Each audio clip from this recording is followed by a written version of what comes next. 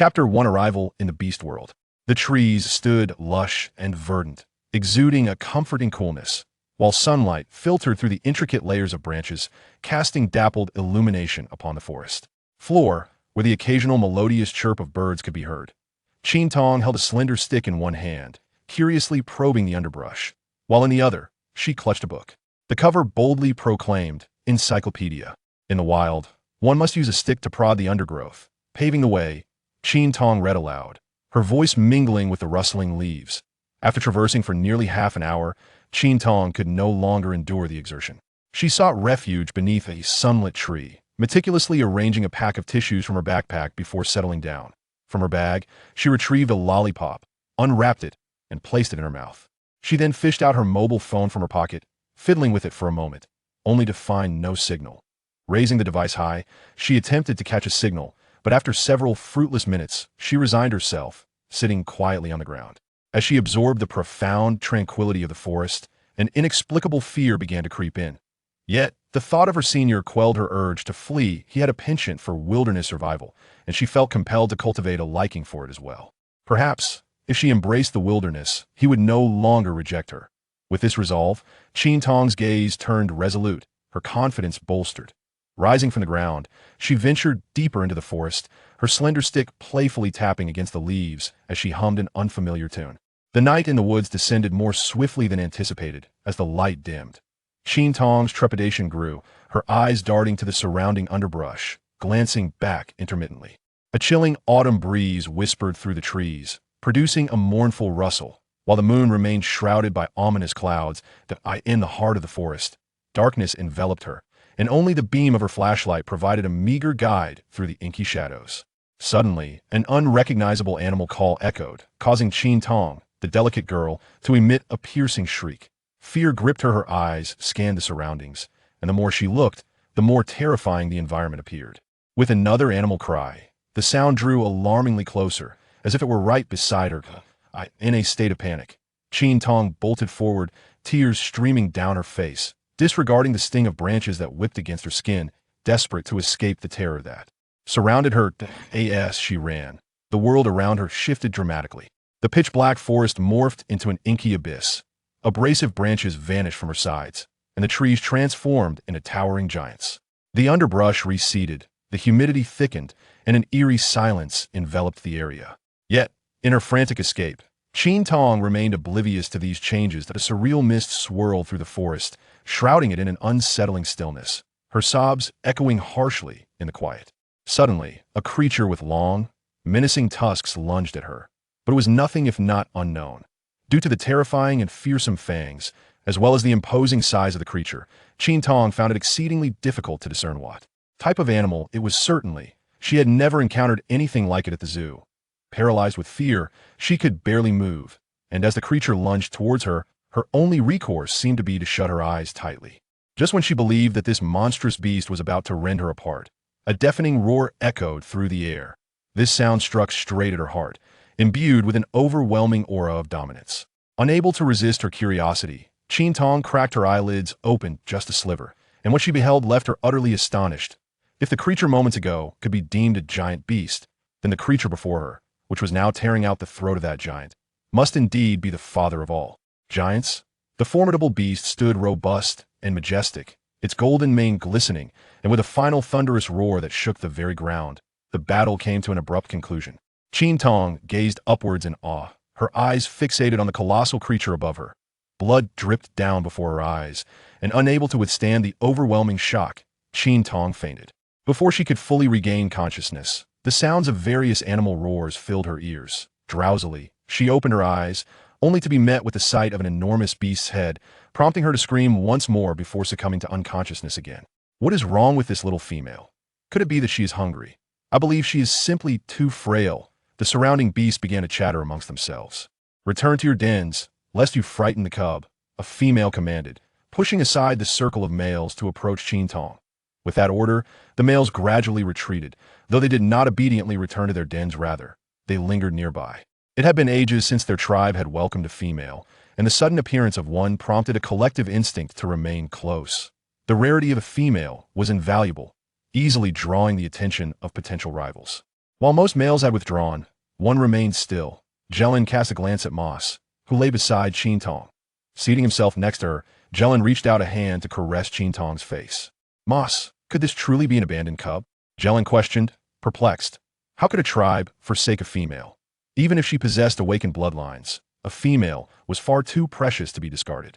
Moss offered no reply, but his beastly eyes narrowed, emitting a low growl. Jellin's hand wandered down from Qin Tong's face. What is this? Animal skin. Jellin expressed confusion regarding Qin Tong's attire. Transforming his hand into a claw, the sharp tip grazed her clothing. Jellin tilted his head, scrutinizing what lay beneath the fabric. It was bulging. His expression shifted, and the claws descended once more. The strawberry-patterned garment was torn open, and as the bindings were released, it leaped about a few times. Moss, who had been observing from the side, naturally noticed the unfolding scene and stood up in curiosity. What race is this? Moss inquired. The orangutan tribe? Moss shook his head, dismissing his own speculation. As the discussion unfolded, Qin Tong once again awakened with a serene demeanor, her gaze immediately drawn to the immense beast. Before her, a scream pierced the air anew, and at last, she confirmed that this was not a dream monsters truly existed. Qin Tong instinctively turned and plunged into Golan's embrace, clinging to him tightly. The animal senses are remarkably acute, and both Mose and Golan could undoubtedly feel Qin Tong's trepidation. They regarded her with puzzled expressions. Golan raised a hand slightly, noticing that the small female beast was genuinely terrified. What troubles you? He inquired gently. The sound of Qin Tong's scream. The creatures outside surged into the cave, filling the small space with their varied forms. This only intensified Qin Tong's fear, causing her limbs to tremble uncontrollably. She burrowed deeper into Golan's hold. Finally, Golan discerned the source of the disturbance. Was the small female beast afraid of their forms? Everyone, step outside and wait, he commanded. The beastmen promptly departed, leaving the cave once more vacant. Mose, the small female beast, may have a fear of beast forms. Fear of beast forms? Moss' voice dripped with disdain as he let out a long hiss, transforming into his human shape. Only then did Golan gently extract Qin Tong from his embrace. Cautiously, Qin Tong surveyed her surroundings, and upon realizing that the monsters had vanished, she exhaled a sigh of relief. Are these your pets? She inquired in a hushed tone. Elon tilted his head in confusion. Mose echoed his bewilderment, as did the beasts eavesdropping outside their ears, highly attuned, could hear even through the cave confines. What was the small female beast saying? As no response came, Qin Tong blinked, her eyes filled with uncertainty. After 10 minutes of mismatched communication between Golan and Qin Tong, she reached a conclusion. Why are there wild people in the mountains of the suburbs? She exclaimed, bursting into tears. She sobbed and gasped for breath. Overwhelmed by tears, she instinctively reached for her sleeve to wipe her eyes, only to realize she wore none. Looking down, she gasped in shock. Chapter 2. The Silver-Haired Fairy.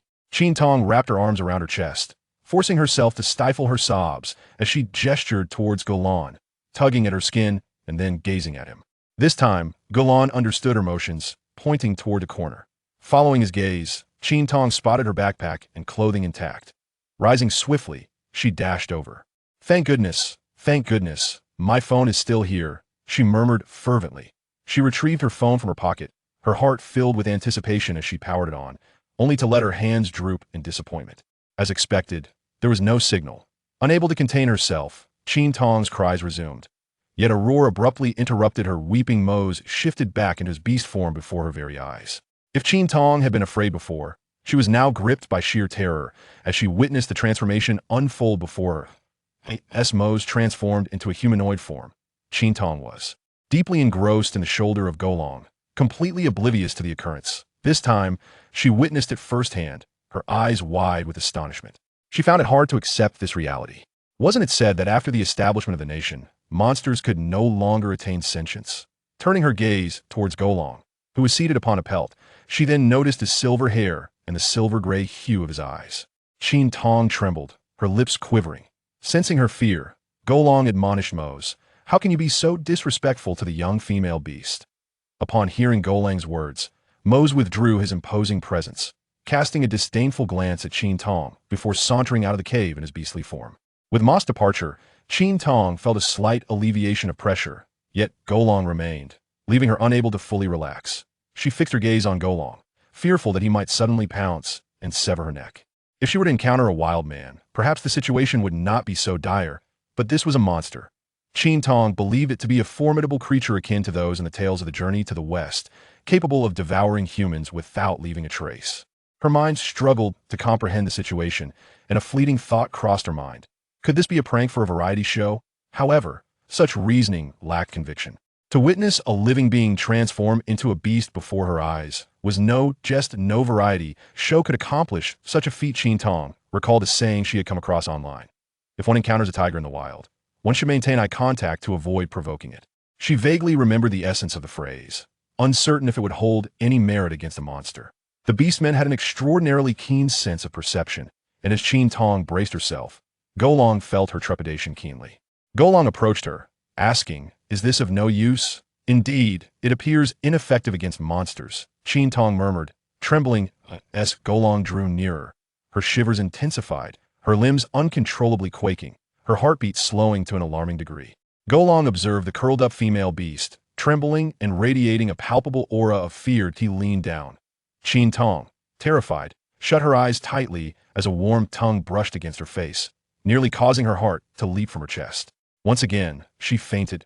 Golong straightened, pondering, does it not appreciate such comfort? He recalled how his mother had once soothed him in a similar manner during his youth. When Qin Tong regained consciousness, it was already daylight. Sunlight streamed through the cave entrance, illuminating the dim space, and as she peered outside, she was startled. Once more there were a myriad of bizarre beasts, all sharing a common trait: their immense size. Upon noticing Qin Tong's awakening, the male beast that had been loitering nearby pressed towards the cave entrance. Seeing them, Qin Tong instinctively recoiled.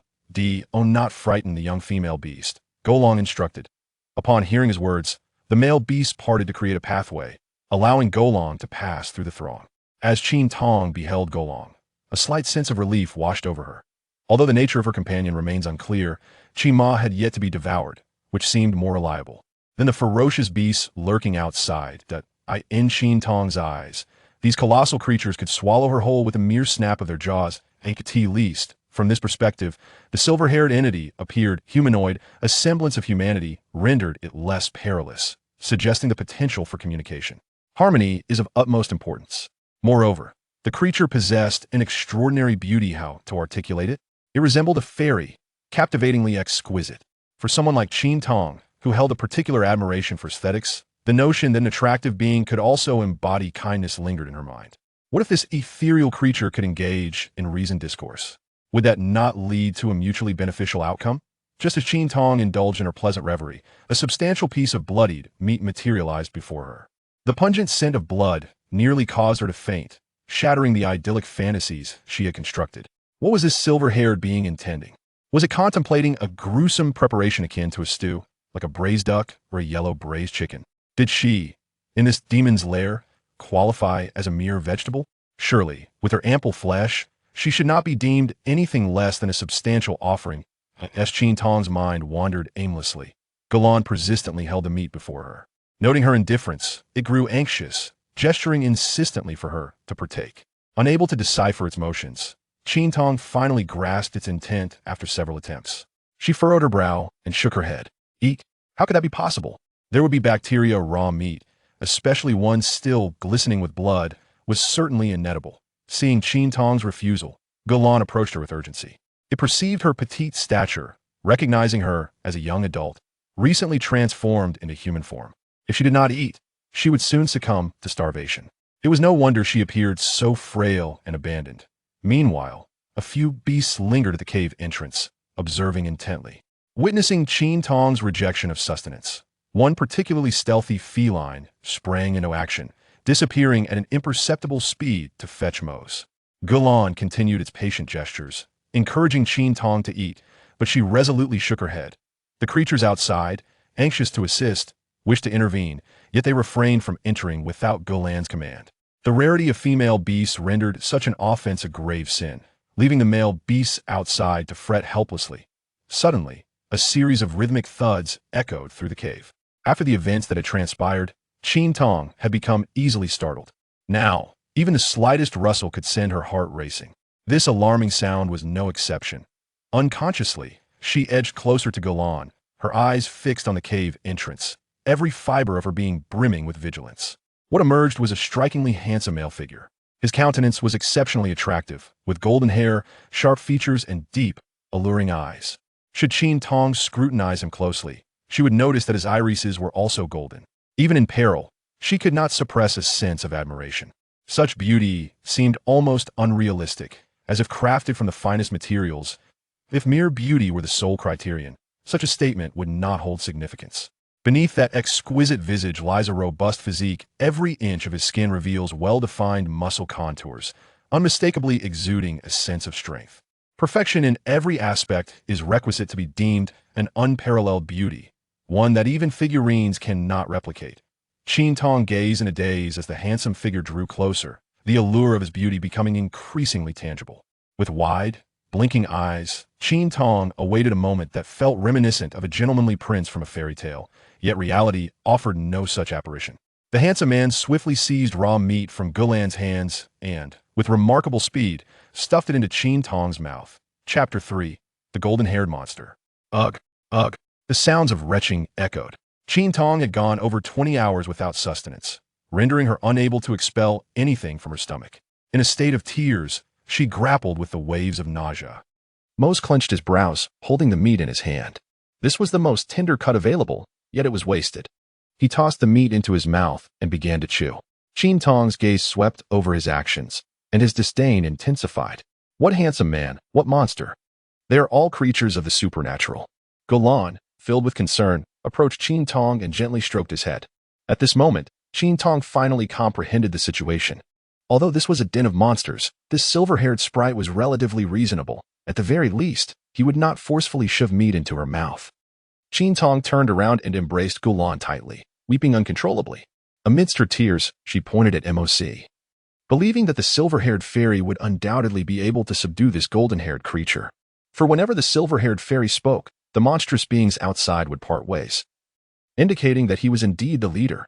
Qin Tong couldn't help but feel that her thoughts were indeed correct. Gulan was pleasantly surprised by Qin Tong's transformation and said to Mose, "Mose, you may leave first. The little female beast seems somewhat intimidated by you. Such a frail creature, it is unlikely she could survive on her own." Mose languidly cast a glance at Qin Tong before exiting the cave and once again transforming into his beast form to depart. Upon witnessing Gulan effortlessly dismiss the golden-haired enchantress with just a few words, Qin Tong was overwhelmed with joy, convinced that he had indeed latched onto the right benefactor. This marked the first smile that Qin Tong had displayed in this setting. Gulan, noticing Qin Tong's delighted expression, affectionately tousled his hair. Marveling at the astonishing softness and comfort of the little female beast's fur, unable to resist the urge to caress it repeatedly, Qin Tong glanced up at Gulan. Gently moving his hand away from his head, she turned her attention to the bag that had been left in the corner, rushing over to empty its contents onto the floor. After sifting through a heap of useless items, she finally discovered what she had been searching for. With a swift motion, she tore open the packaging and beckoned to Gulan. Gulan observed the little female beast's actions with curiosity. Qin Tong looked up at the silver-haired fairy, who stood beside him with an upright posture, once again gesturing for him to crouch down. Gulan complied with her wishes and lowered himself. Qin Tong extended the lollipop in his hand to Gulan, who blinked in puzzlement. Qin Tong imitated the gesture that Gulan had made earlier, inviting her to partake in the treat. Gulan hesitated, glancing at Qin Tong, but after another encouraging gesture from her, she finally placed the lollipop in her mouth and bit down, marveling at the delightful flavor. Her eyes widened in astonishment as the taste enveloped her senses, causing her ears to transform into soft, furry animal-like appendages, standing upright in a delightful shade of white and gray.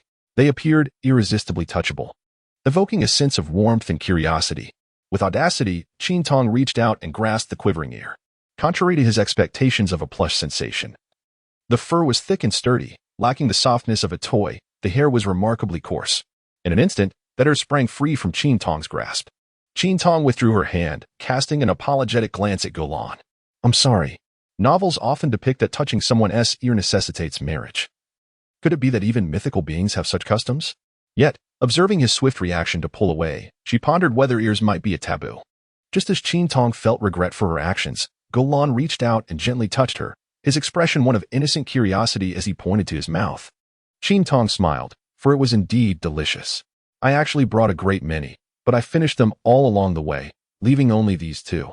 After speaking, she handed the last one in her hand to Gulan, forgetting that Gulan did not comprehend her words. Gulan did not interrupt, but looked at Qin Tong with curiosity as she spoke. Qin Tong continued to rummage through the items scattered on the ground, ultimately choosing to sit down. Using her backpack as a cushion, she beckoned Gulan to join her by her side, grasping the last packet of potato chips. She tore it open and tossed a chip into her mouth, producing a satisfying crunch. Qin Tong picked up a piece and handed it to Gulan. Upon turning around, she discovered Gulan attempting to bite into the stick of a lollipop, intending to consume it. She quickly reached out, retrieving it from his mouth, and shook her head at him, making a gesture of refusal. This cannot be eaten. She then offered the bag of chips to Gulan.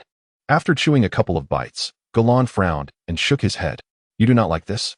Qin Tong scratched her head and continued to rummage through the scattered items on the ground. She carried only a small backpack, which was not filled to capacity, and most of its contents had already been consumed during her journey. The only remaining food consisted of an apple and a few packets of rather unpalatable compressed biscuits. She picked up the last apple and offered it to Gulan. Gulan shook his head, indicating that Qin Tong should eat it herself. Gulan, being the wisest female of the tribe, had come to a realization. The young female was not ill. Her reluctance to eat might be akin to that of Reich, a herbivore. Despite his massive size, Reich belonged to the species of the mammoth, yet he was a staunch vegetarian. However, Gulan remained oblivious to this. She had yet to discern what kind of creature the young female was, as its scent and characteristics were entirely foreign to her, something she had never encountered before. Qin Tong picked up the fruit knife from the ground and sliced it in half, offering one half to Gulan. Upon witnessing Qin Tong's actions, Gulan's attention was entirely captivated by the glimmering object in Qin Tong's hand. Qin Tong placed an apple into Gulan's hand. With the other half of the apple, Qin Tong clumsily peeled the skin using a fruit knife, reminiscent of how her mother used to do it at home. Yet, why did she always end up breaking it? Once peeled, it resembled something that had been gnawed by a dog. Qin Tong intended to finish this half first, dedicating it to the silver-haired fairy.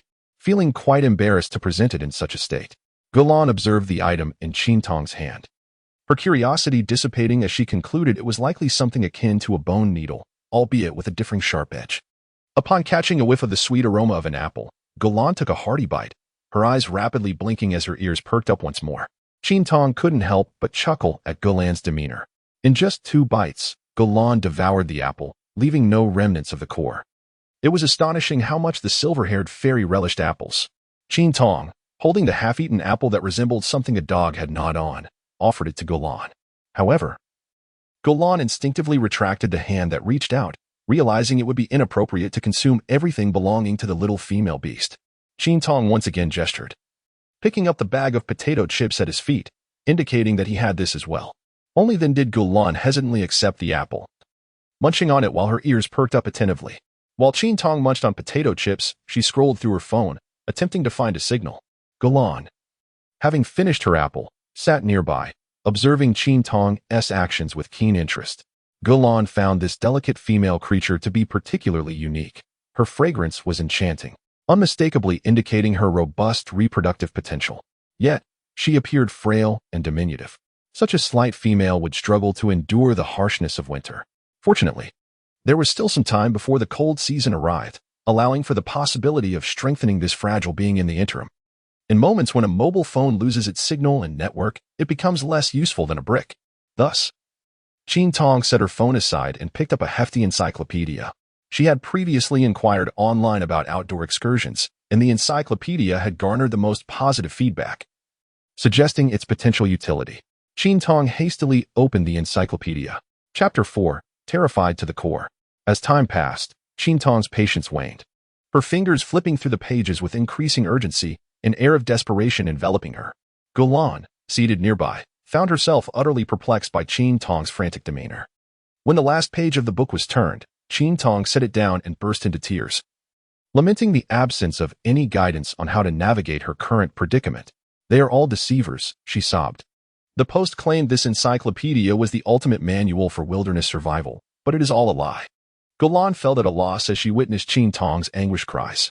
Outside the cave, the ferocious beasts, drawn by the sound of her weeping, gathered cautiously, too fearful to venture inside. This book represented Qin Tong's final glimmer of hope. She longed to return home, her affection for her senior extinguished. And she resolved never to engage in wilderness survival again. In despair, Qin Tong wept to the brink of collapse, finally ceasing only when exhaustion rendered her powerless. Gulan gazed at Qin Tong with concern, having never witnessed a female beast express herself in such a manner. Gulan was at a loss as to how to soothe the distressed young female, feeling only a growing sense of urgency from the sidelines.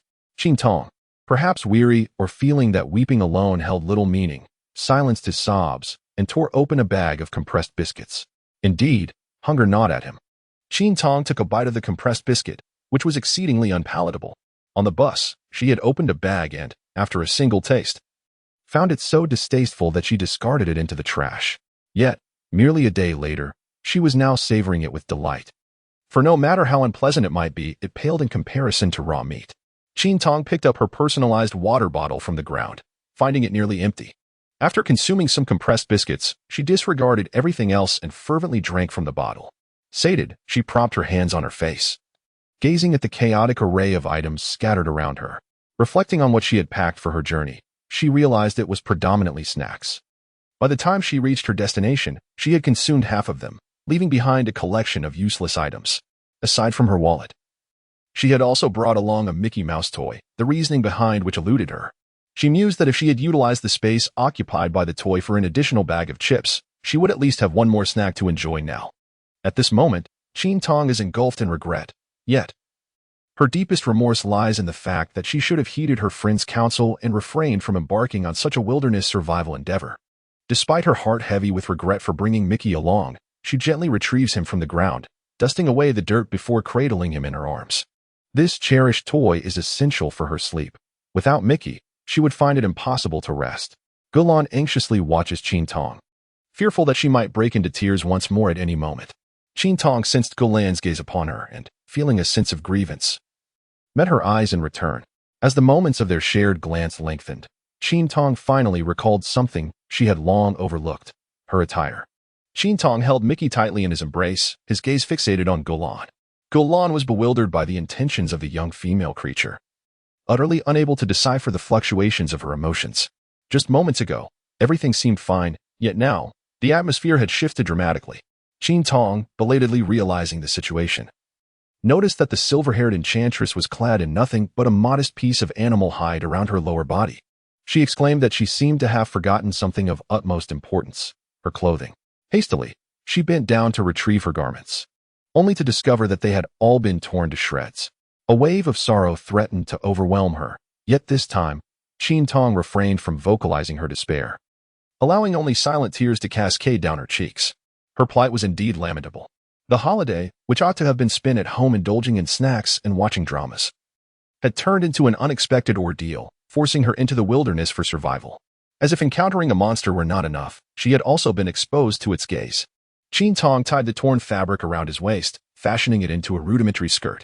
Fortunately, he had brought along an additional windbreaker, which remained unscathed in his bag. As Qin Tong had just completed the concealment operation, joyful roars resonated from outside, rising and falling in a lively cadence. The thunderous sounds caused Qin Tong to instinctively withdraw slightly. However, Gulan, disregarding Qin Tong's apprehension, hurried outside. Indeed, it was like he had returned with provisions. Like had been away from the tribe for a considerable time, and Gulan had been filled with worry, especially since Like had ventured out with several young cubs in search of food. Despite Like's presence, Gulan could not shake off her concern for the newly matured cubs. Surrounded by a throng of male beasts, Like basked in their praise. Like, you've gathered an impressive amount of food this time. Upon receiving such accolades, Like raised his elongated trunk, emitting a long, resonant trumpet that filled the air with his triumphant calls. Although Qin Tong was filled with trepidation, he nonetheless approached the cave entrance with hesitant steps, his eyes widening in astonishment at the sight before him. What manner of creatures were these? Qin Tong's mouth hung agape in astonishment. These creatures were of an entirely different caliber than those she had encountered at the zoo. Their sizes were at least double that of ordinary zoo animals. Particularly striking was the colossal elephant in the center, which appeared to be far more than merely twice the size, resembling none of the elephants she had previously seen. Its tusks were remarkably elongated, and when paired with its immense stature, it was utterly breathtaking. Many of the animals were unfamiliar to her, had she not been bracing herself against the cavern wall. she would likely have crumpled to the ground. Even now, she was on the brink of collapse. As Qin Tong appeared at the entrance of the cave, all the male beasts turned their gazes towards him. Under the intense scrutiny of so many colossal creatures, Qin Tong felt as though his heart might falter. The recently returned young males, enticed by the unique scent of the females, let out exhilarated howls. Beneath the resonance of their cries, there was an undercurrent of delicate water sounds. While it is said that the ears of the beastmen are keen, their noses are equally acute. And they all caught a whiff of a peculiar fragrance. They followed the scent with their attention. Qin Tong lowered his gaze to the ground. The puddle of water on the floor revealed what had just transpired. Qin Tong was so frightened that he lost control. Qin Tong bit her lip, striving to suppress the tears that threatened to spill. It was truly mortifying to wet herself in front of so many creatures, whether they be animals, monsters, or spirits. Adding tears to her embarrassment would only heighten her shame. In the realm of beasts, scent serves as a crucial form of communication. For instance, they can detect whether a female beast bears the scent of other males, discern her estrus cycle, or even sense if she is with young. Consequently, the male beasts around her were acutely aware of the alluring aroma emanating from the young female. One particularly impulsive juvenile beast, lacking self-control, lunged toward Qin Tong. And despite being labeled a juvenile, its size was twice that of her own. Before Qin Tong could react, he was pounced upon by a young gray wolf. Golan instinctively transformed into his beast form and rushed over to intervene, but he was a moment too late. Qin Tong had already fallen. Fortunately, the cub's body did not land atop Qin Tong. Otherwise, the consequences would have been dire. The young wolf had instead landed in a puddle of water. Golan reprimanded the cub a couple of times, and it withdrew with its head hung low. Qin Tong undoubtedly cannot comprehend, for this is entirely the language of beasts, distinct from the tongues spoken by the Jelen in their humanoid form. The Jelen promptly reverted to their human guise. As this diminutive female creature is frightened by their beastly form, one must be cautious not to startle her. Qin Tong rose from the ground, warily observing the colossal beasts, fearing that a second one might pounce. After Golan spoke, the adult creatures momentarily transformed into human forms. Qin Tong stared wide-eyed. Chapter 5. The Revelry of Beasts. Before him lay a vision filled with muscular men, each boasting chiseled features and towering physiques, a truly captivating sight. After the initial shock, Qin Tong tightly shut his eyes, realizing that they were, astonishingly, unclothed. One must not gaze upon such indecency, he muttered incessantly. Golan approached and grasped Qin Tong's hand, leading him out of the cave. In an instant, he found himself encircled by towering orcs. This female beast was remarkably petite. What is this upon her? Kisan spoke, as he extended his hand to form sharp claws, deftly slicing open Qin Tong's garments. As Qin Tong felt a sudden chill against her abdomen, she looked down in alarm, wanting to call out but hesitating, her hands clutching her clothing tightly. In that moment, the male beast noticed her two mounts.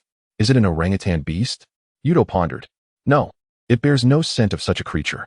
Some male beasts, still unclear about the situation, approached, raising their sharp claws once more, preparing to strike at Qin Tong. However, she had anticipated this move and swiftly sought refuge in Golan's embrace. Ah, the little female beast is frightened, Golan remarked. Hearing his words, a few reluctant beasts remained undeterred. Perched upon a tree, Mose let out a chilling howl, releasing an aura of coldness. Only then did several males realize that the leader had returned. Upon hearing the leader's warning, those who had unsheathed their claws retracted them. With Golan's protection and Moses' admonition, none dared to lay a hand on the little female beast anymore. Yet, their curiosity about Qin Tong could not be quelled. It is no exaggeration to say that the moment Qin Tong stepped away from Golan, she would be encircled. The scent of this female beast was simply too enticing. Her fragrance lacked the scent of other males, indicating she had no mate yet, thus presenting an opportunity for all. Their blood surged with excitement. Who among them would not desire to leave behind offspring, especially with the sudden emergence of such a delightful female? The more alluring the scent, the stronger the female's reproductive capabilities were perceived to be.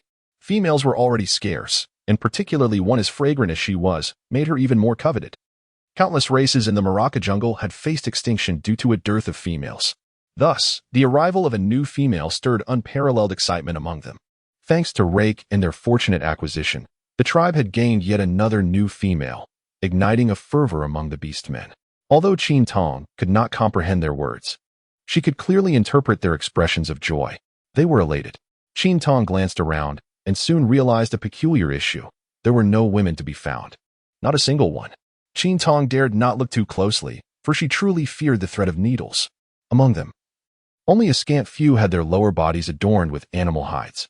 The male beasts raised the food they had hunted high in triumph, emitting joyful roars, while several of the males transformed their hands into razor-sharp claws to divide the prey. Qin Tong, upon witnessing this scene, covered her mouth in fear of losing her composure. Gulan cast a worried glance at Qin Tong. Qin Tong clung tightly to Gulan's arm, reluctant to let go. Sensing Gulan's intention to rise, she closely followed suit, unwilling to remain alone amidst the monstrous heap. Qin Tong followed Gulan out of the encirclement and found Fei-like seated on the outer circle. The humanoid-like was of considerable stature, with strands of gray hair cascading down, and his entire jaw adorned with a gray beard, exuding an imposing presence. Upon seeing Gulan approach with Qin Tong, ceased his eating. Do share some of your food with the young female beast. It appears to be herbivorous as well. Qin Tong gazed apprehensively at the robust figure before him, retreating behind Gulan and peeking out cautiously. I thought you would never speak to me again, lamented to Gulan. This female beast truly exerted her dominance, initially. She proposed joining the tribe and he acquiesced to her conditions, yet she had failed to uphold her end of the bargain. Recently, when the matter was broached again, she chose to ignore him entirely, which felt exceedingly oppressive. Nevertheless, despite his grievances, he obediently offered the tender leaves in his hand to Gulan. Gulan did not respond to Like's complaints. Instead, he accepted the food and turned to pass it to Qin Tong. Qin Tong shook her head, expressing her refusal. From a distance, she spotted the hefty figure devouring the leaves, and she comprehended Gulan's implication. She certainly had no intention of consuming foliage, especially not that which had already been nibbled by others. Hurry and eat, little female beast, she urged. If you do not nourish yourself, you shall find it impossible to grow strong, and such weakness will hinder your survival through the harsh winter. Qin Tong gazed at Gulan as he murmured a multitude of words, none of which she comprehended. However, upon witnessing him replicate the motion of eating, Qin Tong resolutely shook her head. I do not consume leaves, she replied, pursing her lips. Gulan looked at Qin Tong with a perplexed expression, and she returned his gaze with equal confusion. The barrier of language rendered reasoning futile. Qin Tong gestured with his hands, signaling his refusal to eat. Meanwhile, who was observing from the side, was far less patient. He stood up, took the tender leaves from the basket, and approached Qin Tong with determined strides. Qin Tong covered her mouth with both hands, employing this tactic once again. Brute. Upon observing Qin Tong's resistant demeanor, Gulan understood that the little female beast might not fancy the offering. Rek, it is not permissible, Gulan declared, leaving Rek with no choice but to relent. Moss, perched upon the tree, witnessed the entire scene unfold, gracefully leaping down from the branches and landing not far from Qin Tong. Qin Tong looked up in astonishment. Having leaped from such a height, he seemed completely unscathed. These creatures are truly bizarre. However, upon catching a glimpse of Moss's face, she instinctively recoiled towards Galen in terror. This individual was even more savage. It was he who had forcibly pried her mouth open and stuffed a bloody piece of flesh inside. If given the chance, she would certainly shove a foul sock into his mouth. The male beasts were sharing their spoils, reserving the most tender morsel for the newly arrived female creature, only to discover she was absent. Two of the males, carrying a substantial chunk of meat, followed the scent and found Qin Tong. This young female is the most tender. It is reserved for you, said Vyali, holding the meat aloft as he addressed Qin Tong. Qin Tong gazed at the golden-haired enchantress, and with the meat held by the orc behind him, he wondered if she intended to feed her again. Moses' eyes were filled with disdain as they met Qin Tong's gaze. She could sense the palpable resistance emanating from the female beast. Turning slightly, she glanced at Vyali and instructed, distribute this to the other female beasts. Vyali was taken aback for a moment, but nodded in compliance. Though he did not fully comprehend the reasoning, the leader had spoken. Qin Tong observed them whispering to each other, and the one holding the meat departed, causing his taut nerves to relax slightly. Mose approached Qin Tong. Qin Tong believed he had offended her, holding the spear basket with a firm grip, unperturbed by her presence. As she had the support of her formidable legs, Mose glanced at the wary little female beast and casually extended the object in his palm towards Qin Tong. Qin Tong gazed at the crimson fruit in the large hand, shaking her head. She had no desire for it. The offerings of demons could very well be poisoned, and its vivid red hue suggested danger. She dared not consume it. Gulan cast a surprised glance at Mose. No wonder Mose had taken so long on his patrol today. It was all to procure sweet fruits for the little female beast. Mose sensed the underlying meaning in Golan's gaze and returned it with a cold indifference. He was merely concerned that this female beast might be driven by hunger to seek the beast god, nothing more. Golan reached out and took the fruit from Mose's hand, placing it into Qin Tong's palm. Once the fruit was securely in her possession, Mose departed. Golan persistently urged Qin Tong to eat, repeating his insistence time and again without weariness. While he remained unfazed, Qin Tong grew increasingly exasperated. Ultimately, she acquiesced to Golan's wishes and took a bite of the fruit. Qin Tong furrowed his brow at the unpleasant taste. Chapter 6. An unpleasant experience. It was quite unpalatable. Qin Tong suppressed the urge to expel the contents of her mouth, now harboring doubts that the golden-haired creature harbored intentions to poison her. Yet, upon meeting the silver-haired fairy's expectant gaze, she reluctantly swallowed it down. After the initial bitterness, a subtle sweetness lingered. Among the orc crowd, Qin Tong felt distinctly out of place, not merely due to her petite stature, but also owing to her pervasive wariness. While the mighty beasts reveled in their festivities, many orcs continued to cast lingering glances in her direction. Qin Tong sat closely beside Golan, her gaze fixed upon the vibrant red fruit in her hand. Although it wasn't particularly unpleasant, she found no enjoyment in eating it. Qin Tong lowered her head in contemplation, pondering whether she should venture to the place she had arrived at in search of clues. However, she was acutely aware that embarking on this journey alone could perilously expose her to danger. Qin Tong raised her gaze towards the nearby Galen. The silver-haired fairy appeared quite amiable, though she wondered if he would be inclined to accompany her. "Galen, won't you join us for a meal of meat?" A slender orc approached. The young female beast felt a twinge of fear, prompting her to first offer some reassurance. As he spoke, Galen cast a gentle glance towards Qin Tong. Qin Tong yearned to cultivate a rapport with Golan when suddenly an individual approached. The slender orc, having listened to Golan's words, cast a curious gaze upon Qin Tong before plopping down beside him. With this movement, Qin Tong felt a surge of anxiety.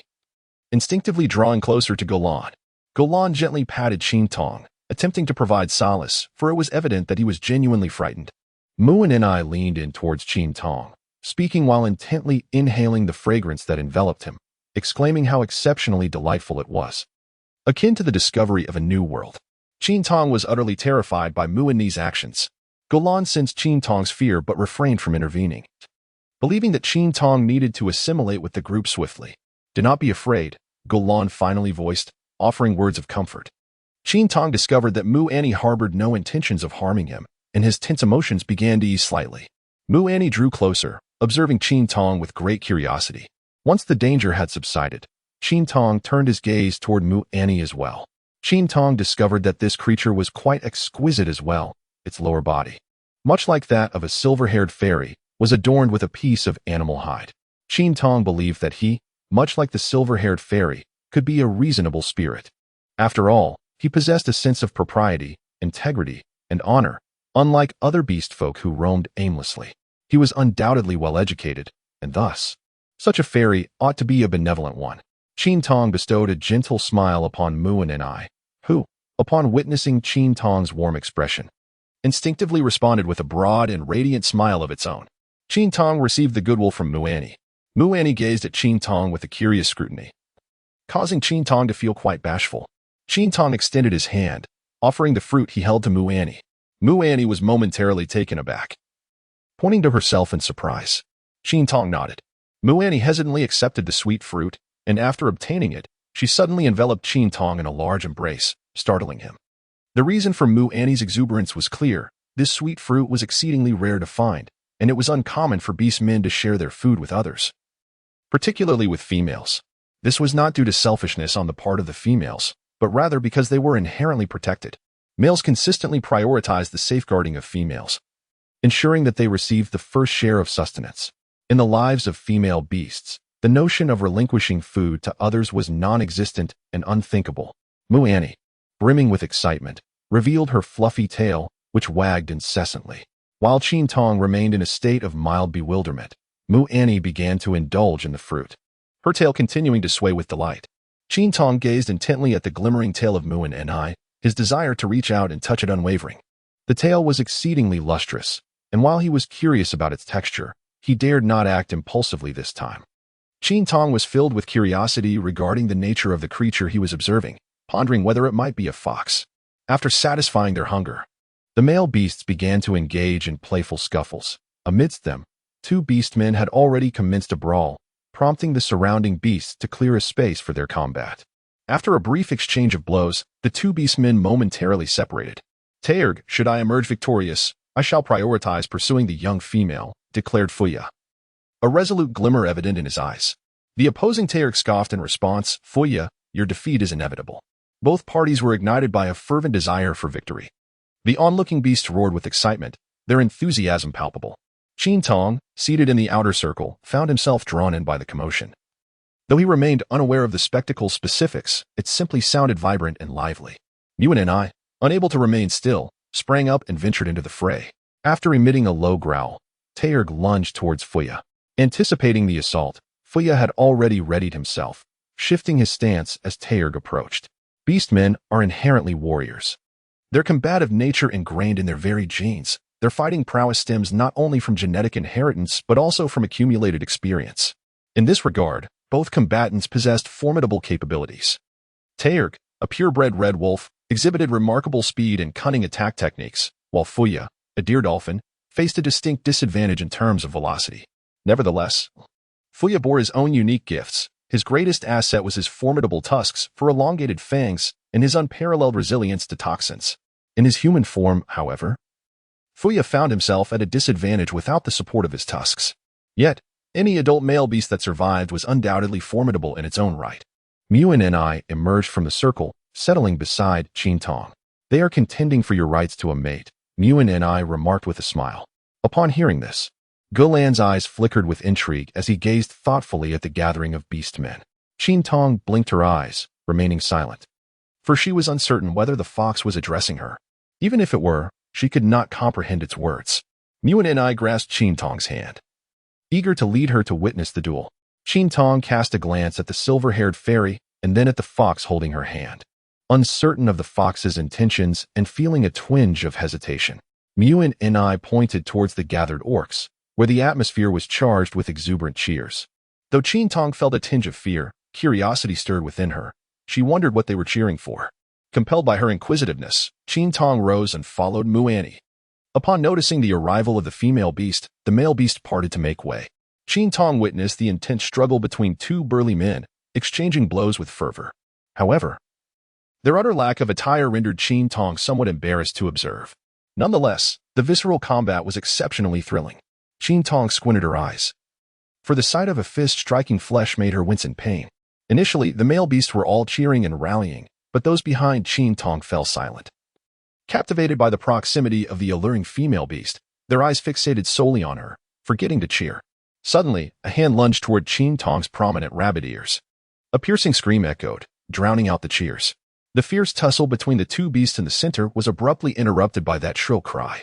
Fuyu accelerated his punches, but due to the distraction, he ended up face down on the ground. Chapter 7. Beneath the starry sky, there are deviants. Qin Tong whispered to Muani, expressing her disdain for these ruffians who dared to sneakily touch a girl with such force. She was certain it would leave a mark. These creatures were not only lewd, but also barbaric. The scream drew the attention of all the beasts, and Gulan quickly rushed to Qin Tong's side. Upon seeing Gulan, Qin Tong felt as though she had found her anchor, clinging tightly to Gulan, exclaiming, "Someone is touching me. You must help me scold them." Qin Tong lamented her grievances to Gulan. The formidable beasts were utterly bewildered, unaware of the commotion, and perplexed by the sudden outcry of the little female beast. Even the one who had touched Qin Tong remained oblivious to the reason behind her distress. After speaking at length, Qin Tong realized that Gulan remained unmoved, merely gazing at her with an expression of curiosity.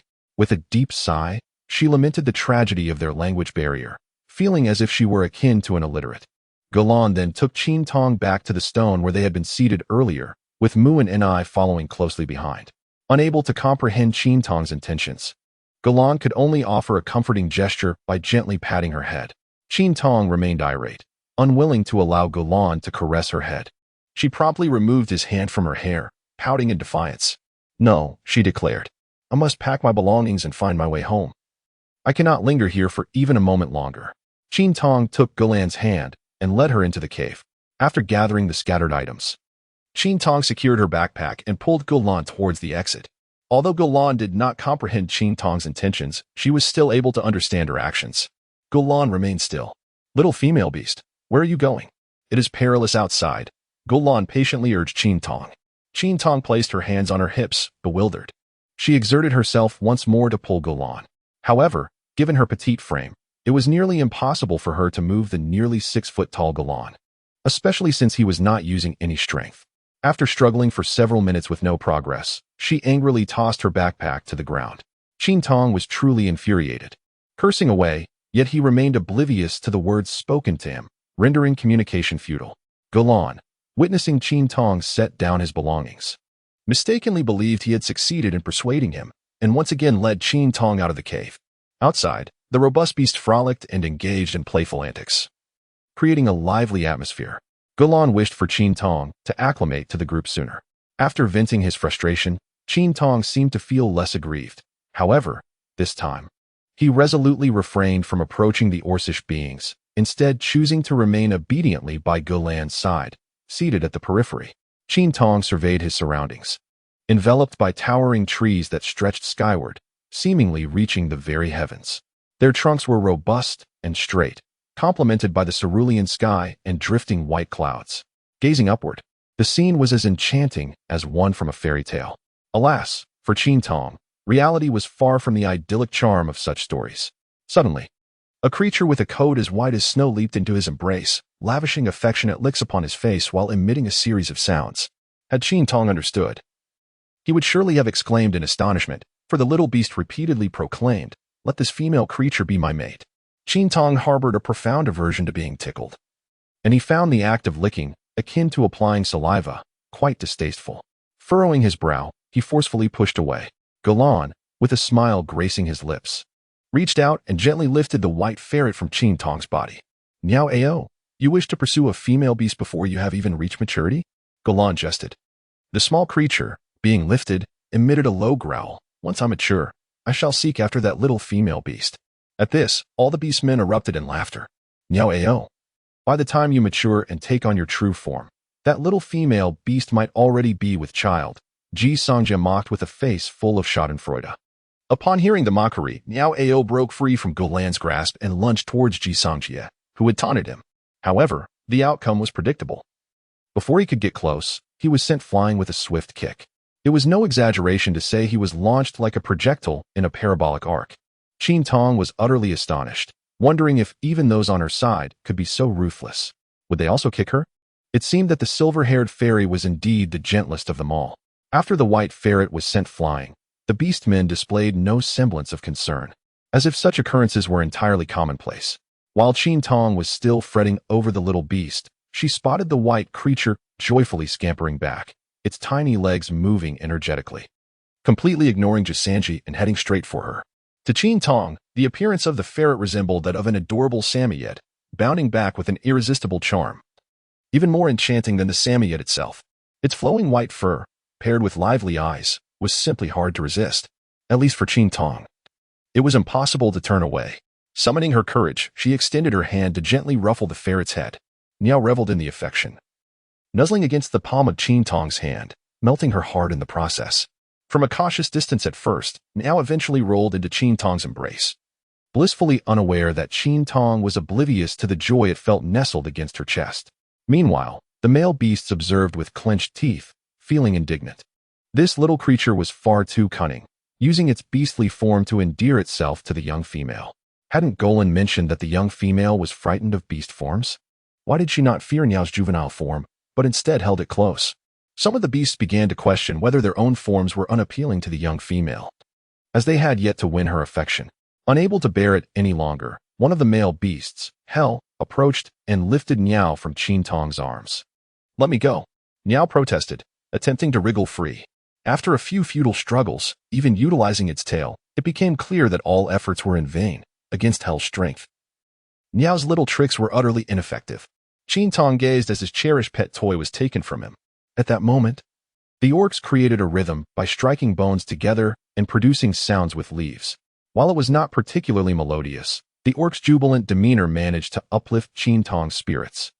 Observing their joyful antics, a flicker of fear within him began to dissipate. The transformation of Qin Tong was first recognized by Golan, who had always wished for Qin Tong to remain among them. Uncertain of how to help the young female beast integrate, Golan believed that the most effective approach was to keep her close to the group, allowing for a gradual assimilation. As dusk approached, the visible light diminished conspicuously. In this primordial forest, night truly enveloped the surroundings in an inky darkness. For Qin Tong, this was quite inconvenient, as she lacked the ability possessed by the beastmen to see in the dark. When vision is lost, instinctively one feels fear, particularly in such an unfamiliar environment. She dared not let her hand stray from Golan for even a moment. Yet, it was not entirely devoid of light, amidst the darkness. Numerous eerie orbs flickered. Those were the eyes of the beasts, who had not yet taken on human form. Their eyes, in the shadows, reflected an uncanny glow akin to that of glass orbs. Qin Tong felt a strange unease, yet the darkness was not solely terrifying. It also unveiled the enchanting night sky, a beauty concealed from the urban gaze. However, at that moment, Qin Tong lacked the disposition to appreciate such a splendid sight. Chapter 8. The nightfalls. The silver moon adorned the deep blue expanse of the night sky, casting a serene veil over the forest as dusk descended. The arrival of night signified it was time to rest. While Qin Tong pondered how to find sleep that evening, Golan summoned Mose. In that instant, Qin Tong felt akin to a blind person. Despite the presence of stars above, the towering trees enveloped him in profound darkness, rendering him indistinguishable from the sightless. Although his vision was obscured, his senses sharpened, and Mose, approaching him, soon noticed this change. Yet, she remained unaware of the golden-haired creature's identity. Mose, I entrust this little female beast to you. Golan spoke gently to Mose. Mose's initial reaction was one of refusal. But Golan did not afford her the opportunity to decline. Mose, the reproductive capabilities of this little female beast are remarkably strong. This single statement compelled Mose to swallow her retort.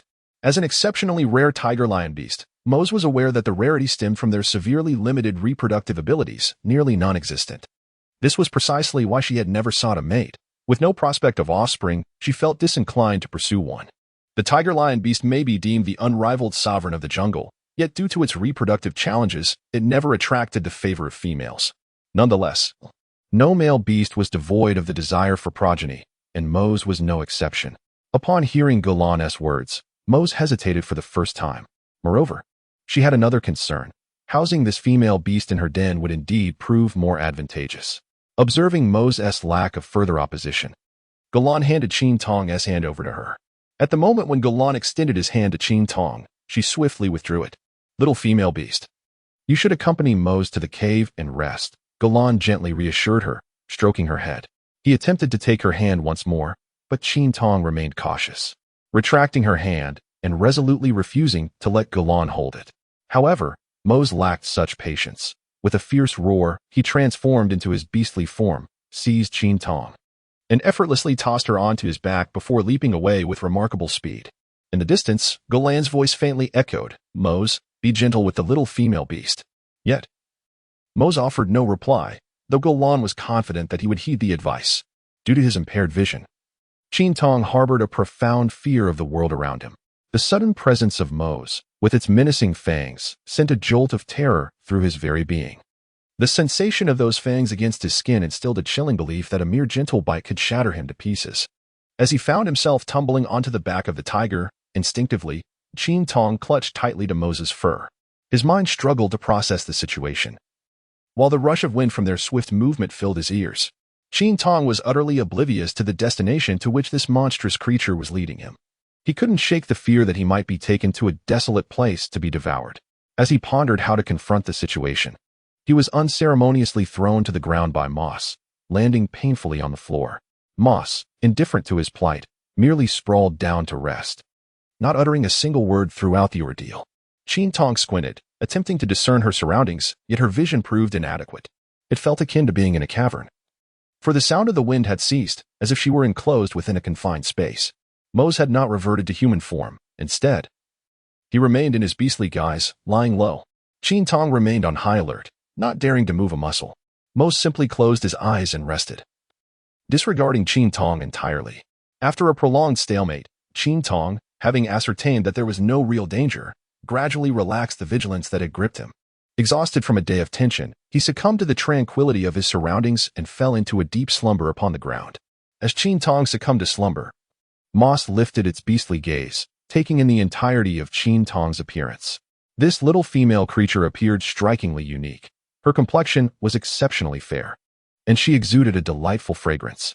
With a slow approach, Moss inhaled deeply the scent that enveloped Qin Tong, fixating intently on the rhythm of her rising and falling chest. During the day, her garments had been carelessly torn by Ji-san, and Qin Tong had merely tied them loosely. Following Moss's earlier handiwork, the fabric had loosened further, revealing a hint of her alluring curves. For reasons unbeknownst to it, Moss found the concealed undulations irresistibly captivating. Unable to restrain itself, it unsheathed its sharp claws to remove the obstructive material. Thus, Qin Tong's innocence remained untouched as her little bunny was liberated without her awareness. Moss, fueled by curiosity, gently pressed its paw against the delicate contours of Qin Tong's form. At that moment, Moss was taken aback by the softness. The sensation was utterly delightful, leaving it to wonder what would transpire should it dare to bite down. Moss was startled by its own astonishing thoughts. Qin Tong shivered slightly from the cold, feeling the warmth beside him, and instinctively leaned closer. Mose, believing he had inadvertently awakened the little female beast, closed his eyes to feign sleep. However, the little female beast merely rolled onto him, showing no signs of waking. Mose slowly opened his eyes once more to observe Qin Tong. It was a dreamless night, and Qin Tong had slept rather well, feeling quite comfortable. Before his eyes fully opened, he murmured softly, stretching languidly. Upon opening his eyes, he was greeted by a sight of golden fur. When did the bedding change? As he spoke, Qin Tong reached out to touch it. Mose lowered his head. At that moment, Qin Tong was completely roused from his drowsiness, first letting out a sharp cry before abruptly halting. Qin Tong soon realized that he was lying entirely on the body of this creature. Qin Tong swiftly rose to his feet, leaning against the corner, and apologized. I did not intend for this to happen. Qin Tong recalled the events of the previous night. She had always been aware of her poor sleeping posture. Thus it was likely that she had inadvertently climbed onto someone else. Naturally, Mose also rose from the ground. Qin Tong sensed that something was amiss. A peculiar chill enveloped him. Lowering his gaze, he confirmed his suspicions. With a glare directed at Moss, he accused, "It was you, wasn't it?" Moss averted his gaze, feigning innocence. "You despicable rogue." Qin Tong continued, "There are claw marks above. It was undoubtedly you." However, no matter how fervently Qin Tong expressed his grievances, they fell on deaf ears, for Moss was oblivious to the words spoken. Yet, was Moss truly ignorant? Not entirely. Although a language barrier existed, he could decipher Qin Tong's gestures. Observing the fury of the female beast, he cast a guilty glance to the side. Qin Tong picked up the garment from the ground and, upon inspection, discovered it had indeed been further damaged. This piece of clothing, which had initially appeared normal, had transformed from a crop top into a strapless bodice. Qin Tong is on the brink of despair. Should another incident occur, he may find himself stripped bare. As Qin Tong contemplated her own bare upper body, the image of herself flailing like a rabbit sent shivers down her spine. Moss, taking the initiative, lay down on the ground, inviting Qin Tong to climb atop. In order to avoid being carried off like the previous day, she obediently ascended. This time, Qin Tong truly felt the swiftness of Moss. Upon returning to the modern world, she would undoubtedly recount to her friends that she had ridden a beast. It was astonishing, and in that moment, Qin Tong felt an overwhelming sense of dominance. Moss moved with grace, drawing the attention of the onlooking orcs. Did Moss rest well last night? The male beast teased. With a fleeting glance from his golden eyes, Moss offered no reply. Initially, Qin Tong had perceived these creatures as towering figures, but from her vantage point atop the beast, they appeared significantly smaller. Upon spotting Gulan, Qin Tong hastily urged Moss to set her down, gently patting Moss's back, requesting to be released. As they had reached their destination, Moss transformed back into human form. The sudden sensation of weightlessness caused Qin Tong to emit a startled scream. However, just before she could touch the ground, Moss effortlessly caught her. Qin Tong thus found solace in Moc's embrace. Chapter 9, Resignation. With his heart still racing, Qin Tong grasped Mos tightly, ready to unleash a torrent of invective. However, upon raising his gaze, the words of vitriol died on his lips. Mos's golden locks cascaded elegantly, framing his remarkably exquisite features. His chiseled jawline exuded a rugged handsomeness amidst the delicate allure. Bathed in backlight, Mos radiated a soft halo, enchanting and ethereal. Qin Tong gazed at the scene before him, unable to utter a single curse.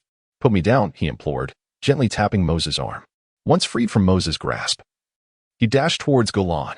"You bullied me. Why did you let him take me away? Do you have any idea how frightened I was last night?" Qin Tong exclaimed, hands on his hips, fervently accusing Golan. Golan looked upon the irate little female beast before him, smiling tenderly. After Qin Tong concluded his complaints, he ceased speaking. Finding the experience utterly dull and devoid of any response, he retrieved his mobile phone from the cave of Golan. Golan had been intrigued since yesterday, fascinated by the glowing object. After MOC departed with the young female beast last night, he had also been curious enough to take a look, yet remained unaware of its nature. Now, as he observed the young female beast holding this object, his eyes remained fixated upon it without a moment's distraction. Holding his phone aloft, Qin Tong noticed the lack of signal and took a few more steps. The orcs in the distance observed Qin Tong's actions with bewilderment. "What is that, little female beast?" Jelen inquired, stretching his neck in curiosity. Qin Tong turned his head and glanced at Golan, noticing his curiosity. A mischievous thought flickered through his mind as he waved at Golan. Upon seeing him approach, Qin Tong opened her camera. With a click, she pressed the shutter button. However, Qin Tong was unable to capture the desired photograph of Golan. The moment Golan perceived the camera's frame, he instantly transformed into his beastly form, his fur appearing as if it had erupted in a wild display. As Qin Tong turned his gaze, he found no trace of the silver-haired fairy, only a colossal silver fox. This was Qin Tong's first encounter with Golan in her beastly form, and he was somewhat taken aback. Meanwhile, the nearby male beasts, witnessing Golan's reaction, all crowded around. In an instant, Qin Tong found herself at a loss, as if she had inadvertently caused a calamity. She had not anticipated that the silver-haired fairy would be so terrified. After a while, when Golan discerned that no danger lingered, he reverted to his human form. The majestic beasts retreated once more, resuming their previous activities. Golan approached Qin Tong once again. Qin Tong dared not take any more photographs of her. Observing that Golan was unharmed, she continued to raise her phone in search of a signal, until her arm grew weary, yet there was no response. At this moment, she was utterly disheartened. This place was truly no longer the world she once knew. With her phone's battery running low, Qin Tong clasped it tightly in her hand and sat upon a nearby stone, gazing at the device for several minutes. Qin Tong took several deep breaths and switched off her phone. She finally came to the realization that she had entered an unfamiliar world from which she could never return. This time, Qin Tong did not weep, even though she felt an overwhelming sense of confusion. For tears would serve no purpose. Golan sat beside Qin Tong, observing her with curiosity, having witnessed this tumultuous emotional state in the young female creature on numerous occasions. Qin Tong suddenly raised his head. "I am Qin Tong." He extended his hand towards Golan, wishing to introduce himself, even though he knew the silver-haired fairy could not comprehend him. Golan tilted her head, perplexed by Qin Tong's actions. Qin Tong, unfazed, took the initiative to grasp Golan's hand, offering a brief shake while expressing her anticipation for future guidance. Since she would be residing here, her foremost concern was to mend her garments, as she could not countenance being inadequately clothed. Mu Annie emerged from the cave and, upon spotting Qin Tong, rushed towards her with abandon. From a distance, Qin Tong spotted Mu Annie and swiftly concealed herself behind Golan, fearing that Mu Annie might pounce on her.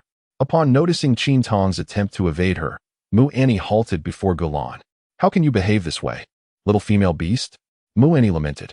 Despite the situation, Qin Tong felt a sense of joy at Mu Annie's arrival. She harbored a favorable impression of this orc. Qin Tong held the hand of Mu Annie, wishing for her to take him on a leisurely stroll. However, Mu Annie found Qin Tong's pace rather sluggish. Qin Tong was unaccustomed to traversing such treacherous paths, stumbling along what could scarcely be called a road. With every few steps, she gasped in astonishment. Not only were there numerous animals, many of which she had never encountered before, but also an array of unfamiliar plants. The animals were large, and the flora was equally striking, leaving Qin Tong, much like a city dweller visiting the countryside, brimming with curiosity about everything around her. "Do not touch!" Mu Annie suddenly cried out, rushing to prevent Qin Tong from reaching for a pink plant, swiftly pulling her away from it. Qin Tong was startled by the voice of Mu Annie, observing the shock etched upon her face. Though she surmised that the object might not be favorable, it was nonetheless her first encounter with the delicate pink plant, which appeared particularly enchanting and lovely. Not long after Qin Tong had departed, she found herself parched and gestured towards Mu Annie, indicating her desire for water. Initially, Mu'ani was perplexed, but after several attempts, comprehension dawned upon her. Nodding in understanding, Mu'ani pointed in a particular direction, taking Qin Tong's hand as they traversed a thicket, ultimately arriving at a river. The autumn breeze, accompanied by the warm autumn sun, caressed the treetops, stirring the branches and causing gentle ripples along the riverbank. Qin Tong caught sight of the river, broke free from Mu'ani's grasp, and hurried to the riverbank. The riverbank was adorned with sand and stones, and the water was crystal clear, revealing the bottom. Qin Tong crouched down and scooped a handful of clear water, splashing it onto her face. The refreshing sensation was more invigorating than she had anticipated. After a brief cleansing, she slumped onto the sandy stones. Mu'ani stood beside her, gazing at Qin Tong in a daze. In the sunlight, the young female's skin radiated brilliance. It was breathtaking, and she found herself at a loss for words to describe it, simply exquisite, unlike any other young female. Mu'ani approached Qin Tong and imitated her, settling down on the ground beside her. Qin Tong cast a glance at Mu'ani before turning her gaze towards the river's surface. Her desire to venture out was not solely driven by a wish to explore the surroundings. There lay another motive beneath her curiosity. She yearned to find any semblance of familiarity within this unfamiliar landscape, yet it was evident that there was none to be found. This place bore no resemblance to the suburbs she once knew. However, upon pausing to truly appreciate her surroundings, one could discern the inherent beauty present here. The azure sky adorned with fluffy white clouds, and the majestic scenery captivated the senses. Yet, despite its allure, the sorrow within her heart remained undiminished. This place, while picturesque, offered little else of value. Life here was far from convenient, with the looming threat of hunger, inadequate clothing, and even the peril of being devoured by monsters. The most terrifying thought of all was the notion of consuming raw flesh. With this unsettling notion, the visage of Moss involuntarily surfaced in Qin Tong's mind. Qin Tong's lips curled in disdain, truly an omen of misfortune. For reasons unknown, he suddenly recalled the visage of that golden-haired fiend. What? Mu'ani could not comprehend. Qin Tong paused in silence for a moment. Teach me to speak your language, he gently suggested. Mu'ani shook her head, indicating her inability to understand. Qin Tong, having suffered defeat, rose to his feet and brushed the dust from his clothing before wading into the river. This action startled Mu'ani, who hurriedly rushed over to pull Qin Tong back. Qin Tong unexpectedly splashed water onto Mu'ani, and upon witnessing his success, he covered his mouth and stifled a laugh. However, Mu'ani was not one to be easily subdued and swiftly retaliated. The minor assaults from Qin Tong now appear utterly feeble, compelling him to flee in haste from the onslaught of Mu'ani, while Qin Tong revels in his merriment. Lurking in the shadows are the orcs emerging from the forest. Chapter 10. The Spark. This is not a deliberate pursuit by the orcs, but rather an unspoken understanding. The female beasts hold immense significance for the tribe. Their presence easily incites rivalry. Thus, the tradition of safeguarding the female beast has long been established, with several male beasts consistently accompanying them, a practice deemed entirely normal. Qin Tong paid no mind to the sudden emergence of the beastmen. Mu'ani, delighted by the sight of the male beasts, joyfully splashed water at them from a distance. Qin Tong promptly joined in as well. The beastmen eagerly participated in the water play battle, perhaps drawn by the raucous laughter that resonated throughout the area. Qin Tong, with keen eyesight, spotted the silver-haired fairy standing by the shore and splashed water towards her. Indeed, Gulan responded to Qin Tong's challenge and joined the fray. Qin Tong was splashed and instinctively retreated, taking several large steps back until he found himself in deeper waters. The swift current combined with his hurried retreat caused him to stumble. Qin Tong's eyes widened, believing that she was about to land on the back of her head. The anticipated impact with the ground never materialized. Instead, a remarkably handsome face appeared before her. Qin Tong stood upright, shaking off the hand that supported her. "Thank you," she said tersely before dashing off to find Gulan. Mose glanced at Qin Tong as she sprinted away, then subtly withdrew his gaze. After some playful banter, Qin Tong's fear of the beastmen diminished significantly. On the way back, she no longer walked. Instead, she perched upon Gulan's back. Her previous trepidations having faded after 2 experiences, no longer eliciting alarm. Qin Tong gently caressed the fur of Gulan, nuzzling against it, finding it immensely soothing. Upon returning, Qin Tong felt a reluctance to dismount. When mealtime arrived, the majestic beast began to retrieve the remnants of yesterday's feast. As soon as Qin Tong caught sight of the meat, his eyes narrowed, and his entire being radiated resistance. Jelen approached Qin Tong, having taken the meat from the hands of the formidable beast. Qin Tong covered her mouth and shook her head. Though the climate here is cool and the meat remains unspoiled, she simply cannot bring herself to consume it raw. Having been left overnight, she wonders whether it harbors even more bacteria or perhaps unwelcome insects. She is certainly not one of those formidable creatures with robust digestive abilities. Should she dare to ingest it, she would likely meet her demise. Gulan was troubled. This little female beast refused to eat vegetables or meat. What, then, could she possibly consume? Qin Tong's stomach let out a low growl, and she instinctively reached down to caress her belly, feeling the pangs of hunger. Stealing a glance at the succulent meat held by the silver-haired fairy, she noted its appetizing appearance. Yet, the thought of consuming it raw was unappealing. And despite her intense hunger, she found herself hesitating, contemplating whether to take a bite. Qin Tong suddenly recalled that she had brought a lighter. While browsing an educational website, it mentioned that climbing ropes, knives, and fire are essential for outdoor adventures. She had neither climbing rope nor a proper knife, only a fruit knife, however. She did bring fire, as it occupies little space and was conveniently packed, a serendipitous inclusion that turned out to be fortuitous. With a leap from the ground, she rushed into the cave to retrieve her lighter, and upon finding it, her face radiated with joy. Gulan had grown accustomed to the volatile emotions of the little female beast. Yet, he felt a peculiar curiosity towards the item in her hands. For the belongings of this little female beast were invariably extraordinary. Qin Tong gathered a handful of dry twigs. The nearby orcs, although unaware of their purpose, were eager to assist the female beast and eagerly joined in the effort. That's enough. Qin Tong quickly called for a halt, astonished by the rapid accumulation of such a large pile in such a short time. However, the male beasts, oblivious to her words, continued their diligent collection. Qin Tong hastily gestured to halt the enthusiastic orc, her lips twitching slightly. This heap of dry twigs was hardly suitable for roasting meat, let alone for cremation. Crouching down, she gathered some hay, her inexperience evident as it was her first attempt at kindling a fire.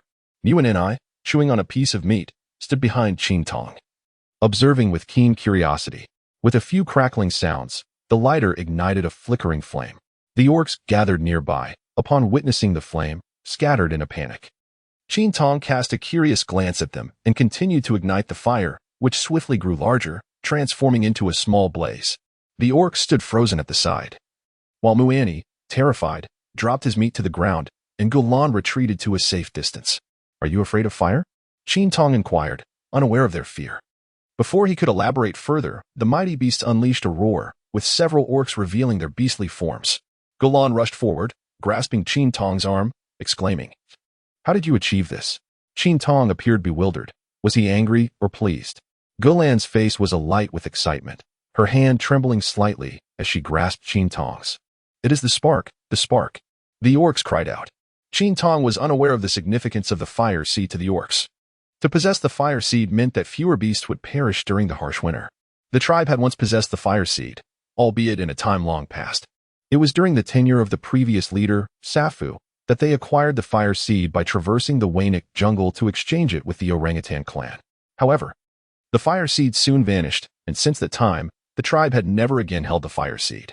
Qin Tong was perplexed by their exuberance. He took the meat from Gulan, skewered it with a stick, and placed it over the flames to roast. However, Gulan swiftly pulled Qin Tong away from the fire, fearing the destruction that such flames could bring. The orcs possessed an inherent fear of fire. They revered it, recognizing its dual nature as both sacred and malevolent. One careless moment could result in their fur igniting, leading them swiftly to the realm of the beast god. The consequences could be even more dire, potentially consuming the entire jungle. Indeed, there have been instances when jungles were reduced to ashes, including the very jungle where Enli Shao once dwelled, which was annihilated by fire. Qin Tong was indifferent to the surrounding chatter, as she could not comprehend it. She picked up the meat and returned to the fire, squatting down to roast it. Gulan looked at her in astonishment. The little female beast exhibited no fear of the flames. Could she possibly be a shaman? Only the shamans of the tribe possessed the ability to control fire. The male beasts, sensing no immediate danger, gradually approached, yet they dared not draw too close, fearful that the flames might reach them, especially the beastly orcs, who kept a considerable distance. Within a few minutes, the meat began to emit an enticing aroma. Muan and I descended from the tree, having previously transformed in fright and hastily climbed up. Cautiously, Muan and I approached Qin Tong from behind, but a nearby male beast grasped her. unwilling to let her venture too close to the fire. "It's fine. Look, the little female beast is unharmed," Mu and I insisted as she wriggled free from the male beast's hold. Before long, the meat was perfectly roasted, and Qin Tong, satisfied, brought it to her nose for a whiff. Indeed, it smelled delightful, though there was a hint of charred aroma. Qin Tong did not express any disdain. He took a bite, exerting all his strength to finally break through the tough exterior. It was exceedingly hard, yet better than nothing. Mu Annie, enticed by the aroma, felt an overwhelming craving. Upon turning around, Qin Tong was startled to find Mu Annie drooling, a sight that momentarily frightened her. "Surely," she mused, "he does not wish to consume me." Yet, the intensity of his gaze was fixed upon the meat in her hand, which alleviated her fears. "Is it truly that fragrant?" Qin Tong glanced at the dark, somewhat charred morsel she held, which could barely be classified as roasted meat. "Here, take it," she offered, appreciating the rare honor of someone relishing her culinary creation.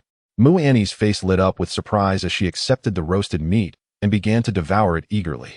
Qin Tong pursed his lips in contemplation, pondering how effortlessly he consumed his meal in such a primitive society, where humanity seemed to hold a significant disadvantage.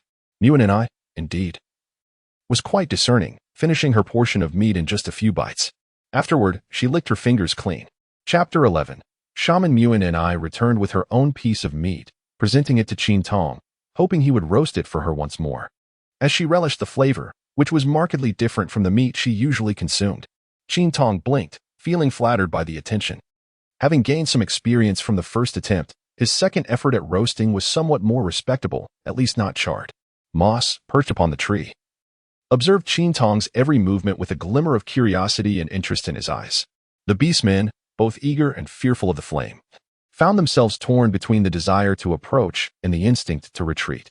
Once Bam Annie finished grilling the meat, Qin Tong extinguished the fire with earth, a gesture that astonished the beastmen. How had the flame vanished? Jelen was the first to rush to Qin Tong's side. "Where's the fire?"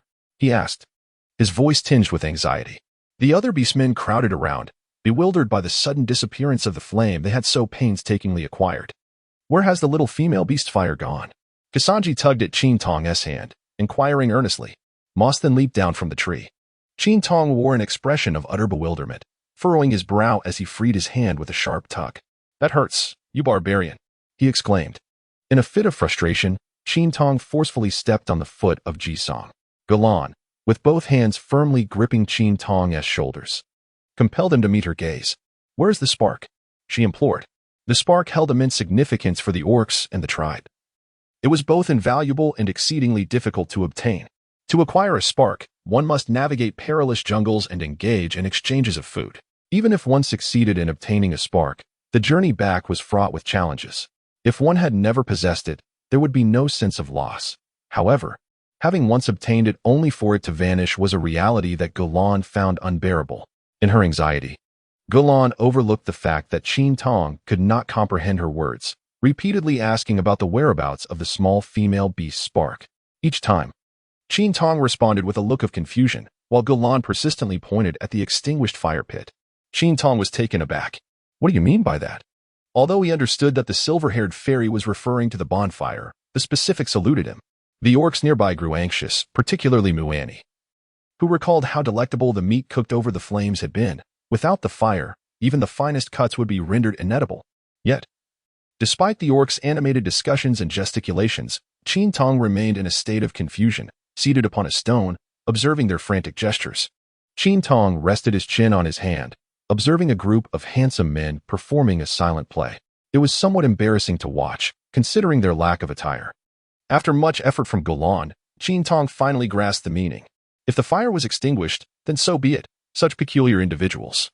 Rising to his feet, Qin Tong resolved to return to the cave for a compressed biscuit to satiate his hunger. However, Mo stopped him, frowning as he asked, "Do you possess the means to reignite the flame?" Qin Tong harbored a rather unfavorable impression of Moss, regarding him with suspicion as he blocked the path. Upon hearing Moss's words, Galan found merit in his reasoning, pondering whether the young female beast could indeed retrieve the spark once more. "Young female beast, do you possess a solution?" Galan inquired, gazing at Qin Tong with anticipation. Qin Tong observed the silver-haired fairy as she gestured dramatically, producing a lighter. With a crisp flick, a flame erupted forth. In an instant, the orcs encircling Qin Tong retreated 2 meters, their expressions stunned into silence, including that of Jelen. The other orcs mirrored their astonishment. Moss furrowed his brow, his golden eyes resembling deep waters, concealing a subtle delight.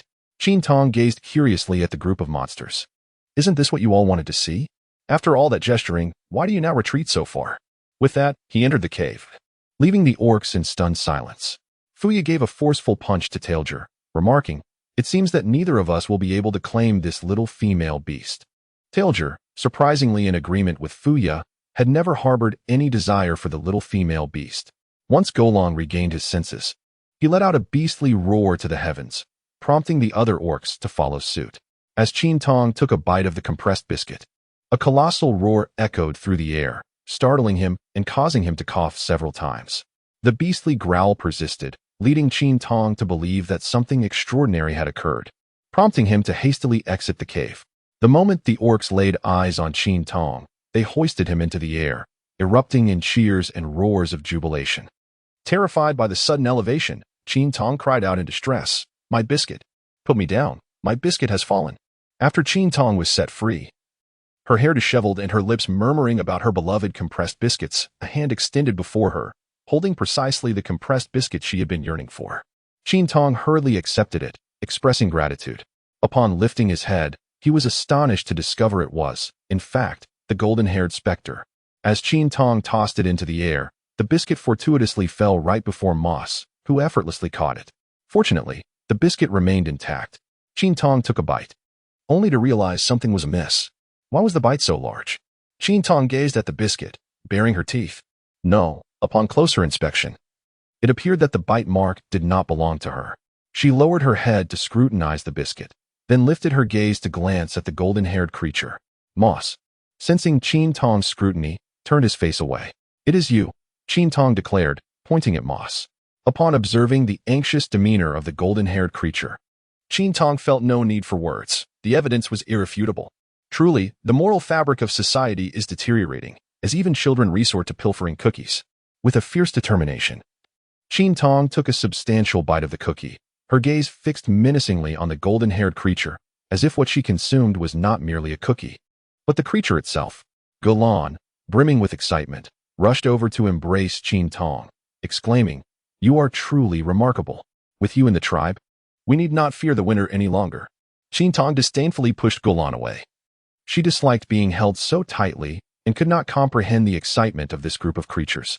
Qin Tong deeply felt the pangs of ignorance, realizing that his lack of education had led him to a position where his attempts at cursing were utterly incomprehensible to others. Golon suspected that the young female beast must be a shaman, for only a shaman could wield the control over fire.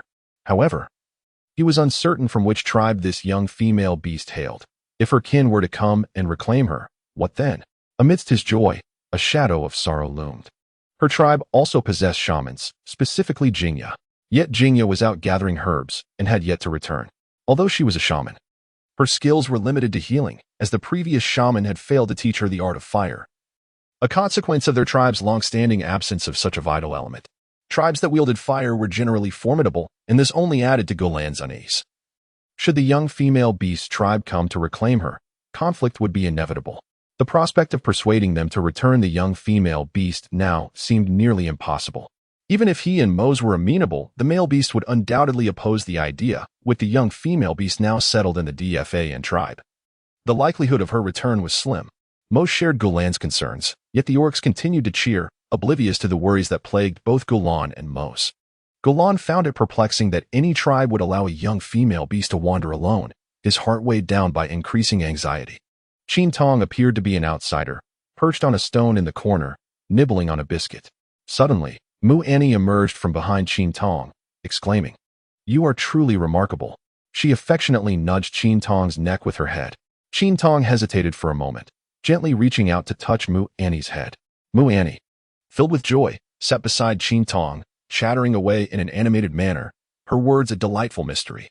With each bite of the biscuit, Qin Tong wrinkled his nose in disdain. Mu Annie gazed curiously at the object in Qin Tong's hand, for it was her first encounter with such a thing. Chapter 12, The Pot.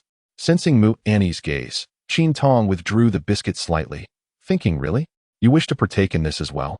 Qin Tong hesitated for a moment while holding the biscuit, but eventually broke off a piece to offer to Mu Annie. Upon receiving it, Mu Annie took a bite, chewed twice, and suddenly spat it out. "What is this, little female beast?" Mu Annie exclaimed, extending her tongue and wiping it with her hand. Qin Tong stifled a laugh, exclaiming, "You are rather foolish to trust me so blindly.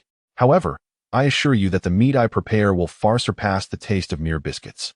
After all, he had consumed that unsightly lump without hesitation, so why should he fear eating compressed biscuits?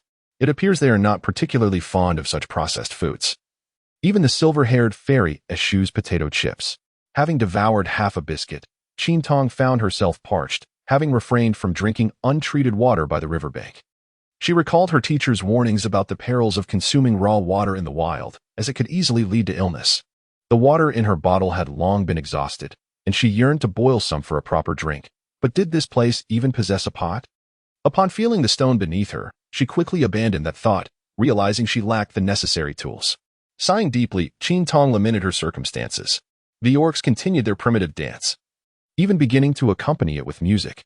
Qin Tong rested his chin on his hand, feeling a profound envy for them, living such joyful lives.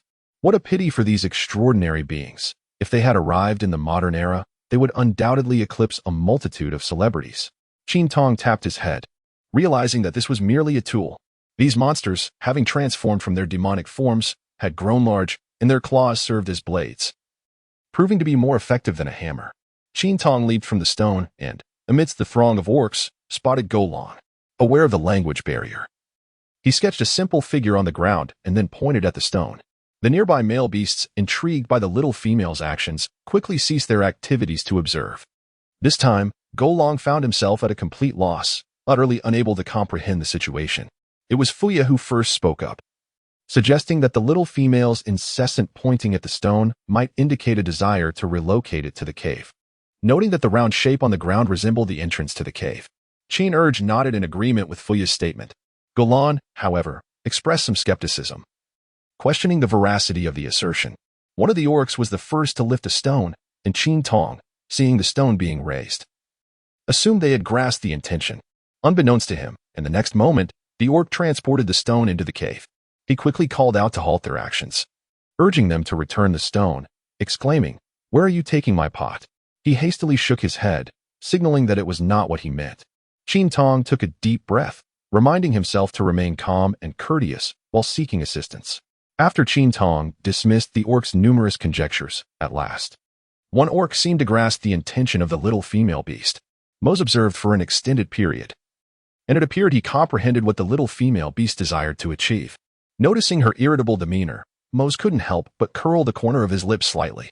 He approached the stone, transformed his hand into a claw, and began to excavate from its center.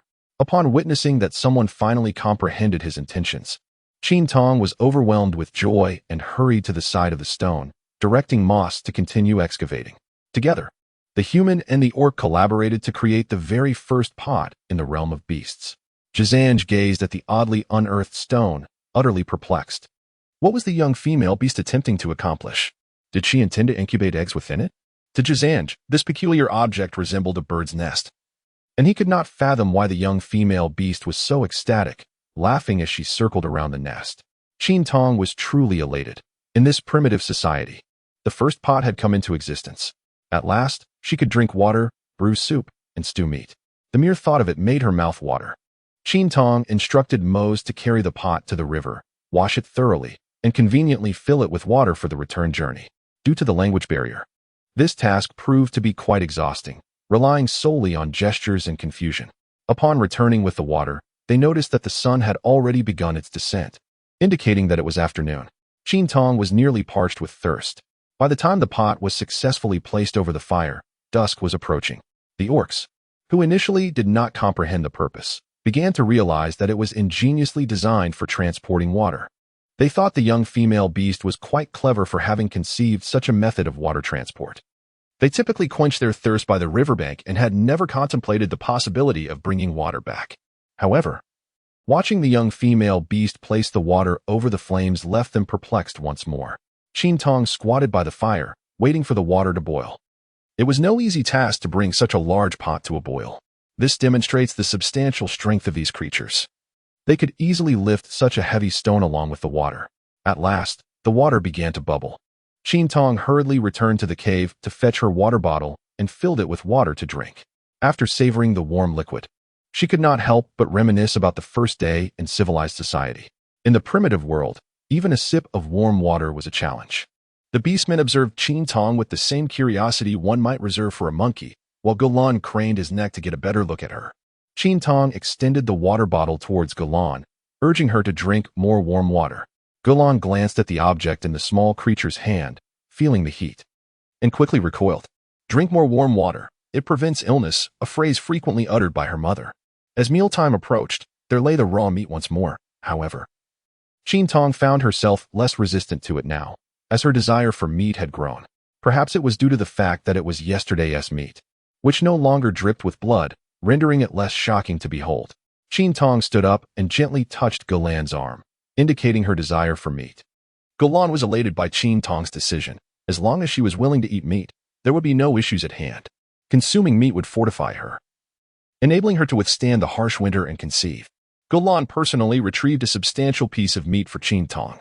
Qin Tong did not respond. He placed the meat upon a pristine stone and drew forth a fruit knife, attempting to slice through the flesh. It remained uncertain whether the knife was excessively dull or the meat overly tough. No matter how he struggled, he could not cut it. After exerting all his strength, he finally managed to sever a small piece, hastily tossing it into the pot. MOC, with a faint smile at the corner of her lips, approached the scene and deftly divided the meat into smaller portions. Qin Tong's eyes widened in astonishment, marveling at how effortlessly their claws sliced through flesh without the need for a knife. Mu Annie approached, carrying her meat. "Little female beast, make it blackened for me," she instructed, gesturing towards the fire. Has she become addicted to this? Qin Tong pondered, taken aback by Mu Annie's actions. Qin Tong stroked her chin, pondering whether her culinary skills had indeed improved since arriving here. At last, she had shed the moniker bestowed upon her by her friends, that of the kitchen scientist. Or rather, the kitchen assassin. It would likely be quite some time before her meat was ready. Rarely did someone place such trust in her, with a sense of confidence. Qin Tong accepted the meat. Was it truly as delectable as claimed? Galan inquired of Mu Annie. Mu Annie nodded vigorously, asserting that it was unlike any meat she had previously tasted, urging Galan to try it as well. The orcs sat at a distance around the fire. Their curiosity piqued as they observed the stones placed atop the flames. They could not comprehend the reasoning behind placing the water they had brought back onto the fire, nor the meat alongside it. Yet, they believed that the little female must have sound reasoning, for she could command the flames, exhibiting intelligence and wisdom. After a short while, the aroma of the stew wafted through the air. "What is that delightful scent?" Ji Sangjia inquired. The other orcs sniffed eagerly, ultimately realizing that the fragrance emanated from the fire. Chapter 13. Stewing meat. Qin Tong also detected the alluring aroma wafting from the pot, and hastily returned the nearly cooked meat to Mu Annie. He took out 2 elongated sticks, crafted from a fruit knife, which he intended to use as chopsticks. Qin Tong stood before the stone pot, deftly lifting a piece of meat with chopsticks. An enticing aroma wafted through the air. Qin Tong grimaced as he took a bite, the meat a touch aged. However, it was exceptionally delicious, distinctly different from beef or lamb, exuding an indescribable freshness. Mu Annie sampled a couple of bites of her dark meat, and upon witnessing Qin Tong relish his meal, she suddenly lost her appetite for her own. She felt that the meat from the stones seemed far more enticing. Casually, she offered her portion to the nearby male beast, while she ventured towards Qin Tong. Yet, due to the presence of fire, she dared not approach too closely, expressing her desire for the stone meat. Upon hearing a sound, Qin Tong turned around, wielding a stick in one hand, the front of which was impaled with a substantial piece of meat. Glancing back, he realized it was that same creature again. Had it become addicted to feasting? Mu Annie pointed at the meat in Qin Tong's grasp. Qin Tong shook his head, declaring, "No, this is mine." With that, he turned to the stone pot and continued to place the meat from the stick into the simmering broth. Qin Tong felt that the gaze behind her had not diminished. Rather, it intensified with fervor. Turning her head, she found Mu Annie's large, glistening eyes fixed upon her. Qin Tong was utterly defeated. He selected the smallest piece of meat with his chopsticks and offered it to Mu Annie. Upon receiving the meat, Mu Annie grinned widely and, as soon as she took it, opened her mouth to devour it. Alas, with a gasp, the meat tumbled to the ground, leaving only a slick, bare stick in her hand. Qin Tong hurried over. Muani, with her tongue sticking out and tears shimmering in her eyes, quickly pointed to her mouth upon seeing Qin Tong approach. Qin Tong was taken aback. It seemed he had been scalded. Rising on tiptoe, he took a glance at his mouth and concluded that it was likely nothing serious. Qin Tong shook his head, signaling that everything was fine. Muani ran his tongue over his lips and realized that the pain had indeed subsided. In one fleeting moment, he laughed, but in the next, his expression turned to one of distress as he discovered that a piece of flesh had fallen. Hastily, he picked it up from the ground. The meat had rolled on the floor and was no longer hot. Muani swallowed it whole before Qin Tong could intervene, raising concerns about hygiene. He swallowed hard and murmured softly, "At least you could blow off the dirt." The majestic beasts, enticed by the aroma, began to drool in anticipation. Qin Tong cast a glance around, pondering the futility of drooling. After all, this was his dinner. Golan approached from behind, gazing curiously at the stone. Qin Tong proffered a substantial piece of meat to Golan, gently blowing on it before handing it over with a considerate gesture. As Golan took a bite, her eyes widened in surprise, and a radiant smile blossomed on her face, marveling at how delicious it was. Upon hearing her delight, the male beasts were drawn closer, their expressions clearly conveying a shared desire to partake in the feast.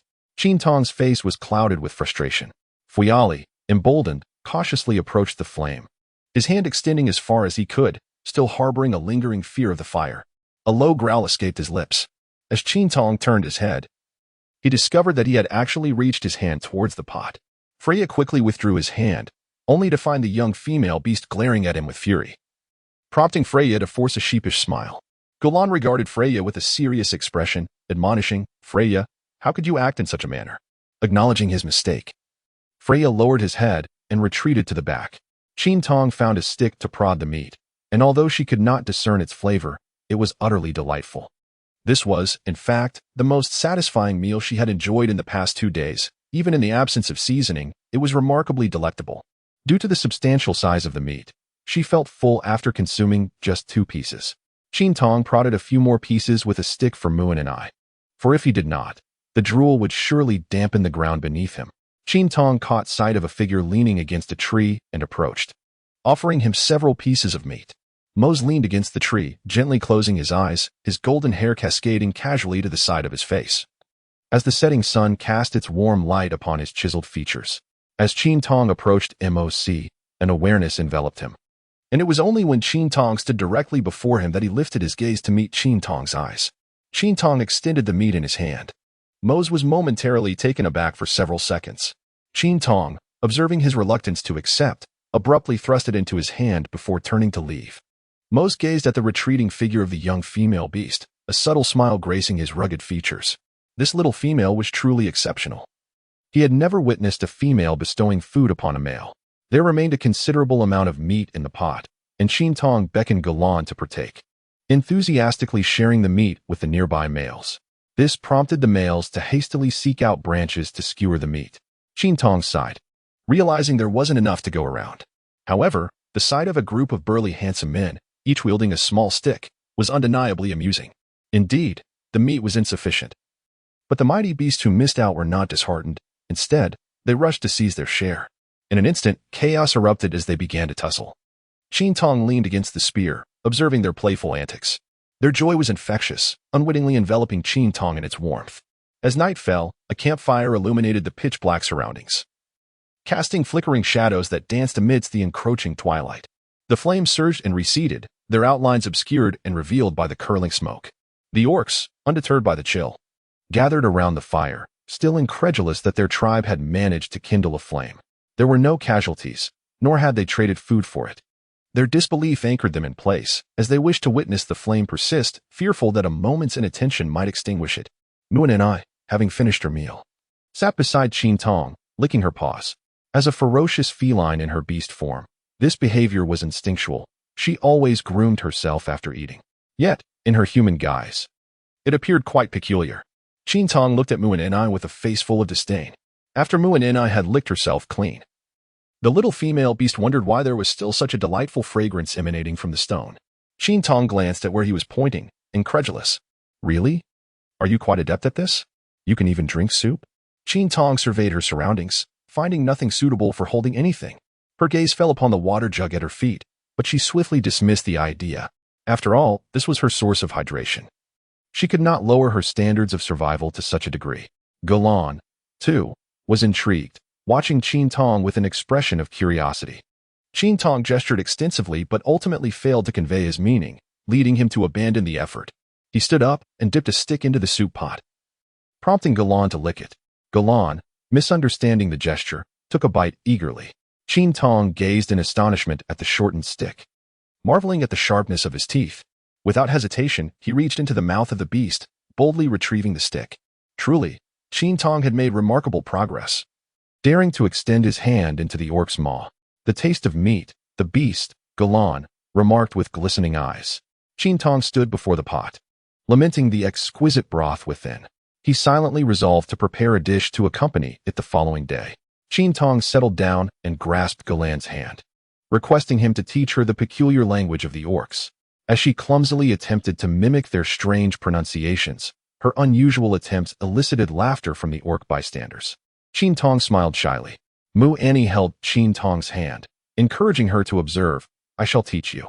Qin Tong gazed at Mu and I with a faint smile.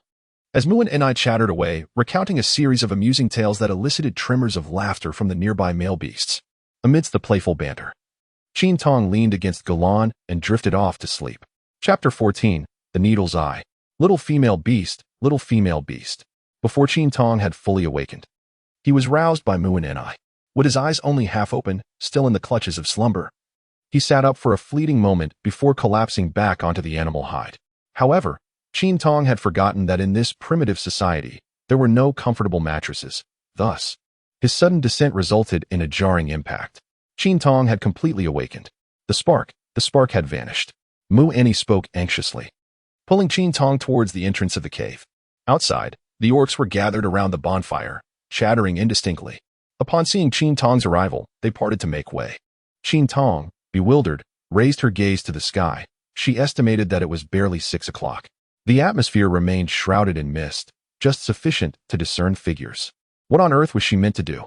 Qin Tong spoke through gritted teeth. She had been lost in a delightful dream, clutching a piece of fried chicken, poised to take a bite, when she was abruptly shaken awake. The beasts were incessantly pointing at the bonfire, chattering away. Qin Tong had gained some experience and roughly understood the significance of gestures. He retrieved a lighter, squatted down to the ground, and reignited the bonfire before yawning and retreating back into the cave.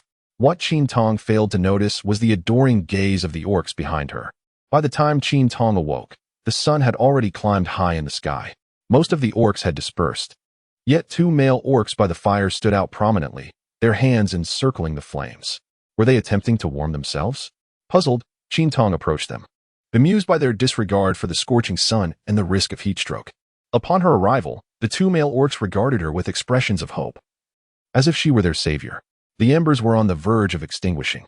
The orc beside them nodded in agreement, gesturing animatedly while chattering incessantly about the flames. Qin Tong picked up a log from beside her and tossed it into the blazing fire. Without adding fuel, how could the flames endure? The term ember was a new discovery she had made just the night before. Had she not grasped its meaning, she would have been oblivious to how long these 2 foolish giants would continue their gestures. I am truly clever, she mused, grateful for her newfound understanding. Last night, Qin Tong had rested in the cave of Galan, but now, Galan's whereabouts were unknown. Qin Tong stood outside the cave, surveying the surroundings. Suddenly, Mu Annie appeared from behind, remarking, "You have slept for quite a while, little female beast." "Good morning, Mu Annie," Qin Tong replied with a faint smile. Mu Annie could only comprehend its own name, failing to grasp the initial statement. Last night, Qin Tong had managed to memorize a few words, including Mu Annie's name. Today, Mu Annie brought along a newcomer, a rather diminutive beastman, shorter than any Qin Tong had previously encountered, yet still taller than her. At least he was not entirely stocky. Ye seemed timid, hiding behind Mu Annie, while Qin Tong greeted him warmly with a wave, causing Ye to retreat even further. Mu Annie arrived just in time, as Qin Tong was eager to wash her face but was unfamiliar with the path to the river. Qin Tong led Mu Annie towards the riverbank. The sky was a brilliant blue, adorned with wisps of white clouds, and the air was infused with the refreshing fragrance of grass. Qin Tong stood amidst the grass by the riverbank, plucking a generous handful of flowers. What purpose do they serve? They are scarcely palatable. Mu Annie stood beside him, clutching a single blossom in her hand. Qin Tong emerged from the thicket, realizing that the situation was beyond her grasp. She seated herself on the ground and swiftly wove a floral garland. Placing it upon her head, she turned to Mu Annie and inquired, "Is it beautiful?" Mu Annie's sparkling eyes fixated on the garland in Qin Tong's hands. "What is this?" she asked, drawing closer to Qin Tong. Qin Tong instructed him to lower his head, and then he adorned him with a floral crown. Mu Annie reached up to touch the garland resting upon his head, exclaiming, "You are simply wonderful." Meanwhile, Yaya gazed at Qin Tong with an expression filled with anticipation. In Qin Tong's sharply contrasting eyes, a sense of bewilderment filled his gaze. "Do you desire this as well? The boys here possess such a penchant for beauty, and they are indeed quite distinctive." Qin Tong swiftly crafted a beautiful adornment for Yaya. Upon her return, she effortlessly mounted Mu and Ni's back, and upon reaching the camp, she discovered that the formidable beasts had also returned. As soon as Mu and Ni set Qin Tong down, she dashed towards a robust figure amidst the orc crowd. "Li Jiang, do you find it pleasing?" Mu and Ni inquired, twirling elegantly before him. Li Jiang, upon being asked, could not help but nod enthusiastically.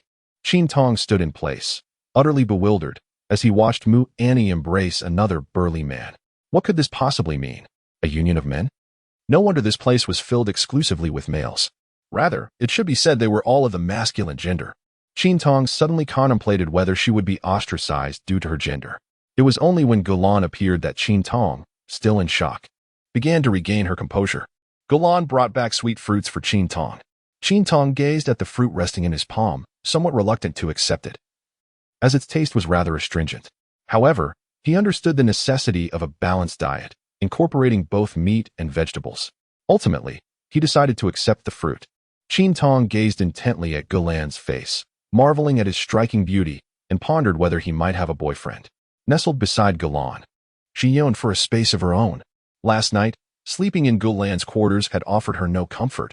The place was merely filled with hay, topped with a piece of animal hide, making the experience quite uncomfortable.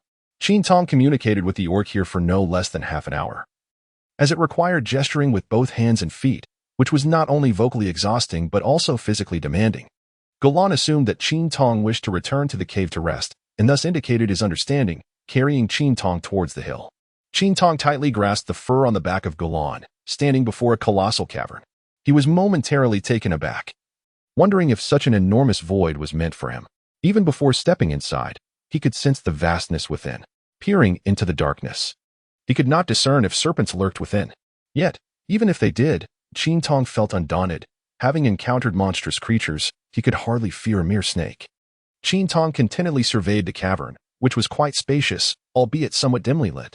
He couldn't shake the feeling that it seemed oddly familiar. Qin Tong tilted her head to glance around, then observed the scenery outside the cave's entrance. Is this not the lair of the golden-haired monster? I desire a cave of my own, Qin Tong mused, shaking her head. A new round of gestures commenced.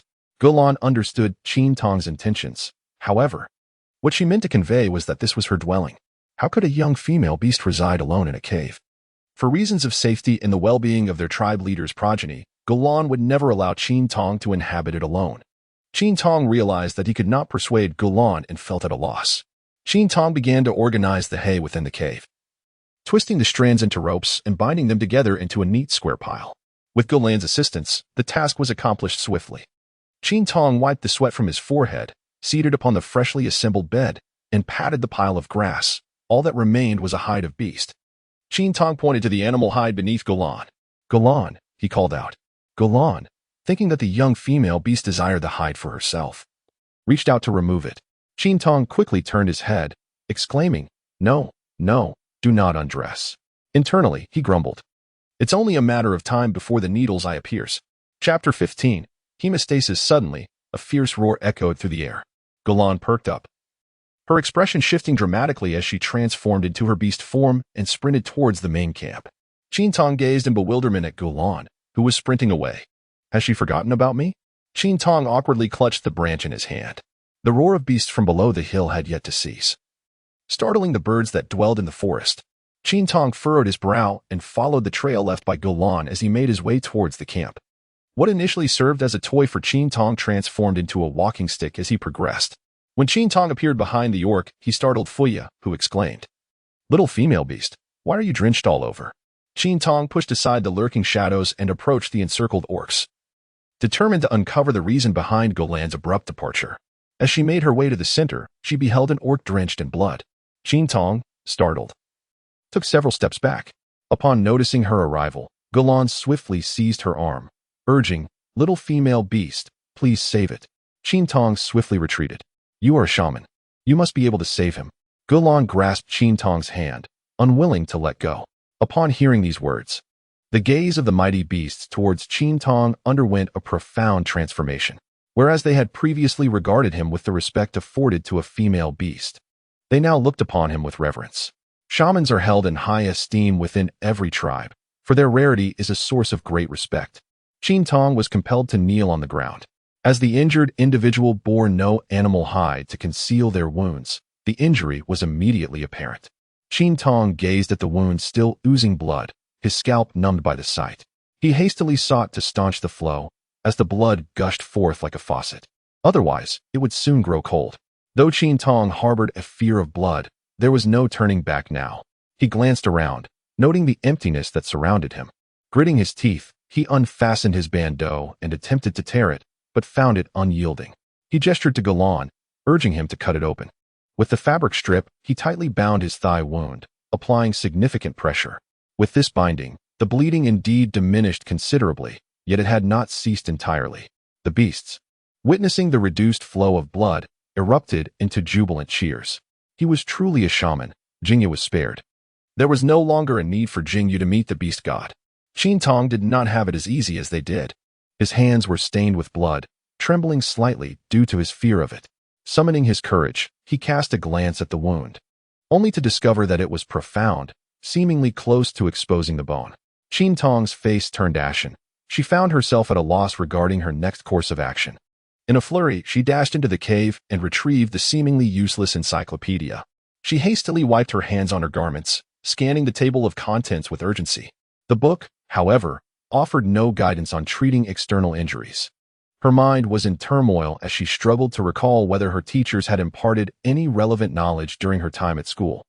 Qin Tong cast a glance at the distant bonfire, hastily rushing over to scoop out the ashes of wood and grass.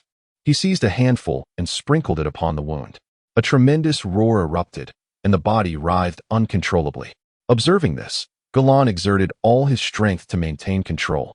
Yet the struggle was so fierce that he found himself on the verge of losing his grip. "Jingxia, remain still," Golan implored, his eyes filled with concern. At that moment, like intervened, firmly restraining the thrashing Jingxia. Qin Tong cast a glance at the wound, continuing to apply the wood ash, then used the remaining cloth to bind the injury tightly. She commanded the orc standing beside her to bring a small stone to elevate the injured limb. After completing these tasks, Qin Tong was drenched in sweat. She was uncertain, not knowing if she had inadvertently caused the person's demise. However, at least from a superficial observation, it appeared that the bleeding had ceased. Qin Tong sprawled on the ground. The orcs, witnessing the cessation of bloodshed, erupted in joyous shouts. Tailge patted Foya's back, exclaiming with delight. Foya nodded in agreement. While the orcs celebrated, Qin Tong stealthily slipped into the cave. After a prolonged search, Golan finally located Qin Tong, surprisingly finding him within its lair. Upon seeing Golan's arrival, Qin Tong promptly beckoned him over. "Give me a piece," she said, gesturing toward the animal hide. She had no desire to toss the rabbit aside.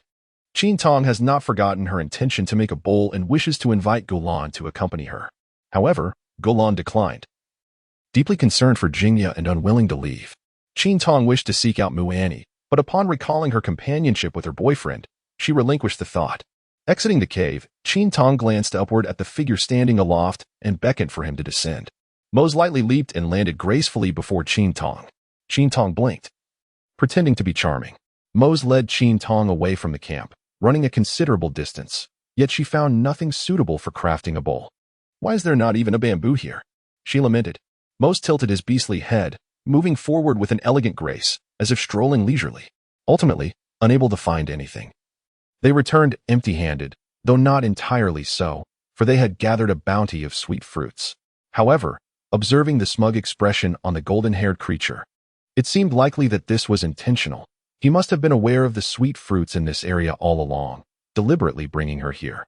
They proceeded to wash their finds by the riverside. Qin Tong glanced around, uncertain if any other beasts were trailing her. She yearned for a bath, as her body was stained with blood, and it had been several days since her last cleansing. If she delayed any further, she would likely become quite unpleasant. Qin Tong instructed Moss to turn away. After thoroughly cleansing himself in the river, Qin Tong gazed at the stones of various sizes lining the riverbank. "Golden-haired monster," he called out. Upon hearing his voice, Moss turned around, his gaze sharp as a drawn sword, sweeping over Qin Tong. Qin Tong, belatedly aware of the situation, swiftly crouched down and submerged herself in the water. Mose, with a furrowed brow, observed that the river's clarity could not conceal much. Foolish creature.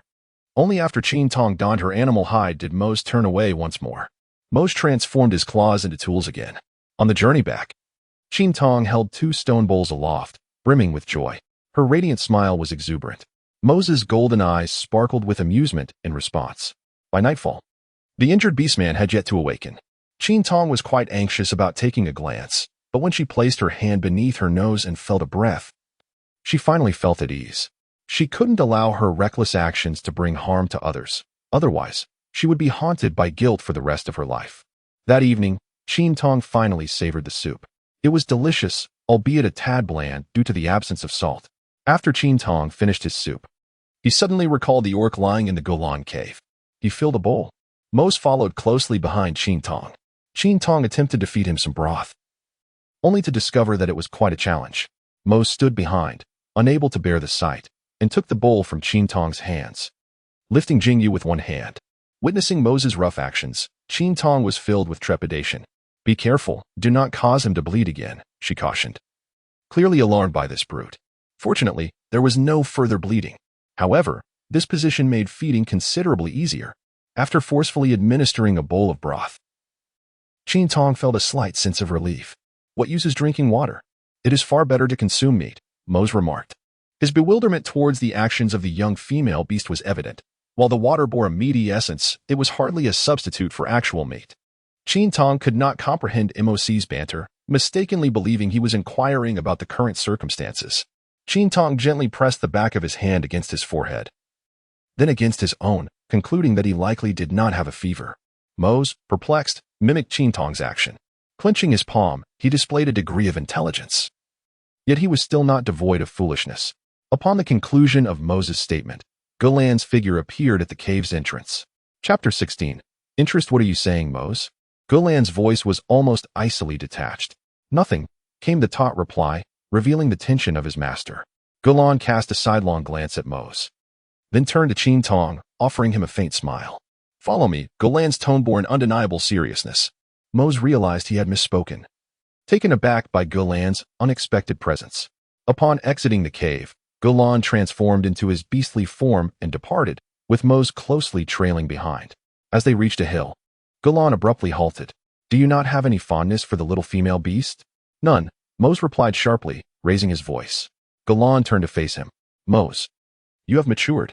You are destined to lead the Defane tribe to greater strength, much like the former chief, Safu." The mere mention of Safu weighed heavily on Golan's voice.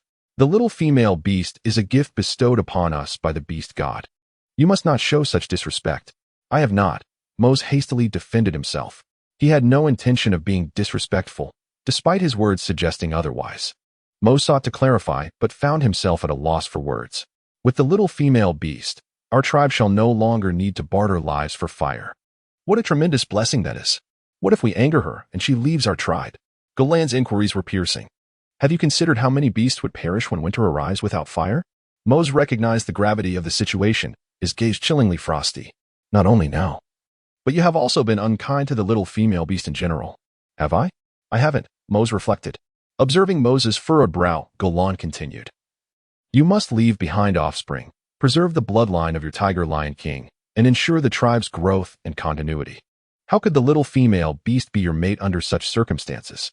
Inside the cave, Qin Tong perched upon a mound of hay, her brows gently furrowed in contemplation.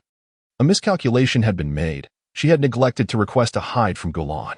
She ran her fingers over the prickly straw beneath her, finding it somewhat uncomfortable, and suspected that lying directly on it would lead to an irritating itch. Casting a sidelong glance at the beast resting beside the haystack, She noted the resplendent moon hanging in the heavens like a radiant lantern, casting a soft glow upon the darkened night, while the stars twinkled sparsely. The moonlight, akin to flowing water, quietly enveloped the earth. Beams of moonlight streamed through the opening, allowing Qin Tong to discern her surroundings with some difficulty. The massive form of Mose, in its beastly guise, lay sprawled on the ground, seemingly either in slumber or merely resting with closed eyes. Qin Tong stealthily navigated around the beast-shaped figure and settled at the cave's entrance. The moonlight was hazy, and the sky was adorned with a multitude of twinkling stars. Qin Tong rested her chin on her hand, gazing up at the night sky, while simultaneously being admired in return. Behind Qin Tong, a beast had lifted its gaze at some unknown moment, fixated intently on the frail figure at the cave's entrance. The jungle was intermittently filled with the sounds of unidentified creatures. Upon hearing a familiar noise, Qin Tong let out a derisive laugh. It was precisely because she had heard those peculiar animal calls that she had fled in a frenzy to this location. However, after just a few days, the sounds no longer instilled fear within her, likely due to the presence of a colossal guardian at her back. Qin Tong harbored a deep reluctance to share a cave with the golden-haired creature. During the day, while tending to the hay, she entertained the notion that it would be acceptable for the creature to sleep on the ground while she nestled amidst the haystacks. However, upon returning alongside the golden-haired being, her heart fluttered with unease. She found herself lost in a whirlwind of thoughts, pondering whether this arrangement could be deemed cohabitation. After all, she was still a young girl. Even if it were cohabitation, it would be with a person, not a beast. What was she to make of that?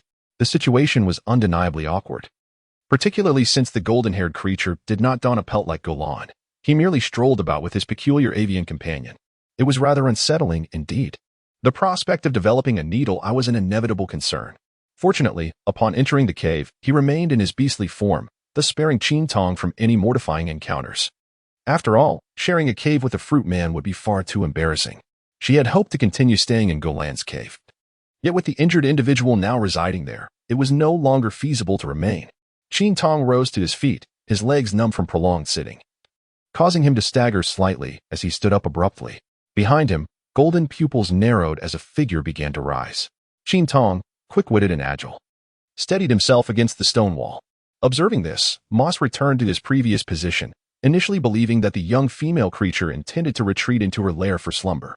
However, she instead ventured outward. In a flash, Moss darted to Qin Tong's side, inquiring, "Where are you headed, little female?" The swiftness of Moss startled Qin Tong. "How do you tread so silently?" he gasped, placing a hand over his racing heart. "You ought to return. I need to relieve myself," he declared, striding towards the thicket. With a concerned glance at the moon, Moss followed closely behind Qin Tong. Upon hearing the commotion, Qin Tong exclaimed, "Are you insane? Even a girl needs privacy in the restroom." Turning around, she collided with a solid wall of flesh, which struck her squarely in the face.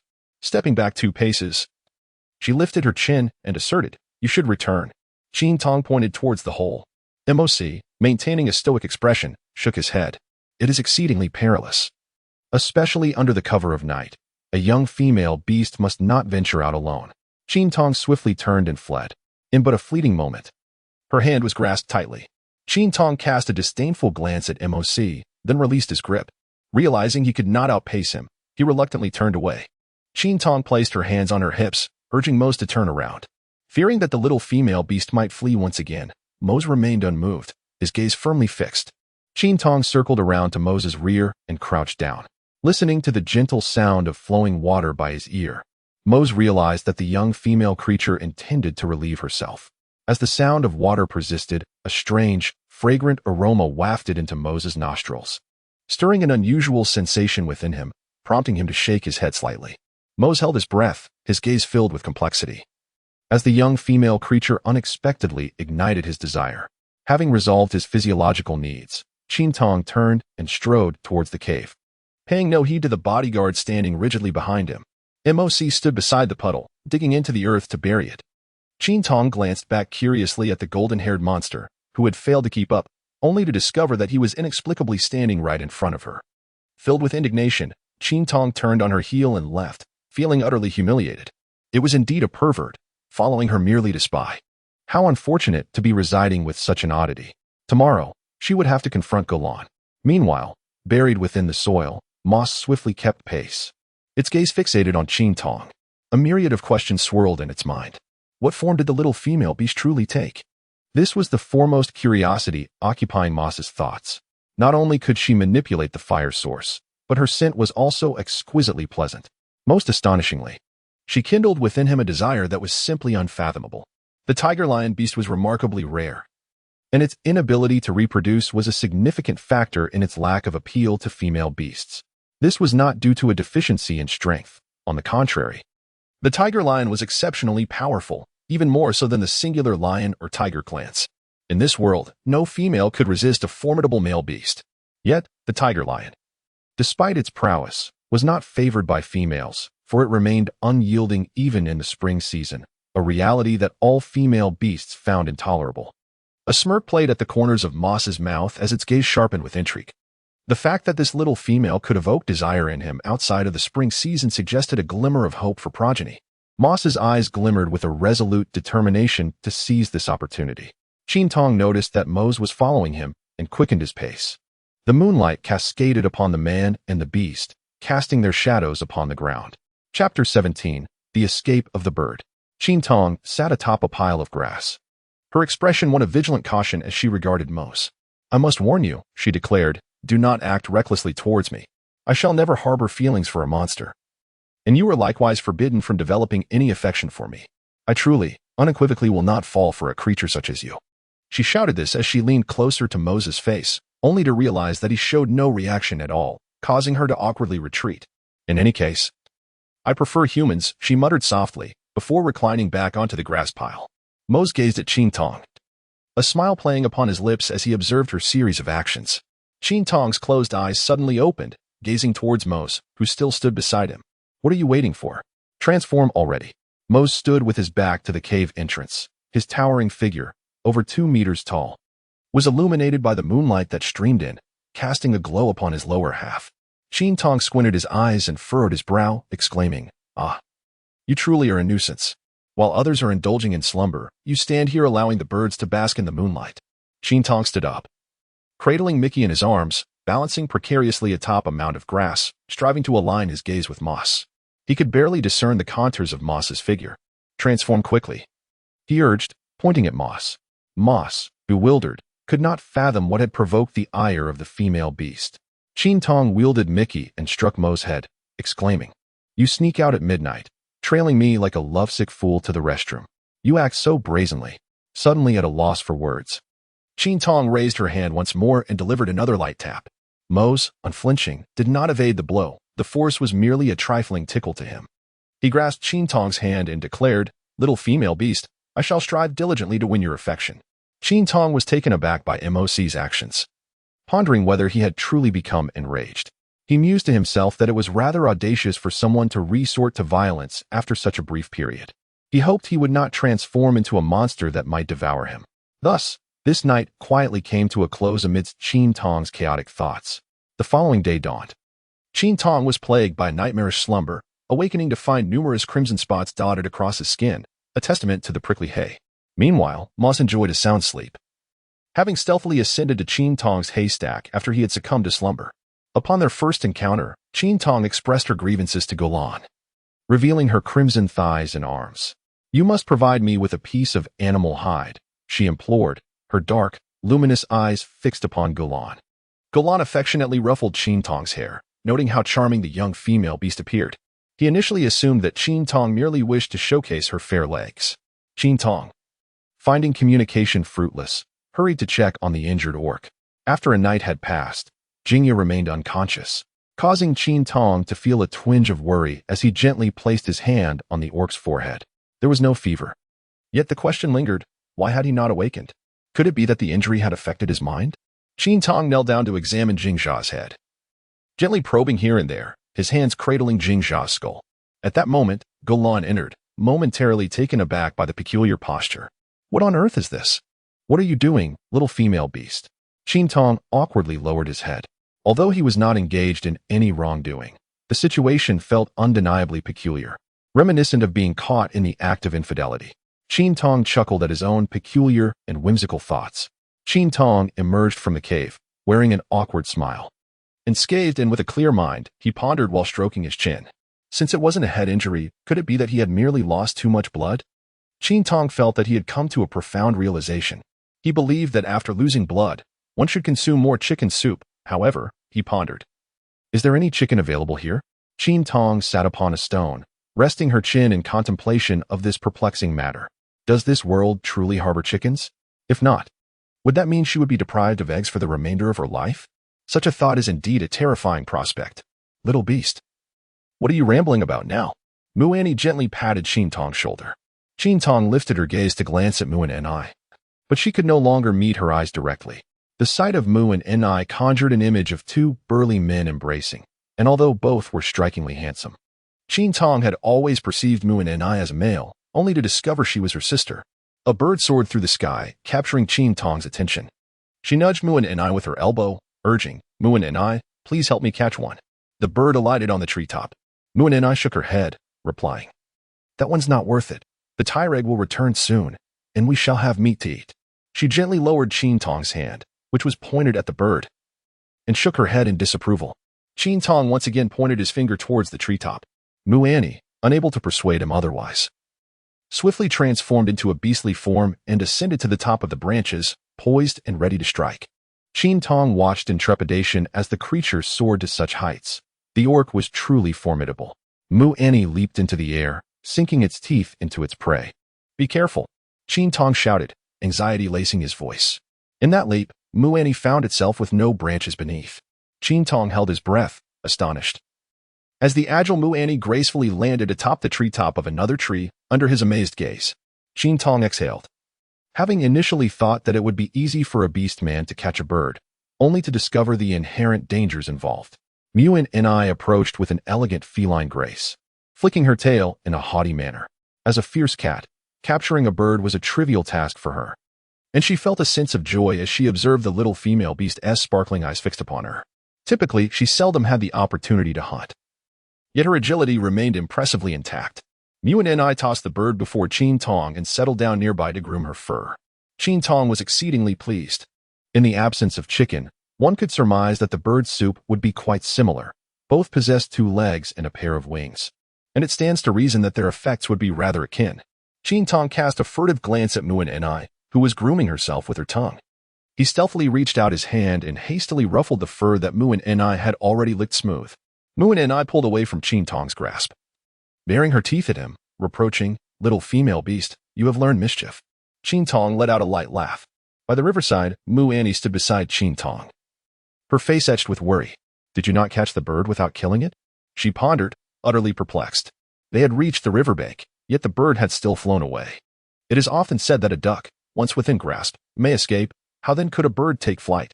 Mu Annie, too, was taken aback that the bird had not perished. Why did you not transform into your beast form to retrieve it? She questioned.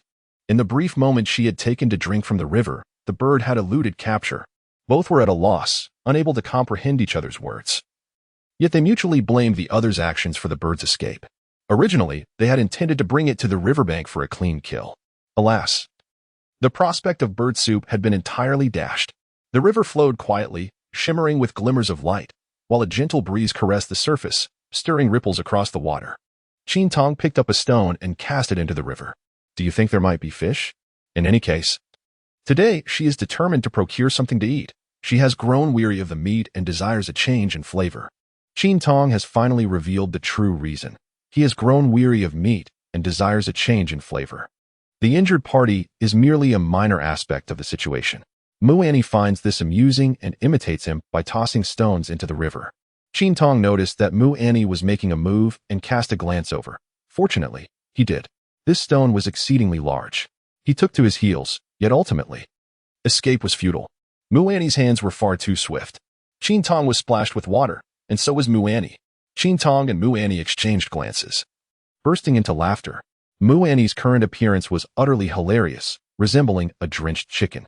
Although Mu Annie was unaware of the reason behind Qin Tong's amusement, she joined in the laughter, her lips curving into a grin upon witnessing the little female beast's joy. The two frolicked by the riverbank, playfully chasing one another, their melodious laughter echoing far and wide. Chapter 18. Grilled fish. The trees along the riverbank stood lush and green as the gentle breeze swept across the surface. disrupting the reflections in the water. As the wind rose, the shimmering waves sparkled brilliantly under the sun. Qin Tong urged Mu Annie to venture into the river to catch fish. However, Mu Annie, fearful of the water, refused to go anywhere near the deeper depths, insisting that she would not venture there, while Qin Tong had already inspected the shallow waters and found them devoid of fish. Qin Tong attempted several times to catch fish in the river, but to no avail. The fish were exceedingly slippery and remarkably agile. Mu Annie stood by the riverbank, mocking Qin Tong, suggesting that only by transforming into her beast form could a young female creature successfully capture the fish. Qin Tong was drenched in sweat. Realizing that this approach would yield no results, Qin Tong procured a branch, sharpening one end with a fruit knife. He waded into the water. With the aid of this tool, his endeavors became significantly more fruitful. Each thrust was precise, and before long, he had caught several sizable fish, allowing him to return with a bountiful harvest. Qin Tong extracted a fruit knife from her possession, skillfully eviscerating the fish and cleansing its insides with care. She deftly threaded the fish together with resilient grass, and as she lifted the weighty catch, the invigorating breeze enveloped her, instilling a delightful sense of refreshment throughout her being. This pleasurable sensation caused her exquisite visage to betray a languid expression of enjoyment. Indeed, what could be more pleasurable? Beneath her was a steed, galloping at a commendable speed, utterly automated in its function. Upon the return of the female creature, Fuya hastened to greet her, inquiring about her whereabouts. However, Mu Annie brushed him aside without a glance, her gaze solely fixed on the little female creature, which had now eclipsed his presence. Once, she would have inquired about him daily. Now, he was met with silence. The hunting beasts had returned, gathering together to process their bounty. Qin Tong immediately spotted Moss, who was standing beside a majestic white tiger, excitedly urging Mu Annie to approach that direction. Qin Tong slid down from Mu Annie and hurried over, casually handing the fish in his hand to Mose beside him. Squatting beside the corpse of the white tiger, I was taken aback. You are hunting a national first-class endangered species. This will land you in serious trouble. Qin Tong lovingly caressed the white tiger's fur, pondering its edibility. I wonder if it tastes good. Surely it cannot compare to bird meat. Qin Tong patted the body of the white tiger, remarking, the flesh is firm. It clearly is a prime athletic specimen. It must be quite delectable. The wound was located on the tiger's neck, and its fur remained largely intact. Qin Tong was immensely pleased with the bedding, nodding incessantly in admiration. May I have this? She asked, gazing expectantly at Moss. Moss, with a furrowed brow, was fixated on the object in his hands, wondering if her late return had left the young female beast quite famished, resorting to catching these fish-like creatures devoid of meat. Qin Tong stood up, attempting to ingratiate himself by tugging at Ramos's hand. This, may I have it? Is that all right? Please, do not remain silent. Beside him, the male beast gazed at Qin Tong with a beaming smile.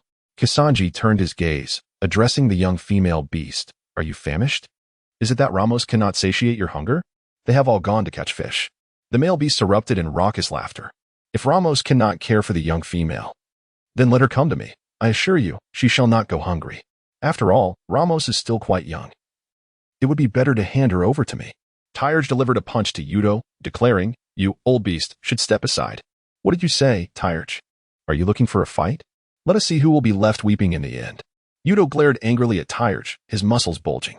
The cacophony of cheers drowned out Qin Tong's attempts at flattery. Ramos furrowed his brow, casting a sidelong glance at the bickering beasts. Qin Tong shook Moses' arm, gesturing animatedly. Hand that over to me.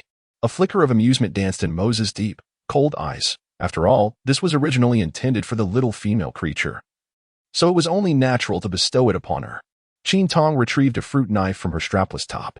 She bent down and began to cut, applying considerable force, then switched hands to continue her efforts. The quality was quite impressive. It proved nearly impossible to sever. Mose, with a fist pressed to his lips, could not contain the mirth shining in his eyes. Ultimately, she resigned herself to the task and wiped the sweat from her brow, requesting Moses' assistance with the cutting. She observed as he skillfully separated the white tiger's skin from the flesh, a blow to her pride. She struggled to make a cut, while his claws made the task seem effortless. Once the tiger's skin was divided, Qin Tong's eyes sparkled with delight. What a magnificent hide, entirely genuine. A veritable treasure of fur. Not only had she acquired a covering, but she could also fashion herself a garment.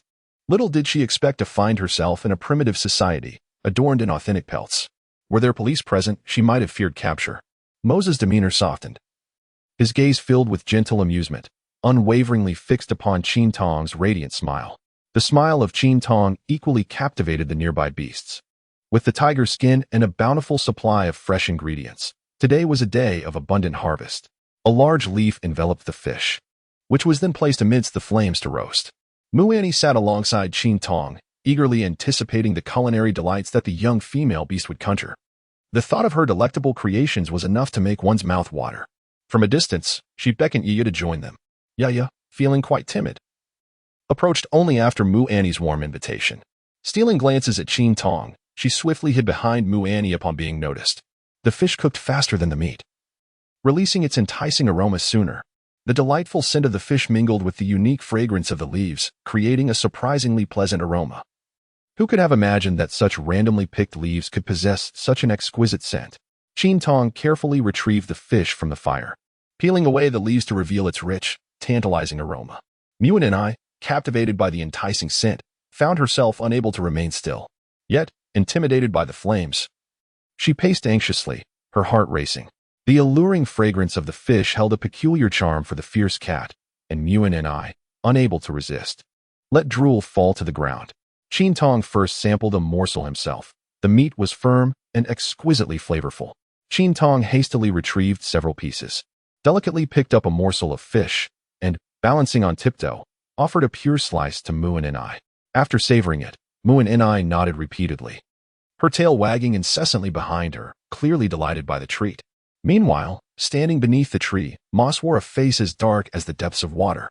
What a wicked female beast! Just moments ago, she had smiled so charmingly at him, yet now she was feeding another beast. The other male beasts gradually received their share of fish. Moss's expression darkened further, pondering why he was left out. Qin Tong feigned nonchalance as she approached Moss, her face adorned with a radiant smile directed at him. Moss had long since sensed Qin Tong's arrival, yet he maintained his aloof demeanor, keeping his eyes closed. Qin Tong blinked, contemplating whether to indulge in some fish. It was only after she spoke that she remembered the golden-haired creature could not comprehend her words. She reached out and tugged at Moss. Moss feigned ignorance, pretending to just notice Qin Tong's presence. He took the fish beast, delicately picked a piece with his fingertips, and placed it in his mouth, experiencing an unusually peculiar flavor. Qin Tong watched him eat, a smile gracing the corners of her mouth. MOC, with his eyes lowered, observed Qin Tong's expression. His handsome brows and eyes radiated a gentle warmth, yet he remained oblivious to it all. Qin Tong had not yet realized that the fierce beasts devoured fish, swallowing them whole, without spitting out the bones. The few fish in Qin Tong. Where could one find ample nourishment for them? Qin Tong picked up a stick to teach them the art of roasting meat. Most of the male beasts dared not approach. Instead, they prodded a piece of meat with an exceptionally long stick.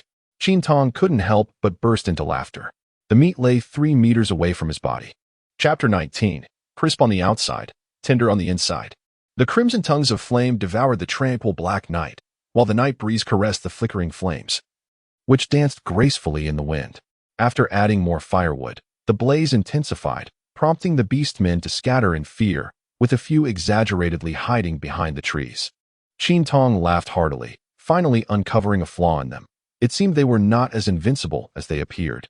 Gulan watched the spark with concern, a sense of dread beginning to take root within him.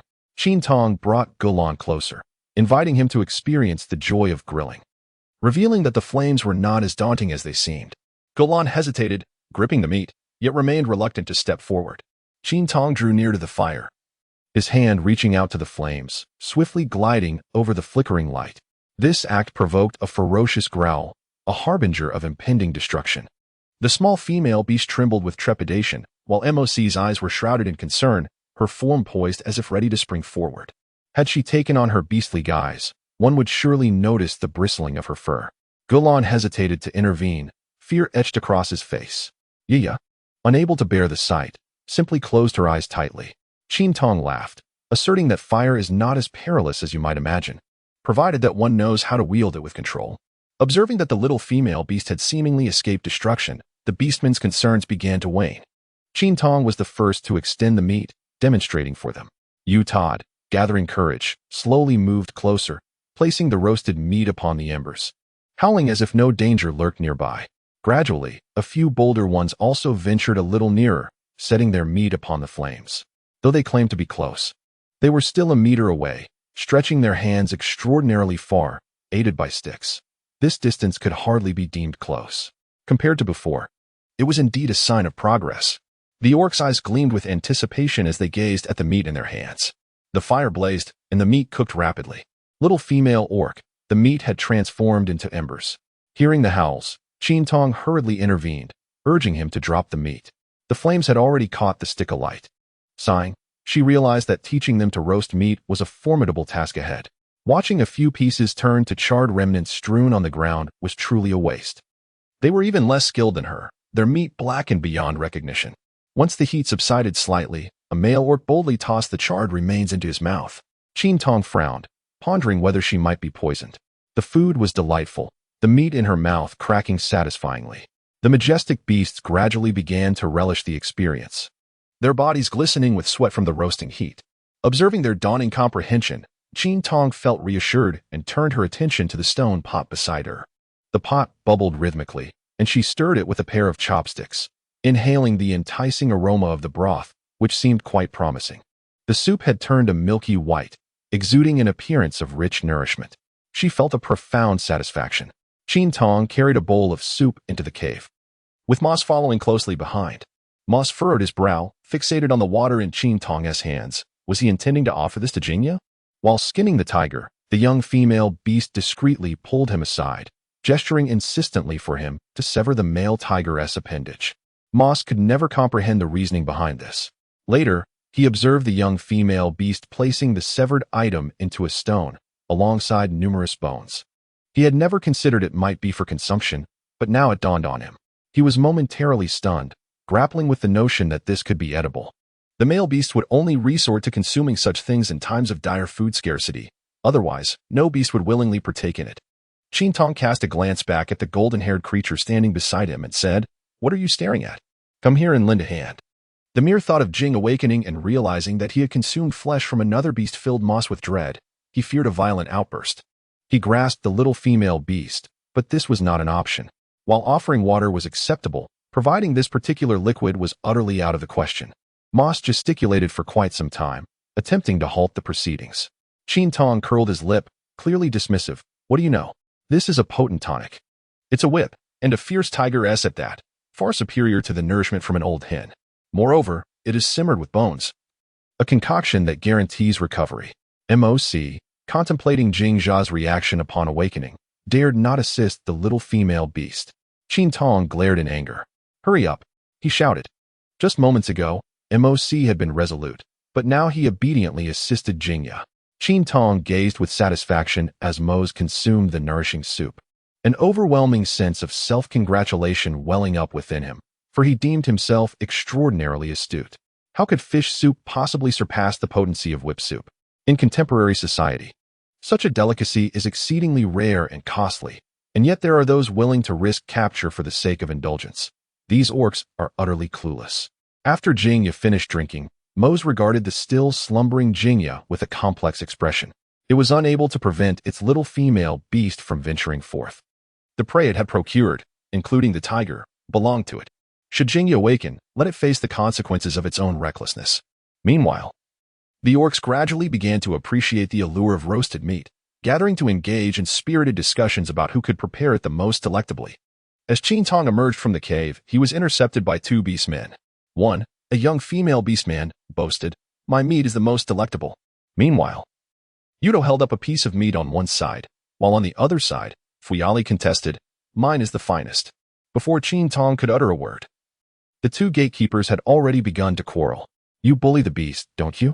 Just look at this meat, so plump and large, far superior to your meager morsel," roared Fuyali, brandishing the meat. Yutu raised his own piece, retorting, "You little beast, how could yours possibly be more delectable than mine?" Fuyali's chest heaved with indignation. "You old beast." The two beastmen were on the verge of clashing. Qin Tong gazed in bewilderment as two robust men exchanged banter beside her. Though she could not comprehend their words, their tone and body language clearly indicated a fierce rivalry. "Let the little vixen speak," one of them urged. "Indeed, let the little vixen have her say," the other echoed. Two pieces of meat simultaneously appeared before Qin Tong, causing her lips to twitch. Surely, these two were not competing over something so trivial. Qin Tong cast a glance to either side, realizing that both options were equally compelling, each possessing its own merits. The two orcs, noticing the young female beast remained silent, inched the meat closer to Qin Tong's face. Qin Tong retreated in terror, while Mose gently pushed the meat further away with his hand. Qin Tong cast a grateful glance at the golden-haired creature. As his gaze returned, he beheld two lumps that could barely be referred to as grilled meat. Qin Tong scrutinized carefully. One lump was on the verge of transforming into a charred fossil, while the other— Qin Tong let out a sigh. If one were to describe it in a more flattering manner, the phrase crispy on the outside, tender on the inside would suffice. It was truly both. The exterior was dark and unappetizing, while the interior still oozed with a sanguine essence. She found it difficult to discern which aspect was more appealing. The two orcs insisted that Qin Tong provide her opinion. "Little beastman, take a bite, and then tell us." "It is quite delectable." Yudo offered a piece of meat to Qin Tong. Fuyali, growing impatient, insisted, "You must try mine first." Upon observing the escalating tension, Qin Tong swiftly bent down and discreetly slipped away from beneath the meat. It was indeed a perilous situation. Qin Tong placed a hand upon his chest, still grappling with his unsettled emotions, when suddenly a dark figure loomed before him. Could it be? Not again. As the shadow receded, it revealed the radiant, flower-like smile of Muani. Qin Tong took a deep breath. "Little female beast." This meat was prepared by Li Jiang over the fire. Muani displayed the meat in her hand to Qin Tong. "Li Jiang is quite remarkable. He dares to approach the flames." Qin Tong cast a disdainful glance at the meat in Muani's hand. The meat she held was, similarly, crispy on the outside, yet tender within. Qin Tong cast a glance at the orc beside the fire, whose hands were nearly full of meat. Nevertheless, they appeared to relish their meal with evident delight. Their lips twitched incessantly. Indeed, they were not picky eaters, proving to be quite easy to sustain. Chapter 20. An awkward incident. The sky emanated a gentle radiance, clear yet ethereal, resembling an endless expanse of tranquil azure sea, pulsating in the intense white light like the delicate ripples upon the water's surface. While a refreshing breeze wafted softly through the air, Qin Tong leisurely reclined upon a stone beneath the tree. After several days of a smooth existence, she gradually acclimated to life here, awakening to savor meat and frolicking with Muani, enjoying a life of contentment. However, the injured orc had yet to regain consciousness. After days of attentive care, Qin Tong finally learned his name from Gulan. The orc had begun to master the art of controlling the fire, leading to better cooked meat. Though he still harbored a profound fear of flames, the panic that had once gripped him had lessened, revealing an understanding of fire management. Nonetheless, the orcs still favored their preference for meat that was charred on the outside and tender within, relishing the sanguine essence that oozed from the center. This method of preparation was something Qin Tong could not accept. She was resolute in her desire for thoroughly roasted meat. However, compared to raw flesh, the orc's culinary choice appeared somewhat more palatable. According to Gulan, there existed a delightful aroma of meat from the exterior, which complemented the succulent tenderness found within. Qin Tong harbored concerns about their potential upset stomachs from consuming such undercooked meat. After several days of drying, the tiger skin was finally ready for use. Previously unaware of the extensive processing required for animal hides, he learned that without proper treatment, they could emit an unpleasant odor, lose their aesthetic appeal, and shed fur. Observing the tiger skin spread out on the ground brought him genuine joy, for he no longer had to sleep directly on a pile of grass. Ecstatically rolling on the tiger skin, he buried his face in it and inhaled deeply, savoring the scent of the sun. The young female beast.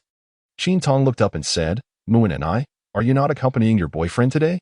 Muan and I twitched her nose. "Little female beast, I still cannot comprehend." Recently, she had been learning to speak alongside Gulan, yet the majority of her utterances remained incomprehensible to them. Qin Tong beckoned Muani to come and test her mattress. She had already devised a plan for utilizing the large piece of fur, intending to cut a portion for garments while reserving the remainder for the mattress. The current weather did not necessitate blankets, and with the surplus, she decided to craft an outfit for the golden-haired creature, as she could hardly endure its incessant bird-chasing antics. It was enough to drive one to distraction. She wondered if it was intentional, now that it often assumed a humanoid form in the cave. It seemed to have taken a page from Gulan's and Muani's playbook, emulating the undesirable rather than the virtuous. All the materials for sewing were prepared: bone needles, thread, bone needles she had borrowed from Golan, and the thread she had painstakingly crafted after numerous trials, thanks to the guidance found in books. Otherwise, she would have been at a loss on how to make clothing. The orcs who had ventured out for hunting returned, and once again, cheers erupted upon their arrival. Qin Tong cast a glance at his prey, then rose swiftly and dashed over, inspecting each quarry in turn, surveying the surroundings.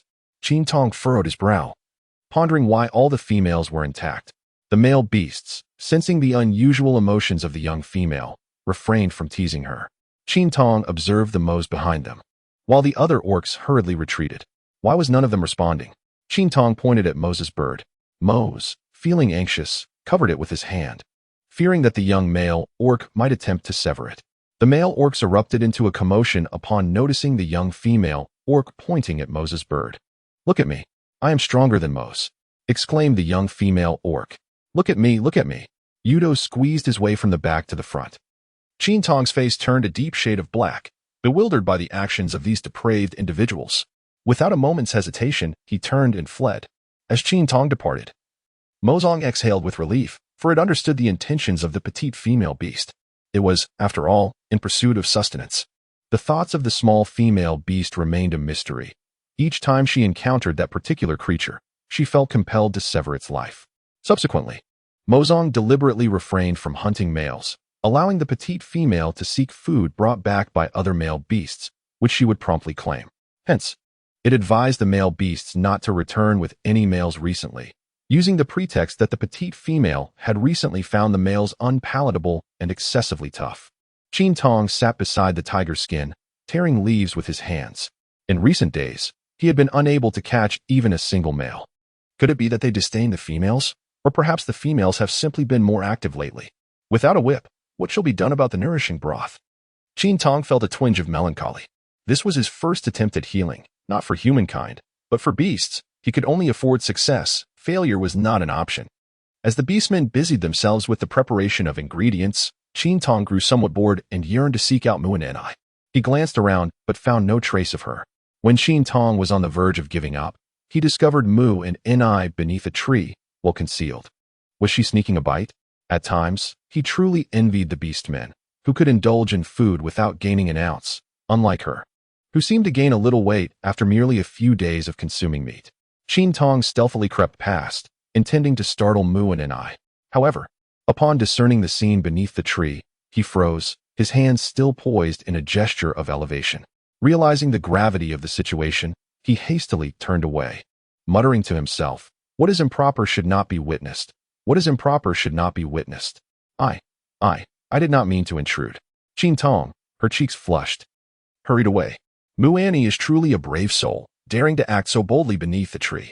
This hardly resembles the gentleman from a few days prior. She did not get a clear look, as Mu Annie had her back turned, and she could only catch a glimpse. Qin Tong no longer dared to run around recklessly. Instead, he decided to seek out Golan. For the past few days, Golan had been in the cave, keeping company with Jingya. Upon seeing Qin Tong enter, Golan. Qin Tong smirked, surprised that he remembered her name after just one lesson. Golan gazed anxiously at the orc depicted on the hide. Qin Tong sat beside Golan, who wore a gloomy expression between his brows. "Golan, could this possibly be your boyfriend?" Qin Tong's gaze flitted back and forth. The two shared similar silver hair and bore a slight resemblance to one another. Could it be that they, too, shared the trend of couples resembling one another? Tong, when will Jingyu awaken? Golan's lowered eyelashes fluttered twice. Qin Tong gazed at Golan, marveling at the sight before him. Truly, it was a heart-wrenching beauty. Indeed, handsome boys seemed to belong solely to boys. Golan waved his hand in front of Qin Tong a couple of times. Qin Tong regained his composure. Golan repeated the question once more. Qin Tong could only comprehend her name along with Jingyu's, based on Golan's current expression and tone. As well as the names of the two individuals, he deduced what Golan intended to convey. Qin Tong covered Golan's mouth, understanding her distress. He gently patted her shoulder, reassuring her that everything would be all right and that her boyfriend would surely recover. Qin Tong spoke these words with a sense of uncertainty in her heart. However, it was imperative not to admit her lack of ability to heal. She needed to instill hope in the family and provide them with a sense of reassurance. At mealtime, Mu Annie once again appeared by Qin Tong's side. Upon encountering Mu Annie, Qin Tong promptly pulled him into a corner. "You were rather audacious. are you not afraid of your boyfriend discovering this? Qin Tong inquired in a hushed tone. Mu Annie, perplexed by the necessity of such discretion, could not grasp the underlying meaning of Qin Tong's words. Nor did he comprehend the reason for her apparent trepidation. Qin Tong helplessly gestured towards the gentleman who had just been with Mu Annie, following his gaze. Mu Annie beamed with a smile. The gentleman seemed to have noticed as well and returned Mu Annie's smile. Upon witnessing the situation, Qin Tong promptly pressed down on Mu Annie's head, reminding her that her boyfriend was also present. Chapter 21. His name Little Beast. What are you doing? Mu Annie removed Qin Tong's hand from her head. Listen, let's not be so blatant. We wouldn't want to embarrass anyone and risk a confrontation. She is well aware that the beastmen here can be particularly ruthless, even towards their own kind. Li Jiang called out to Mu Annie, announcing that the meat was ready. And she disregarded Qin Tong's words, rushing over eagerly. Qin Tong let out a couple of sounds. Truly a good man. What a pity. Moss handed the roasted meat to Qin Tong. For the past few days, it had been Moss who prepared the meals. Thank you. Qin Tong replied habitually as he accepted the meat. Moss sat down beside him, the familiar, delicate fragrance wafting through his nostrils, his gaze fixated on Qin Tong. He extended his large hand, fingertips gently brushing through Qin Tong's dark hair, the soft texture eliciting a subtle tremor in his fingers. Would you like to eat together? Qin Tong suddenly turned his head. Moss instinctively withdrew his hand, the exquisite sensation lingering on his fingertips.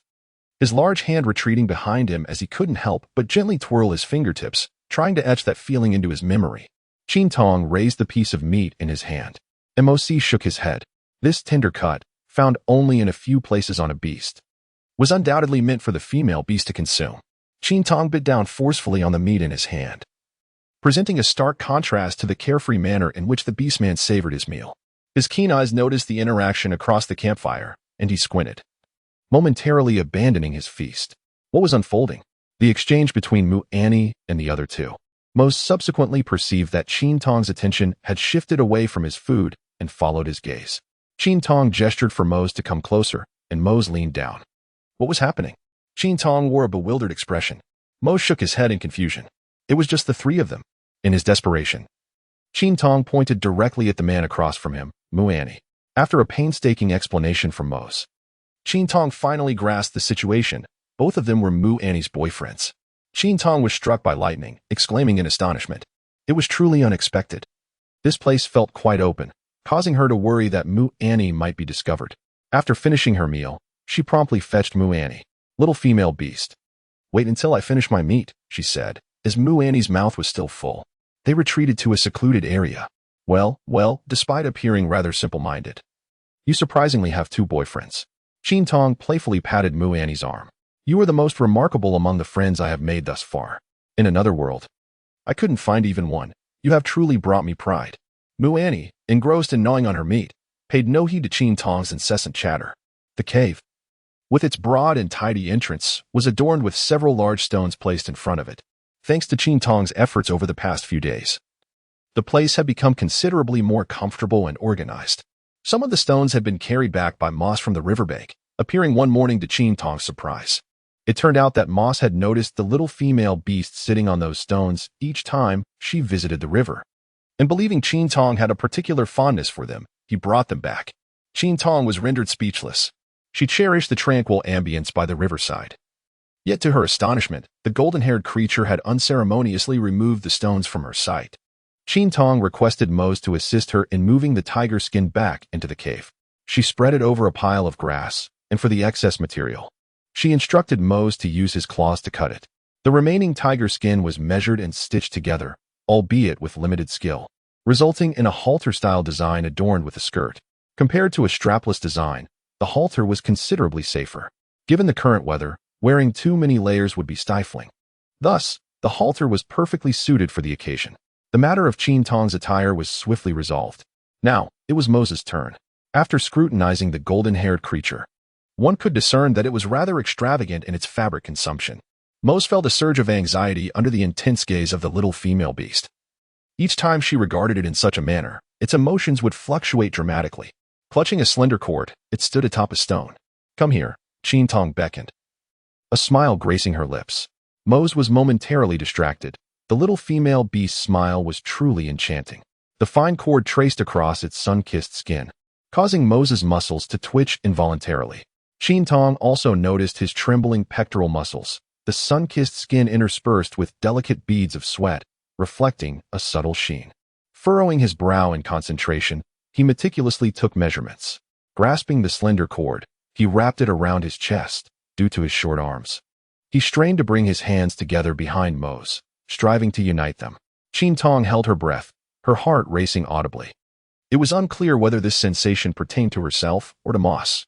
The unique fragrance of the young female creature continuously wafted into his nostrils, stimulating the senses of the inexperienced male beast, causing his heartbeat to thunder. Despite his best efforts to suppress it, he found it futile. Before long, the measurement was complete, and he chose to disregard the lower half, concluding that a longer beastskin skirt would suffice, drawing from his experience with the first piece. Though the crafting of Moss's garment was slightly more intricate, he executed it with greater swiftness. Upon completion, he insisted that Moss don the attire. Admittedly, the process was fraught with difficulty, only succeeding after Qin Tong had endured numerous moments of discontent. Qin Tong rested her chin on her hand, tilting her head in contemplation. How unsightly. She truly lacked the talent for garment making. Even the simple task of adding 2 sleeves had eluded her. Initially, she had intended to create a tank top for the golden-haired creature, but gazing upon that strikingly handsome face, she found herself unable to proceed with such an endeavor. Even the most handsome of men would appear peculiar in a tank top. It felt like a disservice to such a visage. Although she could not claim him for herself, merely admiring him sufficed. Ultimately, she resolved to drape him in a skirt fashioned from animal hide. When Mose discovered that the hide sewn by the little beast was intended for him, his expression turned complex, especially as he donned the peculiar animal skin, his face betraying his discontent. Qin Tong covered his mouth to stifle a laugh. With the animal hide removed from his upper body, he appeared far more pleasing to the eye.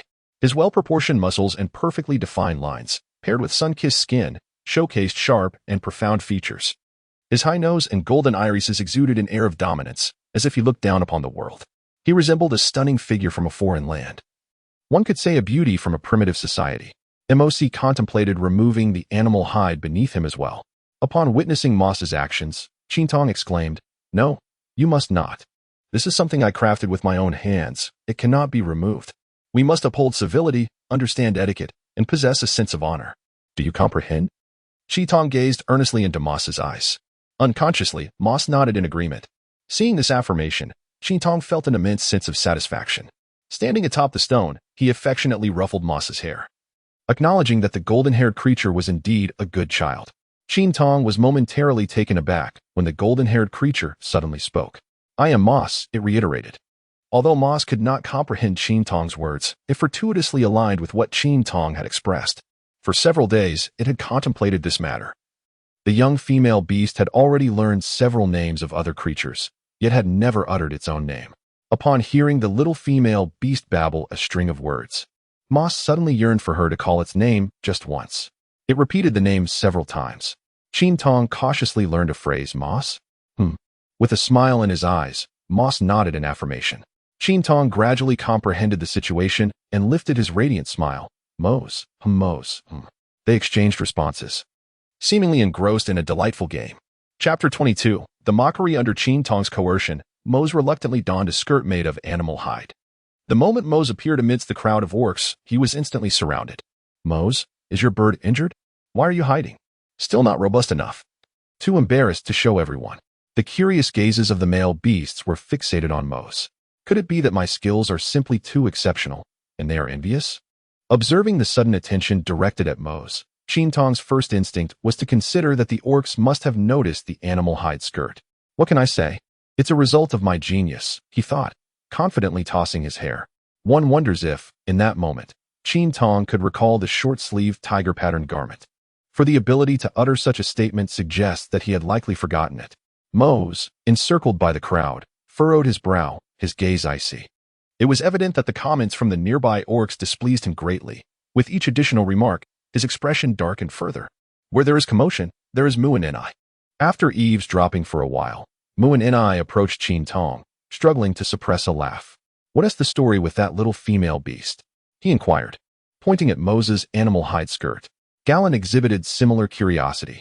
Qin Tong proudly lifted her chin and exclaimed, "I made it, isn't it beautiful?" Fearing that Gulan and Muin Inai might not comprehend, she patted her chest to indicate that the beast's skin skirt was her handiwork. Once Gulan and Muin Inai grasped the situation, they stared at Qin Tong in astonishment, left speechless for a considerable time. The little female beast had crafted it for Mose, and Gulan swallowed hard. Realizing why Mose was so upset, his expression darkened, yet he still wore the beast's skin. Did the little female beast truly lack understanding? This was common knowledge. Any adult shape-shifting beastman would know that only females would don such skins. When a female beast lifts the beast's skin for a male, it signifies her consent to mate. This is the very reason females wear the beast's skin, while males do not. Male beasts often compete to display their strength, and by not wearing the skin, they attract females, showcasing their masculine prowess. This is a behavior inherent to every male beast. Gulan cast a sympathetic glance at Mose, who was still being mocked. Muin and I explained to Qin Tong that Mose would be ridiculed for wearing that. Qin Tong does not comprehend. Are you not also involved? Why are you not subjected to ridicule? Do you still practice double standards? Qin Tong cast his gaze toward Mose among the orc crowd. An aura of chill emanated from him, and his brows were furrowed tightly, clearly reflecting his utmost impatience. With a surge of indignation, Qin Tong seized a twig from the ground and charged towards the horde of orcs. Do you not feel any shame? While your lack of civility is one matter, mocking others is quite another. He continued, you revel in tormenting the birds, do you? Allow me to show you what it means to face the consequences of your actions. Should that slender twig strike any part of the orcs, it would merely serve as a trivial annoyance, but if it were to hit a bird, the outcome would be entirely different. The male beasts, upon being struck, scattered in disarray. Male beasts are not inclined to attack female beasts lightly. Especially when Qin Tong is a shaman who brings the spark of fire, they could only retreat. Why is the female beast striking at us? Who has provoked her? Not I. Nor I, the male beast exclaimed, as they evaded. Qin Tong paid no heed to their remarks. The dress she had painstakingly sewn was met with derision, and even Mose was ridiculed. Such a detrimental atmosphere must be rectified. If mockery continues, how will others dare to don their attire? Shall they all resort to flight? It was one thing when they were merely boys, but now they ought to show some consideration for her as a young lady. Why does the little she-beast only target me? Yutato lamented. Qin Tong discarded the branch, drawing a fruit knife from his waist, and made a slicing motion towards the avian creatures of the beastmen. The formidable males recognized the object in the young female's hand. They had witnessed her wielding it before, and had also seen the aftermath of the young male's actions. Upon observing the young female's gesture directed at them, the collective of males instinctively shielded their prized possessions with both hands. Qin Tong grasped Moss's hand and led him far from the camp, only speaking once they had distanced themselves. In the future, they will continue to mock you. I shall confront them on your behalf and sever their pride, Qin Tong declared. His fists clenched. I will prepare a stew from their remains for Jingya, ensuring nothing goes to waste. Fortunately, Moss was oblivious to the words, or else the joyful mood would have dissipated instantly. Moss raised an eyebrow, observing the petite female creature standing before him, ready to defend against those who ridiculed him. His chest swelled with a feeling akin to something vast lodged within. He noted that the fiercest defenders were often those who had laughed the loudest and spoken the most. A delicate mist enveloped the area, floating through the forest like soft, white gauze. Sunlight streamed through the layered branches, casting golden threads that danced upon the grass below. Taking in the surroundings, he realized they had wandered far from the camp. With the day still young and a bodyguard by his side, it seemed an opportune moment to explore, meandering leisurely through the verdant wilderness, one tall and the other short. Qin Tong is but a child, eager to explore and touch everything around her. Whenever she encounters peculiar plants, she crouches down to examine them closely. On several occasions, she has nearly come into contact with toxic flora, but fortunately, Moss has intervened in time. Girls are invariably captivated by beautiful things. Upon discovering a vast expanse of blooming flowers, Qin Tong finds herself unable to resist the urge to pluck them. Placing them in the cave not only elevates her spirits, but also serves to freshen the air within. Qin Tong casts a sidelong glance at Moss. Orcs do not possess the habit of bathing daily. In truth, even Qin Tong herself lacks the means to wash every day. The only opportunity for a brief cleansing comes each morning by the river, where, on occasions when orcs abound, she can manage only to wash her face. It is indeed time to use flowers to perfume the cave's interior. Holding a bouquet of flowers in one hand, Qin Tong trod lightly ahead of Moss, humming a cheerful tune. Moss's features softened further, his lips, previously pressed together, now curved into a smile. they navigated around a massive tree root, revealing a lush expanse of vibrant greenery, with branches laden with brownish-green fruits. What could that be? Qin Tong's eyes sparkled with excitement. Fruits. Could fortune be smiling upon her? She was in dire need of fresh produce, having indulged in too much meat over the past few days, leaving her with some discomfort. A pressing need for greens. Moss intercepted Qin Tong's advance, cautioning her against their edibility. Qin Tong is not one to heed advice. Since MOC did not display a worried expression while pulling her away, it indicates that there is no poison. If there is no poison, it implies it is safe to consume. Whether it is palatable is another matter entirely, for at this moment, Qin Tong has forsaken her aspirations. Initially, she was quite disdainful of the sweet fruits, yet now she consumes them with considerable delight. Such fruits are indeed rare and have been in short supply for many days, with their availability being quite limited. As Qin Tong gently placed the flower into Moses' embrace, she deftly tiptoed forward to pluck 2 fruits. With determination, she bit down, only to find it unyielding. In light of this, she resorted to her formidable modern tools. Drawing a fruit knife from her waist, she applied force to pierce through. Turning to Mose, she raised the fruit to his lips. Obediently, Mose bit down, and with a crisp crack, the fruit split open. Having spent a few days living together, Qin Tong had effectively transformed Mose into her versatile assistant.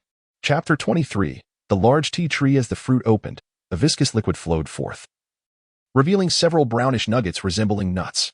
Tentatively, she inhaled. The scent was somewhat familiar, yet she had never encountered this particular fruit before. Qin Tong's bright eyes flickered with curiosity. The interior bore a resemblance to chestnuts, though devoid of the prickly exterior. Should she perhaps sample it cautiously?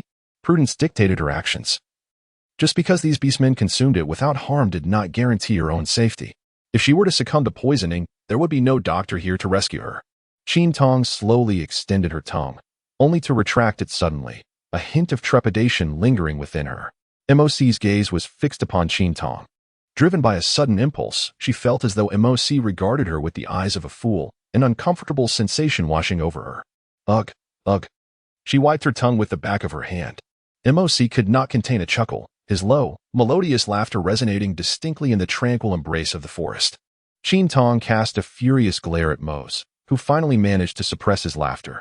Qin Tong gazed at the object in his hand, feeling an uncanny familiarity with both its appearance and scent, yet unable to recall its significance at that moment.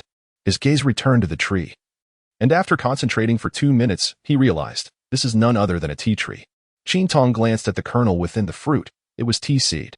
He had not recognized it at first due to the significantly larger size of the tea seed in his hand, a characteristic of the primitive society where everything appeared to be oversized. A magnified version of the tea seed. Upon closer inspection, he noted some subtle differences. The color was somewhat lighter, and the shell was considerably harder, yet it was undoubtedly tea seed.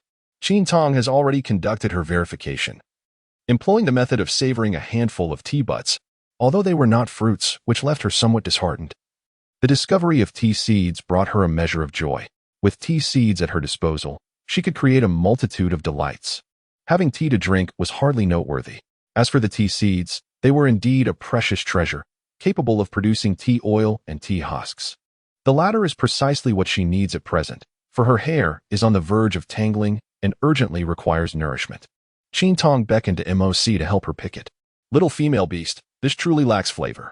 Regardless of what Mose said, Qin Tong felt compelled to assist. Hurry up and lend a hand.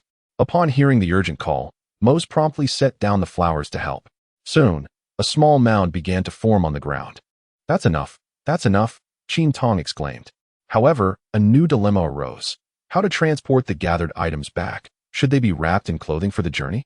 Qin Tong rolled her eyes at herself, boldly disrobing in the wilderness, a breach of decorum indeed. The primitive society proved to be utterly inconvenient, lacking even the most basic means of storage. Vines clinging to the tree trunks came into her view. A whimsical thought crossed her mind. As if the heavens would rain down sustenance when hunger struck, fortune seemingly ever present. Glancing at the fruit knife in her hand, she weighed it against the vines, deciding not to challenge them further. Mose, come here. Soon, a pile of vines was arranged, and Qin Tong gestured for Mose to sit beside her on the ground. Having only witnessed others weave baskets, she had never attempted it herself, now resorting to desperate measures. It seemed there was a technique involved. Let me ponder. First, a cross pattern, then an alternating weave that appeared to be the method. followed by layering new materials and finally sealing the edges. After several attempts, all ended in failure. Qin Tong was indeed a delicate girl, rarely engaging in laborious tasks at home. The vines were quite resilient. When she exerted force to break them, her slender, fair fingers inevitably suffered friction, turning red from the strain. Mo sat nearby, uncertain of how to assist the little female creature in her endeavor. "Let us make one final attempt. I have grasped some understanding," Qin Tong remarked with a smile directed at Mo's. This time, the process proved significantly smoother. After a few attempts, the vines softened enough to be manageable. As she observed the basket taking shape, Qin Tong was filled with immense joy. Indeed, failure is the mother of success, and homage to Phillips. After pausing momentarily, she wondered if those words were his. Shaking her head, she deemed it inconsequential. Watching the basket gradually form, a sense of accomplishment surged within her. In her elation, she overlooked the wounds on her hands, now not only red but also drawing blood. Mose quickly noticed, taking her hand and gently licking the droplets away with his tongue. Qin Tong attempted to withdraw his hand, yet he was unsuccessful. It was rather unseemly.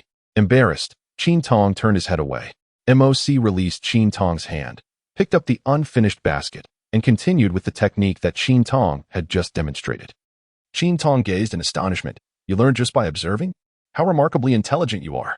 Mose moved with great speed, and indeed, possessing considerable strength proved advantageous. Each day, Qin Tong found himself envious of the various talents exhibited by the orcs. Ultimately, he was quite pleased with the finished product, although it seemed somewhat oversized. The tea seeds filled an entire basket, with plenty still remaining. It would be best to return tomorrow to retrieve the rest. With so many here and no orcs to consume them, there was no need to worry about theft. Mose lifted the basket, while Qin Tong held the flowers. And together they prepared to head back. Qin Tong often engages in soliloquy, and Moss finds no annoyance in it. On the contrary, it relishes the sound of the petite female beast's voice, even if the words elude its comprehension. For instance, at this very moment, "Moss, I must tell you, this tea seed is truly a remarkable treasure, especially the oil extracted from it," Qin Tong chattered incessantly. As long as Moss could grasp the name, it was content, knowing that the little female beast was addressing it, which brought it great joy. Suddenly, Moss came to a halt. Qin Tong turned his head and asked, "What's the matter?" Unable to carry it, Mose remained utterly silent. Unlike his usual languid and casual demeanor, Mose now exhibited a vigilant expression, his eyes dark and piercing. Qin Tong was not a fool. He promptly fell silent. He began to observe his surroundings. And the expression on Moss's face instilled a profound fear that permeated every pore of his being. What could have transpired to elicit such a reaction from a creature as formidable as Moss? Moss's golden eyes were fixated on a specific spot, its beastly ears perking up as faint sounds reached them. The noises were rhythmic. It caught the scent, it recognized it. That familiar stench, an utterly repulsive odor. Moss transformed into its beast form and crouched down, inviting Qin Tong to climb atop. Qin Tong cast aside the object in her hand and swiftly ascended onto Moses' back. "Hold on tight, little one. Do not let go." Moses' voice resonated with a profound depth. Gripping Moses' fur firmly, Qin Tong would have done so regardless of his words. Overwhelmed by fear, her entire body trembled. Soon thereafter, a cacophony of piercing sounds enveloped them from all directions. Qin Tong's body was taut with tension. MOC's eyes narrowed sharply for a fleeting moment as a tremendous roar erupted, propelling him to leap and swiftly depart. Qin Tong dared not raise her head, clinging tightly to Moss's back. The sounds that invaded her ears made her acutely aware of the terrifying speed at which they were moving. The sensation of impending danger sent shivers down her spine. Surrounding them were the roars of other creatures, horrific sounds that Qin Tong had never encountered before. Sharp, piercing, and utterly fearsome. Moss moved with remarkable swiftness, leaping and descending, causing Qin Tong's body to sway precariously. She felt as though she might be sick from the motion. Yet she clutched on desperately, too fearful to relax her grip, terrified that if she did, she would be flung into the abyss. The cacophony of roars grew louder and closer. The leader of Moss was once again in their midst. A chilling voice echoed ominously. Chapter 24. Attention on the brink. The eerie sounds reverberated all around. Tears glistened at the corners of Qin Tong's eyes. Mose halted upon hearing a sound, finding himself encircled. A colossal figure emerged from the shadows, its body adorned with irregular patches of tawny and dark brown fur, a robust jaw, and irregular tusks, presenting an appearance as grotesque as it was fearsome. After Mose came to a standstill, the foe also slowed its approach, closing in at a leisurely pace. Mose shook his massive head, his gaze laced with disdain. A mere hyena was hardly worthy of his concern. The hyena clan was a sworn enemy etched into the very genes of the lion tribe, and also a nemesis of the Daifan clan. The hyenas had long harbored ambitions against the Daifan, and since the reign of Chief Safar, the conflict between the Daifan and the hyena clan had never ceased. Under normal circumstances, Mose would have charged forward to engage in battle, yet this was the first time he hesitated in the face of hyenas. The presence of a small female beside him restrained him from taking risks. The hyena clan, having engaged in prolonged strife with the Daifan, was not to be underestimated. They possessed their own strengths, albeit qualities Mose held in contempt and loathed. The hyenas resembled malevolent spirits, unpredictable and prone to sudden acts of carnage. They spared neither young nor females in their ruthless pursuits. For them, slaughter was not a matter of survival, but rather a form of amusement. The hyenas detested coexistence with other tribes, refusing to accept any other species. Mose had believed the hyenas had vacated the Maloka jungle, as the clan had not encountered them in quite some time. To his dismay, they remained, seemingly having proliferated. Mose dared not strike first, fearing for the safety of the small female on his back. Should she fall into the clutches of the hyenas, she would likely meet a gruesome fate. If the males of the clan were to discover Mose's current hesitation, they would undoubtedly mock him. However, in such a situation, any male from the clan would likely behave similarly, as they all prioritized the protection of females and refrained from unleashing their full might in battle. Apprehensive of failing to safeguard them, Mose had always fought with the resolve to meet the beast god. This time, however, he lacked that fervor. With a resounding roar, the hyenas lunged, a testament to their nature of collective action and assault. Mose was acutely aware of his vulnerabilities, as well as those of his adversaries. If he could rend the hyena king asunder, the others would scatter in fear. He had but one chance. His claws swept through the air, tearing apart one hyena with a single strike. Mose evaded continuously, determined not to be bitten. Beyond their pack mentality, the hyenas possessed another inherent advantage: their molars. Short yet robust, could effortlessly shatter the bones of a male beast. Mose was beginning to feel the weariness set in. While the explosive power of the lion-tiger beast was formidable, its endurance could not rival that of the hyenas. Facing a pack of them placed him at a distinct disadvantage. The presence of the female was an additional reason Mose could not afford to engage recklessly. A hyena charged directly at Mose, only to be predictably torn apart by him, leaving several hyena corpses strewn across the ground. Mose fixed his gaze upon the hyena below, a filthy race, indeed, for even their blood reeked foul. Upon hearing Mose's words, the Lion King bared his teeth. Had this scene been witnessed by Qin Tong, she would surely have exclaimed in horror at the grotesqueness before her. The Lion King's short, dark muzzle twisted in fury, revealing a jagged array of fangs and a visage marred by imperfections, embodying a hideousness that was truly remarkable. It appeared that the Daifan tribe was on the cusp of a leadership change. The Lion King spoke with unwavering confidence, suggesting that it was also possible that the entire Daifan tribe might soon vanish to meet the beast god. With a mighty roar, Mose added that perhaps the entire clan of beasts would join their kin in that fateful encounter. As soon as Mose's words fell, a cacophony of cries echoed throughout the surroundings. Qin Tong pressed closely against Mose, paralyzed with fear, refraining from movement, sound, or even raising her gaze, striving to diminish her presence. She understood that she must not complicate matters. She could sense Mose's tension. Lying against Mose's back, she was acutely aware of his movements, which were undoubtedly influenced by her presence. Otherwise, he would not be so tightly wound, so on edge.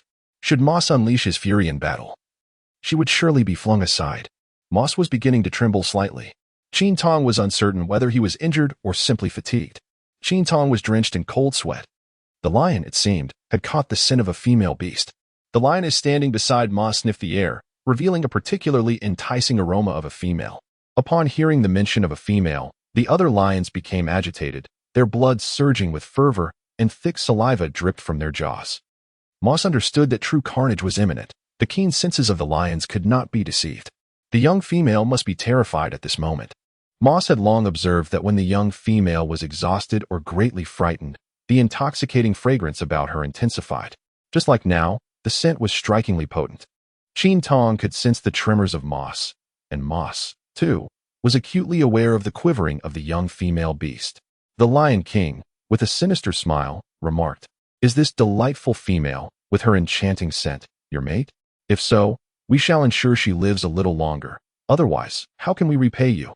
Repay you for the eye you have lost.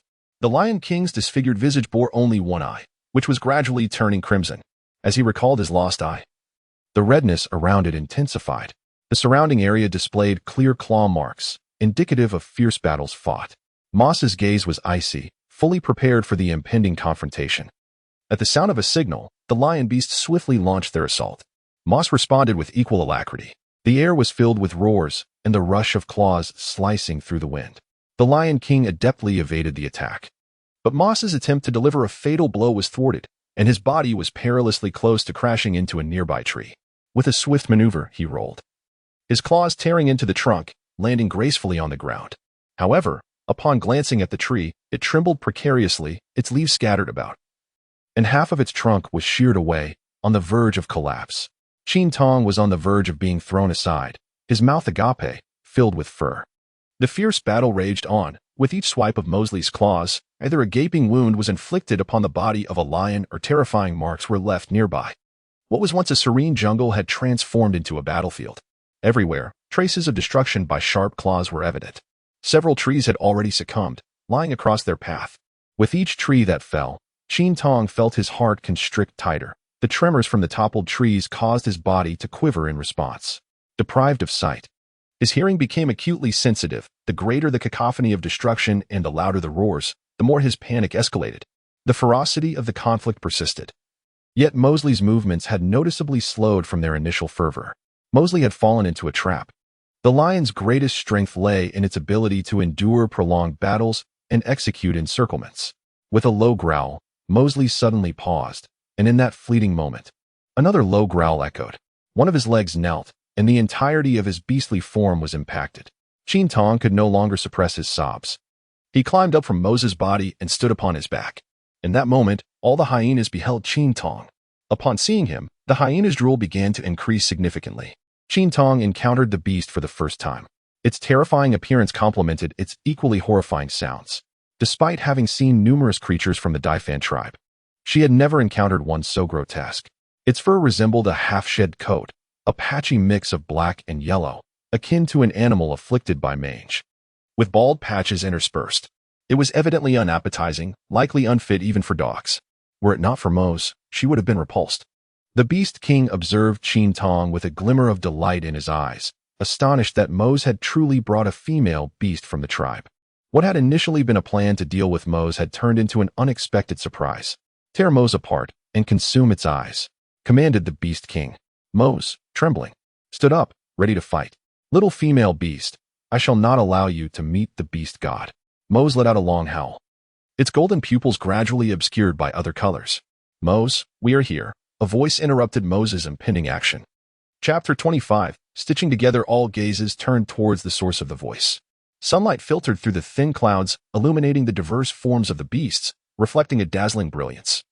With the golden rays casting a gilded edge upon them, these varied creatures appeared before Qin Tong, unveiling the formidable strength of the Daifan tribe for the first time. The shock within her was beyond words. Alongside this astonishment was a profound submission to power. Gazing at the beastmen before her, Qin Tong grasped, for the first time, the insignificance of humanity. Among them, the most striking was Rake in his beast form, a colossal saber-toothed elephant with long, protruding tusks. Even Mose, considerable in size, seemed diminutive in comparison. Several smaller beasts stood atop the elephant's back. They were not truly small, merely appearing so beside Rake. The most prominent among them was a humanoid figure standing in the center, Golan, with silver-white hair billowing in the wind. Qin Tong had never encountered such a solemn Golan before. Usually, Golan exuded a gentle demeanor, but now he appeared unfamiliar, radiating an imposing aura. Without any preamble or pleasantries, Fuya, in his beastly form, took the lead onto the battlefield, closely followed by Tailj. The moment the beasts of the Daifan tribe emerged, the Lion King felt a pang of regret, not for attacking Mose, but for the prolonged delay that may have cost him the chance to tear Mose apart. The cacophony of battle intensified, and the beast had already succumbed to a state of being overwhelmed. The cacophony of roars nearly rendered Qin Tong deaf. The ferocious howls of her comrades, coupled with the terrifying sounds of the beasts, sent waves of pain coursing through her head. Among these, the roars of her own kin inflicted the most profound damage, their thunderous cries resonating deep within her heart. At that moment, Qin Tong was indifferent to the clamor and all else. She slid off Moses' form, oblivious to the fact that he had already succumbed to unconsciousness. Qin Tong, shrouded in confusion, discovered that Moss had closed his eyes. A profound fear gripped her heart, for she dreaded that Moss might be deceased, and tears flowed uncontrollably down her cheeks. Gulan appeared behind Qin Tong, enveloping her in a comforting embrace. "Do not be afraid. We are here," he reassured her. "Gulan, it seems that Moss, he appears to be dead," Qin Tong sobbed, and with the arrival of her support, she finally transformed her fear into tears. Li Jiang stood guard beside Gulan and Qin Tong, refraining from joining the battle. The fierce wolf beast, on high alert, scanned the surroundings, a murderous intent flickering in its eyes. Tears streamed down Qin Tong's face uncontrollably. Had she not pulled Mose out, none of this would have transpired. The chaos erupted. The mighty beasts of the Defan tribes surged onto the battlefield, overwhelming the hyenas with their sheer strength. The methods employed by the hyenas in their assaults were notoriously unscrupulous and insidious. Even in a state of domination, Eliza was ambushed from behind, a perverse and humiliating tactic. The rear of each beast is undoubtedly its most vulnerable point, a favored strategy of the hyenas. Eliza fought valiantly to escape the hyena's vicious bite, turning to impale it with her horn. The hyena king, observing the melee, seethed with rage, unwilling to let the opportunity to eliminate Mose slip away. With a thunderous roar, he commanded his kin to tear Mose apart, for Mose was the ultimate prize. Upon hearing the command, the hyenas launched a reckless counterattack. Trees in the jungle toppled one after another, startling the birds and beasts within. The air became saturated with the metallic scent of blood. A stimulant for the beasts hit a source of revulsion for Qin Tong. Qin Tong suppressed his nausea, gripping the fruit knife tightly in his hand out of fear. The Lion King's command intensified the battle. The mighty beast shielded Mose from harm. Concealed behind the mane of the beasts, the Lion King stealthily altered his approach. Gulan kept Qin Tong closely protected behind him. The main beasts launched a frenzied assault, their focus entirely on Mose, while the Lion King quietly approached Qin Tong from behind. The eye, tainted by the corruption of slaughter, fixated menacingly on Qin Tong's back. The Lion King slightly crouched, poised and ready to strike. Qin Tong shuddered slightly, an inexplicable chill enveloping him, his heart racing with trepidation. Seizing the opportunity, the Lion King launched an attack. However, Gulan was no pushover. In the very moment before the Lion King lunged at Qin Tong, he sensed the impending danger. The murderous intent emanating from the Lion King was palpable. Beastmen are acutely sensitive to such emotions, and the surge of bloodlust was nearly impossible to conceal. Almost simultaneously, as the Lion King pounced, Gulan turned and embraced Qin Tong. In that fleeting moment before peril struck, Qin Tong's eyes flew open. Gulan clutched Qin Tong, facing the Lion King's onslaught without the luxury of further reaction. Suddenly, a lion's roar erupted. The unconscious monarch awakened, unleashing a formidable growl that commanded instinctive submission, a display of the primal might inherent to the tiger-lion beast. It was a manifestation of bloodline dominance, compelling all creatures to bow before it. Moses' roar struck terror into the Lion King, diverting its attention, causing its grotesque visage to veer toward Mose. Realizing it had squandered the chance to slay the female beast, the Lion King redirected its full force toward Mose, claws bared and fangs bared. Mose swiftly positioned himself to shield Gulan and Qin Tong, the collision resulting in a jagged mark appearing on his lion-like visage. Calmly, Mose fended off the Lion King's assault, exerting the last vestiges of his strength to topple the beast to the ground. The Lion King's crimson eyes locked fiercely onto Mose, radiating intense murderous intent. A rhythmic growl echoed, prompting the lion beasts to retreat rapidly, as if a tide had receded. "Voyet, do not pursue," Tyrge called out, halting Voyet's advance. With the danger dissipated, the colossal beast collapsed with a thunderous thud. Qin Tong hurriedly ran forward and pushed against the beast's body, tears cascading down like pearls severed from their string, landing upon moss. Even upon returning to the camp, she remained in a daze. However, she knew she must muster her strength. Several male beasts were injured and now relied solely on her. The tribe's healer, Jingya, had yet to awaken, leaving Qin Tong, a mere novice, to take on the responsibility. Among the wounded beastmen, the one in most urgent need of care was Enlisha. It had been ambushed from behind by a hyena, leaving a gaping wound from which blood flowed incessantly. Qin Tong urged the orc to hasten to the river to fetch water for boiling, while she rummaged through the discarded garments to extract some threads. Her mind was in disarray, consumed by this singular task. She placed the extracted threads and a bone needle into a stone pot, immersing them in the boiling water for a thorough cleansing. Golan trailed closely behind her, pondering whether he could be of assistance. "Qin, what are you doing?" Golan questioned, perplexed by the necessity of placing the items in the stone vessel only to retrieve them afterward. In Golan's mind, it seemed the young female orc intended to consume the water infused with the bone needle. The other orcs gathered nearby, their expressions laden with concern as they watched Enlisha. The blood was alarmingly abundant, staining the surroundings in a deep crimson hue.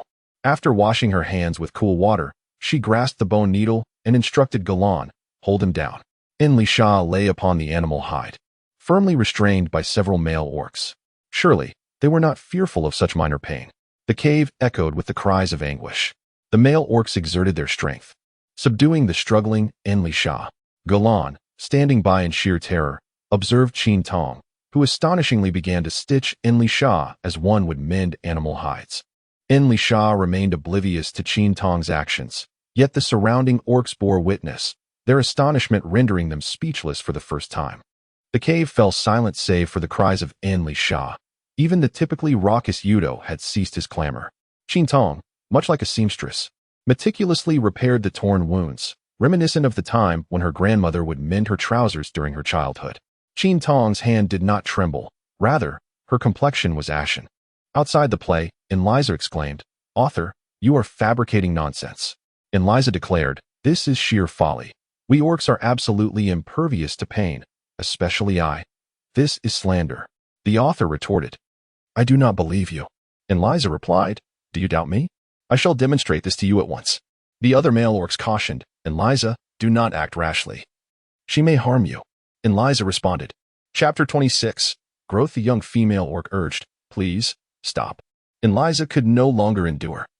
She struggled in vain, and could only beseech Qin Tong to cease. She could not comprehend why the pain was so excruciating, even more so than the bites of a hyena. The knot was untied, the thread severed, and at last, everything came to an end. As they beheld Qin Tong complete this series of actions, the orcs were left in astonishment, their mouths agape.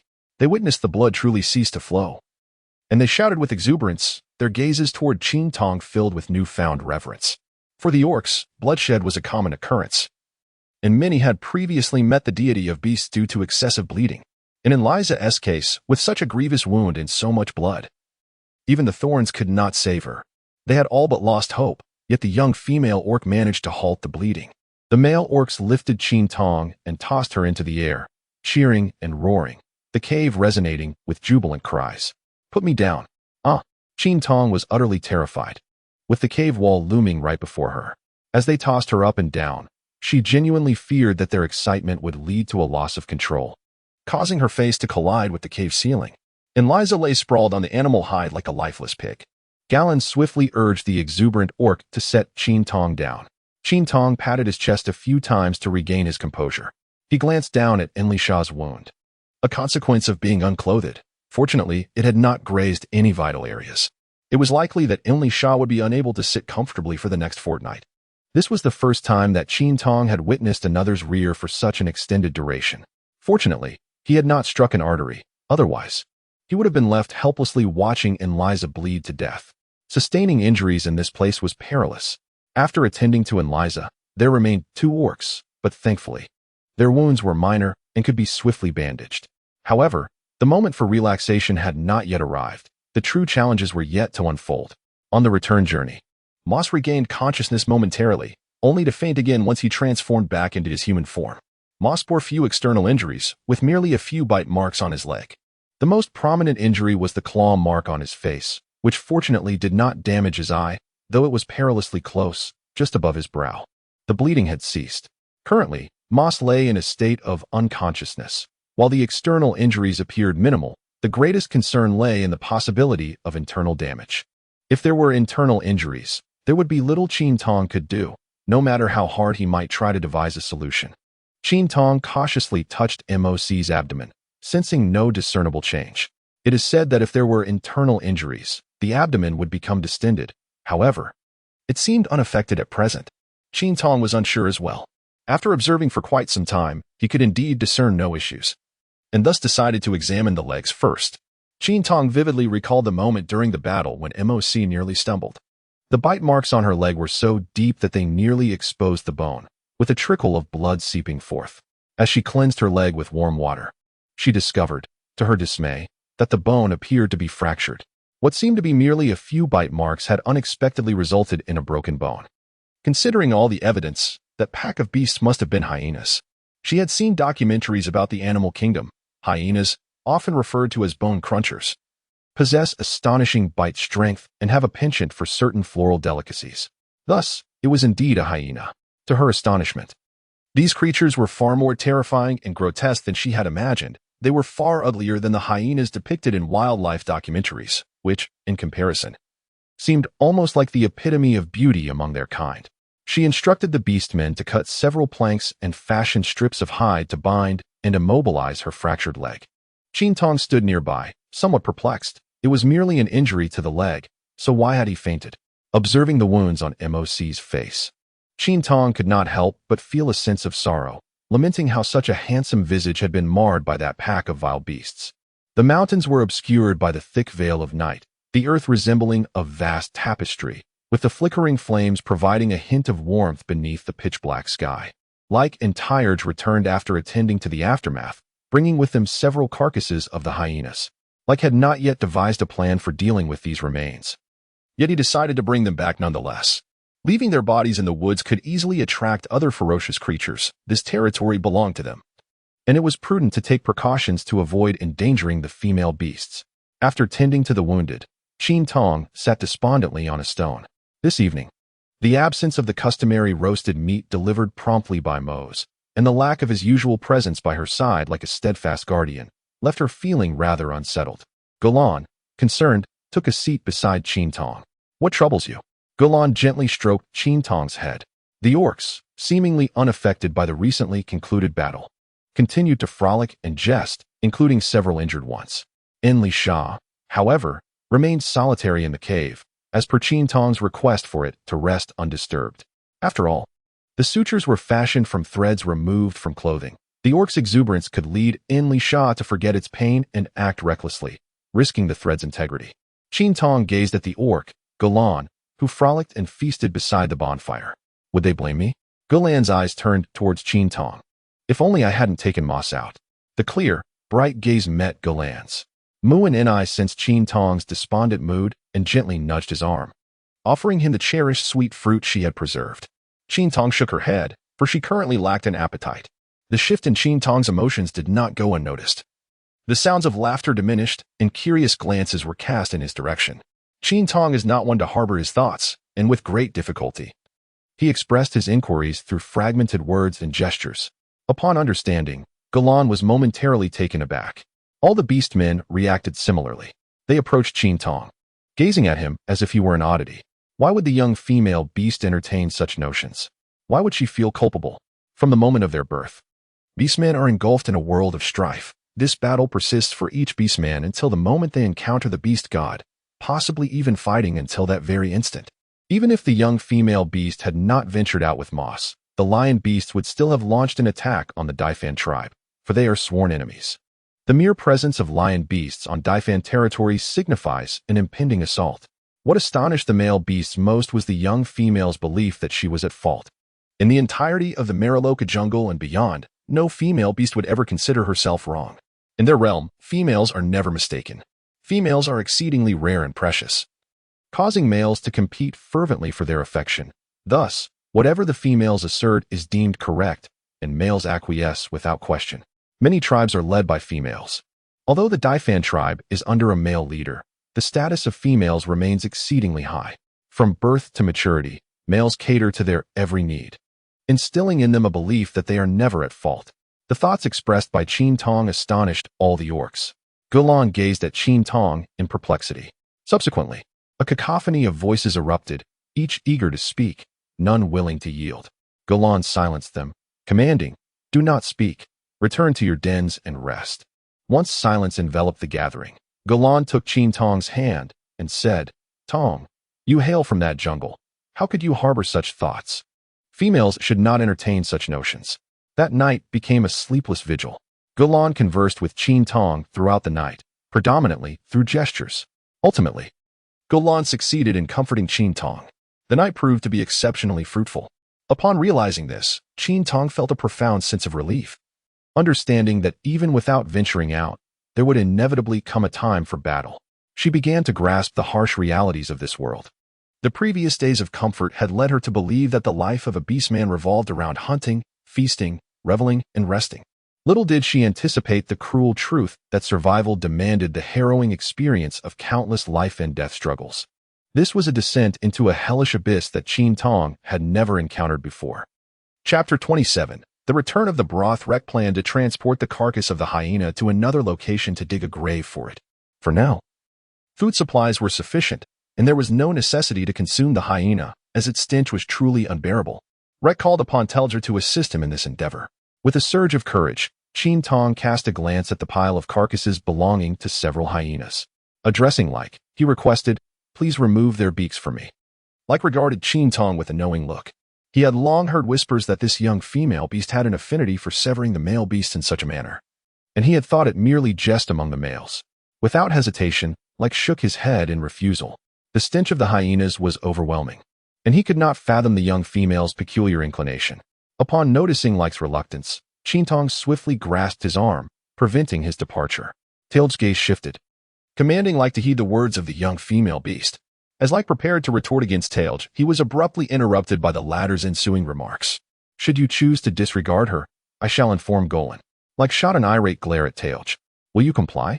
Tailj inquired with a mischievous grin, pondering whether Golan would grow to despise you for ignoring the young female's counsel. With a fierce display of frustration, Like hurled the carcass of the beast and sprang into action. Qin Tong grinned widely, exclaiming that today would surely lead them to a state of disarray. Throughout the meat feast, the smile on Tarja's face remained unwavering. "What makes you smile so, Tarja?" Fuya inquired with curiosity. At that moment, Yudo also approached. Noting that Tarja always wore such a grin when up to no good, Tarja's eyes narrowed slightly, and his smile deepened at Yudo's observation. Yudo shivered and quickly distanced himself, not wishing to incur Tarja's wrath, for he was known to harbor a mischievous spirit. The last time Tarja pursued a female beast, Yudo had merely remarked that the red wolf was not particularly robust, yet Tarja had retaliated by polluting the very waters Yudo drank from. Having prepared the soup, Qin Tong intended to serve it to Enli Sha first, who had been calling out from the cave for quite some time. It was imperative to provide him sustenance to quell his cries for freedom. Tarja took the stone bowl from Qin Tong, offering, "Allow me to assist you, little female." "Thank you," she replied, appreciating the beastman's courteousness in helping a lady with heavy burdens. Upon seeing Qin Tong, Enli Sha's voice grew even more insistent. "Little female, I am ready. Let me out." Now, the only hope lay with the little female, for Enli Sha had been caught attempting to escape the previous night, prompting Galan to assign Yi Fu to keep a watchful eye on him, preventing any further attempts at freedom. Tarja, standing behind Qin Tong, chuckled at Enli Sha's plight. "You've drunk the water prepared by the little female. It has a meaty flavor," he teased. "I do not wish to drink water. I desire meat." Enli Sha protested. "You must drink first to eat," the little female insisted, explaining that it was vital for his health. A glint of cunning flashed in Tarja's eyes.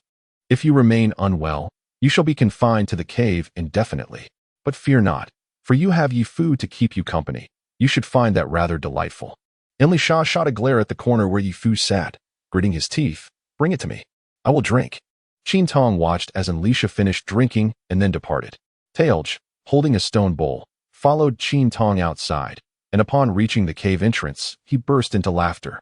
Doubling over in mirth, Qin Tong cast a peculiar glance at Tairj. Has this fellow lost his mind, laughing so heartily? What could possibly be so amusing?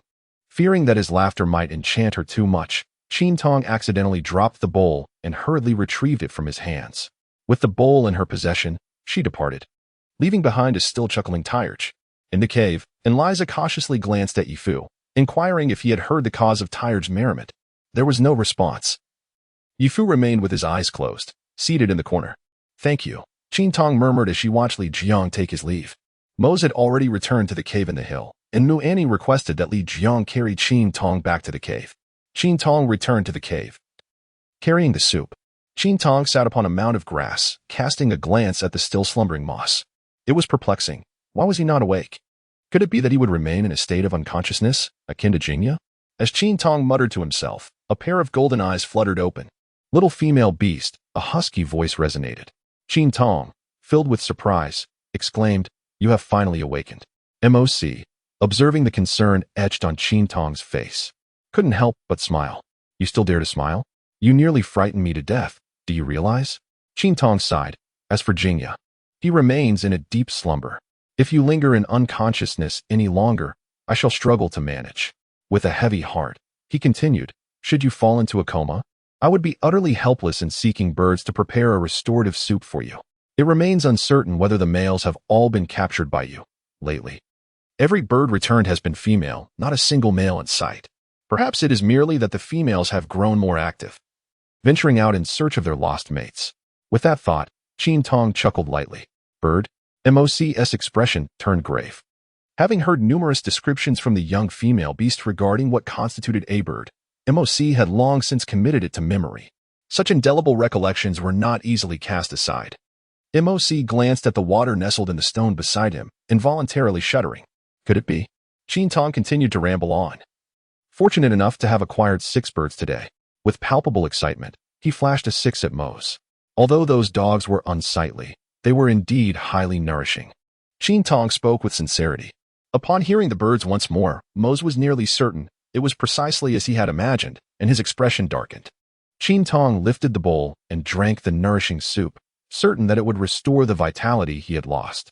Mose continuously shook his head, asserting, "Little beast, I have no need for it. My health is quite robust. You should offer it to Jingya." Mose even patted his chest, affirming his well-being. Qin Tong began to grasp Mose's sentiment, realizing that Jingya was included as well. "How very modest of you." Qin Tong cautiously extended the stone bowl forward. MOC, startled, shifted his body and struggled to rise. Qin Tong hastily set down the soup, admonishing, "Your leg is broken. You must not move recklessly. Quickly, let Mose lie down again. It is no longer hot. I am aware of your aversion to scalding temperatures. It has cooled." A glance at the soup revealed that while it was indeed lukewarm, it still retained a certain fishiness, lacking the ginger that would have mitigated it. Those who consume raw meat directly, it seems, are unperturbed.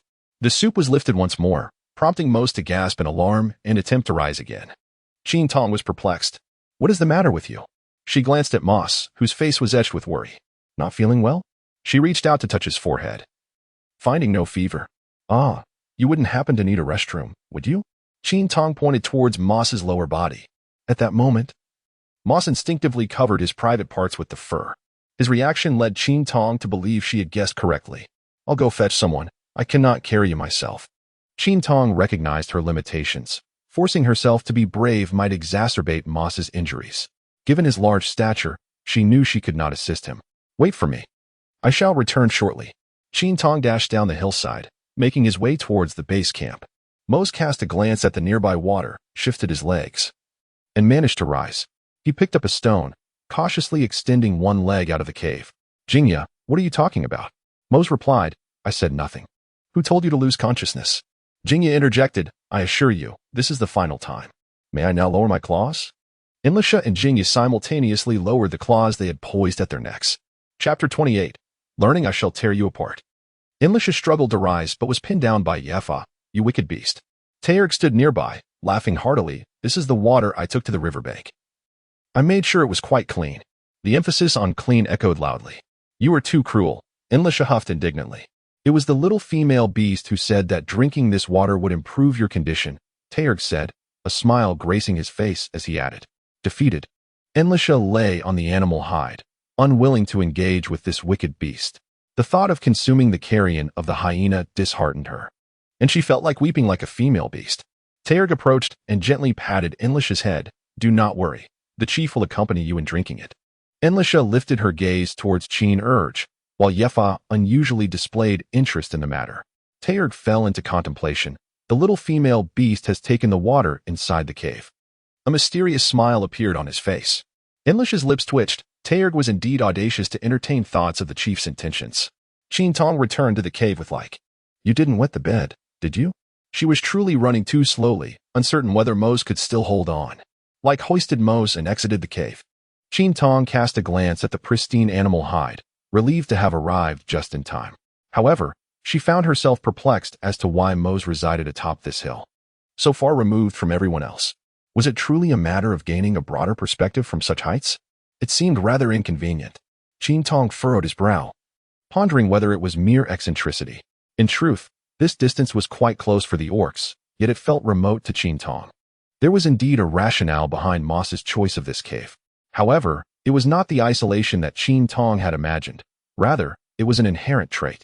Both the lion and tiger clans have long been accustomed to dwelling at elevated heights, and thus Moss, as a hybrid of the two, naturally inherited this inclination. Residing at such altitudes facilitates the detection of distant movements, serving as a vital survival mechanism, allowing one to sense danger at the earliest opportunity. Qin Tong glanced at the empty bowl, his eyes shifting as he stroked his chin. Was he truly in urgent need?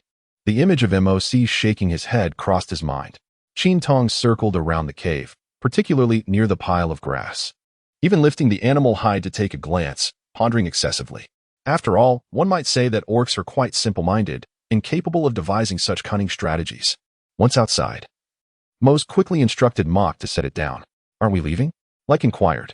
Moments ago, the young female beast had run over, panting heavily, and after much gesturing, it finally understood her intent. Who exactly returned from hunting the males? Mose remarked with a stern expression. Like instantly comprehended the situation. There was no male beast to be found. Then how did those come about? He asked in a low voice. They belong to the hyena beasts. What? Mose's voice suddenly rose in pitch. Like shot a sidelong glance at Mose. I mean, the hyena beasts. The expression on Mose's face transformed into a vibrant palette of emotions. It was utterly speechless, secretly relieved that it had refrained from drinking. The mere thought of the hyena beasts conjured images of their grotesque and filthy appearance, along with their foul odor. Had it truly imbibed, it would have been eager to meet the beast god directly. Did Jingya drink? Mose inquired. Like pondered for a moment, perhaps. He noticed the young female beast carrying a stone towards the cave. Mose's golden eyes deepened with concern. This matter must remain concealed from Jingya. Otherwise, it genuinely feared that Jingya would erupt in rage and tear the young female beast apart. After escorting Mose back to the cave, Like departed. Why did you take so long? Qin Tong asked curiously. Mose reclined on the grass pile, gazing intently at Qin Tong. It truly relished this moment, appreciating the worried expression of the young female beast as she looked at him. He cherished that gaze. Qin Tong tapped his head, feeling somewhat perplexed, for he was at a loss to understand. After gesturing for quite some time, it seemed that Moc still did not comprehend. With a sigh of resignation, Qin Tong decided to focus on his studies. Language proved to be a formidable barrier. In the absence of verbal communication, he was left to express himself through gestures, akin to a mute, requiring not just the movement of his hands, but almost the coordination of his entire body, employing both hands and feet along with dramatic flair. It was indeed a laborious endeavor. Let us rewind time by 10 minutes. Rek, you should patrol the territory more frequently, Moc expressed his concerns. His apprehension was justified. For the hyena tribe had grown in number, and having lost several of their own, they were bound to retaliate. The hyenas were notorious for their vindictiveness and would surely seek revenge. Rek had already anticipated this, replying, I will. Qin Tong waved his hand in front of Moss, asking, What are you daydreaming about?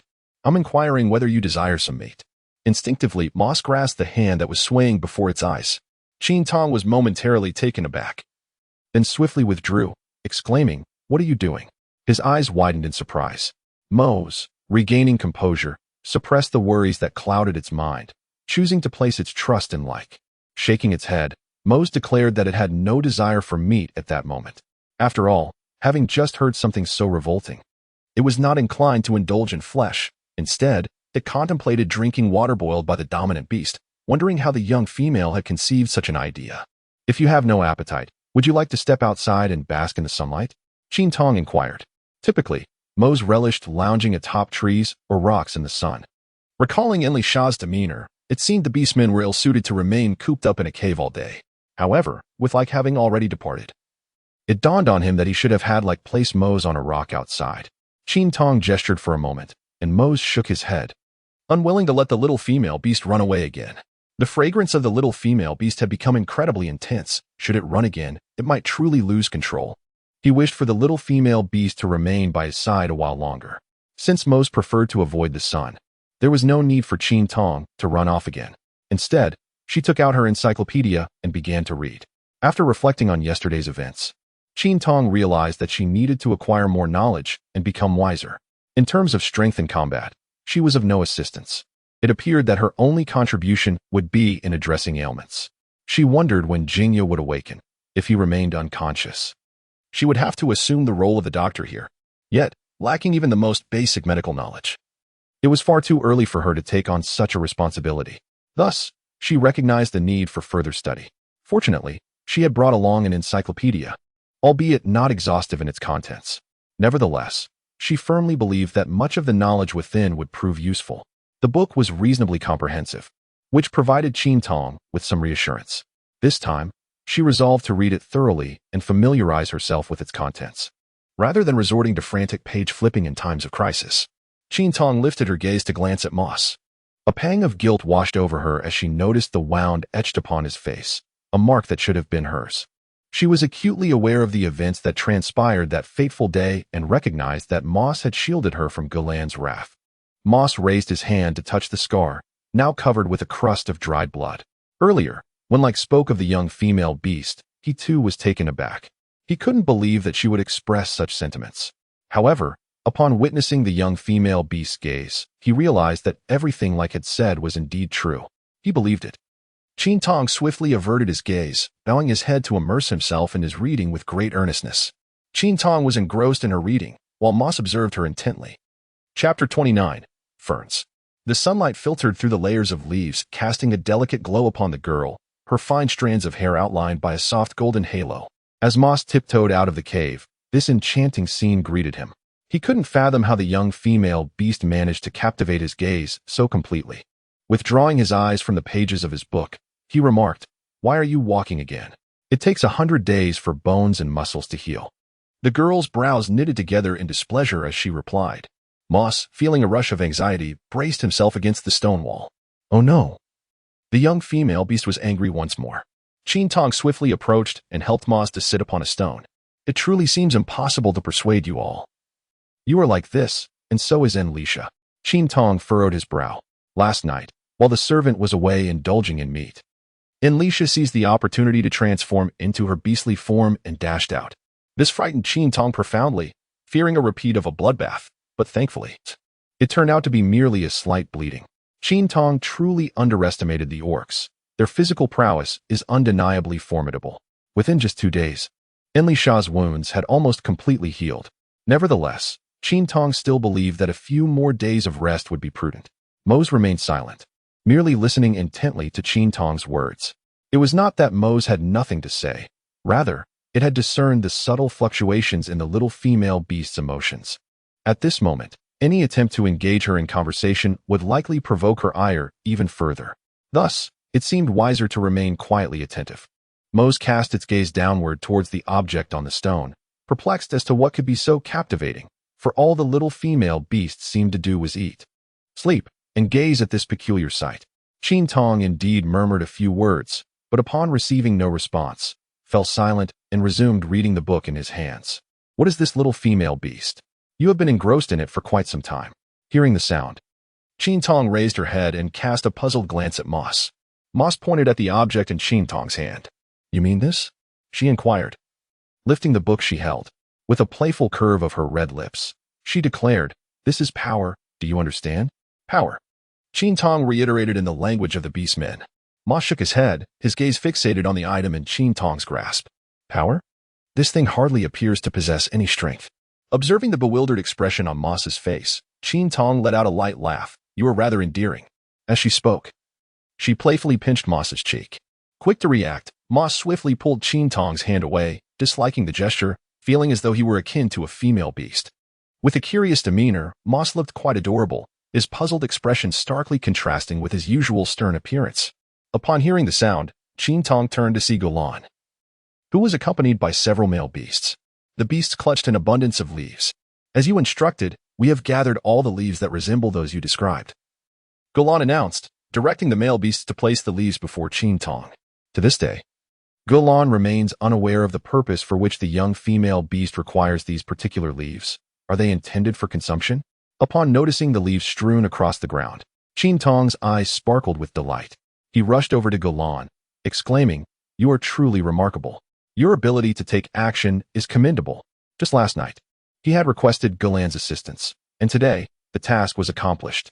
The majestic beasts had abandoned the leaves and departed, leaving Golan, intrigued, behind. The leaves varied in shape and size, creating a fascinating spectacle on the ground. Holding the book, Qin Tong meticulously compared the illustrations one by one. After examining more than a dozen leaves, she finally discovered the one she sought. "This is it, the Golan," Qin Tong exclaimed with excitement. The leaf held in Qin Tong's hand belongs to a fern, a type of plant whose history is extensively documented in encyclopedias. It is said that ferns have existed since the age of dinosaurs, showcasing their ancient lineage. Qin Tong was uncertain whether dinosaurs roamed this land. Yet it was undeniable that such ancient flora must exist here. Currently, ferns were precisely what Qin Tong sought. The tome recounted the extensive applications of ferns. Not only were they edible, but they also possessed medicinal properties, both of which were of great interest to Qin Tong. The particular species that Golan had been tasked to find was a type of fern known as tree fern or dragonbone wind. Upon meticulous comparison with the text, Qin Tong discerned that this fern was indeed larger than those described in the book, yet otherwise similar. Moss bore deep lacerations on his leg that had not ceased bleeding even after 2 days. Given the formidable regenerative abilities of orcs, he should have formed scabs by now. The persistent bleeding suggested a potential onset of suppuration and infection. Tree ferns are known to invigorate blood circulation, dispel bruising, and alleviate pain. It was imperative not to wait for a genuine infection to arise before administering treatment, as that could lead to complications. The tree fern that Golan had retrieved was thus fortuitously timely. Golan leaned down to observe the book in Qin Tong's hands. Having long been intrigued by this object, which still bore leaves and was adorned with a multitude of tiny black entities. "What remains is to procure a stone mortar," Qin Tong remarked. "There are plenty of stones around, but who will excavate them?" His gaze shifted between Golan and Moss, finally settling on Moss. "You shall do it," he declared, pointing at him. Moss's eyes flickered with confusion. "What is the matter? Are you referring to me?" The rationale behind Qin Tong assigning work to Mose is rather peculiar. While it may seem that the slender appearance of Golan is a factor, it is not solely the case. Rather, Mose possesses considerable experience and skill, enabling him to complete tasks more swiftly. Most importantly, how could one possibly subject such a gentle and handsome figure like Golan to laborious work? She finds it hard to part with him. Typically, Golan receives assistance from other orcs in his endeavors. In Qin Tong's eyes, he should simply remain serene and embody beauty. Mose, on the other hand, serves as a reliable tool. Nonetheless, the task of excavating a bowl-like object is exceedingly effortless for him. He mashed the tree fern into a paste within a stone mortar, ultimately applying it to Mose's leg. Golan observed Qin Tong's actions with earnest curiosity. "Is this for healing?" he pondered. Although he is not a shaman, he has witnessed the healing methods of Jingya and has never seen such herbs utilized before. It appears that this little female truly possesses a wealth of knowledge, perhaps even surpassing Jingya. Mose, gazing at the greenish substance, felt a strong aversion to having it applied to his leg, as its scent was particularly distasteful to him. When Qin Tong began to smear it on, Mose's face contorted in disdain, wishing to retract his leg. Qin Tong cast a fleeting glance at Mose's face and remarked, "You don't even wash yourself, yet you claim to be fastidious? I warn you, should you contract an infection, there will be no remedy at hand. There are neither antibiotics nor anti-inflammatory medications here. However, I might contemplate amputation as a possible solution." Qin Tong gritted his teeth and spoke with fervor. Mose sensed the agitation of the young female beast and dared not retract his leg. Qin Tong found himself at a loss, as the orcs here were increasingly obstinate. And Liza served as a prime example of this defiance. Mose, too, displayed a certain disobedience, often preferring to sneak around on tiptoe despite being advised to rest. The orcs, it seems, possess a remarkable bravery. However, even with their astonishing recuperative abilities, they ought to grant their bodies ample time to heal. Particularly concerning was Mose, who, despite not fully recovering from his leg injury, had begun to exert himself. What if his bones were to misalign? Such a handsome visage reduced to a limp?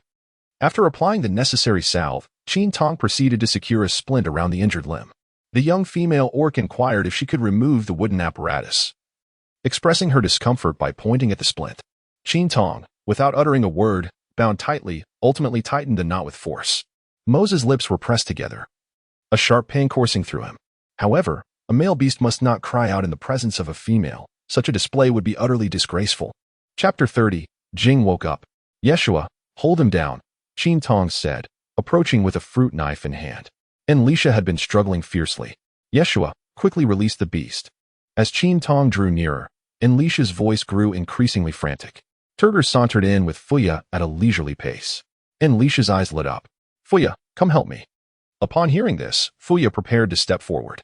Yet, Turger promptly restrained Fuya, cautioning, you mustn't upset the little female. But Fuya hesitated. Turger, you wicked beast. Fuya, hurry and assist. The little female might take away my... Enlisha exclaimed. Turger held Fuya tightly, jesting, perfect. From now on, you shall be the female. Considering how fond you are of weeping. Turger added with a mischievous tone. Qin Tong let out a sigh. Is this a television drama? She merely intended to cut a thread, yet as soon as Enlisha caught sight of her, he attempted to flee. Naturally, she instructed the servant to restrain him. What is all this ruckus about? Qin Tong cast a fleeting glance at the two orcs who had unexpectedly entered the cave. There was Terger again, who had taken a peculiar liking to visiting her for conversation over the past few days. Through their brief encounters, she had discerned that he possessed a rather mischievous nature.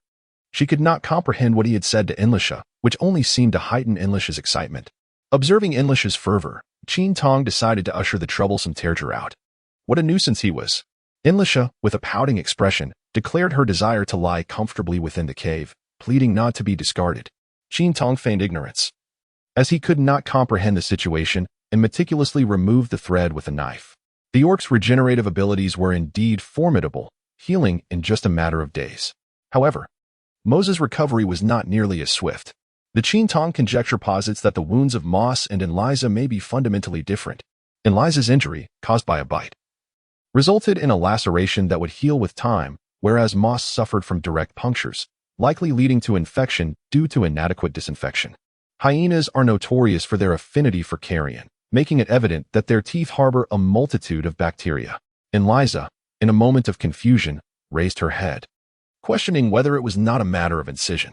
After the stitches were removed, her expression of astonishment directed at Qin Tong seemed to convey a sense of disbelief that it was over so soon.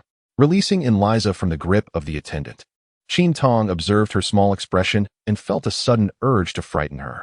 No, the pelt, he exclaimed, gesturing to the hide draped over himself. I shall take your precious bird. He then made a playful motion towards Enliza's cherished possession. Qin Tong spoke in the language of the orcs and with the accompanying gestures. Enlisha understood perfectly. She swiftly pulled the animal hide from beneath her and wrapped it around herself, gazing at Qin Tong with terror, hardly daring to breathe. With a stern expression, Qin Tong departed. Once outside the cave, a smile broke upon her face. After leaving Enlisha's cavern, Qin Tong turned towards Golan's cave. Adhering to the customary ritual of checking on the comatose patient, Jingya, the wounds on his legs had long since healed, yet he remained unresponsive, leading Qin Tong to ponder whether he might be suffering from intracranial hemorrhaging. She stroked her chin thoughtfully. Having heard that methods to awaken the comatose often involved the presence of family or some form of external stimulation, it seemed worth a try. With a swift motion, she retrieved her weapon of civilization, gesturing it towards Jingya before glancing at the blade, feeling it might be excessive. She sheathed the knife once more.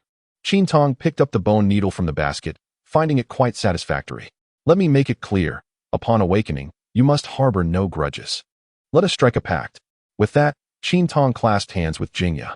The bone needle then appeared at Jingya's feet, a reminder to remember. As the words fell from his lips, the needle also descended. Though not exceedingly sharp, the bone needle had tasted blood. Qin Tong rose, examining Jingya's face with indifference. Was this method ineffective? Qin Tong felt disheartened. With hands on hips, it seemed further effort was required. He would persevere next time. With that, he turned to leave. Suddenly, the tightly shut eyes on the beast's skin flung open, revealing silver-gray pupils that constricted sharply. Qin Tong glanced at the bone needle in his hand, momentarily forgetting to return it. As he turned, a pale face suddenly appeared before him, causing him to instinctively take a few steps back, clearly startled. Those silver-gray pupils fixated intently on Qin Tong.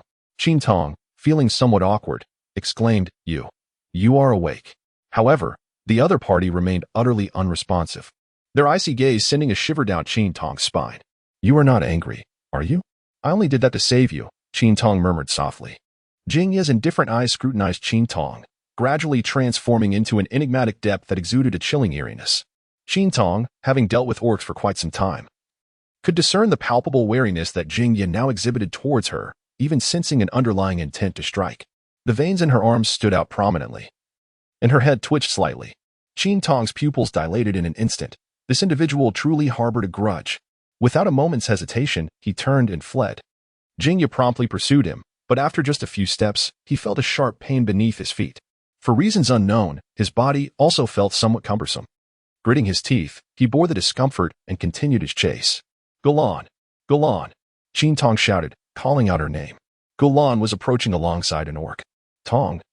What is the matter? Gulan hurried to meet him. As Qin Tong beheld Gulan, it was as if she had encountered a savior. She swiftly concealed herself behind him, exclaiming, "Your boyfriend seeks to take my life." Fearing Gulan's lack of understanding, she uttered a call in the tongue of the beastmen. Jingxia, while gesturing towards the direction of the cave. At that moment, Gulan caught sight of the pursuing Jingxia and exclaimed with delight, "Jingxia, you have awakened." Jingxia, noticing Qin Tong hiding behind Gulan, shifted his demeanor, his eyes narrowing slightly. Gulan gently took Qin Tong's hand, guiding her towards Jingxia. "You must protect me," Qin Tong whispered softly. Jingxia lowered his eyelashes, casting a nonchalant glance towards Qin Tong. Qin Tong nervously grasped Gulan's hand. Gulan gently patted Qin Tong's hand, reassuring her, "Do not be afraid. Jingya is a gentle beast." "Jingya? This is the new female beast in our tribe. She will assist you in your healing." Upon hearing this, Jingya subtly tugged at her lips. "I shall go and inform everyone that you have awakened," she said before transforming into her beast form and departing. Jingya nodded in acknowledgement. Once Gulan left, Qin Tong was left in a state of confusion. Why did she leave? "Take me with you." Qin Tong was so anxious that beads of cold sweat began to form. Indeed, as soon as Gulan departed, Jingya's demeanor underwent a remarkable transformation. It was as if he had changed masks, abruptly shifting from the warmth of spring to the chill of winter. Moments ago, he radiated a gentle aura, but now only an icy demeanor remained, his gaze imbued with a fierce coldness. The orc who had accompanied Gulan had long since slipped away, leaving only Jingya and Qin Tong in the tense silence. Thus far, Jingya had uttered not a single word. Sometimes, the absence of speech can be far more terrifying than words themselves. Sweat dripped from Qin Tong's brow. Jingya chuckled. "Ah, what a delightful little female creature." If Qin Tong were to describe his voice, it would be suffused with an enchanting aura. The tone, slightly elevated, exuded a beguiling quality. Yet, this voice was terrifying, imbued with an essence that seemed to beckon one into the depths of despair. "Why do you tremble with fear? Are you frightened, little female?" Jingya suddenly leaned close to Qin Tong's ear and whispered. Qin Tong could distinctly sense its warm breath. Qin Tong's face flushed slightly, and with a furrowed brow, she stepped back sharply, feeling faint and as though on the brink of collapse due to her empty stomach. Chapter 31. The beautiful scenery. In the following days, Qin Tong remained in the cave. Muani had not seen Qin Tong for several days and, wielding a sturdy paddle, brought some freshly roasted meat, exclaiming, "Little female beast, look what I have brought, some dark meat for you." Qin Tong lifted her gaze from the book, her heart brimming with joy at the arrival of Muani.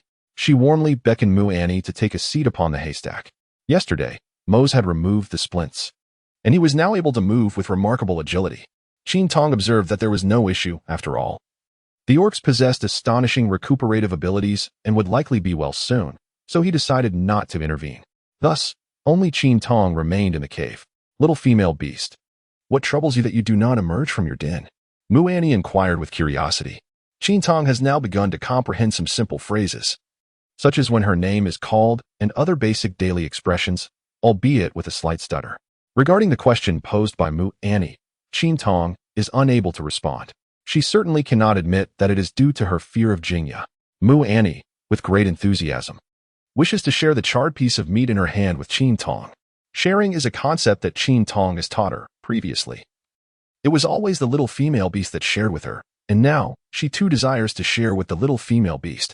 Qin Tong shook her head in refusal, unable to accept the exterior crispness juxtaposed with the tender interior of the meat. The trees stood silently beneath the cerulean sky, as sunlight streamed through the layers of overlapping leaves like golden grains of sand. In the jungle, two colossal beasts swiftly passed by. their imposing presence causing the birds within the forest to take flight. Upon reaching their destination, the two beasts came to a simultaneous halt. Moss, you were rather slow this time, Jingyu remarked lightly. Moss let out a low growl, transforming back into human form. Upon noticing the beast skin skirt adorning Moss, Jingyu's gaze flickered momentarily. Why did you specifically summon me? Moss inquired directly. Speak of that little female beast in your den. Since Moss had been forthright, Jingyu felt no need for further pleasantries, well aware that Moss preferred candor over circumlocution. Upon hearing Jingyu mention Qin Tong, Moss's golden eyes sparkled with delight. What did you say? After awakening, I heard quite a few things regarding that little female beast. Jingyu withdrew his gaze from Moss. I have heard many tales about her, each more remarkable than the last. Moss ground his teeth in irritation. If you have something to say, then say it plainly. Are you trying to drive me mad with your roundabout ways? Such a female beast, why did she end up in the Defong tribe? Jingyu posed the first question. Moss had anticipated a different inquiry, but the response was unexpected. The female beast was brought back to the tribe by me. At the time, she was under attack by ferocious beasts. Jingyu's brow furrowed slightly, evidently dissatisfied with the answer. Why would such a clever female beast find herself lost? Moss discerned that Jingyu was harboring doubts about the little female beast. This question had crossed Moss's mind as well, but after observing her for an extended period, he had found no cause for concern. If anything, what puzzled him was the little female beast's form and the alluring scent she possessed, a fragrance that stirred primal desires. I do not know, Moss replied truthfully. Jingyu's tone rose slightly. He twirled a few strands of his silvery hair around his fingers. A flicker of something passing through his gaze. Nguyen and I, on the other hand, was not one to remain idle, coaxing Qin Tong to accompany her outside. Qin Tong hesitated for a moment, feeling that he had been cooped up for several days, and it was indeed time to venture outside. Upon hearing Qin Tong's consent, Muani was filled with joy and, without further ado, transformed into her beastly form and dashed down the hillside. This left Qin Tong quite perplexed. He had merely intended to take a stroll, yet she had already departed. Before long, Muani returned, accompanied by two unfamiliar beastmen, with a grin that revealed her teeth. Muani playfully inquired if the little female beast could join them on their excursion. Qin Tong nodded slightly. Muani leaned against Qin Tong, the little female beast, expressing their desire to play together. Continuing to nod in a daze, Muani took the lead and transformed into her beast form. Qin Tong stood to the side, swallowing hard. Although she was well aware of their identity as beastmen and had witnessed many transformations into their beast forms, it still startled her when they transformed right before her eyes due to a mere disagreement. What particularly astonished her was the fact that she had not been informed that the other two beastmen's forms resembled that of bison. However, she was uncertain if they were indeed bison. They appeared so, and their forms were quite imposing. This sudden revelation unnerved her to some extent. The horns of these two bison were exceedingly fearsome, long, and seemingly razor-sharp. All three beastmen fixed their gaze intently upon Qin Tong. It was then that Muan and I broke the silence, urging her, little female beast, transform into your beast form quickly. Qin Tong comprehended the situation, her lips twitching slightly. She was incapable of transformation. She possessed but a singular form, unable to shift into a second. Yet, Qin Tong found herself at a loss for words. Unable to confess to this assembly of beastmen that she was human and lacked the ability to metamorphose, uncertain if such a revelation would mark her as an outcast. Qin Tong shook his head. The orc beside him spoke. Should I take it upon myself? Qin Tong glanced at the two massive wild oxen and then at Muani. She pointed to Muani, deciding it would be better to ride her, as they were already familiar with each other. Moreover, Muani was a high-end mount. The fur of the other two appeared quite coarse, suggesting that riding them would likely be uncomfortable. Qin Tong deftly climbed onto the back of Muan and I, and the three beasts surged forth in a wild dash. Qin Tong, filled with trepidation, clutched tightly to Muan and I. Had it not been agreed that they would merely stroll on the gentle hill? Where were they headed in such haste? Now, no words could alter their fate. They had already embarked on this treacherous journey. As they reached their destination, the pace gradually began to slow. Qin Tong hastily descended from Muani's back, clutching onto a tree for support, as she felt an impending wave of nausea. The last time she felt so unwell was while riding on MOC. Muani, visibly anxious, turned to Qin Tong and asked, "Little female beast, are you all right?" Qin Tong waved his hand and, after a brief pause, finally regained his composure. Glancing around, he was astonished by the beauty of his surroundings. Upon raising his gaze, he was captivated by the breathtaking scenery before him. A small patch of blooming flowers basked in the sunlight, their vibrant colors radiating with brilliance. The sun was filtered through layers of lush foliage, yet a particular area, illuminated by direct sunlight, showcased an exquisite array of blossoms. The soft, golden rays cascaded down, casting a gentle glow upon the flowers. This scene was nothing short of enchanting and beautiful. Qin Tong was mesmerized. 3 beastmen approached the floral border, beckoning for Qin Tong to join them. Qin Tong stood in awe, captivated by the splendid scenery before him. Mu'anni approached and directly pulled Qin Tong towards the floral embellishments. "Little beast," she said, "please create that headpiece for me." She gestured towards the nearby orcs, who also desired one. Qin Tong pressed his forehead in exasperation, realizing that he had persistently urged her to come out for this very matter. Mu'anni, noticing Qin Tong's silence, grew somewhat anxious. After all, she had partaken of their sweet fruits. If the little female beast was unwilling, what could be done? Qin Tong gazed at the flowers at her feet, their vibrant beauty so enchanting that she found herself reluctant to pluck them. Qin Tong gestured to express to Mu'anni her reluctance to destroy it. Mu'anni looked at Qin Tong with confusion, pondering that it would inevitably wither away sooner or later, and at that time, it would be lost forever. Qin Tong was unexpectedly reprimanded by Mu'anni. In the end, all 3 of them achieved their desires, and Qin Tong also returned with a handful of flowers. The conversation between Mose and Jingya finally came to a close. As they transformed back into their beast forms and prepared to return to the camp, Mose, however, ran off in the opposite direction. "Mose, where are you going? You should head back. I still have another place to visit." Chapter 32. Tea oil. When Mose returned, he first noticed the flowers in the cave and looked at Qin Tong with surprise. Hasn't the little female beast been reluctant to leave the cave recently? How could there be flowers? Qin Tong observed Mose fixated on the flowers and stammered, "Mu'anni and I, let us go together." Mose nodded, aware of where these blossoms flourished. However, the location was somewhat distant from the camp, and it was unexpected that the young female creature had wandered off. "Young female creature, follow me." Qin Tong followed him to the cave entrance. A heap of items lay scattered on the ground, and she cast a disbelieving glance at Moss. He had actually brought back the tea seeds. What splendid news! The loss of the tea seeds had weighed heavily on her heart. Yet she had never contemplated returning to retrieve them, as the dangers of that place loomed large. She had feared another encounter with that pack of dogs. To her astonishment, Moss had ventured back today and retrieved them. Moss reveled in the way the little female creature's eyes sparkled with delight as she gazed at him. Who would have thought that this robust man possessed an innate tenderness? The return of the cherished treasure brought an unceasing smile to Qin Tong's face. She yearned to process the tea seeds immediately.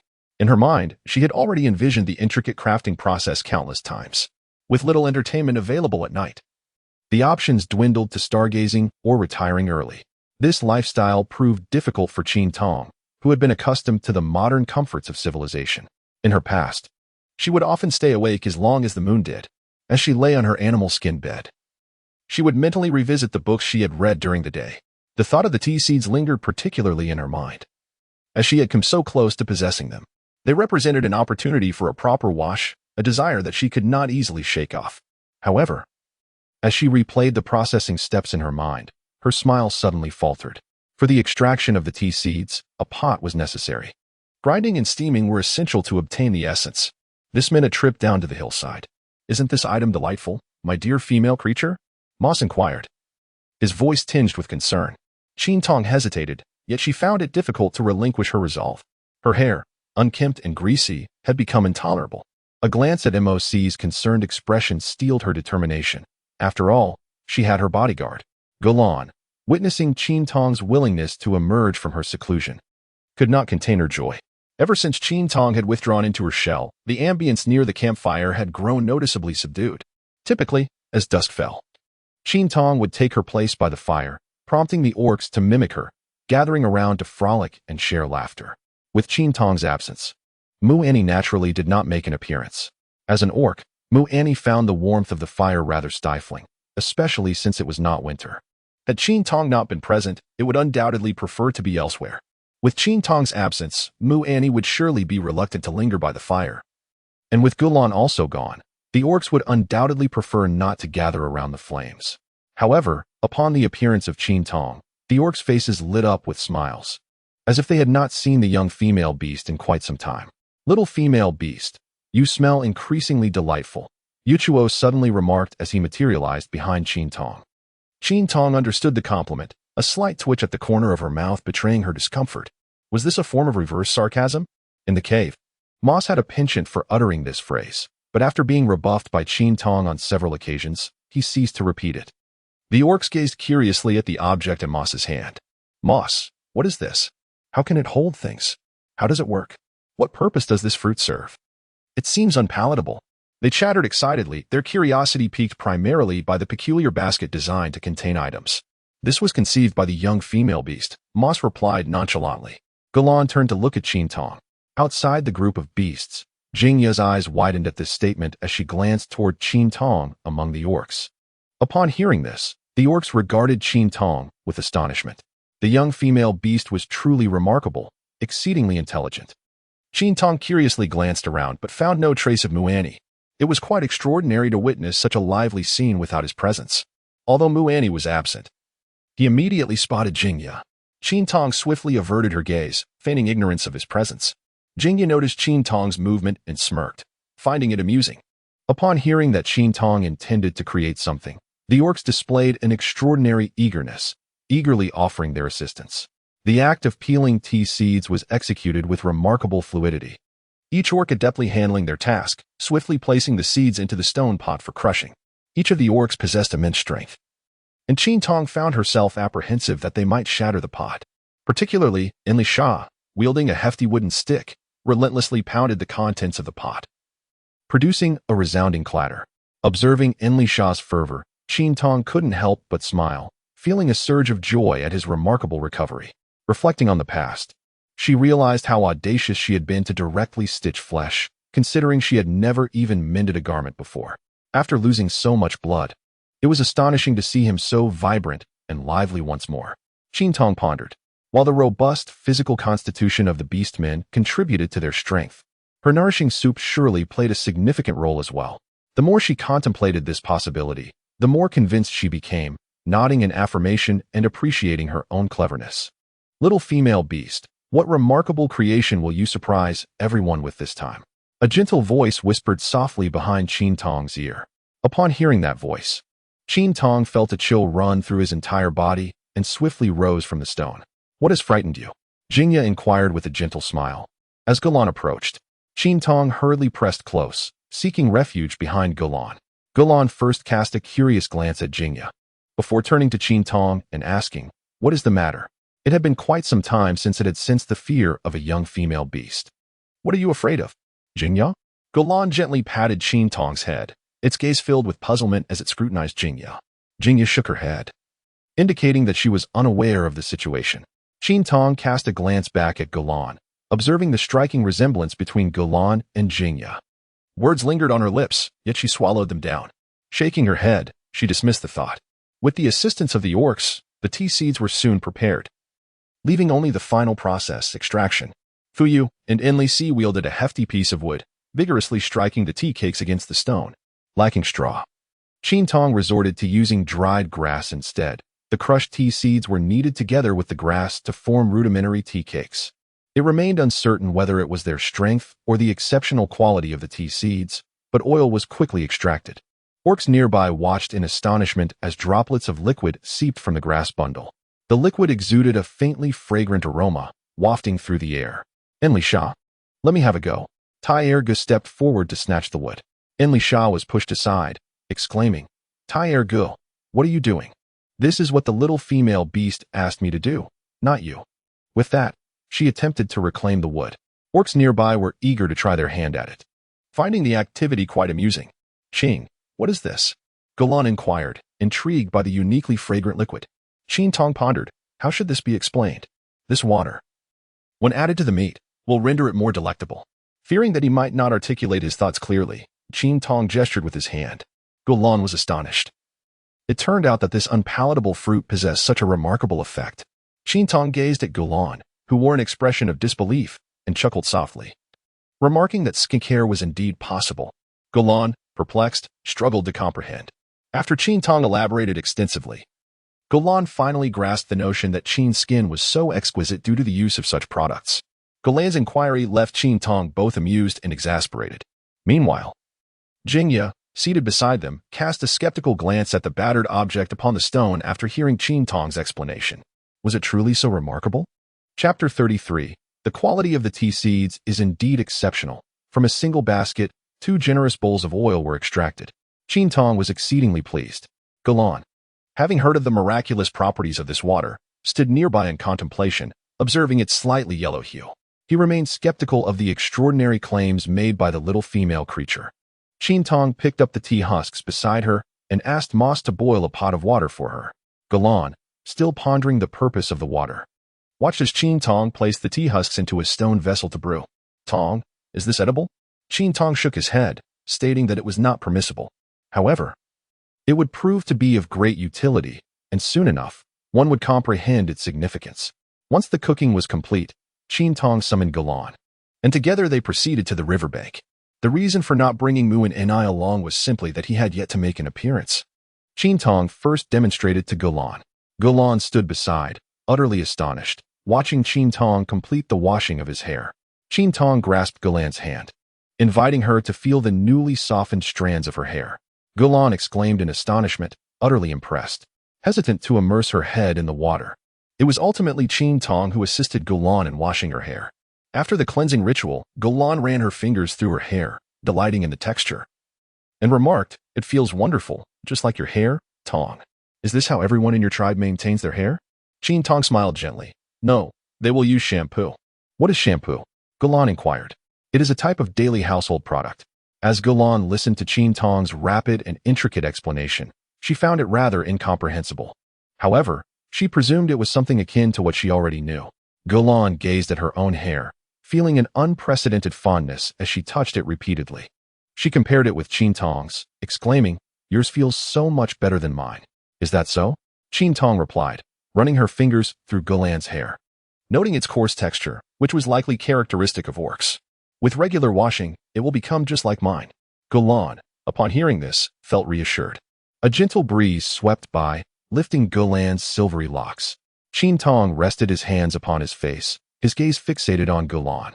Galan truly resembled a fairy, with silvery white hair, exquisite features, and silver-gray pupils. Not only was she strikingly beautiful, but her gentle demeanor made her irresistibly enchanting. Who could behold such a creature and not wish to possess one? Noticing Qin Tong's unwavering stare, Galan shyly turned her head away. "Tong, let us return," she suggested. Upon returning to the camp, everyone immediately noticed the transformation in Galan's hair, marveling at how it had become so splendid after a mere visit to the riverside. After Galan explained to the orcs, a throng of them eagerly dashed forward, clamoring for the tea cakes scattered on the ground. Some orcs even resorted to transforming into their beastly forms. As a gust of wind approached, Qin Tong hastily covered his mouth. "Be careful of my oil," he exclaimed, still shielding his lips. Mose, observing Qin Tong's anxious gestures toward the stone, hurriedly rushed over to remove it. Qin Tong cast a glance back, relieved to find no sand had fallen inside. Observing the chaotic scuffle among the orcs, he let out a weary sigh. It was astonishing how fights could erupt anywhere at any moment. Such occurrences were hardly rare, so what was the need for such fervent competition? After placing down a stone, Ma stood beside Qin Tong, subtly and almost playfully running his fingers through Qin Tong's hair. It was a lustrous, deep black, strikingly beautiful. The orcs typically sported lighter hues, and even those with darker hair lacked the purity of this raven tress. Moss found himself utterly enchanted by it. Qin Tong yanked back the hair from Moc's hands, questioning, "Why are you touching my hair? Do you wish for it to be smooth as well?" It was unexpected to discover that the young men here possessed a certain vanity. Mu and I, too, was adorned with a floral crown, radiantly prancing about. The chaotic skirmish had finally concluded, yet Enli Sha remained seated on the ground, reluctant to rise, her attire encrusted with dust. "Tiger, you mischievous beast. How could you stuff items into my fur?" she exclaimed, her frustration palpable. Meanwhile, Tiger perched in the tree, chuckling as he encircled the fur. Was it not intended for the beast to be ruffled? Enli Sha's ire intensified upon hearing this, demanding to know Tiger's meaning. Rising from the ground, the young female beast insisted that she be encircled, declaring that anyone who did not conform would be cut off. Tiger flicked his tail dismissively and departed without a backward glance. Just as this commotion subsided, Mu and Ni finally made her leisurely appearance. Upon spotting Qin Tong, she joyfully dashed over. However, upon witnessing Gulan's transformation, she gasped, "Gulan, how did you achieve this? It is so smooth, akin to the young female beast." Mu and Ni tenderly caressed Gulan's silver hair, marveling at its luster. Realizing that Qin Tong was the architect of this change, she embraced him tightly, exclaiming, "Young female beast, I want this too." To which Qin Tong replied, "If only you had been present earlier, I could have paused." Qin Tong noticed the marks on Mu Annie's body and, feeling a twinge of embarrassment, turned his gaze away. "Ah well, it is all the folly of love." Mu Annie, perplexed by Qin Tong's words, sensed that the little female creature seemed to be mocking her. In response to Mu Annie's bewildered expression, Qin Tong gently patted her shoulder, saying, "I shall help you improve in due time." Mu Annie lowered the hand resting on her shoulder and held it in her grasp, exclaiming, "I too wish to become like Gulan." Qin Tong nodded, promising to help you become even more beautiful so that your boyfriend would adore you even more. Jingya cast a distant glance at Qin Tong. "Qin Tong is close to Gulan. Is your boyfriend feeling jealous?" Qin Tong could not comprehend why Jingya harbored such animosity towards her. Could it be that jealousy was at play? "What is a boyfriend?" Gulan inquired, mimicking Qin Tong's pronunciation. "Well, it refers to a partner," she replied. "Jingya, you partner?" Qin Tong intended to elaborate further. Gulan gazed at Qin Tong with a perplexed expression, stating, "Jingya is not my partner." Oh, now it was Qin Tong's turn to be bewildered. "Isn't that so? But you resemble each other so closely." Gulan chuckled softly. "Jingya and I belong to the same kind. We are both members of the Silver Fox clan." Qin Tong nodded, seemingly understanding, yet still perplexed. Could one of the same kind not be a mate? Unable to comprehend, Qin Tong posed the question. Gulan regarded Qin Tong as if he were a simpleton, gently patting his head and affirming the possibility. However, Gulan interrupted Qin Tong's thoughts, stating, "Jingya is my nurtured offspring. My previous mate has met the beast god." Apologetically, Qin Tong remarked, "I'm sorry for bringing up painful memories." Gulan, unable to grasp Qin Tong's sentiment, continued, "Jingya's mother encountered the beast god immediately after giving birth, thus I raised Jingya." With patience, Gulan elaborated. "Jingyu does not yet have a mate." Finally, Gulan concluded with a weighty remark, leaving much to ponder. Qin Tong nodded in understanding. Gulan shared a wealth of knowledge with him, and as he listened attentively, he nodded in agreement. Eventually, Qin Tong broached a topic that had piqued his curiosity for quite some time. "Why are there no ladies in our tribe?" he inquired, only to realize that his question was a blend of Mandarin and beast language. Female beast. Why are there no female beasts? After posing the question, he gazed at Gulan with intrigue. Gulan was momentarily taken aback, while Mu and Ni beside them could not comprehend. From a distance, Jingyu approached with a puzzled expression. Ma stared in astonishment, mouth agape. "I am a female beast," Gulan replied with a hint of confusion. Qin Tong stood up in astonishment, exclaiming in a raised voice, "How could this be possible?" He swallowed hard and pointed at Gulan, questioning, "You are female?" Gulan nodded in affirmation. Chapter 34. Amnesia. How can you possibly be female? Qin Tong uttered in disbelief. Upon hearing his words, the orcs cast curious glances in their direction. Gulan reiterated with a nod, "I am indeed a female beast." Qin Tong pointed at Gulan and asked, "Why do you not possess this?" He cradled his chest with both hands.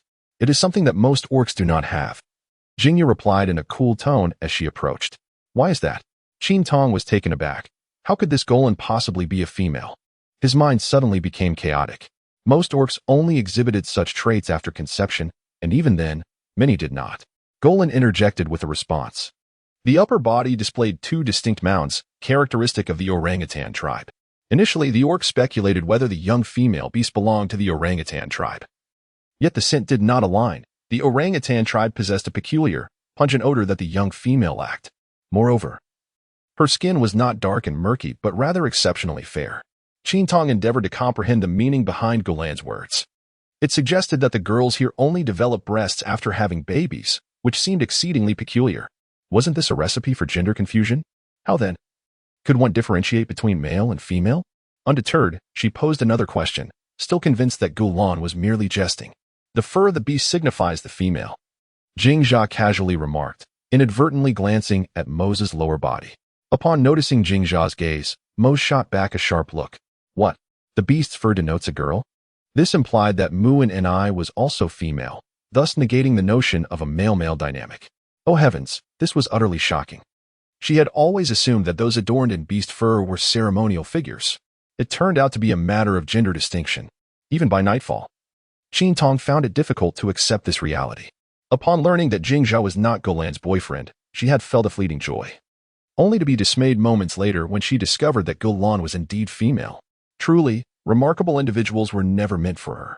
Tong, am I not a male beast? Why are you so disheartened? Golan inquired, seated beside her with a piece of meat in hand. Qin Tong chuckled awkwardly, not appearing as disheartened as one might expect. Is that so? Then why does Tong look so fearsome while consuming meat, as if tearing into something ferocious? Tong, why do you lack even the most fundamental knowledge? Golan was genuinely intrigued. Isn't this something even the untransformed beasts are aware of? Qin Tong felt a surge of anxiety upon being questioned. Was this an inquiry into her origins? If they were to discover that she was not a beast, would they consider devouring her? She would have to conceal her true identity with utmost care. Perhaps I had previously suffered from amnesia. Qin Tong fabricated an excuse. Amnesia? Golan was puzzled. What exactly is amnesia? Qin Tong awkwardly added that he had forgotten the events of the past. So that is why you have become lost. Unable to recall the path back to your tribe, correct? Yes, that is indeed the case. Golan furrowed his brow and inquired if he would ever remember in the future. Golan perceived amnesia in this manner, akin to a fog obscuring distant memories, which may one day resurface. The young female beast might be in a more severe condition, resulting in the loss of most of her recollections. Qin Tong found the situation rather absurd, evoking an air of incredibility. After much contemplation, she hesitated, uncertain whether to affirm her thoughts. Golan listened intently, his gaze reflective.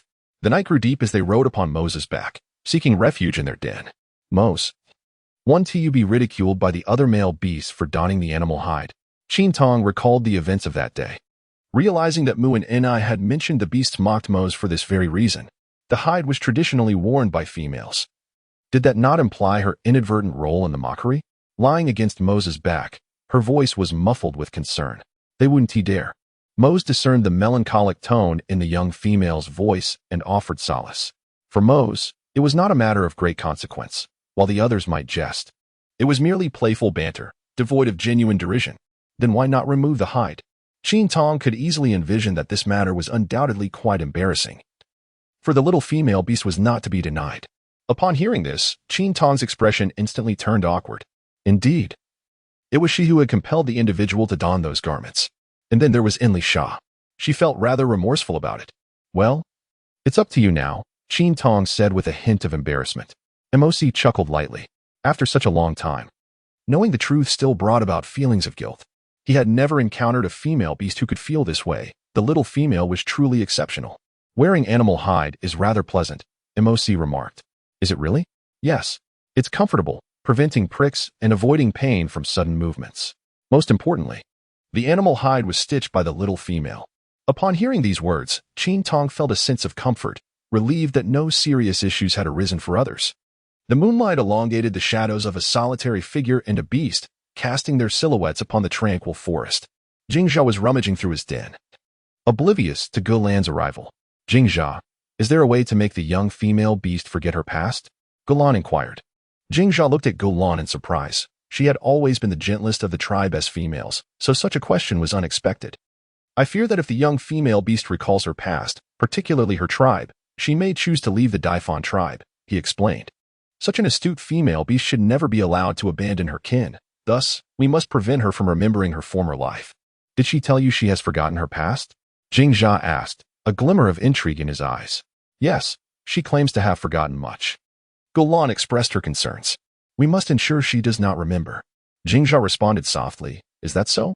If she truly has no recollection, I shall ensure she never remembers. A sly smile crept across his lips, fleeting in the darkness of the den, unnoticed by Golan. Jingjia, it seems the young female beast is quite fearful of you. What have you done? Golan recalled the emotion displayed by the young female when she first encountered Jingjia. Jingjia twirled a tea seat in his hand. Perhaps she has never seen a male beast as handsome as I. Golan frowned, sensing that Jingjia was not being entirely truthful. I have raised you since you were a cub. I know your character. The young female beast must be fine, she remarked, still unconvinced. Jingjia did not respond. Is everything truly all right? A female beast inexplicably found herself discarded in the Daifan tribe. Such a precious creature. How could any tribe be so careless?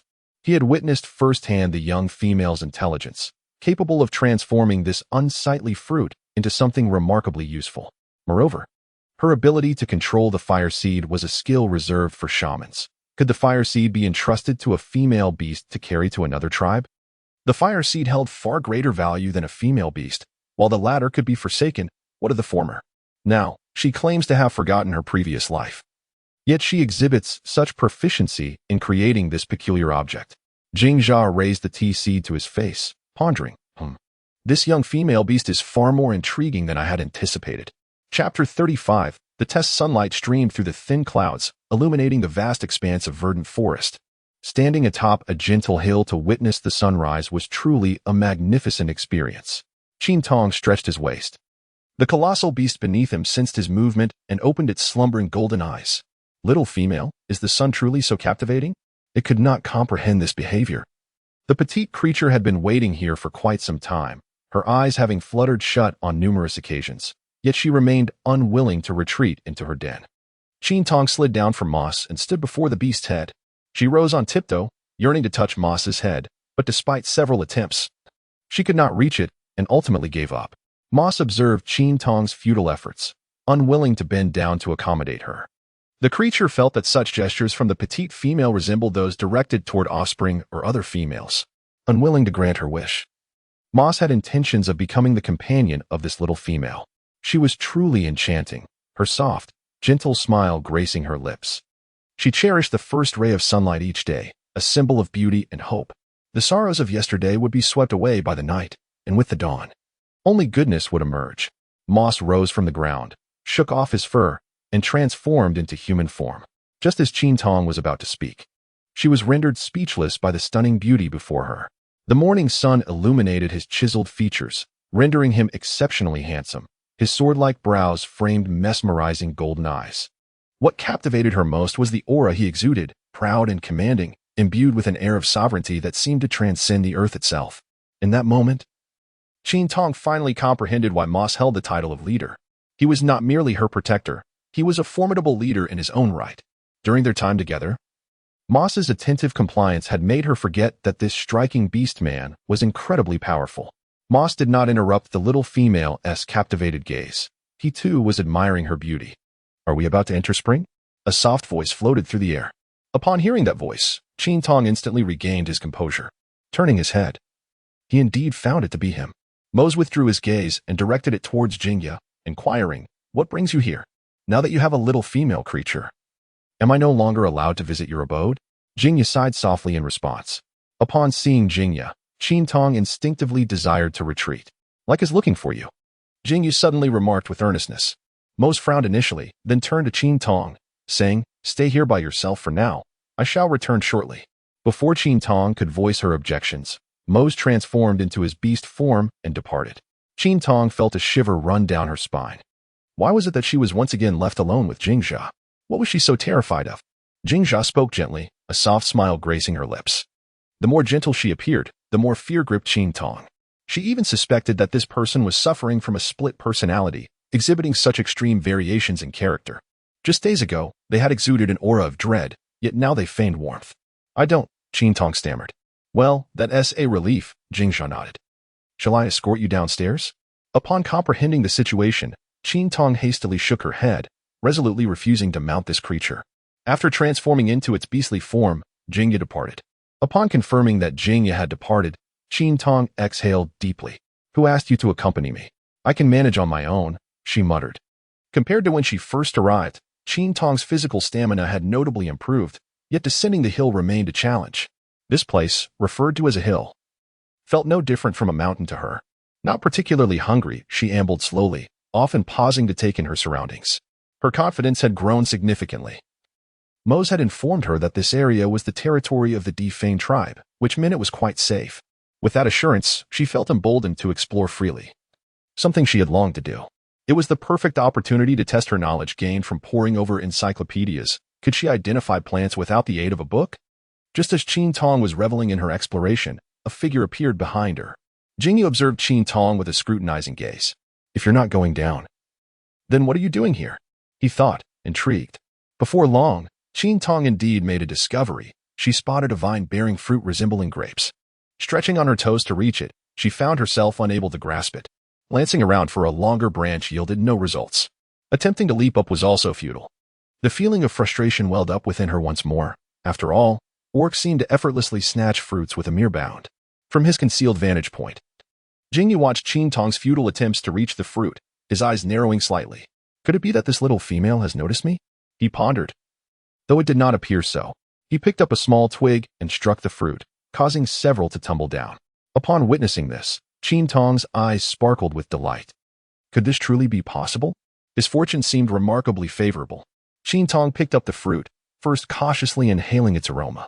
Upon splitting it open, it bore a resemblance to passion fruit, both in appearance and scent. She took a tentative lick. Ah, how sour it was, though reminiscent of passion fruit. It was likely not that, perhaps merely a primitive ancestor yet to evolve into a palatable form. Despite its tartness, Qin Tong indulged in it.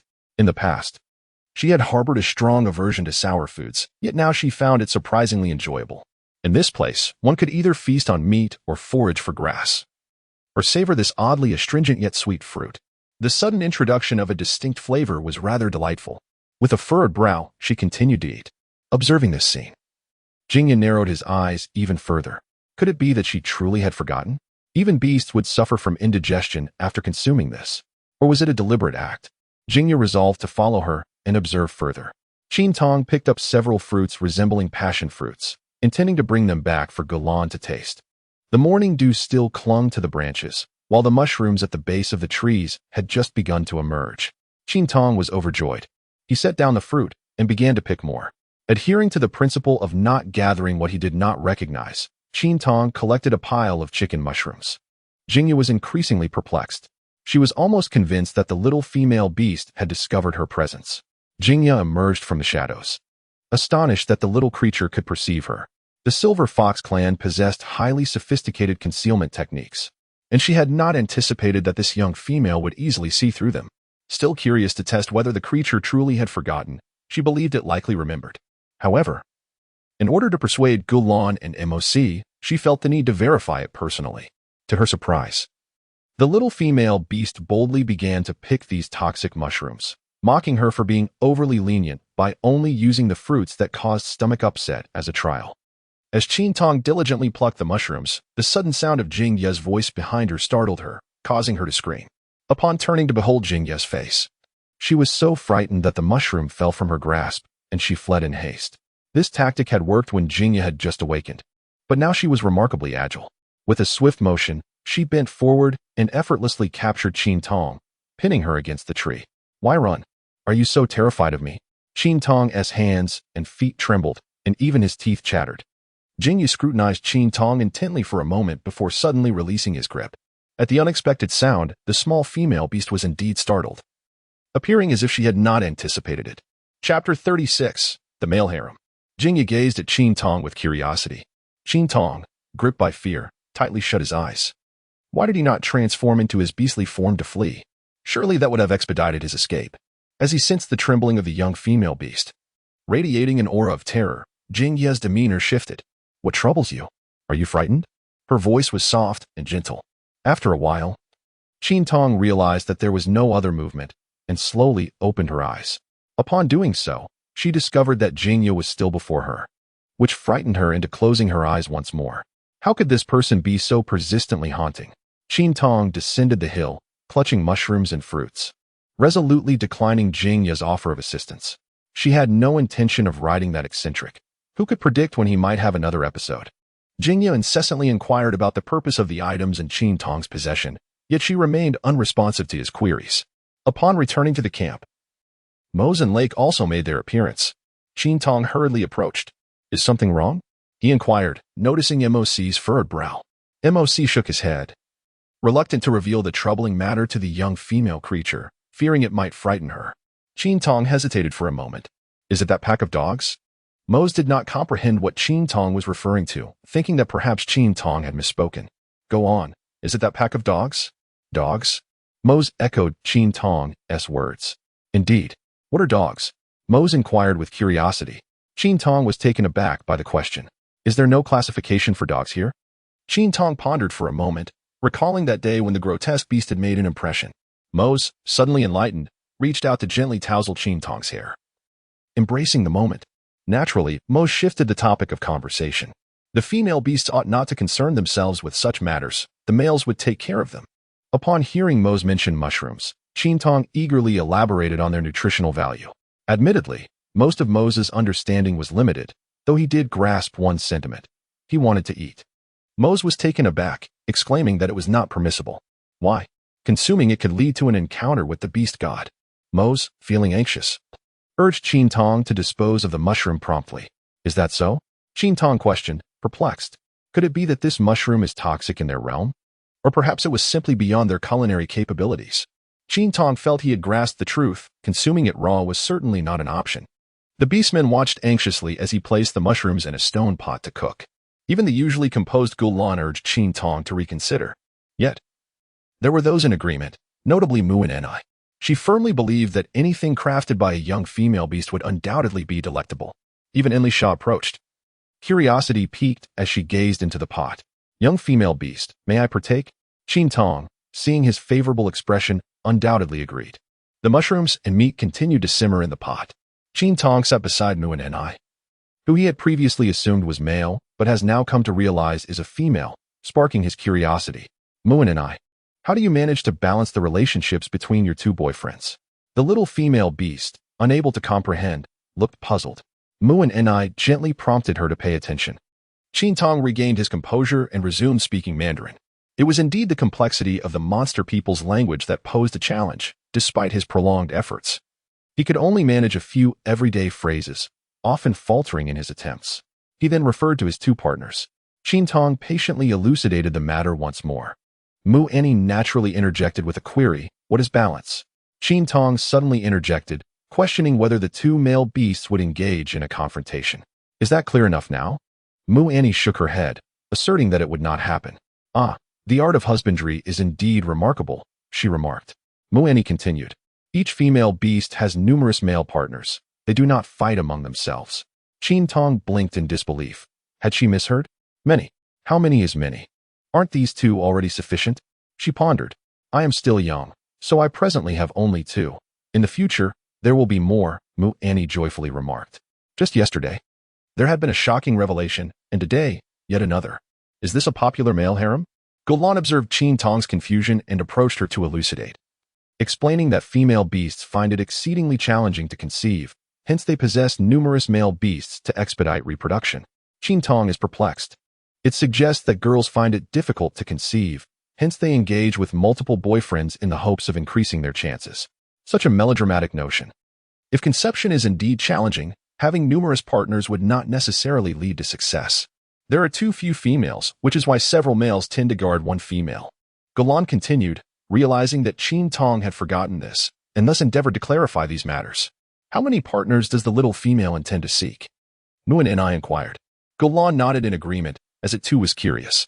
Upon hearing this question, Qin Tong choked momentarily. How many? This statement is perilous. Eliza sprang up. The young female beast had already become enticing.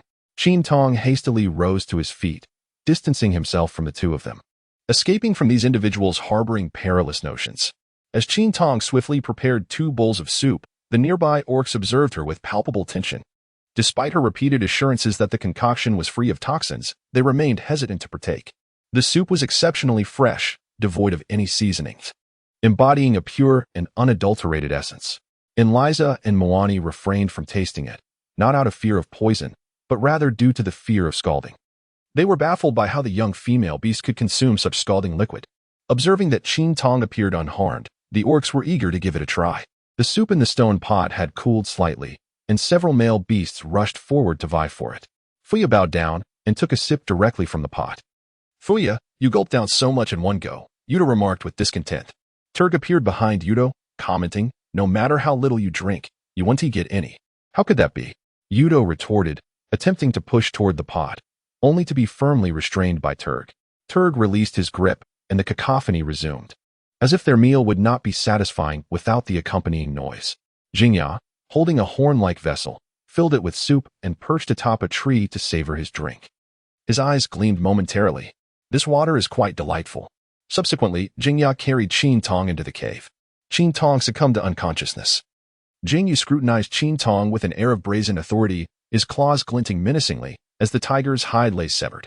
Ma stood anxiously outside the cave, while Golan reassured him that the young female beast would surely be fine, with Jingyu present. It was said that she should not have consumed that water. All the orcs believed that Qin Tong had been felled by the mushrooms, yet only Jingyu knew the truth was otherwise. He was determined to investigate the origins of this young female beast and discern her true form. As he gazed upon the expanse of her pale skin laid bare before him, a rich fragrance wafted through the air. Jingyu's eyes subtly shifted in hue as he continued to assess Qin Tong. He picked up a nearby liquid, a vivid green with an eerie luminescence, and swiftly poured it into Qin Tong's mouth. Jingyu suppressed his agitation, standing by in anticipation. He awaited the moment when Qin Tong would revert to her beast form. The potion that Qin Tong just ingested is specifically formulated by Jingyu to restore the orc to its original form. After a prolonged wait, Jingyu found himself disappointed as Qin Tong did not transform back into his beastly shape. Instead, he inadvertently awakened Qin Tong. Qin Tong awoke in a daze, opening his eyes to the sight of a dense thicket. He shook his somewhat foggy head, sensing that something was amiss, as if he had indulged a bit too much. Furthermore, he noted a curious chill enveloping him. Qin Tong squinted as he lowered his head to look. Jiangya, I curse you. Chapter 37. Ant. Upon hearing the scream, MOC rushed in immediately. Qin Tong sat upon a hide, her arms crossed defiantly across her chest. Her visage was marred by fury. Cheeks flushed a vibrant crimson, leaving one to ponder whether it was embarrassment or something else entirely. Jingya, you vile rogue. What peculiar proclivity do you possess? That you resort to stripping others at the slightest provocation? Unfazed by the scathing rebuke, Jingya regarded Qin Tong with indifference, unable to comprehend the nature of her tirade. Moreover, he found himself perplexed as to why the young female beast had yet to assume her beastly form. He lifted a horn cup to his nose, confirming its contents were indeed as expected. Meanwhile, Mose, concerned for Qin Tong's well-being, entered to find her fully awake. With such vigor, it seemed she was indeed unscathed. Qin Tong shook her head, seemingly intoxicated. Before her stood two figures of moss. The world around her spun in disarray. Moss approached Qin Tong and inquired gently, "Little one, are you all right?" The handsome visage before her appeared to multiply into numerous reflections. Qin Tong reached out to touch it, but his hand fell into emptiness. MOC noticed the unusual behavior of Qin Tong and turned to look at Jingya. Jingya pressed her lips together and crouched down to investigate. Qin Tong's eyes lost their focus, and her delicate face flushed with crimson. Golan approached with palpable anxiety. "Has she been poisoned?" Golan inquired. A fleeting look of shock crossed Jingya's face. The young female beast had merely consumed water laced with a substance. That herb would only induce slumber in her. Yet, she could not fathom why the situation had escalated to this. Qin Tong unconsciously caressed MOC's face, inquiring, "Which department are you from, handsome?" To her surprise, there were not just one, but three handsome young men. "Oh no, where's my phone?" Qin Tong fumbled around her surroundings. "I need to call my classmates." Jingja. What happened to the little female beast? Jingja was at a loss, having never encountered such a situation before. Ordinarily, consuming that potion merely induces transformation. She had never seen anyone affected by the clear sky potion. To Jingja, it appeared as such. The little female beast now exuded a fragrant aroma, distinctly resembling the onset of her season. Rising to her feet, she skeptically sniffed the horn cup once more. "Golan, let us depart and allow MOC and the little female beast some privacy." Golan also caught a whiff, standing up with a concerned glance. Taking a deep inhale, Golan curiously asked, "Jingja, are you injured?" Jingja diverted her gaze from the horn cup. "No. What about you, MOC?" At that moment, Jingja too detected it, a sweet, metallic scent. MOC was aware he was unharmed, and upon Golan's inquiry, it could not possibly be Golan. Jingja denied it. Thus, it must be the little female beast. MOC lowered his head to inspect, noticing a crimson stain between her legs. "Jingja, look here," MOC pointed out. Three pairs of eyes simultaneously turned their attention. "How could this happen?" Golan asked anxiously. The fair skin was tainted with a rosy hue. Her slender back propped against MOC. Jingja had never witnessed such an injury. Her expression grew serious. Outside the cave, the beastmen also caught the scent of blood. Several rushed into the cave. "There is a scent of blood." Has the little female beast been harmed? Some beastmen, driven mad by the aroma, attempted to surge into the cave. Rek, keep them out, Emosi commanded. Rek transformed into beast form, preventing the beastmen from entering. Tilger perched on a branch, his wolf-like eyes filled with concern. The little female beast's scent was remarkably unique. Even from such a distance, he could discern that intoxicating aroma, almost as if he were on the verge of his own season. Previously, he had merely found her scent pleasant. Today, it felt profoundly different. Beneath the tree, some juvenile beasts were in a frenzy. Fuyu shouted up to Tilger, "Tilger, is there a problem?" Tilger shook his head. "Not yet. But if this scent does not dissipate soon, it may become a different matter." The jungles of Meroka are home to more than just their tribe. They dread that this aroma might attract others. Inside the cave, Jingya was drenched in sweat. The Silver Fox clan is known for their cold temperament, reproducing only once a year. Yet, upon catching the scent of this young female beast's blood, it found itself unable to suppress its instincts. Most of the orcs were tense, though there were exceptions. Among them was Mwani, who, intoxicated by the fragrance, had completely let go. He successfully secured his third mate, a brown bear. Initially, Mwani had planned to wait until after spring to pursue this, having long held an interest. However, the brown bear clan only enters their mating season in the summer, unlike the lynx clan, which remains perpetually in heat. Jingya now needed to eliminate this maddening scent swiftly, otherwise it would lose control of its transformation. Originally, the intent was for the young female beast to transform, but now it found itself on the verge of doing so instead. The three orcs in the cave were the most significantly affected by the blood of Qin Tong. Even Mose, who rarely experiences a mating season, was nearly out of control. This clearly illustrates the terrifying potency of Qin Tong's blood. Qin Tong appeared as though he were intoxicated, his mind teetering between lucidity and confusion. Jingya rummaged through the cave in search of items to staunch the bleeding. When Jingya emerged with something in hand, he appeared beside Qin Tong. Qin Tong shook his head and questioned Jingya. "What do you mean? Don't move. Let me tend to your wound," Gulan urged as he pressed down on Qin Tong's hand. "Wound?" Qin Tong glanced at Gulan, inquiring about the wound. His eyes were half closed, as if he were on the verge of drifting into slumber. "Little female beast, you were injured," Moc consoled gently, his tone tender. Upon hearing of his wound, Qin Tong's consciousness gradually returned, yet he felt no pain. Jingya approached with a clump of something dark and ominous in hand. Qin Tong furrowed her brows, forcefully withdrawing her hand from Gulan's grasp, and pointed at the object in Jingya's possession. "What is that?" "It's for treating bleeding," Jingya replied, lips pressed together. "So it was a hemostatic." Qin Tong nodded in acknowledgement, yet only then did she realize where the blood had come from. Confused, she glanced down and saw the crimson stain between her legs, momentarily disregarding her shame. She hastily recoiled from Jingya's hand as it approached with the medicine. Her senses almost fully returning, she questioned, "What do you intend to do to my aunt?" "I curse your entire family." Qin Tong swiftly rose from Mose's body, pulling a hide around herself. "What a pervert you are," she exclaimed. "Little female beast, you are injured and require treatment." "You must trust Jingya," Mose urged. "Curse you." Qin Tong pointed at Mose's face. "I warn you, do not meddle with my aunt." Having regained her senses, Qin Tong wondered if these orcs had ever encountered a menstrual cycle, as they were intent on helping her aunt stop the bleeding. As she observed Jingya approaching, Qin Tong's spine stiffened, her body radiating tension. The light in the cave was dim, and she felt Jingya's gaze upon her, causing her to tremble involuntarily. "I do not require treatment," Qin Tong firmly rejected in a language Jingya could understand. Yet, the three pairs of eyes bore an insistence that was impossible to deny. "Tong, without treatment, you will bleed to death," Gulan remarked, perplexed by the little female beast's reluctance to accept care. "I will die if treated," Qin Tong replied, her beast language surprisingly fluent. It seemed that the fear of these three orcs forcing her into treatment had awakened her innate talent for their tongue. Chapter 38.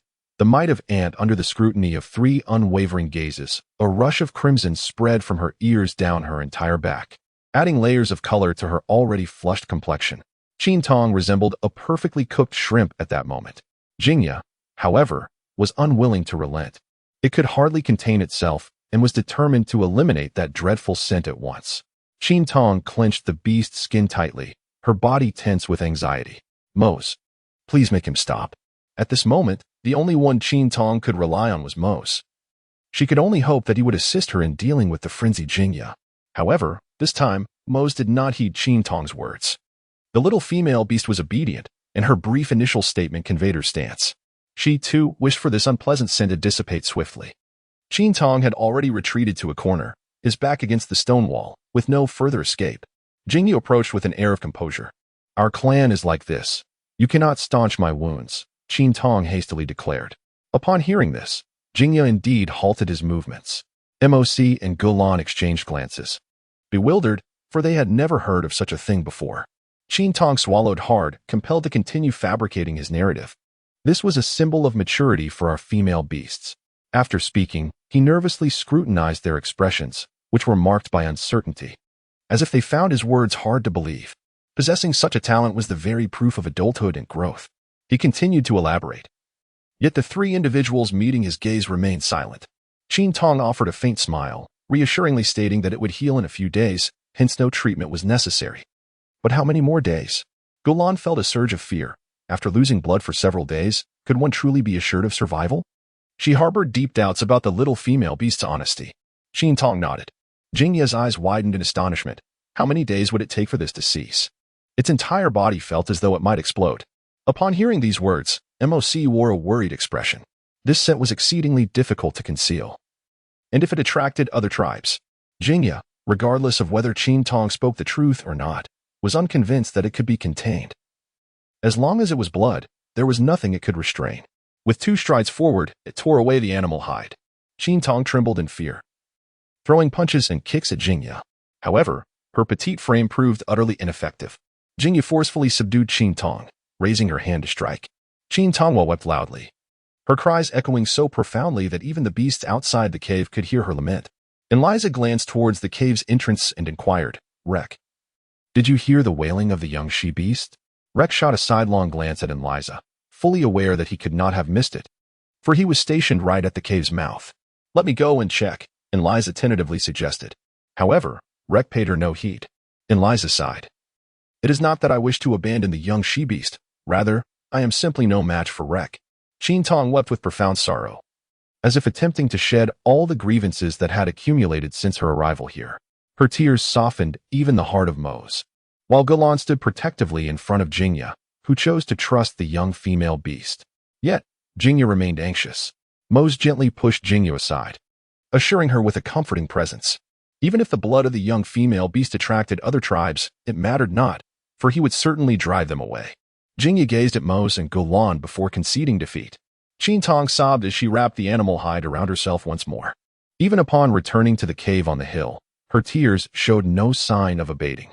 She truly felt wretched. Since arriving in this desolate place, she had been stripped of her dignity multiple times. These orcs exhibited a complete lack of respect for women. Her resentment towards Jingyu had reached its peak. In the ensuing days, Qin Tong remained secluded within the cave, requesting numerous animal hides from Mose to serve as makeshift menstrual pads. Qin Tong found herself in a predicament she wished to escape. However, the only option available to her as a substitute for sanitary pads was animal hide. While this material was relatively comfortable for clothing and bedding, it proved to be particularly abrasive in its current application, leaving her on the verge of tears countless times. Yet, this was not the worst of her circumstances. It seemed that a group of beastmen, having succumbed to their impulses, congregated outside the cave both day and night. To make matters worse, Mu Annie had the audacity to bring her boyfriend to the cave entrance, engaging in displays of affection that left Qin Tong feeling as if she were an unwilling audience to a live performance. Surely, there were more tasteful ways to seek excitement. Additionally, other beastmen nearby were indulging in their own urges. Such behavior had not been evident before. While they had previously exhibited lewdness, they had not descended into such shamelessness. Thus, yet another night commenced. Hearing the applause for love from outside, Qin Tong gritted his teeth and earnestly inquired of Mose why they were engaging in such activities at the cave entrance. Upon hearing this, Mose's eyes revealed a hint of confusion. "This?" he questioned. "Indeed, this," Qin Tong replied, feeling somewhat embarrassed. "I don't understand." "It's that, he reiterated. Qin Tong rolled his eyes and exclaimed, "Mating, do you understand?" Mose was struck with sudden clarity. The fragrance of the little female beast was particularly enticing. Holding his breath, Mose remarked, "What kind of theory is this? Are you suggesting that their mating before my doorstep is somehow my fault?" Qin Tong expressed his indignation, questioning the rationale behind such an assertion. Inhaling the scent of the little female beast has triggered their early onset of the mating season, Mose explained. The timing of the mating season varies among different races of beastmen, but there are exceptions. When spring arrives, all beastmen invariably enter their mating period. Outside of specific times, they do not experience such urges. Now, having caught the scent of the little female beast, they have prematurely entered their mating season. It was a torment for him to be confined in the cave, as he, who typically does not experience such urges, found himself affected by the alluring aroma. Had the little female beast not warned him that mating during menstruation could lead to death, he would have been unable to restrain himself. This was the first time Mose had heard such a terrifying notion concerning blood. Upon hearing Moses' explanation, Qin Tong could not suppress the twitching at the corners of her mouth. The influence of this ant was indeed formidable. The male beasts, despite their seeming mischief, had not been entirely up to no good outside the cave. They had remained in the woods for the past few days. Though they appeared to be frolicking and laughing, they were, in fact, quite tense, having prepared for battle well in advance. Like patrol the outer fringes of the forest, while even Jinya, who typically shunned combat, had taken to guarding the perimeter. All the orcs were under the sway of Qin Tong's formidable ant. Unbeknownst to her, she was sheltered within a protective circle. Her only concerns were the commotion outside the cave and Mose. For the past few days, Qin Tong had been caught in a cycle of sleeping and eating, too much of the former leading to restless nights. Initially, she hadn't noticed anything amiss, but as the nights progressed, she felt an inexplicable obstruction when attempting to turn in her sleep, often waking in a daze to the sensation of something licking her. She had thought she was being taken by some creature, startled to the core. Little did she know it was Mose. This was the first time she realized it. She was unaware of how many times it had occurred prior. She had previously believed Mose to be rather proper, only to discover him sneaking onto her bed and stealing kisses in the dead of night. Qin Tong felt an overwhelming surge of anger. She had always presumed that MOC slept on the ground, but now, in retrospect, that assumption was questionable. Once doubt took root, evidence seemed to abound. For instance, the grass outside appeared to have been pressed down lower, noticeably a few centimeters shorter than before, and the ground was no longer as smooth as it had been when she first moved in. It was evident that it had not been slept upon for quite some time. Qin Tong finally discerned the enigmatic and reserved orc. Mose. Chapter 39. Bird Soup. The sun filtered through the clouds, casting a golden radiance upon the earth. Qin Tong gazed lazily at the scenery before the cave, stretching his back. Eliza peeked out from behind a tree. "Good morning, Eliza," Qin Tong greeted with a smile. With the departure of the melancholic monthly visitor, his spirits naturally lifted. Upon hearing Qin Tong's voice, the male beasts emerged from the forest, startling him. "Oh, do you enjoy my company so much that you choose to sleep in the trees every day?" Qin Tong was taken aback by the presence of so many of them, surprised they had not left after all this time. Their vitality was remarkable. While the Mwani stayed only for 3 days, these creatures had lingered until the end. Eliza flashed a radiant smile at Qin Tong. As the male beasts sensed that alluring scent dissipating, they gradually departed. Watching them leave, Qin Tong sighed, realizing that the nightly spectacle had finally concluded.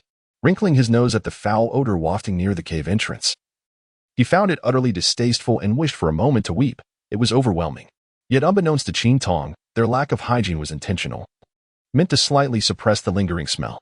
With the monthly visitor gone, the one thing Qin Tong yearned for most was a refreshing bath. Summoning moss, he carried a pot to the riverside, setting it up by the water's edge. Qin Tong finally bathed, experiencing her first warm shower since arriving here. After cleansing herself, she felt rejuvenated. The camp returned to its lively atmosphere. Golan gazed at Qin Tong with concern, filled with numerous questions she yearned to ask. "Qin, are you all right?" "I'm perfectly fine," Qin Tong replied, her spirits lifted after her aunt's departure. "Your race is truly remarkable." Qin Tong raised his gaze. "Is that so? I too find your race quite fascinating." Golan assumed Qin Tong was jesting, for the Silver Fox clan could not survive even a few days of bloodshed. Qin Tong's lips curled into a subtle, bewildered smile. Indeed, it is only humanity that endures such dire circumstances. Auntie is truly formidable. Her presence brings discontent, and her absence is even more disheartening. Muin and I approached with an air of triumph, exuding confidence, and inquired, "How do you fare, little female beast?" Upon seeing Muin and I, Qin Tong became flustered. "I am well. Does that bring you joy or sorrow?" Muin and I appeared perplexed, her face a canvas of internal conflict, unsure of how to respond. However, her heart was elated, for she felt a profound happiness within, and outwardly, she reveled in the prospect of sharing a meal of meat with the little female beast. Qin Tong cast her a sidelong glance, and she immediately understood. You ought to take better care of your health. What does it mean to take care of one's health? Muani inquired. Qin Tong had forgotten. After that explosive day, although her speech had become fluent, it did not imply that the beastmen could comprehend her modern vernacular. You ought to consume more meat, she remarked. Muani nodded in agreement. She had been exceedingly fatigued lately and indeed needed to eat more. I can't bear to watch this, she sighed. Please, refrain from such talk. These are not matters suitable for a child to hear. Should I prepare a bird for you to replenish your strength? Qin Tong jested mischievously. And Liza, passing by Qin Tong, nearly had a fright at her words and quickly distanced herself. Tiger glanced at the frightened Liza. Have you done something wrong? And Liza bit into the meat in her hand, retorting, Do you think it's you, the wicked beast? How have I been wicked? Tiger asked with a mischievous grin. You suggested I eat a bird. How is that not wicked? And Liza retorted, clearly annoyed. Is it tasty? And Liza had no intention of recalling such matters and stood up in anger, growling at Tiger. I will pierce you with my horns. Tiger was unperturbed, rather delighting in the provocation. And Liza merely spoke in jest. She would not actually strike. You only wish to mock me. Go ahead and mock Jingjia, for she consumes the most. Tiger chose not to respond. It was not foolish to provoke Jingjia. Their banter was overheard by Jingjia perched in the tree. She twitched her beastly ears. Why the anger over birds? Aside from their lack of meat, they actually taste quite good. Yet, Liza's fury was not so simple. Jingjia leaped down from the tree, landing behind Liza. What constitutes a bird? Liza blurted out. It is that which lies beneath the male beasts. She completely overlooked the warning glance Tiger shot her way. Only after finishing her answer did Liza realize it was Jingjia's voice, rendering her too frightened to move. Jingjia's gaze, previously cast down, suddenly lifted.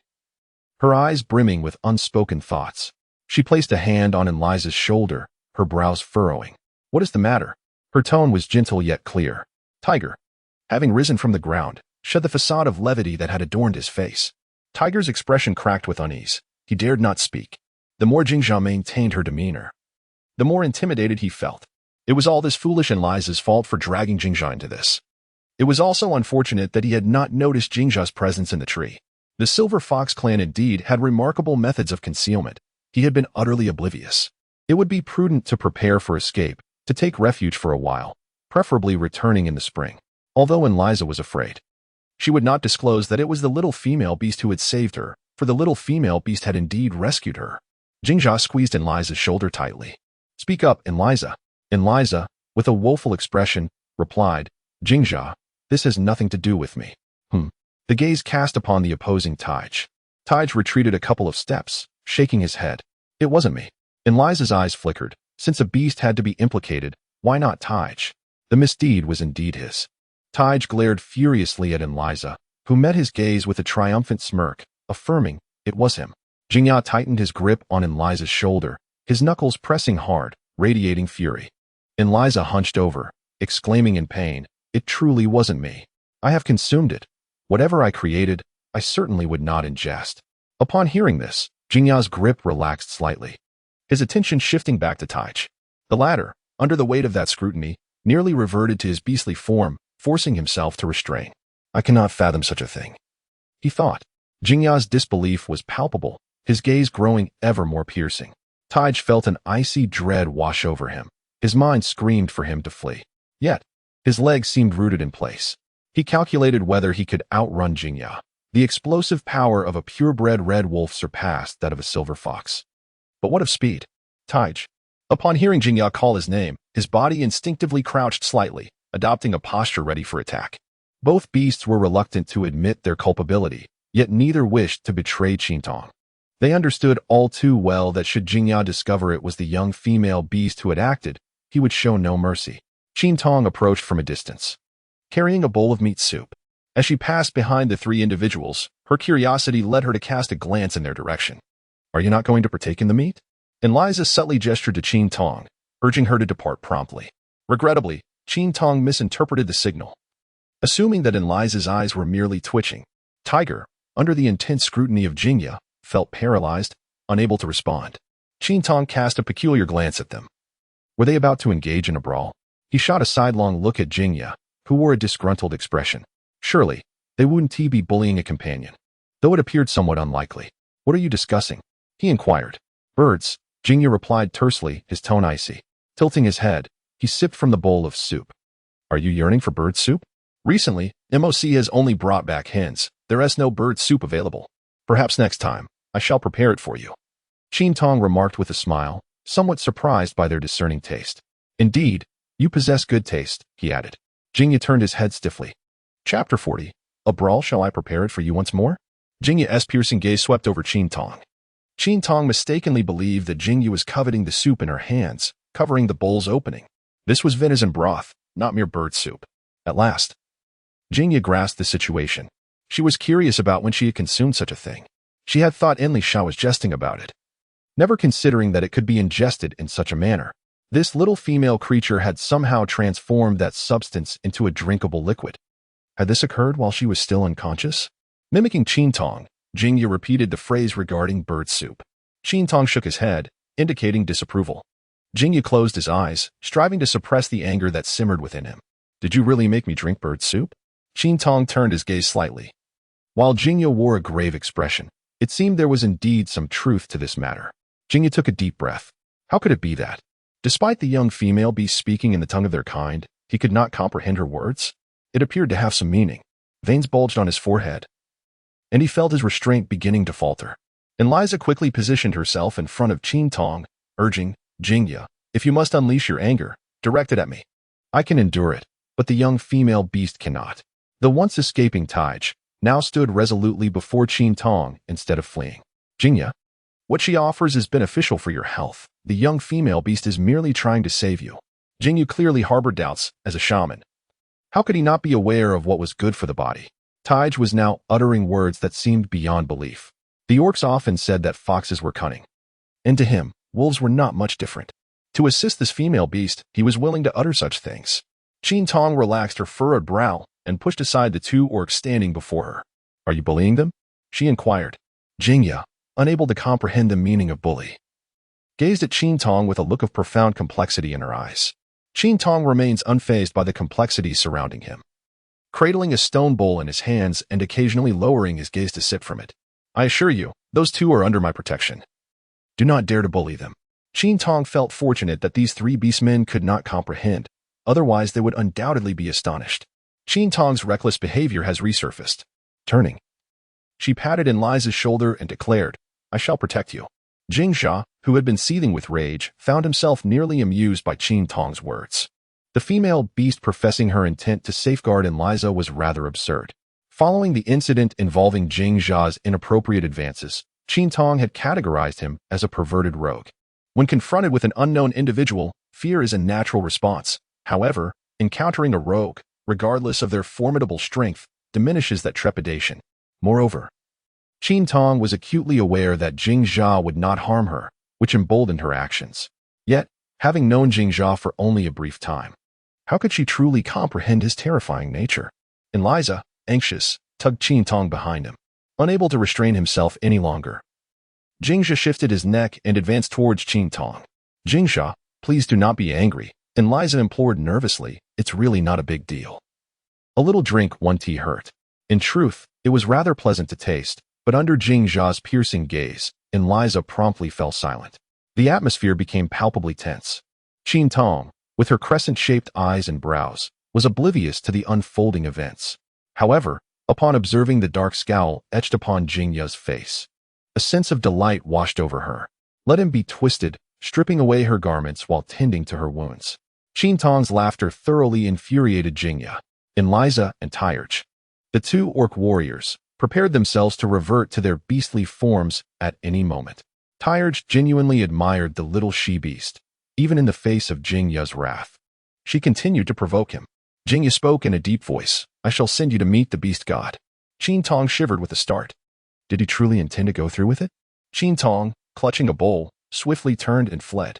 Jingxia, bending forward, attempted to rush over and seize Qin Tong, only to be obstructed by two formidable male beasts nearby. Jingxia, you are a female beast. Do not let anger consume you, one remarked. Indeed, Enlisha concurred. Taij now found himself in a state of agitation. It was all Enlisha's fault. The leader had clearly instructed that Jingjia must not be informed. Truly a foolish beast. Are you two intending to assist her? Jingjia asked with a cold demeanor. Tails remained silent, yet the imposing figure blocking the way spoke volumes. With a mighty roar, all three Orcish figures transformed into their beastly forms. Jingjia seldom fought in her beast form. As a shaman, it was not her greatest strength.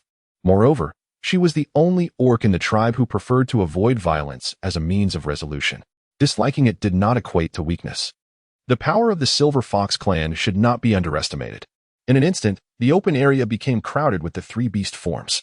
Qin Tong gazed in astonishment at the three colossal beasts, a tremor coursing through his heart, regardless of how many times he had encountered such giants.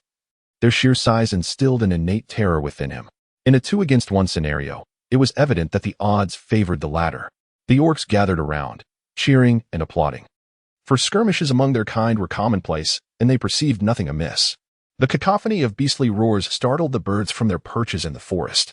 The titanic clash of the creatures sent tremors through the ground, leading those unaware of the truth to mistakenly believe an earthquake had occurred. Gulan stood beside Qin Tong, pondering what had transpired. Qin Tong curled his lips in disdain. Speaking of the bird soup, his irritation palpable. This Jingyu truly had a bad temper and an eccentric disposition. Why would one resort to violence? Shaking his head, he concluded that this creature was unworthy. Not a good beast at all.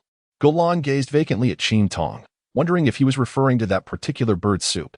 Did the young female beast grasp the gravity of the situation? What bird soup? Gulan persistently inquired once more. Qin Tong smacked his lips, expressing their desire for bird soup. I replied that it was unavailable at the moment but promised to prepare it next time, though the conversation seemed disjointed. Gulan grasped the general idea. Observing Jingya's furious demeanor, it was evident he was aware of the bird soup matter. Suddenly, a tremendous crash echoed through the air as Tirj was upended, colliding with a nearby tree, causing it to sway slightly, a testament to the immense force involved. Qin Tong anxiously observed Tirj, concerned that such a fierce collision might result in a fracture. Fortunately, Tirj quickly righted itself and rejoined the fray. This time, Tirj was resolute. It yearned to ascertain whether it could surpass Jingjia, harboring doubts about the Silver Fox clan's superiority over the purebred Red Wolf tribe. Doubtful and defiant, it let out a resounding howl before lunging forward, kicking up a cloud of dust. At that moment, Moss appeared on the scene, his gaze sweeping over the epicenter of the battle. As Qin Tong observed Moses' arrival, he approached with small, cautious steps, wondering if they might encounter any trouble. Moses' golden eyes narrowed, and a serious atmosphere enveloped them. Telg felt a surge of joy at the prospect of Jingya fighting in beast form. In this shape, it was certain of victory, for the pride of the purebred Red Wolf would never waver. It had never recognized the Silver Fox clan as superior. Both Jingya and Telg employed cunning strategies in their attacks, starkly contrasting with Enliza's brute strength. Now, each of the three factions fought for their own cause. Enliza, a power-based contender, found itself at a significant disadvantage in this skirmish, having already sustained several claw marks. Neither Telg nor Jingya regarded Enliza as a target, rendering its presence seemingly superfluous. Enliza sensed their intentions and, in a fit of rage, charged wildly with its horn, colliding with any beast form in sight. Much of the ensuing dust was stirred up by Enliza's frenzy. Why should it be excluded from a battle among three beasts? Outside the fray, a particularly enthusiastic and resonant voice cheered, Enliza, keep going. Don't be afraid. If you get hurt, I'll make you a nourishing soup. Chapter 41, Barbecue. Upon hearing this encouragement, Enliza became momentarily dazed, crashing violently into a nearby tree, its horn creating a hole in the trunk. Qin Tong was astonished. He never expected that such a seemingly blunt horn could create a hole in such a massive trunk. Qin Tong hurried over to observe, inquiring playfully if Enliza could still manage. With a grin, she offered her assistance, suggesting she could help him secure it. Enliza shivered, sensing an unsettling chill, and promptly transformed back into her human form. She had no need for help. The words of the young female beast were rather intimidating. With Enliza's absence, the arena felt more spacious, allowing the two combatants to engage with even greater ferocity. As the golden crow sank in the west, the sky was adorned with splendid hues of dusk. Everything appeared exquisite, and it would have been even more delightful had the two colossal beasts engaged in battle ceased their conflict. Initially, Qin Tong had been alarmed by the tremendous commotion, but she had now grown completely desensitized. Were they not fatigued? The onlooking beastmen gradually dispersed. Within the cave, Qin Tong warily regarded Moss, forbidding him from approaching her. Moss's gaze dimmed slightly. Ever since the little female beast learned about his habit of sleeping in the haystack, she had been quite cautious around him. It seemed that persuading the little female beast to become his mate would require considerable effort. As night deepened, the lion-headed figure beside the haystack suddenly lifted its gaze. The little female beast appeared to be asleep. Moss transformed into his human form, just as he was about to settle on the haystack. I anticipated this moment. Qin Tong sat up, pointing at Moss, exclaiming, "Finally caught you, you elusive beast. After pretending for half the night and nearly dozing off, I thought you had changed your ways, but it turns out you remain as stubborn as ever." I knew it. Qin Tong wore an expression of knowing certainty. Qin Tong suddenly felt that life was exceedingly difficult. Outside, a group of unsavory orcs loitered, and in the evening, he was compelled to cohabitate with an exceedingly reclusive beast. Caught in the act, Moss also felt a twinge of embarrassment. Listening to the soft, steady breaths of the little female beast, he assumed she was in a deep slumber. However, at Qin Tong's pointed gesture, he reluctantly transformed back into his beast form and lay down. Qin Tong cast a disdainful glance before reluctantly lying down. She was no longer a child and understood the implications of Moses' intentions towards her. However, her affections were directed towards humans, not mere beasts. As Qin Tong drifted into a deep slumber, lost in a whirlwind of thoughts, the long-awaited beast ascended the grass mound once more. The night was devoid of moonlight, shrouding the cave in shadows. Yet, even in the dimness, it mattered not to Moss, who could still behold the slumbering visage of Qin Tong with clarity. Moss gently lifted a stray lock of hair from Qin Tong's face, cradling it tenderly in its palm. The hair seemed almost non-existent within its grasp, yet the delicate sensation lingered vividly. Moss gazed intently at Qin Tong, acutely aware of the young female's reluctance towards it. A flicker of doubt crossed its mind. Did she perhaps disdain it for being a tiger-lion beast? As the chief of the tribe, it ought to exude an aura of authority. However, it was merely a tiger-lion beast, one not favored by females. In their presence, it had never possessed a sense of confidence. The nature of the tiger-lion beast meant it lacked a mating season and had little capacity for reproduction, which had deterred it from seeking out a female companion. Yet this time was different. This female was unlike the rest. Her coat was beautiful, her scent alluring, and she had even brought the spark of fire. Moreover, she was intelligent. Most importantly, her demeanor stood in stark contrast to that of other females. She was attuned to the feelings of males. In Moss's eyes, she radiated warmth akin to that of the sun, compelling it to tread carefully. An unprecedented mating season had emerged in the presence of this young female. Moss longed to possess her, yet it hesitated to pursue her. It had always believed that mere compliance with a female's wishes would suffice. However, this particular young female was different. The more obedient it appeared, the less attention it seemed to garner from her. She treated it as if it were a cub, or perhaps as a fellow female, certainly not with the regard typically afforded to males. Unlike Muani's playful camaraderie with Li Jiang, there was a distinct absence of such playful banter between them. Qin Tong endured a night filled with unsettling nightmares, wherein she found herself wed to an orc, birthing a creature with the body of a beast and the head of a man. Upon awakening, she incessantly reminded herself that she must never associate with orcs. This dream cast a shadow over her day, leaving her in a state of melancholy. Another soul shared a similar gloom. Moss and Kasanzi were out hunting with the male beasts. During their expedition, Kasanzi glanced back at Moss several times. Unable to contain his curiosity, he finally inquired, "Moss, what troubles you?" Moss shot a fleeting glance in his direction, causing Kasanzi to shiver and promptly avert his gaze, too apprehensive to pose further questions. It appeared that Moss had redirected his frustration into a fervent hunt, swiftly dispatching the creatures of the forest. It was not until Kasanzi called for a halt that Moss, having amassed a hillock of prey, ceased his actions, elegantly grooming his fur. After the male beast transported the bounty back, the orcs erupted into jubilant cheers upon witnessing the sumptuous feast. The atmosphere became lively, reminiscent of festive celebrations, lifting Qin Tong's spirits that had remained subdued throughout the day. As she beheld the fresh meat, a new idea sparked within her. Tired of the usual roasted or boiled fare, she contemplated preparing grilled meat on a hot plate. While there were no iron plates at hand, an abundance of stone slabs lay ready for use. Qin Tong excitedly rushed over, requesting Mose to slice her a piece of the most tender meat. Whenever there is a delectable treat, Muin Ni is invariably the first to appear. It seems as though Muin Ni has installed a surveillance system on Qin Tong, for she always materializes at the sight of something delicious. This time, not only did she arrive, but she also brought someone along. Qin Tong can now distinguish between males and females. Those adorned with beast skirts are females. Thus, having brought a female over, upon closer inspection, she appears somewhat familiar, reminiscent of one of the two wild bulls from our previous flower-picking excursion. Qin Tong grasped her refined weapon, skillfully slicing the meat into diminutive pieces upon the pristine wood. "Little beast, why is the meat divided into such tiny morsels?" Muani inquired, casually tossing a small piece into her mouth. "Meat is best savored in hearty bites."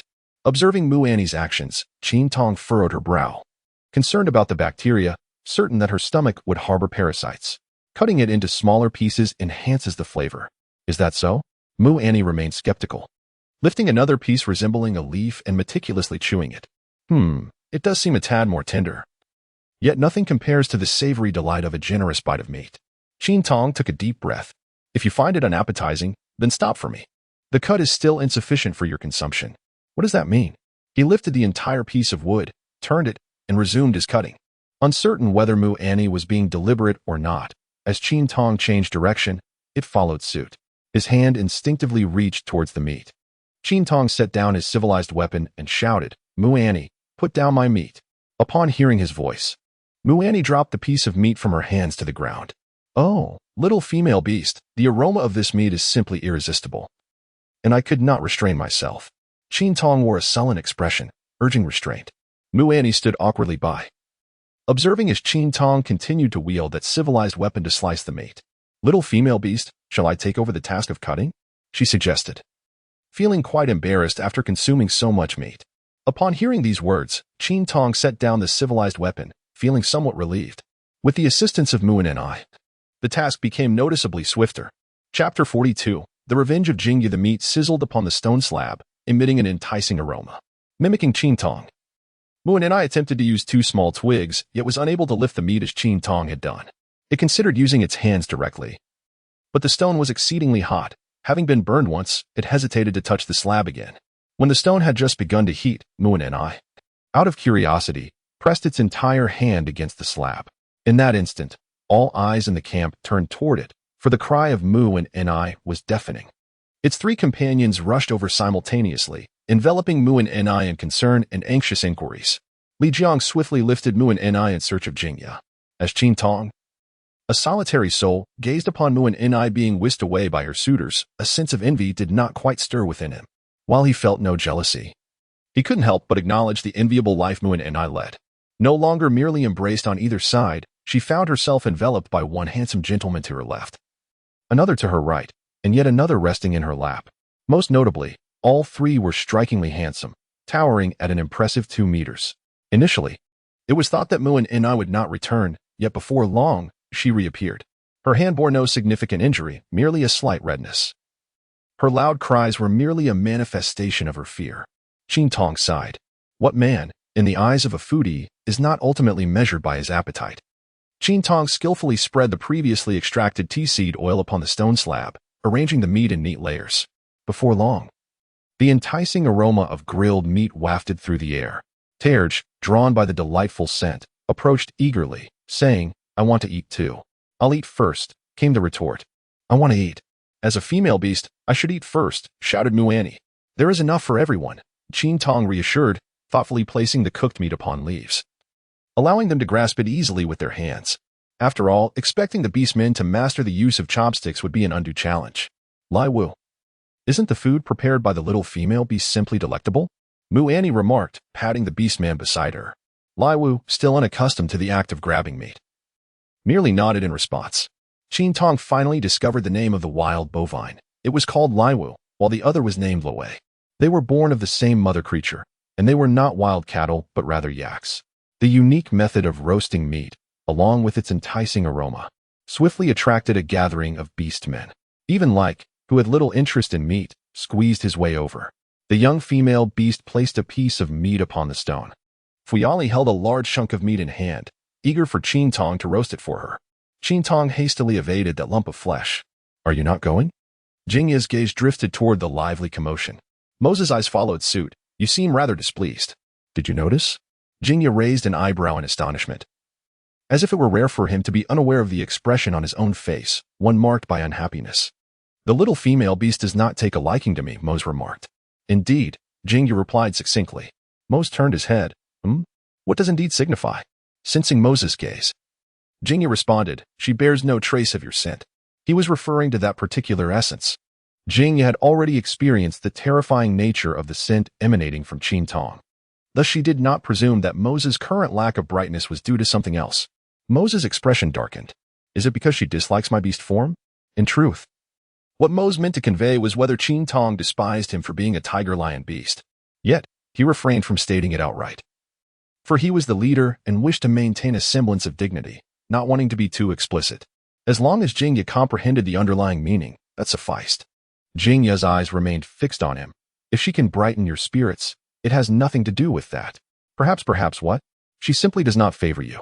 Jingya remarked nonchalantly, averting her gaze. Mose furrowed his brow. Is it truly so? Is it due to my failure to win the little female beast's favor? Jingya, instruct me on how to pursue the little female beast, Mose stated with a hint of detachment.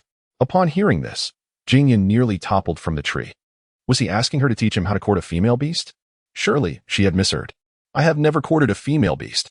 Yet, many female beasts are fond of you, Mose asserted with sincerity.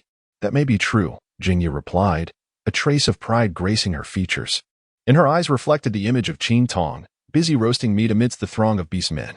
Very well, I shall acquiesce to your request. The following morning, as Qin Tong opened her eyes, she beheld a strikingly handsome visage before her. Qin Tong was taken aback. It is likely that few could remain unstartled, for even his striking handsomeness could only render such an entrance terrifying. Mose's eyes sparkled with anticipation. Qin Tong regained his composure, awkwardly greeting, "Good morning." Mose handed Qin Tong an object wrapped in leaves, and as the leaves unfurled, a cacophony of wails echoed throughout the cave, spilling out into the outside world. Mose was taken aback by Qin Tong's reaction. Does the little female beast not like it? She endured numerous stings for this. Qin Tong remained distant from Mose, his eyes tightly shut, unwilling to open them. Take it away, quickly, he urged. Don't you like this little delicacy? It has a hint of sweetness, Mose coaxed. What more is there to say about eating? Have you lost your mind, Mose? Hurry and remove it, or I shall sever your hand. Qin Tong can now be aptly described in a single phrase. Her emotions are in utter disarray, akin to a dog's despair. Mose sensed that Qin Tong was genuinely terrified and hurriedly exited the cave with his belongings. In the woods, Jingya awaited Mose. The little female beast was displeased with the situation. Mose's expression betrayed a suppressed anger. Jingya cleared its throat, perhaps understanding that it was different from other female beasts. While the others relished the tender and sweet pupae, this particular female beast showed no interest, indicating her uniqueness. Jingya continued to manipulate the situation, basking in its own cleverness. Now that this female beast was favored within the tribe, direct retaliation was out of the question. However, through Mose, things could change. Mose's request for assistance was indeed significant, albeit self-serving. Jingya had long suspected that the female beast would not only dislike the pupae but would also fear them. On that fateful day, it had observed her keeping her distance from crawling insects. Now, upon testing its theory, it was confirmed. She was indeed afraid of the wriggling creatures. Listening to her terrified screams brought Jingya a sense of delight. After hearing Jingya's explanation, Mose fell into a moment of silence, despite some doubts. He considered that Jingya was well liked by the female beasts, possibly making its claims valid. Jingya's joy was palpable. What was there to be joyful about when the little female beast was dissatisfied? Jingya suppressed its glee, contemplating a better plan. Inside the cave, Qin Tong nearly unleashed a torrent of expletives. Her greatest fear was of creatures resembling maggots. The mere sight of such things evoked memories of a traumatic childhood experience when a male classmate had frightened her with one. Ever since that day, the sight of wriggling insects sent shivers down her spine. What was Mose thinking, procuring so many of these frightful things to terrify her? Chapter 43. Qin Tong's recklessness. Before Qin Tong could regain his composure, Mose charged into the cave once more, still clutching a bundle in his hands. Startled, Qin Tong leaped again, questioning Mose's intentions. This time it's different. It's not pupae, Mose said anxiously, his eyes brimming with anticipation. Hoping that Qin Tong would take a look, Qin Tong's anxious heart finally settled. As long as it was not something writhing, he felt reassured. Glancing at Mose, who was half squatting in front of the pile of grass, he noticed the anticipation gleaming in his golden eyes. He decided to trust it one more time. This leaf appeared rather large, suggesting it was likely not an insect. Qin Tong approached and gently parted the leaves. In that instant, her expression froze. Had she offended Moss recently? Why did he repeatedly resort to such tactics to intimidate her? This time, Qin Tong did not scream, although she found the creature. Resembling a rat, utterly repulsive, she was not gripped by the same fear that one might feel towards writhing worms. Qin Tong seized her Mickey from the beast's skin and hurled it at Moss, exclaiming, "Are you asking for a beating? Do you not appreciate it, little female beast? Should I?" She retorted sharply. Frustration surged within her. Who would ever present such an item to a girl? Quickly take it away. Do not dare present me with such things again. Moss hesitated, perplexed. It was a delicacy that female beasts typically relished. Why then did this little female beast not share the same fondness? It was indeed tender and delectable, cherished by females, albeit rare to find. Could it be that Jingya was correct in asserting that this little female beast was exceptional? It decided to clarify the matter further, seeking to understand what the little female beast truly enjoyed, so as to avoid bringing her displeasure in the future. Pray tell, little female beast, what do you find pleasing to eat? Qin Tong was still in a fit of temper. I adore fried chicken, she declared. Mose raised an eyebrow, echoing her words. Fried chicken? What is that? It's the food I relish, Qin Tong shouted loudly. But it was futile. There was none to be found here. Moreover, those two things that Mose had brought early in the morning had completely ruined her appetite. The hairless creature emitted a disconcerting buzzing sound, prompting Qin Tong to quickly distance herself and remove it. It was utterly repulsive, its body of vivid crimson adorned with a layer of gray fuzz. Most notably, its sharply pointed beak was particularly revolting, resembling a rat, albeit in a larger size. Qin Tong tightly covered his mouth and urged him to take it away. Jingya clearly stated that this female beast was quite fond of it. Mose murmured in confusion. His murmurs reached Qin Tong's ears word for word. After two failures, Mose wore a particularly sour expression. Observing Mose's demeanor, Jingya realized that everything unfolded just as he had anticipated. The absence of howls led him to believe that they had failed. He genuinely wished to see what the young female beast was like now. Upon exiting, Mose cast a cold sidelong glance at Jingya, clearly irritated that the young female beast showed no interest. While Jingya maintained a composed exterior, he felt a sense of satisfaction within. Perhaps they should try again. Mose's gaze was sharp and frigid. Jingya took a moment to steady his breath. This time, things were indeed promising. He understood that prolonging the situation could lead to trouble. Mose's ascension to leadership indicated his genuine abilities, and Jingya dared not overstep. However, before Jingya could finish his thought, Mose had already departed. Jingya watched as Mose, exuding an aura of icy coldness, left, as if he had already managed to provoke the leader's ire. Qin Tong, in a fit of anger, sought out Jingya. Was it you who did this? Jingya lay upon the stones, nonchalantly lifting her gaze. What do you mean by I did this? In truth, Jingya was fully aware, merely feigning ignorance. You had Moss deliver those items to me. She had indeed questioned how Moss could have inexplicably brought her such things. The culprit was none other than this scoundrel. Qin Tong gazed at its nonchalant demeanor, growing increasingly infuriated. He picked up a branch from the ground and swung it at Jingya. Unfortunately, Jingya was neither Mose nor one of those formidable beasts. He would not yield to Qin Tong. However, Jingya did not retaliate. With a graceful leap, he evaded Qin Tong's assault and swiftly ascended into the tree. Qin Tong lifted his head, seething with anger, and flung the branch to the ground, challenging, "If you possess the ability, then do not descend." Qin Tong, with remarkable intelligence, sought the assistance of a companion, none other than Golan. Qin Tong, with a voice heavy with sorrow, recounted his misfortunes to Golan, embellishing the tale with fervor.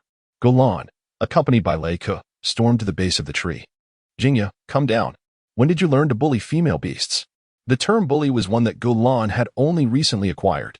Upon seeing Golan beneath the tree, Jingya paused momentarily, recognizing the cunning nature of the female beast. Qin Tong gazed at Jingya, whose face had suddenly paled, and flashed a triumphant smile that revealed a gap-toothed grin. Jingya clenched his molars, responding, "How have I advised you, Jingya?" Golan earnestly implored beneath the tree. "Females must be protected. Their value is not unknown, yet you dare to mistreat them." "It was she who first served me bird soup," Jingya retorted through gritted teeth. "As a result, I have been unable to consume meat for several days now. This wretched female." Golan was taken aback and replied, "Yet you too should not mistreat females." Qin Tong was perplexed, pondering the meaning of being told to serve bird soup first. Could it be that his aversion to bird soup prompted him to bully her? How absurd. Was this a conflict ignited by a mere bowl of soup? Perhaps Qin Tong had forgotten that it was not just one bowl, but many. Qin Tong, feeling a twinge of guilt, wiped the sweat from her forehead. Wasn't this merely a reflection of her own shortcomings? However, she swiftly quelled any lingering feelings of remorse. The bird soup was prepared for his own benefit. Without her nourishing concoction, it was uncertain whether he would have awoken at all. Moreover, she had saved him, that ungrateful scoundrel. Qin Tong felt increasingly confident. Believing it was all for your own good. He grinned widely. Jingjia discovered that this female beast truly had a knack for provoking others, inciting a fury that made her want to pounce and tear it apart. This spectacle drew the attention of numerous beastmen. Tailed stood behind Qin Tong, observing his reckless behavior up close.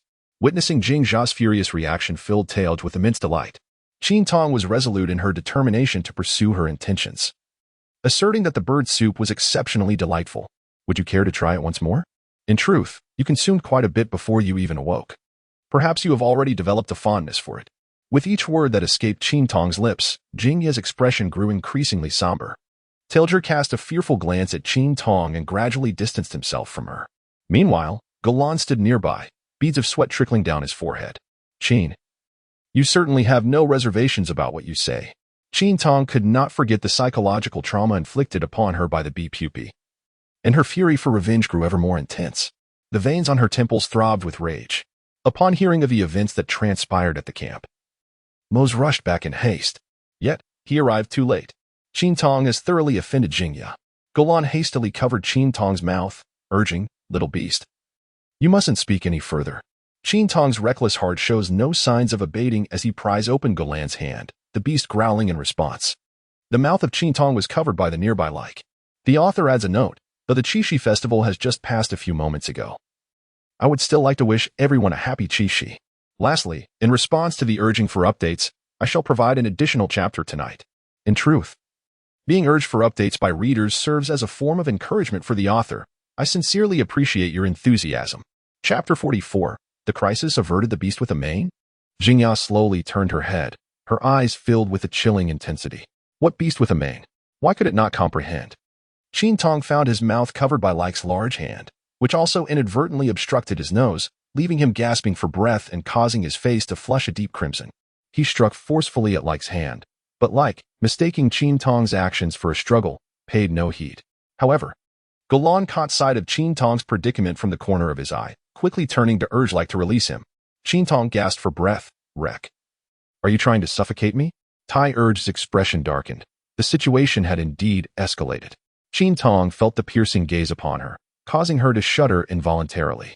She had gone too far in her audacity, acting recklessly in a fit of anger, and now, with a dawning sense of fear, she realized the gravity of her actions. Jingya narrowed her eyes slightly.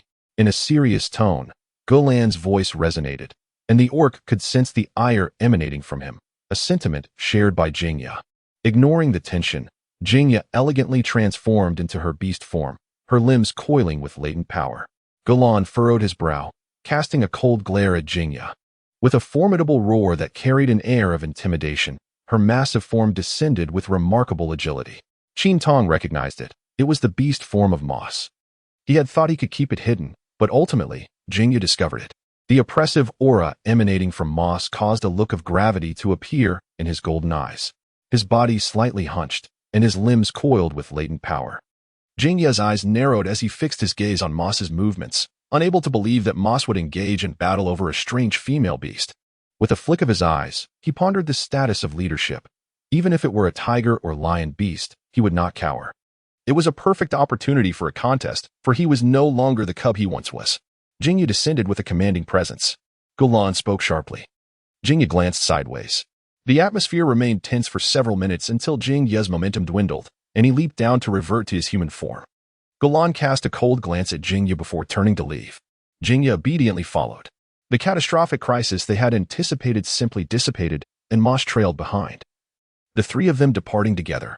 Taigugu felt the tension in his heart ease and exchanged a meaningful glance with Qin Tong.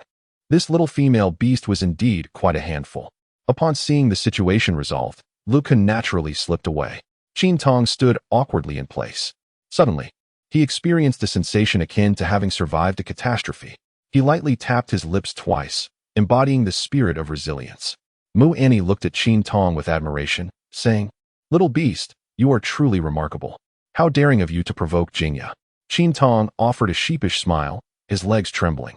Golan led Jingyu to a secluded spot, casting glances behind her, aware that Mose would inevitably arrive. Mose approached leisurely from a distance, not having reverted to human form. "Now that everyone is here, Jingya, do you comprehend your error?" Golan's tone deviated from its usual gentleness. Jingyu maintained a stoic expression, reluctant to respond. "Do you not understand the rarity of the female beast?" Golan continued. "I know you harbor doubts about Tong's origins, but as you can see, it possesses no combat capability. What threat could it possibly pose?" Golan sighed. Mose lazily reclined nearby. Jingyu was quite aware of the female beast's lack of combat prowess, yet its origins remained dubious and suspicious. Golan could likely surmise Jingya's thoughts. Having raised him since childhood, "Jingya, it was you who saved me. Without you, our tribe would have lost its shaman." Considering the debt owed for saving him, Golan decreed, "You shall no longer pursue the matter of the bird soup concerning the young female beast." Jingyu remained silent. Mose tilted his head. Golan intended to elaborate further. "Very well," Jingyu replied with a scowl, knowing that if he hesitated, Golan would begin recounting tales of the previous leaders. As was customary whenever he erred, "You have consented, henceforth do not seek further knowledge." Jingyu quickly interjected, affirming that he would indeed refrain from further actions. Golan nodded in satisfaction. "Moreover, you must cease harboring such animosity toward Tong. It is a gift bestowed upon us by the beast god." Jingyu shot a sidelong glance, a smirk playing on his lips. "A gift? Pray, do not let it be a nightmare." Mose noticed Jingya's expression and rose to his feet. "Jingya, the considerations you pondered have also crossed my mind as the leader. As the tribe's chief, I must think of the orcs. I could not overlook the origins of the young female beast. Thus, I kept her within my den. Initially, I held many doubts. Yet a frail female beast, even if dangerous, could only pose a limited threat. This reflects an absolute confidence in the face of strength. I recognize the young female beast's intelligence, but in the presence of power, it is inconsequential." After observing for a brief period, Mose reached a conclusion. The young female beast posed no danger. This was not solely due to her lack of combat ability, but also because she was so unfamiliar with her surroundings that she required guidance even to reach the river. Or else, she would become lost in the jungle. No wonder she had become a wanderer. Jingya cast a skeptical glance at Mose, doubting the rationale of one entranced by the female beast. "I understand," Jingyu conceded, refraining from contradicting Mose. Golan discerned the implication in Jingya's words and replied, "Understood," rather than addressing the matter earnestly, assuring that there would be no further hostility toward Tong. "You shall not frighten her again, nor harbor any animosity," Golan insisted, pressing Jingyu to agree. Jingya turned his face away. Fine. He did not dare provoke Golan. Mose transformed back into human form, standing beside Jingya, delivering a playful punch to his arm. "If you remain angry, take it out on me." As Jingya reminisced, he found it amusing how fiercely Mose defended the female beast, even though she had yet to develop any affection for him. Upon hearing Jingya mention Qin Tong, Mose felt a warmth creep to his cheeks and turned away, embarrassed.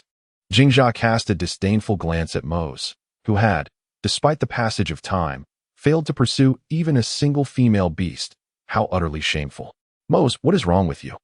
Although he criticized Mose for his sluggishness, he couldn't help but inquire. They were still young and required guidance. Jingya himself ought to seek a female beast. He believed Qin Tong would be an ideal match, endowed with robust reproductive capabilities that would likely ensure the birth of offspring following the spring season.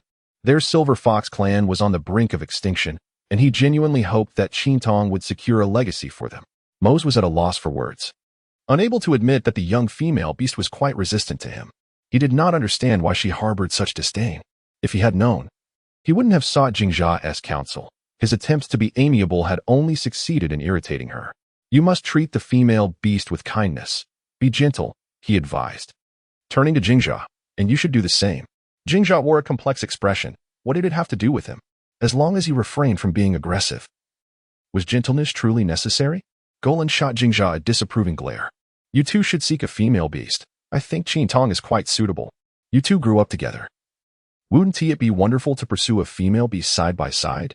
Aim to have offspring by next spring." Golan had made up his mind, and before Jingya could voice any objections, he hurriedly departed. By the time Jingya returned to reality from the weighty implications of Golan's words, Golan had already vanished into the distance. Mose observed Jingya's expression intently, noting only his displeasure, which secretly pleased him. Thankfully, Jingjia did not fancy the young female beast. Otherwise, Mose feared he might be overshadowed. Jingjia nudged Mose's arm. Is this conversation still valid? Shall I give you a good beating? A flash of golden light streaked by with astonishing speed. Jingjia stared at Mose's retreating figure, frowning as he pondered who had taught him to be so cunning. The moment those words left his lips, a silhouette with black hair surfaced in his mind, and his expression froze. The remarkable feat of Qin Tong dazzled the eyes of the orcs. The usually timid Yayo approached, gazing at Qin Tong with admiration.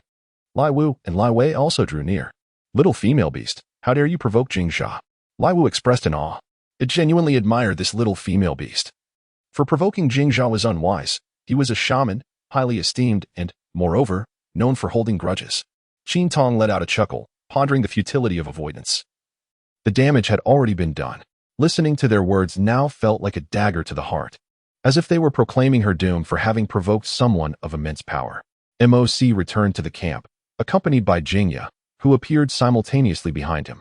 As Qin Tong beheld the emergence of Jingjia, an overwhelming sense of anxiety enveloped her.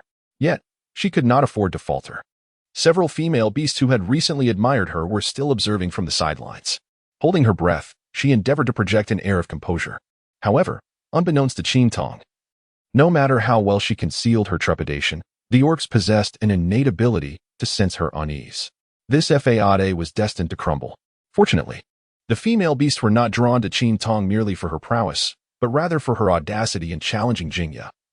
They did not genuinely believe that she was unafraid of the latter. Jingjia cast a mere cursory glance at Qin Tong before continuing on her way. Qin Tong let out a sigh of relief. It was unclear what Gulan and MOC had done to appease Jingjia, who was now surprisingly cheerful. Waving excitedly at MOC, it seemed that the storm had temporarily passed. Muan and I tugged at Qin Tong, insisting that he assist her in enhancing her fur, longing to have it as beautiful as Gulan's. During the last encounter, Li Jiang had acquired a plethora of items that the little female beast claimed could enhance the appearance of fur, yet she lacked the knowledge to utilize them. Lai Wei was also aware of this, his eyes sparkling with hope as he gazed at Qin Tong. He too desired to improve his fur's appearance. Previously, he had hesitated to approach the little female beast, but now, encouraged by Muan and I, he felt emboldened to seek assistance. Qin Tong narrowly escaped a calamity and, in a buoyant mood, wholeheartedly acquiesced. Accompanied by Muani and Lai Wei, Lai Wu carried the stone pot towards the riverbank. Qin Tong cast a sidelong glance at the timid Jingjia. Would you care to join me? Yayu gently nodded in agreement. Thus, they proceeded in grand procession towards the riverside, and the term grand procession aptly describes their movement, for they were in beastly forms, their presence resonating with considerable commotion.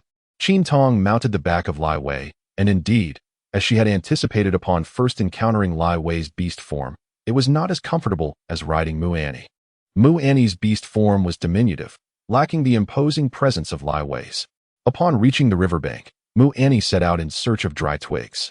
Qin Tong squinted as he observed Lai Wu, who effortlessly lifted the stone pot, a slight tremor at the corner of his mouth, truly imposing.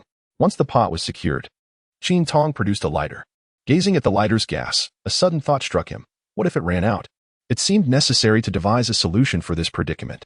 However, that matter could be addressed another day. For now, he aimed to introduce the culture of hair washing to these enchanting beings from the primitive world. Although referred to as beauties, he felt somewhat apprehensive, as their striking features and flat torsos rendered them rather masculine, a reality to which Qin Tong had yet to acclimate. During the time spent waiting for the water to boil, several of the beastmen began to frolic in the water. Lai Wu and Lai Wei, being of the heifer kin, had a profound affection for water. Conversely, Muani was less enthusiastic. She was comfortable in shallow waters, but anything deeper filled her with trepidation. Qin Tong sat beside them, chuckling softly. In truth, their habits were rather easy to decipher. Muani was likely akin to a cat, harboring a fear of water, while Lai Wei and the others probably resembled water buffaloes. As for the one beside her, Yiya, she remained a mystery. For Qin Tong had yet to witness her beast form. When she arrived, she had to assist in steadying the stone pot. Thus she had perched upon Lai Wu and had not transformed into her beast shape. Qin Tong turned her gaze towards Yiya, noting her timidity and reticence. How curious it was that even orcs could possess such meekness. She had always imagined orcs to be boisterous and exuberant, akin to Muan Ni, bold and fiery in spirit, or at the very least, possessing a hardy demeanor. Yet, here stood Jia, exuding an air of fragility that seemed incongruous. In contrast, Qin Tong, having acclimatized to her surroundings, felt a burgeoning confidence that rendered her own fears less palpable. A ludicrous thought flickered through Qin Tong's mind. Could she also be someone who has traversed through time and space, inexplicably brought here just like herself, and yet, she had never witnessed her beast form? Qin Tong furrowed his brow, finding the situation utterly absurd. Yaya had long since noticed Qin Tong's gaze upon her, and, feeling a sense of embarrassment, lowered her head. Qin Tong suddenly leaned closer and asked, "Are you okay?" After hearing this, Yaya looked up in confusion, unable to comprehend the words spoken. Qin Tong gently pressed his tongue against the roof of his mouth, concluding that he had perhaps overthought the matter. He shifted slightly further away, yet could not resist the urge to turn and observe Yaya. There was something undeniably peculiar about her. Qin Tong suddenly pondered, could she possibly be from ancient times? Leaning in once more, Yaya remained with her head bowed. Qin Tong cast a sidelong glance at her, a smile gracing her lips yet devoid of the revelation of her teeth, radiating a shyness that was almost palpable. Could it be? She had indeed guessed correctly. The bright moonlight before my bed. Tilting her head, she recited a line of poetry to Yaya. In response, Yaya's eyes grew even more bewildered. Utterly perplexed by Qin Tong's behavior, which appeared particularly enigmatic, Qin Tong awkwardly smiled for a moment before deciding to ask directly, "What kind of beast are you?" Mu Annie rushed over from the riverbank and, upon seeing Qin Tong closely beside Yaya, exclaimed, "Little female beast, what are you up to?" Qin Tong rose from the ground, seemingly noticing that the closer she got, the more anxious Yaya became. "I simply wish to inquire about the nature of Yaya." Mu Annie chuckled softly, revealing that Yaya is a long-haired rabbit beast. Qin Tong was momentarily taken aback. There was indeed a rabbit. It was no wonder, for rabbits are notoriously timid creatures. This provided a plausible explanation for Yaya's behavior. Perhaps in her beast form, she was even less formidable than in her human guise, which would account for her preference to remain in human form. Qin Tong wore a smile on her face. "Yaya, may I glimpse your beast form?" she inquired earnestly. Her curiosity piqued about the world's rabbits and whether they would possess an endearing charm. Yaya glanced up at Qin Tong. Upon seeing her seemingly aggrieved expression, Qin Tong hesitated, saying, "Oh, no need. I shall not look any more. Do not be afraid." Yet, in the next moment, a white long-eared rabbit appeared before Qin Tong. Qin Tong covered her mouth, wondering if there exists a creature of normal proportions in this world. Who could explain to her why a rabbit towers over a person? Is that not absurd? Nevertheless, the rabbit appeared quite soft, prompting Qin Tong to rush forward and embrace its form. Yaya trembled in surprise. How wonderfully soft. Qin Tong pressed her face against Yaya's body, exclaiming in delight. Like a rogue, her hands wandered over Yaya's frame, akin to petting a dog. Yet in this instance, she was caressing a rabbit. She pinched a bit, marveling at the ample softness, fantasizing about a spicy rabbit dish. Fortunately, she expressed this thought in Mandarin, or else Yaya might have fainted from shock. Yaya stood still, allowing Qin Tong to indulge in her playful affection. Meanwhile, Nguyen and I, observing from behind, felt a twinge of displeasure. The little female beast had never been embraced in such a manner before. Chapter 46. Jealousy.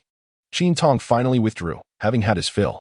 Yaya transformed back into her human form, her face flushed. Nguyen and I pouted, "Little female beast. You have never touched me like that." Qin Tong nearly choked on his own saliva. "Dear classmate, you are indeed someone with 3 spouses. Is it appropriate for me to touch? Allow Li Jiang to assist you. I insist on having you touch." The more Qin Tong insisted, the more Mu Annie resisted. It is permissible to touch other female beasts, so why not this one? Its beastly form is quite appealing, and Li Jiang praises its appearance every time. Qin Tong looked at Mu Annie's beast head nestled into her embrace with a sense of helplessness, her hand instinctively stroking it as one would a cat, albeit a rather oversized feline. Upon emerging from the river, Lai Wei and Lai Wu were greeted by the sight of Mu Annie emitting a contented purr, relishing the moment as she lounged beside Qin Tong. Meanwhile, Yaya sat blushing in the corner, resembling someone who had just concluded their wedding night, leaving Lai Wei and Lai Wu utterly bewildered by the unexpected turn of events. Qin Tong ceased his feline indulgence as the water began to boil. Mu Annie reluctantly stood up, feeling the delightful sensation from the little creature's touch. Uncertain of how such comfort was achieved, he mused, "Little one, your caress surpasses even that of a skilled artisan." Upon hearing these words, Qin Tong was utterly choked by her own saliva. "Someone, please come and restrain this prodigy." Such words are utterly devoid of decency. After all, she is still a child. Qin Tong placed the tea husks in boiling water, extinguished the fire, and awaited the cooling of the water before she could wash their hair, as the water would take quite some time to cool. Qin Tong gathered everyone together to engage in some games. Qin Tong instructed them to observe him and explain the rules. 1 hand represented 5, 2 hands represented 10, 3 hands represented 15, and 4 hands represented 20. "Let us begin," he said, "and see who can guess correctly." Lai Wu, perplexed, inquired, "What does 5 signify?" Qin Tong held his forehead in disbelief. Could the orcs truly be incapable of counting? It was simply about the claws. "Guess how many there are." "I told you. There are 4 in total." The others nearby wore expressions of utter confusion, and Qin Tong was at a loss for words. Despite numerous explanations and repeated attempts to teach them, he still could not successfully promote the game to them. How could they not comprehend this? Why was there such a lack of understanding? Was it his language skills that still required refinement? Ultimately, he could only resign himself to the situation and decided to engage in casual conversation instead. Qin Tong is currently quite intrigued by Yaya. Although he is aware that rabbits are timid creatures, her level of timidity is truly excessive. Qin Tong curiously inquired. Yaya had been cast aside by her kin, which led her to wander into the Defon tribe. Lai Wu elucidated. Yaya's head hung slightly low. Qin Tong cast a sympathetic glance at Yaya, while Mu and I deliberately leaned her body to obstruct Qin Tong's view. What is the matter with this little female beast? Why does she keep gazing at other females? Has she lost her allure? In the past, she only had eyes for her. Now, she is drawn to others. Qin Tong, oblivious to Mu Annie's thoughts, continued to inquire about Lai Wu, asking, "Why?" Lai Wu fell silent, and Yaya lowered her head even further. Upon observing the atmosphere, Qin Tong promptly rose to her feet. Realizing it was time to wash her hair, it was best not to inquire further. The scene appeared to be one of tragic tales. If she were to inadvertently upset that rabbit, she certainly would not have the patience to console it. Qin Tong intended to wash Yaya first, but Mu and I abruptly intervened, insisting that Yaya should not be allowed to do so. Qin Tong could only assist Mu and I with her washing for the time being. Originally, she had intended to wash Yaya first, being mindful of her white fur, fearing that the others might inadvertently stain it. The last time she washed Galan's fur, it proved to be quite a challenging endeavor. The creatures lacked the concept of washing their hair. Their usual method of cleanliness involved merely licking their fur. However, in their humanoid forms, it was rather difficult to groom their hair in such a manner, leading to inevitable tangles and dust accumulation, which was quite normal. Mu and I sat beside the pot, requesting Qin Tong to help her cleanse her hair, lamenting, "Little female beast, do you not care for me anymore?" Qin Tong took a deep breath. What was the matter with her today? Had she experienced a heartbreak? She had been uttering astonishing words. "Not at all," Qin Tong finally replied gently. "So, do you like me?" Mu Annie asked joyfully. Qin Tong nodded. "So, do you like me the most?" If the little female beast dares to proclaim her fondness for Yaya, she shall scratch the little female beast and consequently cease to harbor any affection for her. Qin Tong now has ample reason to suspect that she has experienced a heartbreak. What does this imply? She finds herself in a state of contemplation, pondering deeply. Upon noticing that Qin Tong has not responded for quite some time, Mu Annie's expression shifts slightly. "I adore you," she exclaims, "for you are my dear friend." Hearing this satisfying reply, Mu Annie's smile returns. "What does it mean to be a good friend?" she inquires. "Well, it's just like us," comes the response. Although Mu Annie still grapples with the true meaning of friendship, she firmly believes that the little female beast is surely speaking kind words. One by one, she washed their hair, and Qin Tong felt utterly exhausted. Their hair was particularly challenging to cleanse, as it was riddled with tangles, requiring a gentle and gradual approach to untangle. Qin Tong felt that they were in need of a comb, and she herself required one as well. For recently, she had merely managed her hair with her fingers in a casual manner. Yaya was the last to finish washing, indeed. The rabbit's fur was exceptionally soft and easy to comb through, and fortunately, the water had not become too murky, thus sparing Yaya's coat from any darkening. They had first rinsed in the river with its fresh water several times, followed by a cleansing with tea husk water, and concluded with another rinse in the river water, resulting in a remarkably clean finish, albeit at the cost of considerable fatigue. Mu Annie and Lai Wu had been running about, attempting to let the wind tousle their tresses. Qin Tong smiled and beckoned Mu Annie to come over. Qin Tong skillfully grasped the strands of Mu Annie's hair, deftly weaving them into intricate braids.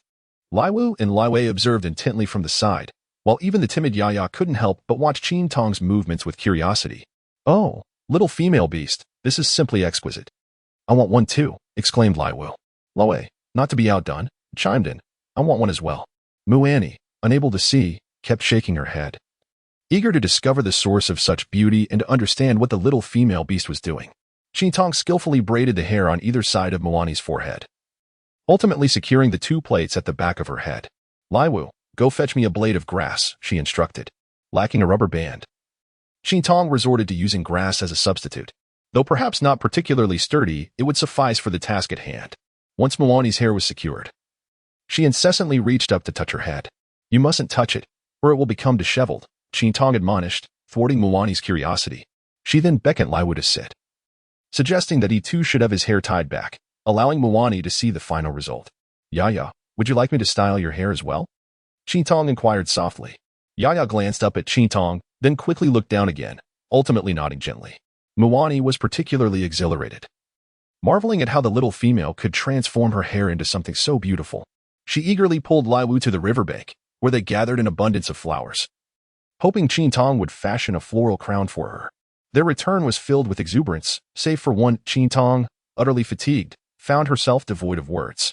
Upon their arrival at the campsite, Muani dashed towards Li Jiang with the enthusiasm of a dog spotting a bone, racing ahead with uncontainable delight. Qin Tong swiftly turned his head, truly embodying the power of love. Chapter 47, Wounded. The love of the beastmen is always impulsive and fervent. Qin Tong. Qin Tong was still unaccustomed to the unabashed intimacy among the orcs, while Muani remained as audacious as ever, lying weakly against the stone. The warm sunlight dispelled some of the fatigue. Little female beast, I heard from others that you almost got beaten by Jingyo after finishing her meal. Enlisha returned and, upon seeing Qin Tong sprawled on the stone, couldn't resist teasing her. To her surprise, the orcs also enjoyed gossip. Qin Tong barely lifted her eyelids, responding lazily. Enlisha, full of enthusiasm, perched herself atop the stone and asked, Little female beast, what kind of orc do you prefer?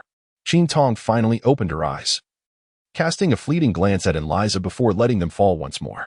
She momentarily thought she had mistaken her identity. Why would you play matchmaker? Eliza scratched his head, bemused. The little female beast often uttered peculiar phrases. Matchmaker? What does that even mean? Qin Tong lay sprawled like a lifeless dog, disinclined to acknowledge Eliza. Yet Eliza persisted. Little she-beast, what do you think of hell? Eliza succumbed to the overwhelming allure of hell's abundant offerings. Qin Tong sat up, genuinely curious about the matchmaker's identity. Who exactly was hell? She appeared to have no recollection of this orc. Hell, it seemed, was a name that Enlisha dared not utter further. Across from her, a fleeting glance was cast, prompting Enlisha to seal her lips. Seeing Eliza's unpleasant expression, Qin Tong turned his head. Moss's gaze was sharp and intimidating. The tall figure gradually approached, and Qin Tong felt a sense of pressure, becoming somewhat anxious. Just as he intended to turn and inquire about the situation from Eliza, he found no trace of her. Inwardly, he cursed Eliza. Do you wish to understand hell? Moss's voice came softly, and although his tone seemed quite normal, an inexplicable tension hung in the air. Qin Tong tilted his head, puzzled by the meaning behind Mose's words. In truth, Mose was not seeking any particular response. He simply settled down naturally beside Qin Tong. Qin Tong remained silent, as did MOC. The two figures, enveloped in silence, each harbored their own distinct thoughts within. Qin Tong is not a fool. How could she remain oblivious to such evident intentions from Moss? Initially, she might have attributed it to the nature of the beastmen, but ever since that fateful night, she has begun to deliberately observe Moss's interactions with other beastmen. The more she observes, the clearer it becomes that Moss harbors a unique affection for her, a sentiment that, for Qin Tong, is far from advantageous. As a connoisseur of beauty, it is indeed challenging to resist such exquisite allure, yet, reason compels her to refrain. Despite the futility of returning home, and having resigned herself to her circumstances, a flicker of hope still lingers within her. What if, against all odds, a miracle were to occur? What then? Even in the absence of such possibilities, numerous apprehensions cloud her mind. Thus, she can only choose to disregard that uniqueness. Moss, perceptive as ever, quickly sensed the shift in the little female beast's emotions, which radiated a sorrowful aura. Throughout the meat-eating feast, Qin Tong remained preoccupied. While roasting the meat, she inadvertently scalded her hand, resulting in several visible blisters. Moss was the first to notice her injury. He rushed to her side. His handsome visage transformed into an expression of utmost seriousness, brows furrowed deeply as he grasped her hand tightly. The nearby male beastmen swiftly recognized the situation, and Golan promptly called for Jingya. Qin Tong struggled to extricate her hand from Moses' grasp, yet her efforts were in vain. Jingya cast a cold glance at the burn on her hand. Though her expression remained impassive, her mind was rife with disdain. After all, when faced with the same scalding stone, Mu Annie had merely reddened slightly, and the mark had swiftly faded. Yet this feeble female beast had managed to cause such a commotion, truly pathetic. Jingya took Qin Tong's hand from Moses' hold. Her indifferent gaze flickered momentarily. Noting the diminutive claws, the frailness of this female beast, surely, with the slightest pressure, they would shatter like glass.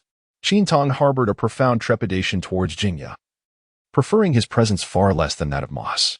She exerted her strength, attempting to extricate her wrist from Jingya's firm grasp. Unlike Moss, who was gentle, Jingya's grip tightened in response to her struggle, the veins on his hand bulging, revealing the immense force he employed. Fortunately, this tension was fleeting, as Jingya soon relaxed his hold. Best to be obedient, he remarked in a soft tone, though the underlying threat was unmistakable. Jingya had never treated burns before, as their tribe had previously lacked the means to create fire. His cold gaze furrowed in concentration as he examined the blister, prodding the plump swelling with his fingers. "Can you even do this?" Qin Tong murmured through gritted teeth, stifling her pain. "You might as well apply some ointment instead of poking me."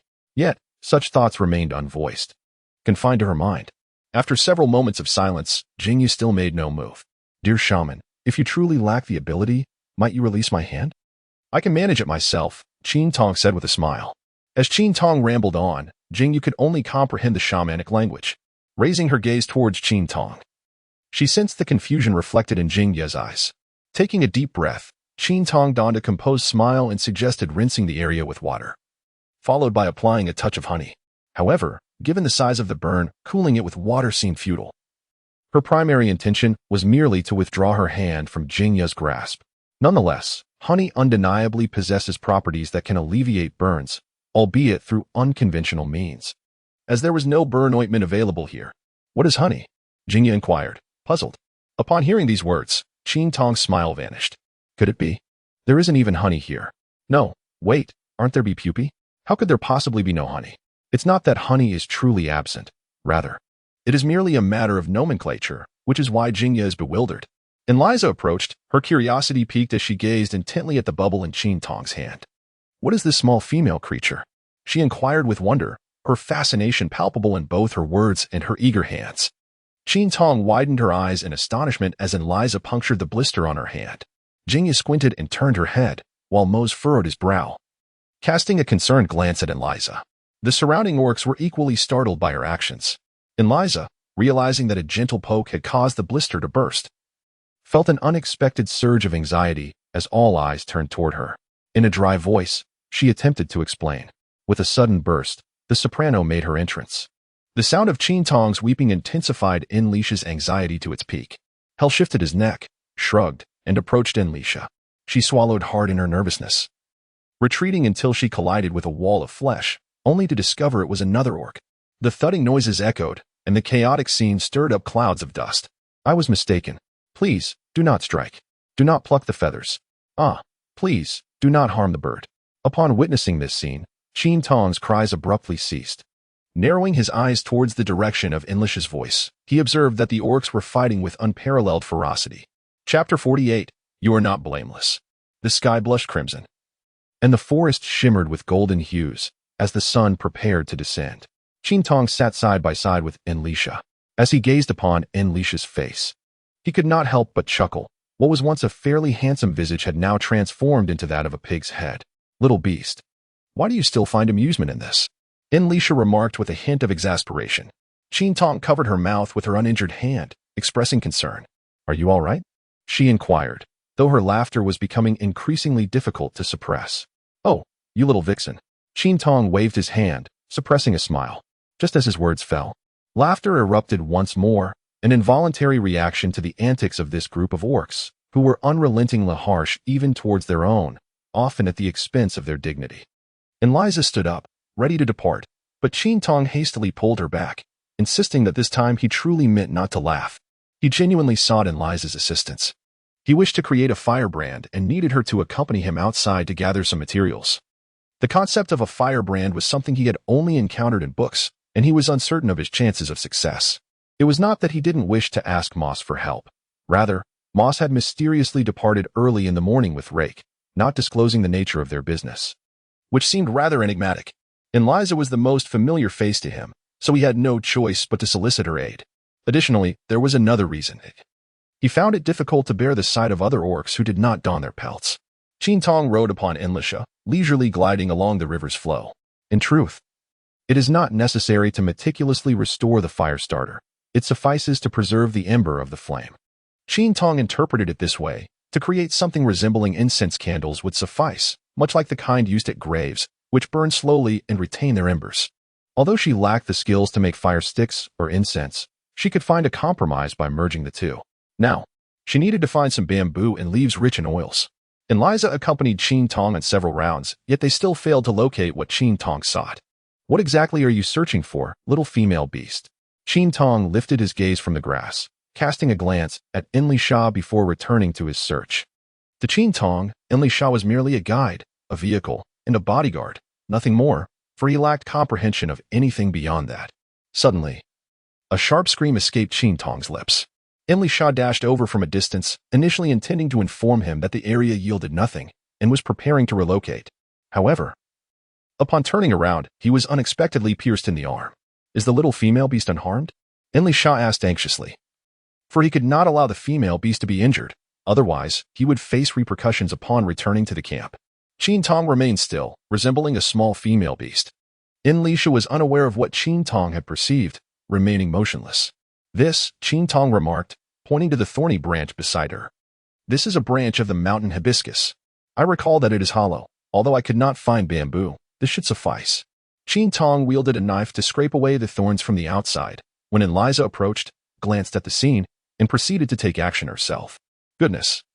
What a fierce individual! No, rather a ferocious beast. This audacious maneuver left Qin Tong momentarily stunned. Did she not fear injuring her hands? Was the little female beast's emergence solely for this purpose? This is rather unpalatable. Eliza had presumed that the little female beast had come forth in search of sustenance, only to discover it was for this peculiar leaf instead. Qin Tong was captivated by this group of orcs, who described everything in terms of taste. He picked up a branch wrapped in leaves, assessing its size, which was just right. Having found the most crucial item, he felt no rush and decided to sit by the riverbank for a moment of respite. Qin Tong removed her shoes and submerged her feet in the water, experiencing an unparalleled sense of comfort, a soothing smile gracing her face. Enlisha mimicked Qin Tong's posture by the riverbank, inquiring about the small female creature as she pointed at the shoes Qin Tong had set aside. Qin Tong cast a glance at her shoes, idly stirring the water with her fingers. Reflecting on these shoes, she felt a profound gratitude towards the senior who had influenced her. In her infatuation, she had insisted on donning the same pair as him, which happened to be specialized mountaineering shoes, given his expertise in the field. Thankfully, she followed the trend. Otherwise, in her ignorance at the time, she might have attempted to scale a mountain in high heels. Now, the only piece of her attire that remained intact was this very pair of shoes. They had played a significant role in preventing her from completely unraveling. Otherwise, traversing such desolate paths would have driven her to madness. What is there to laugh about? Surely, the little creature within her wouldn't begin to mock them again. Qin Tong regained her composure, shaking her head, amused by the absurdity of those past events. Indeed, it was quite ridiculous to have ended up in such a predicament over a man. Truly, those who are infatuated with beauty face their own retribution. Moreover, there are many here who surpass the looks of her senior. It leaves her perplexed as to what she was thinking at that time. Little female beast, you have yet to tell me. Enlisha has been curious for quite some time, having never had the opportunity to inquire before. Qin Tong pondered for a moment. If he were to mention shoes, one would likely ask what shoes are. They serve a purpose akin to your horns, safeguarding oneself. This response left Enlisha even more bewildered, for her horns were not removable. Did your horns break, little female beast? Enlisha inquired in a state of terror. Qin Tong, with an expression devoid of emotion, spoke nonchalantly. Indeed, she was genuinely too weary to elucidate, for even if she did, they would grasp only a fraction of it. Qin Tong's response elicited a sympathetic gaze from Eliza. In an instant, Eliza plunged into the river, transforming back into her beastly form as she entered the water, sending splashes all around.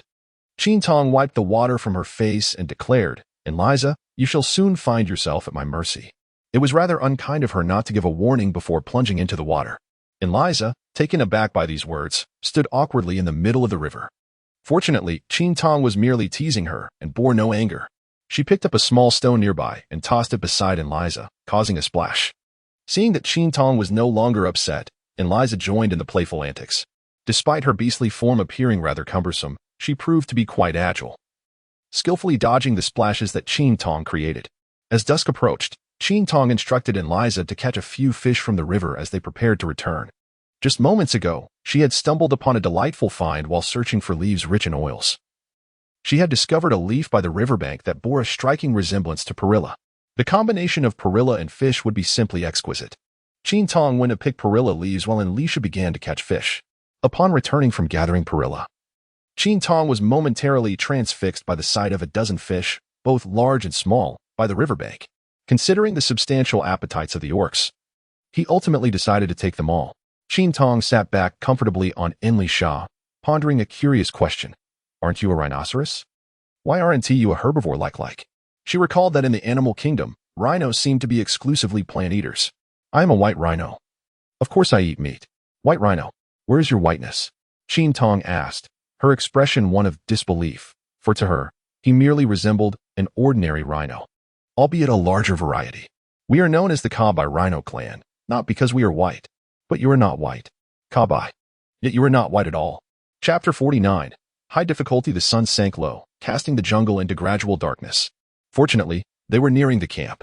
It was not that Qin Tong had navigated well, rather, she seemed to have heard the sounds of the orcs' playful brawls. A massive figure approached her, and engrossed in fiddling with her branch, she failed to notice. Elisha, however, had already detected it and quickened his pace towards the figure. Elisha, you nearly knocked me off. The sudden acceleration caused Qin Tong to lose her balance and lean to one side. At that moment, she caught sight of the shadow of the colossal beast. It was Mose. Upon returning with Mose had not seen Qin Tong, and, after inquiring with other orcs, learned that Elisha had taken the young female to the riverbank. Yet, with the sun nearly vanished, Elisha had not returned with her, leaving Mose somewhat uneasy. He intended to check the riverbank personally, only to encounter Elisha returning with the young female. Before Elisha could speak, Mose reprimanded, "Why are you only returning now?" His tone bore a hint of reproach. Elisha did not contest this. It was dangerous to take a female out after sunset. Let us head back. No more talking. Qin Tong did not understand their beast language, but she sensed they were communicating. All she wanted was for them to return swiftly, for she thought she had heard the eerie sound of a child crying. In this primitive society, the sound of a child's weeping was indeed unsettling. Once the young female spoke, Mose naturally complied. However, as they walked back, the sound of crying grew ever closer. Qin Tong glanced at Mose, who seemed oblivious to the noise. Qin Tong swallowed hard, disbelief washing over her. Was she the only one who could hear it? And why did the sound seem to grow nearer? Could it be a case of the supernatural? Once such a terrifying thought took root, her imagination spiraled into the bizarre, conjuring dreadful speculations that sent shivers racing down her spine. Moss immediately noticed Qin Tong's unease, transforming into human form and standing beside Elisha. What troubles the little beast? Elisha inquired, pausing to scan the surroundings cautiously. There appeared to be no immediate threat. They were nearing the camp, and danger seemed unlikely. The night had fully descended, leaving Qin Tong able only to discern Moss's silhouette. "Moss, did you hear anything?" she asked, her voice laced with tension. "What?" Elisha responded. Moss continued to survey the area, finding no signs of peril. "Nothing," he replied honestly. Their exchange only heightened Qin Tong's fear. "May the Buddha's compassion shield us, amen." Moss, capable of seeing clearly in the dark, could perceive the fear radiating from Qin Tong. "Do you sense danger, little beast?" he asked, his tone softening unconsciously as he observed her demeanor. Hearing his words, Qin Tong's anxiety eased slightly. How could she forget that she was flanked by two formidable beings? Surely, if something strange were afoot, they would handle it. "It's nothing," she feigned calmness. Moss pondered whether the little beast had sensed danger from afar. Still unsettled, he climbed onto Elisha's back. "Let us hasten our return." As they did, the eerie sound grew even clearer. "Moss, tell me, did you hear anything?" Qin Tong pressed once more. Moss was perplexed by what she meant by hearing. "What sound?" "The dreadful noise," she replied. In unison, Moss and Elisha answered, "No." Qin Tong felt an overwhelming urge to curse. What did this mean? Was it simply because of her kindness that she was being targeted? She truly sensed the voices drawing nearer. Qin Tong perked up her ears and listened attentively. Suddenly, she squinted her eyes. Although her vision was poor, she sensed movement in the trees ahead. Could it be? Right there, in that very tree. Qin Tong anxiously approached Moss. That tree is moving, did you see it? Moss glanced over and nodded in affirmation. Surprised, Qin Tong exclaimed, but I thought you couldn't hear it. How could you possibly see it? Then why did you say you couldn't hear it? Qin Tong retorted in frustration. Are you trying to scare her to death? Moss narrowed his golden eyes. Disbelief evident in his voice as he asked, is this the terrifying sound you mentioned? Yes, Qin Tong replied, in this tranquil forest. The sound of a child crying, how can that not be frightening? And Liza was evidently taken aback, frozen in place. What is this? Did Moss truly know? That is Muan Ni and Lin Te, Moss explained. This little female beast is so foolish as to be terrified by such a sound. Surely she knows what it is. Fortunately, there is no real danger. For the beastmen, how could such a sound be deemed frightening? On the contrary, it was quite pleasant. One could only wonder why this little female beast could not comprehend even this. What? Who did you say it was? Qin Tong asked, her expression one of disbelief. This crying has nothing to do with Muan Ni. I remember her voice distinctly. It is indeed Muan Ni, and Liza reiterated, having thought there was genuine peril, readying herself for battle, only to discover the terrifying sound was merely this. Impossible, Qin Tong insisted, preparing to argue with Liza. Moss took Qin Tong's hand, affirming, this is the truth. Qin Tong was utterly bewildered. How could this possibly be the voice of Muani? Moreover, it frightened her on her way back. What was she doing in the tree? Although she still harbored some doubt, Mose had no reason to deceive her. Mating, Mose calmly uttered a single word. Mating? Are you serious? Qin Tong felt as if she had been struck by lightning, utterly confounded. And Liza, let us depart. Mose did not respond further, hastening back to consume meat. Wishing not to disturb the surroundings any longer, as they passed beneath the tree, Qin Tong stretched her neck to look up, but alas, with her vision, she could discern nothing. Qin Tong was essentially convinced, for she recalled that the cat was indeed called that when the weather cleared. A lynx should also be considered a cat, right? Truly, what a calamity. Muani had become increasingly outrageous, while she might indulge her whims elsewhere. Why must she do so atop a tree? Is this a challenge of great difficulty? Even if you seek to test your limits, why not venture further away?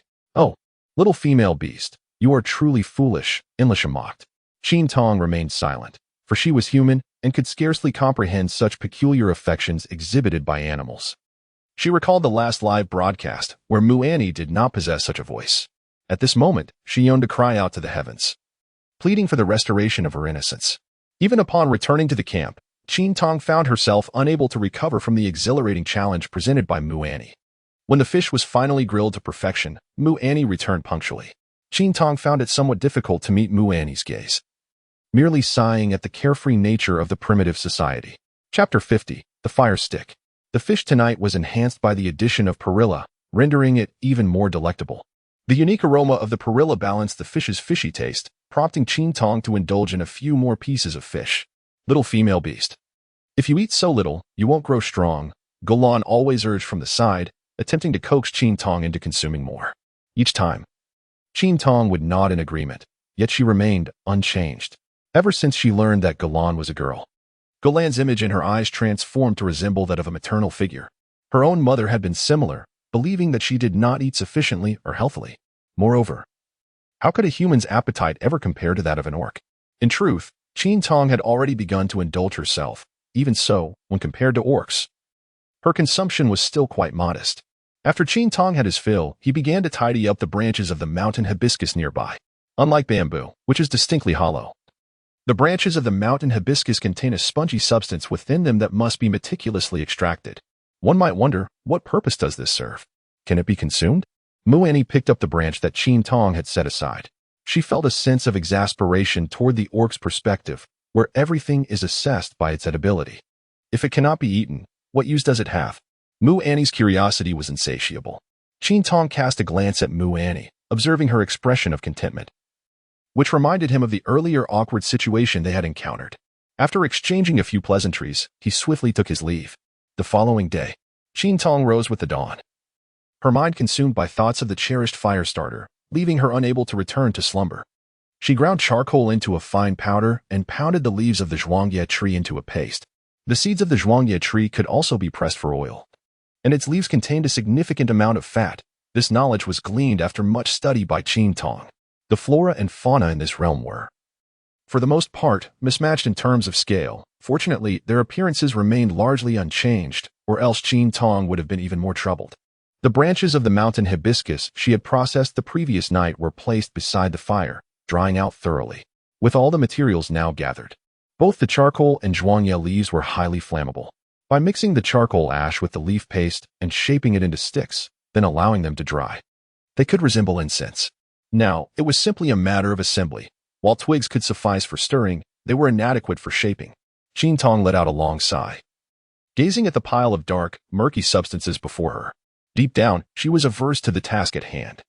Yet she persevered for the sake of securing warmth and sustenance in the future. Perhaps it was due to the insufficient quantity of zhangyimu leaves, for the stickiness seemed inadequate, rendering her efforts futile. After several attempts, however, the desired consistency was finally achieved. As Jingya emerged from the cave, he caught sight of Qin Tong squatting beneath the tree, seemingly engaged in some unknown endeavor. Upon approaching her, he was startled to find the small female beast's hands coated in black. Upon hearing a sound, Qin Tong lifted her gaze and noticed Jingya. She had no intention of acknowledging her, so she lowered her head and resumed her task. However, Jingya did not depart. Instead, she lingered nearby, observing intently. She was now cautious not to underestimate this female creature, for she was more astute than any female Jingya had encountered before. Curiosity piqued, Jingya eagerly anticipated what this female would create.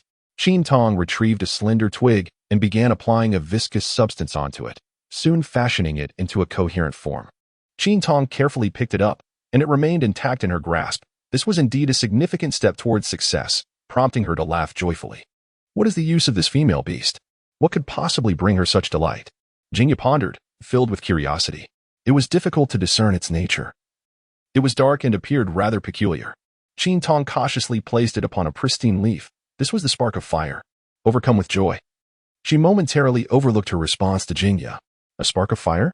This reply astonished Jingya. It was aware that the female creature could wield the spark. Yet this dark and unassuming object bore no resemblance to a flame. It was not a matter of questioning the female creature, but rather a perplexity regarding the origin of this item, which appeared, from any angle, to be anything but a spark. Jingya bent down to retrieve the rolled strip. Qin Tong, ever perceptive, swiftly intervened, asserting that it was unacceptable to touch. Then why are you allowed to? Jingya felt that this female beast was merely deceiving them. Qin Tong, with a smile that belied his true feelings, addressed Jingya. You should give it a try. You may find it quite enjoyable. As he spoke, he extended his hands, which were as dark as coal, towards Jingya. With a look of disdain, Jingya recoiled. Their Silver Fox clan prided itself on its pristine white fur and held a strong aversion to anything that might tarnish that purity, even in human form. She despised the thought of becoming darkened. Qin Tong cast a disdainful glance at Jingya, questioning why a grown man should fear dirt. Why is this the fire seed? Jingya was still unable to forget the matter that piqued its curiosity. Other beastmen gathered around, eager to learn. You shall understand once it is completed. Qin Tong's reluctance to explain stemmed from the potential embarrassment of failure.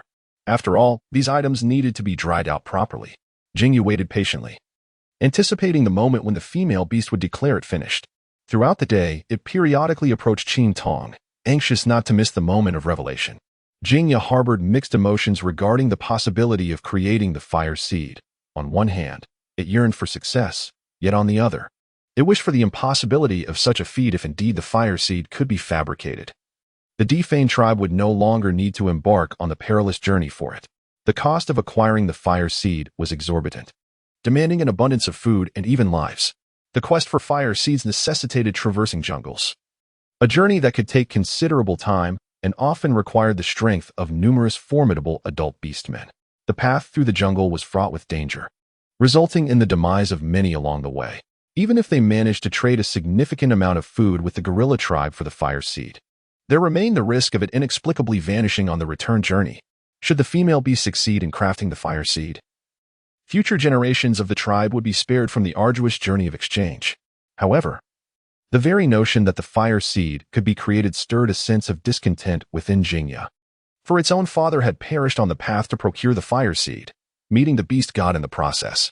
As the day progressed, The news of Qin Tong's endeavor to create the fire seed spread throughout the tribe. By nightfall, Qin Tong retrieved the dried carbon rods and set them alight upon the fire. Qin Tong gazed at the slowly burning charcoal stick, a smile gracing his lips. He had succeeded. The orcs, who had waited an entire day, were utterly perplexed. Was he at the spark that ignited this object? How could one claim to be creating a spark? Disappointment etched itself on Jingya's face. Indeed, a spark could not be manufactured. The expressions of the other orcs mirrored his disillusionment. Qin Tong retrieved a hollow branch and inserted a charcoal strip within it, subsequently encasing it with a slightly larger branch. He raised the makeshift tool aloft, proclaiming that with this, the ember could be preserved. The orcs gazed at Qin Tong in bewilderment, their expressions reflecting their lack of understanding. Qin Tong observed their silence, their expressions replete with disbelief. He retrieved the charcoal stick, blowing gently upon it until sparks erupted, picking up some dry grass from the ground. He placed it atop the charcoal and blew with greater force, igniting the grass into flames. The orc beside him stood in stunned amazement, soon followed by a cacophony of roars.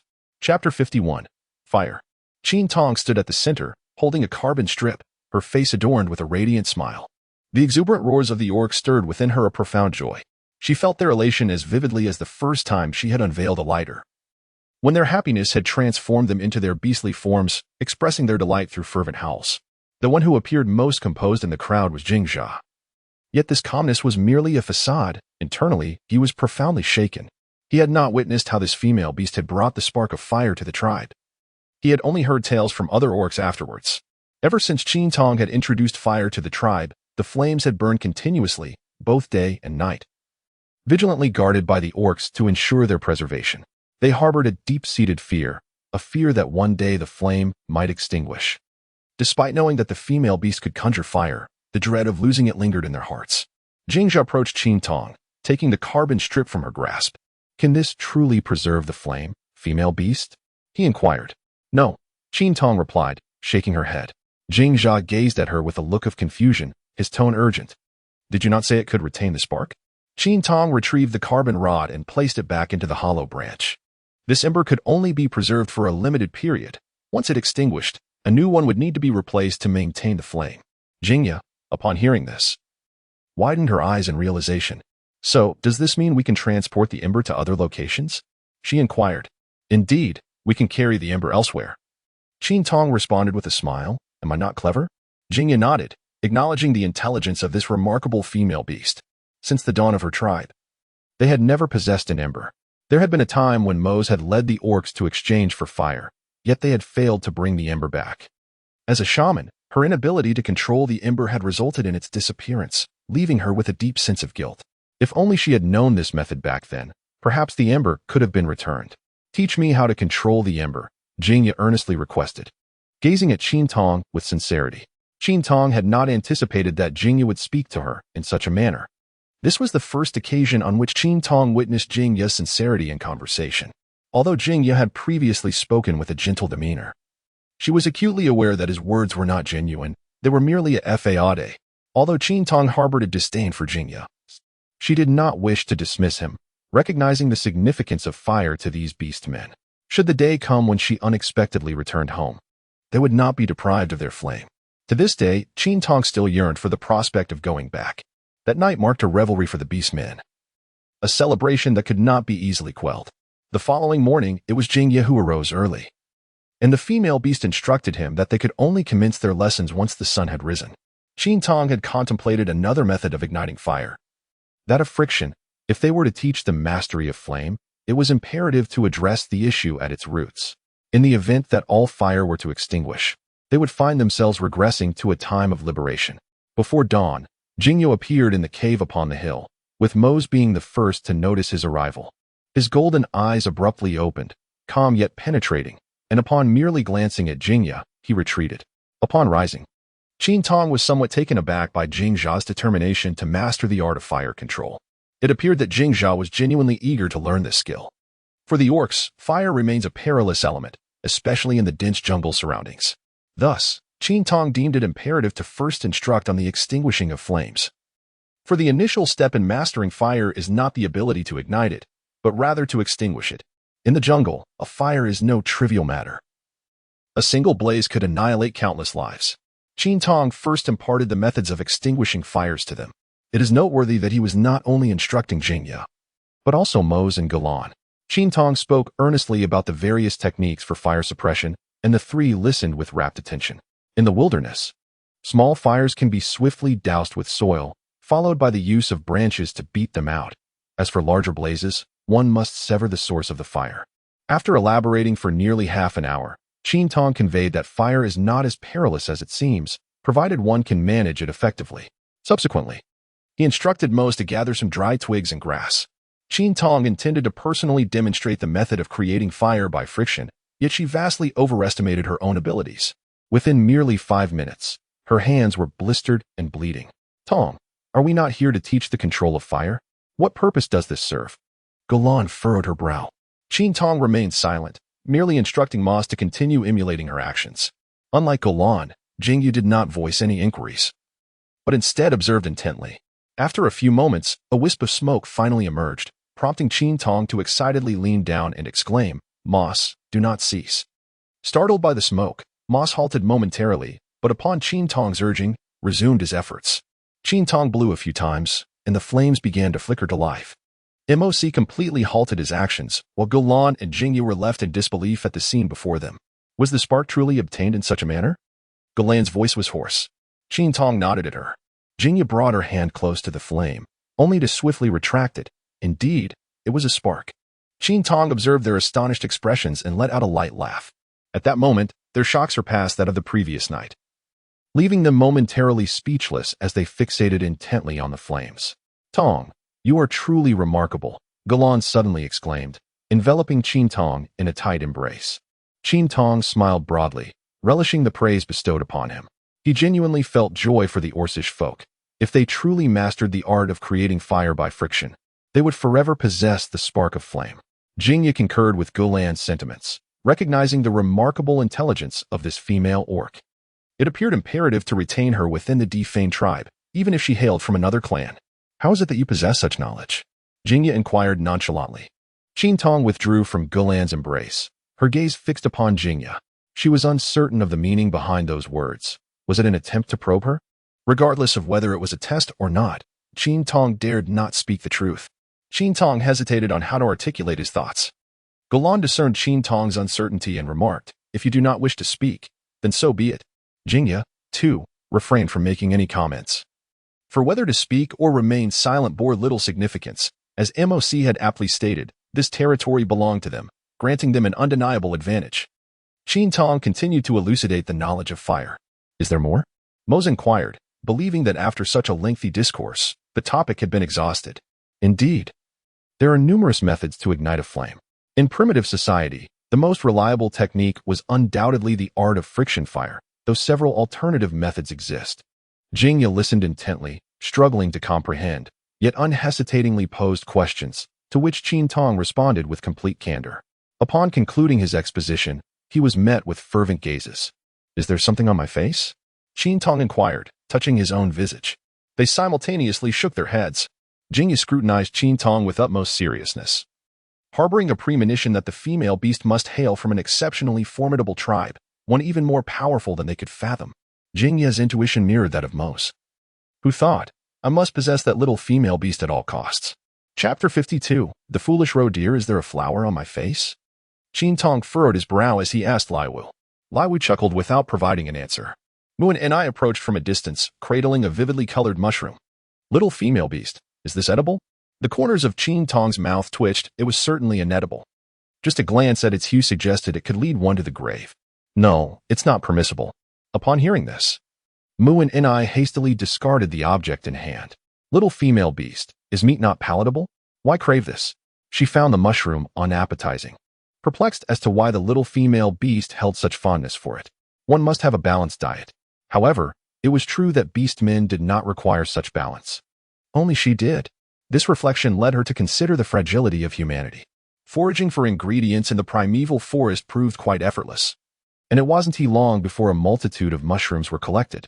Throughout the day, the beastmen regarded Qin Tong with sympathetic expressions, leaving her utterly bewildered. Finally unable to contain her curiosity, she grasped Fuyali and asked, "Why do you gaze at me so?" Fuyali, evasive, only deepened Qin Tong's intrigue. Speak, or I shall sever your bird. Fuyali shielded his treasure with both hands, stammering, little female beast, should I speak or not? Qin Tong drew out a fruit knife. It's Enli Sha. You said your horn is broken, Fuyali blurted out in terror.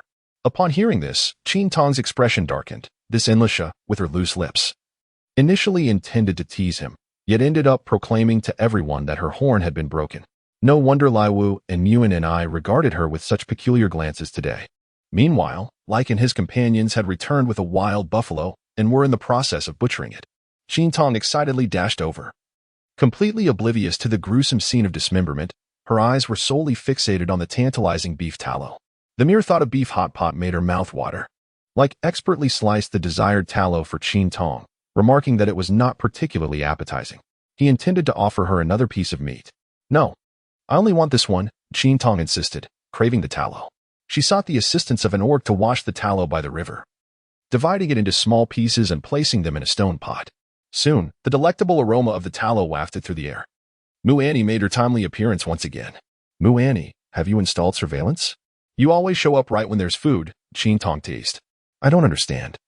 Mu Annie innocently replied, drooling at the scent. Lai Wu and Lai Wei approached, curious, can we eat? Having grown closer to Qin Tong and understanding her nature, they felt less restrained in her presence. The fragrant allure of the tallow drew in other nearby orcs. Can this be eaten, little female beast? They inquired, noting that such meat was typically discarded due to its poor taste. Qin Tong carefully ladled the expertly rendered beef tallow into a stone bowl. And noticing his fondness for these vessels, MOC crafted several more.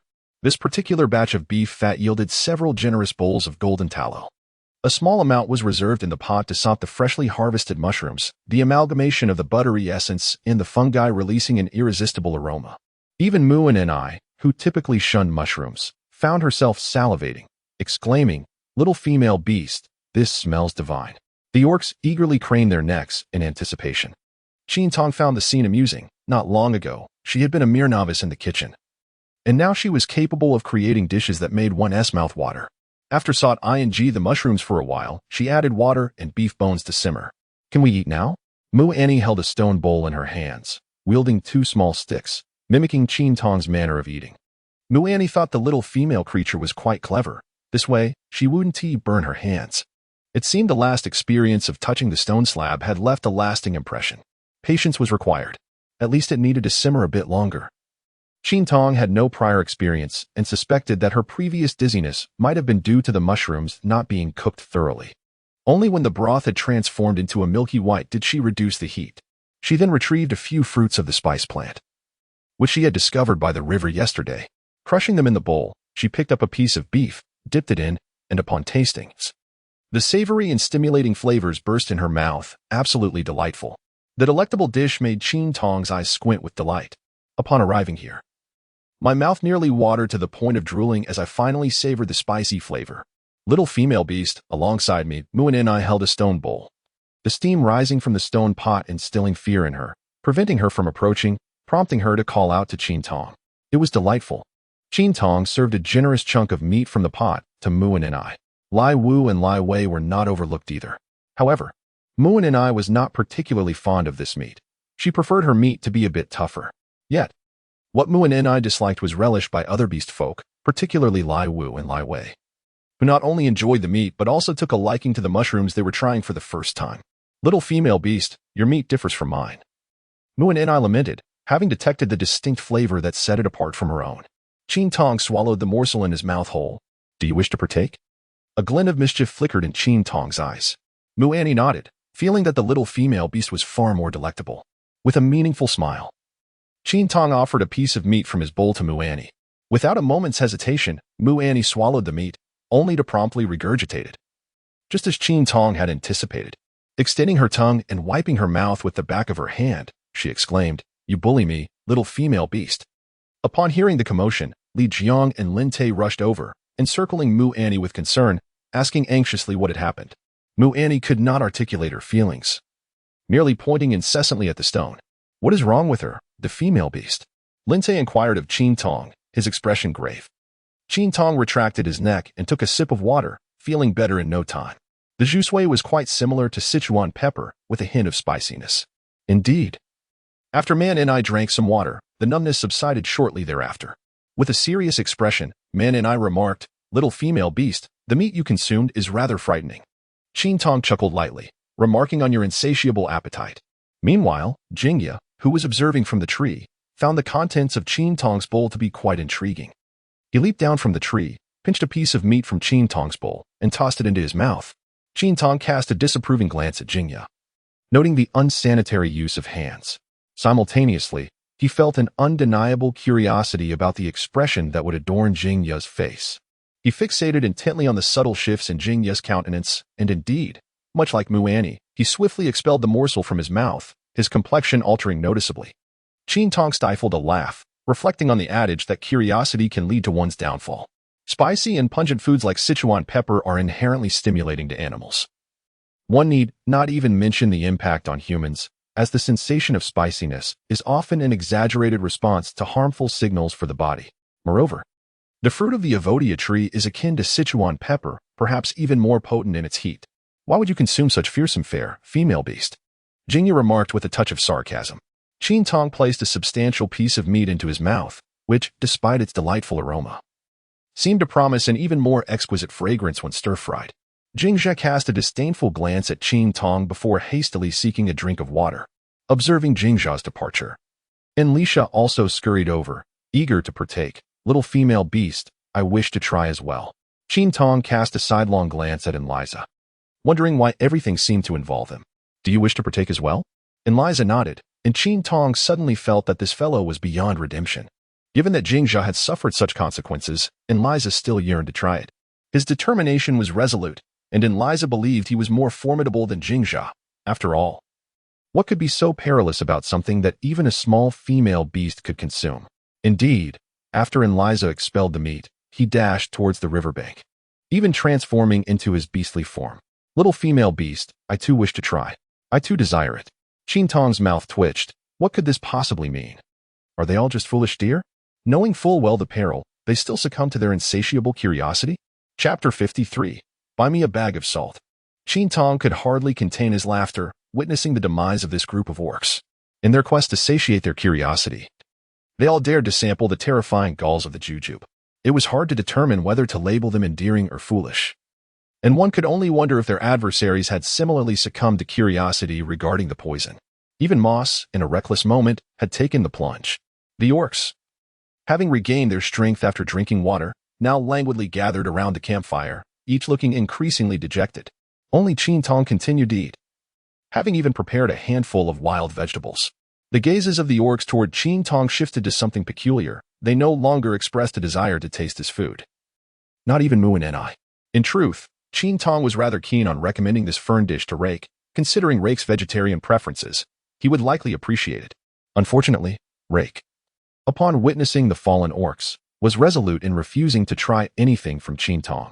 After satisfying his hunger, this evening marked the most gratifying meal for Qin Tong. For the first time, Galan nodded in satisfaction, affirming that such nourishment was essential for building strength. The atmosphere tonight was decidedly unusual. Typically, after a hearty meal, the orcs would engage in playful banter, yet this evening, they were all notably listless. It seemed that the jujube had inflicted considerable harm.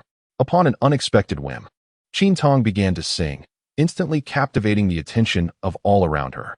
Though the orcs could not comprehend the lyrics, the lively rhythm resonated with them. Known for their straightforward nature, the orcs quickly returned to their exuberance, dancing in primal jubilation to the melody of Qin Tong's song. The simplicity of their movements was overshadowed only by their sincerity. The sound of bones striking together created a rudimentary beat, harmonizing beautifully with the whispers of the leaves. The orcs thrived in happiness, easily content with their existence. Even after returning to their cave, Qin Tong remained exhilarated, reluctant to rest as she sat at the entrance, basking in the moonlight. Mose, casting a glance at her, joined her side. Although Qin Tong's gaze flickered momentarily, she made no effort to deter him. A silence enveloped them. "Little female beast, what is your tribe like?" Mose inquired, his curiosity deepening with each interaction. Qin Tong first cast a glance at Mose, noticing that his golden eyes still shimmered brilliantly under the moonlight. It was not that she lacked the desire to speak. Rather, she was gripped by fear. apprehensive that they might uncover her true identity as one of the otherworldly. Qin Tong pressed her lips tightly together. Mose did not press the issue, aware that the female beast was reluctant to respond. However, the sound of her voice had captivated it. It had never known that the voice of a tribe could be so melodious. The young female had referred to it as a song, a concept it had never encountered before. Just as Mose believed Qin Tong would remain silent, she unexpectedly spoke. My tribe is far away, perhaps beyond return. Qin Tong's voice was low and somber. Far? Is it beyond the Makalo jungle? Further still, as distant as the moon, Qin Tong indicated towards the moon. Mose, with a furrowed brow, gazed up at the moon. The moon? She murmured almost to herself. What did you say? It seems impossible to reach the moon. Mose felt that Qin Tong was jesting. The moon was forever unattainable. Yet how could a tribe be unreachable unless the entire tribe had departed to meet the beast god? Qin Tong gazed at the moon. For in my tribe, the moon is within reach. Mose widened her eyes in disbelief, exclaiming, how is that possible? The moon cannot be attained. It is beyond our touch. Little female beast, you jest. Qin Tong chuckled softly, neither confirming nor denying whether she had deceived Mose. The night was truly enchanting, with a gentle breeze stirring her dark tresses. The following day, as the sun reached its zenith, Qin Tong still had not risen. Mose sensed something amiss. In the past, the little female beast would always awaken to greet the sun. Qin Tong's complexion was pale, and he felt utterly drained. Despite having awakened, he still experienced an overwhelming fatigue. Mose quickly noticed Qin Tong's unusual state and summoned Jingya. As soon as Qin Tong encountered trouble, Golan could no longer remain idle and followed Jingya without hesitation. As Qin Tong became aware of their arrival, he struggled to sit up. But his entire body was devoid of strength, leading him to ultimately relinquish the effort. Jingya's countenance was marked by a serious demeanor, even tinged with gravitas. The orcs, too, had gathered, merely observing at the entrance of the cave. Jingya summoned one of the orcs to enter, instructing him to procure some game. Upon hearing Jingya's command, the orc promptly darted away, with the others outside the cave following suit. The nearby forest, which had once been tranquil, erupted into activity as birds soared above the treetops, and the woods trembled with movement. Before long, the male beasts returned, each bearing their respective prey. Jingya accepted a relatively small fawn from one of them. Qin Tong believed she had merely caught a cold, thinking that 2 days of rest would suffice for her recovery. Before she could finish her thought, Jingja appeared before her, carrying a fawn. Qin Tong instinctively grew wary. As this scene felt hauntingly familiar, her complexion paled further. What was this? She undoubtedly recognized it as a deer, yet she wished to inquire about its purpose. Jingya offered no opportunity for Qin Tong to resist. She made a swift incision on the deer's body and pressed Qin Tong's mouth open. The warm blood surged into her throat, and by the time Qin Tong realized what was happening, she had already choked on several mouthfuls. She attempted to close her mouth, but Jingya's grip was too forceful, and she felt as though she was being force-fed. The blood poured forth uncontrollably, splattering across her face and body. Qin Tong tried to push the deer away, but her hand was restrained by Golan. Tong, do not struggle. Jingya is trying to save you, Golan said, her voice laced with concern. Tears welled up at the corners of Qin Tong's eyes. Her body felt utterly drained of strength. Coupled with such brutal treatment, her physique instinctively resisted. Only when Jingya could no longer force the blood into her did he cease his actions. As soon as Qin Tong was released, he expelled all his blood. Jingya attempted to intervene, but it was too late. Qin Tong had nearly emptied her stomach, her abdomen still convulsing. She was unable to even muster the strength to curse, her retching relentless. Golan and Mose stood by, anxiously observing her condition. Jingya, how could this happen to the little female beast? She has expelled everything, Mose said, concern etched on his face as he supported Qin Tong. She has consumed blood in a long time, which is why she lacks strength, Jingya explained. Mose and Golan understood this well. They knew that without blood, a beastman would suffer in such a manner. They had never witnessed the little female beast consuming blood, as she always prepared her meat over the fire before eating. They had assumed, like, that female beasts did not require blood, never anticipating the severity of the situation. What shall we do now? Golan asked, worry lacing his voice. Qin Tong comprehended the situation. She was indeed lacking in salt, having spent such an extended period here without consuming any. It was no wonder she had felt somewhat lethargic these past few days. The nervous system requires sodium ions, and salt plays a crucial role in regulating the body's fluid balance. Given her prolonged abstinence from salt, it was inevitable that issues would arise. Reflecting on this, she realized that Jingya was not mistaken. While consuming blood might suffice, she was human, not a beast, and thus unable to partake in such an act. The mere thought of drinking blood reignited her previously quelled nausea. Perhaps she could let it drink once more. Jingya believed that as long as it could be ingested, that would suffice. Qin Tong struggled to evade. Quickly, go buy me a bag of salt. Chapter 54. The sheep cart awaits fortune. Salt? Jingya was utterly bewildered. And Gulan and MOC wore equally perplexed expressions. They were unaware of what salt was. Qin Tong feared they might still feed her blood, so she hurriedly said, "Salt is simply a substance that is salty." Salty? Qin Tong hastily nodded, asserting that consuming that would remedy his condition, while he would perish from drinking blood.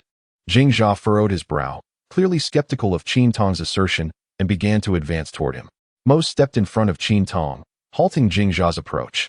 For he believed the words of the young female beast. Allowing her to continue drinking would merely lead to further complications. Young female beast, what is salt? Mose inquired, gripping Qin Tong's hand tightly. Qin Tong stared blankly at the man before him, the genuine pain and anxiety reflected in his eyes unmistakable. After a few moments of dazed silence, he finally regained his composure, realizing it was the white, salty substance. Qin Tong was uncertain whether salt existed in this world. But to become a creature that feeds on blood and flesh was a fate she would rather avoid. Gulan listened intently to Qin Tong's account. Pondering for a moment as a thought emerged in her mind, was the thing she envisioned, Tong, substantial? Substantial? Is there even such a thing as substantial salt? Qin Tong resolutely shook her head. Upon hearing Gulan's words, Jingya also contemplated that very thing, but when the little female beast responded negatively, she found herself engulfed in confusion once more. MOC gently caressed Qin Tong's back, saying, "Little female beast, think again. Whatever can be found, I shall certainly procure it for you."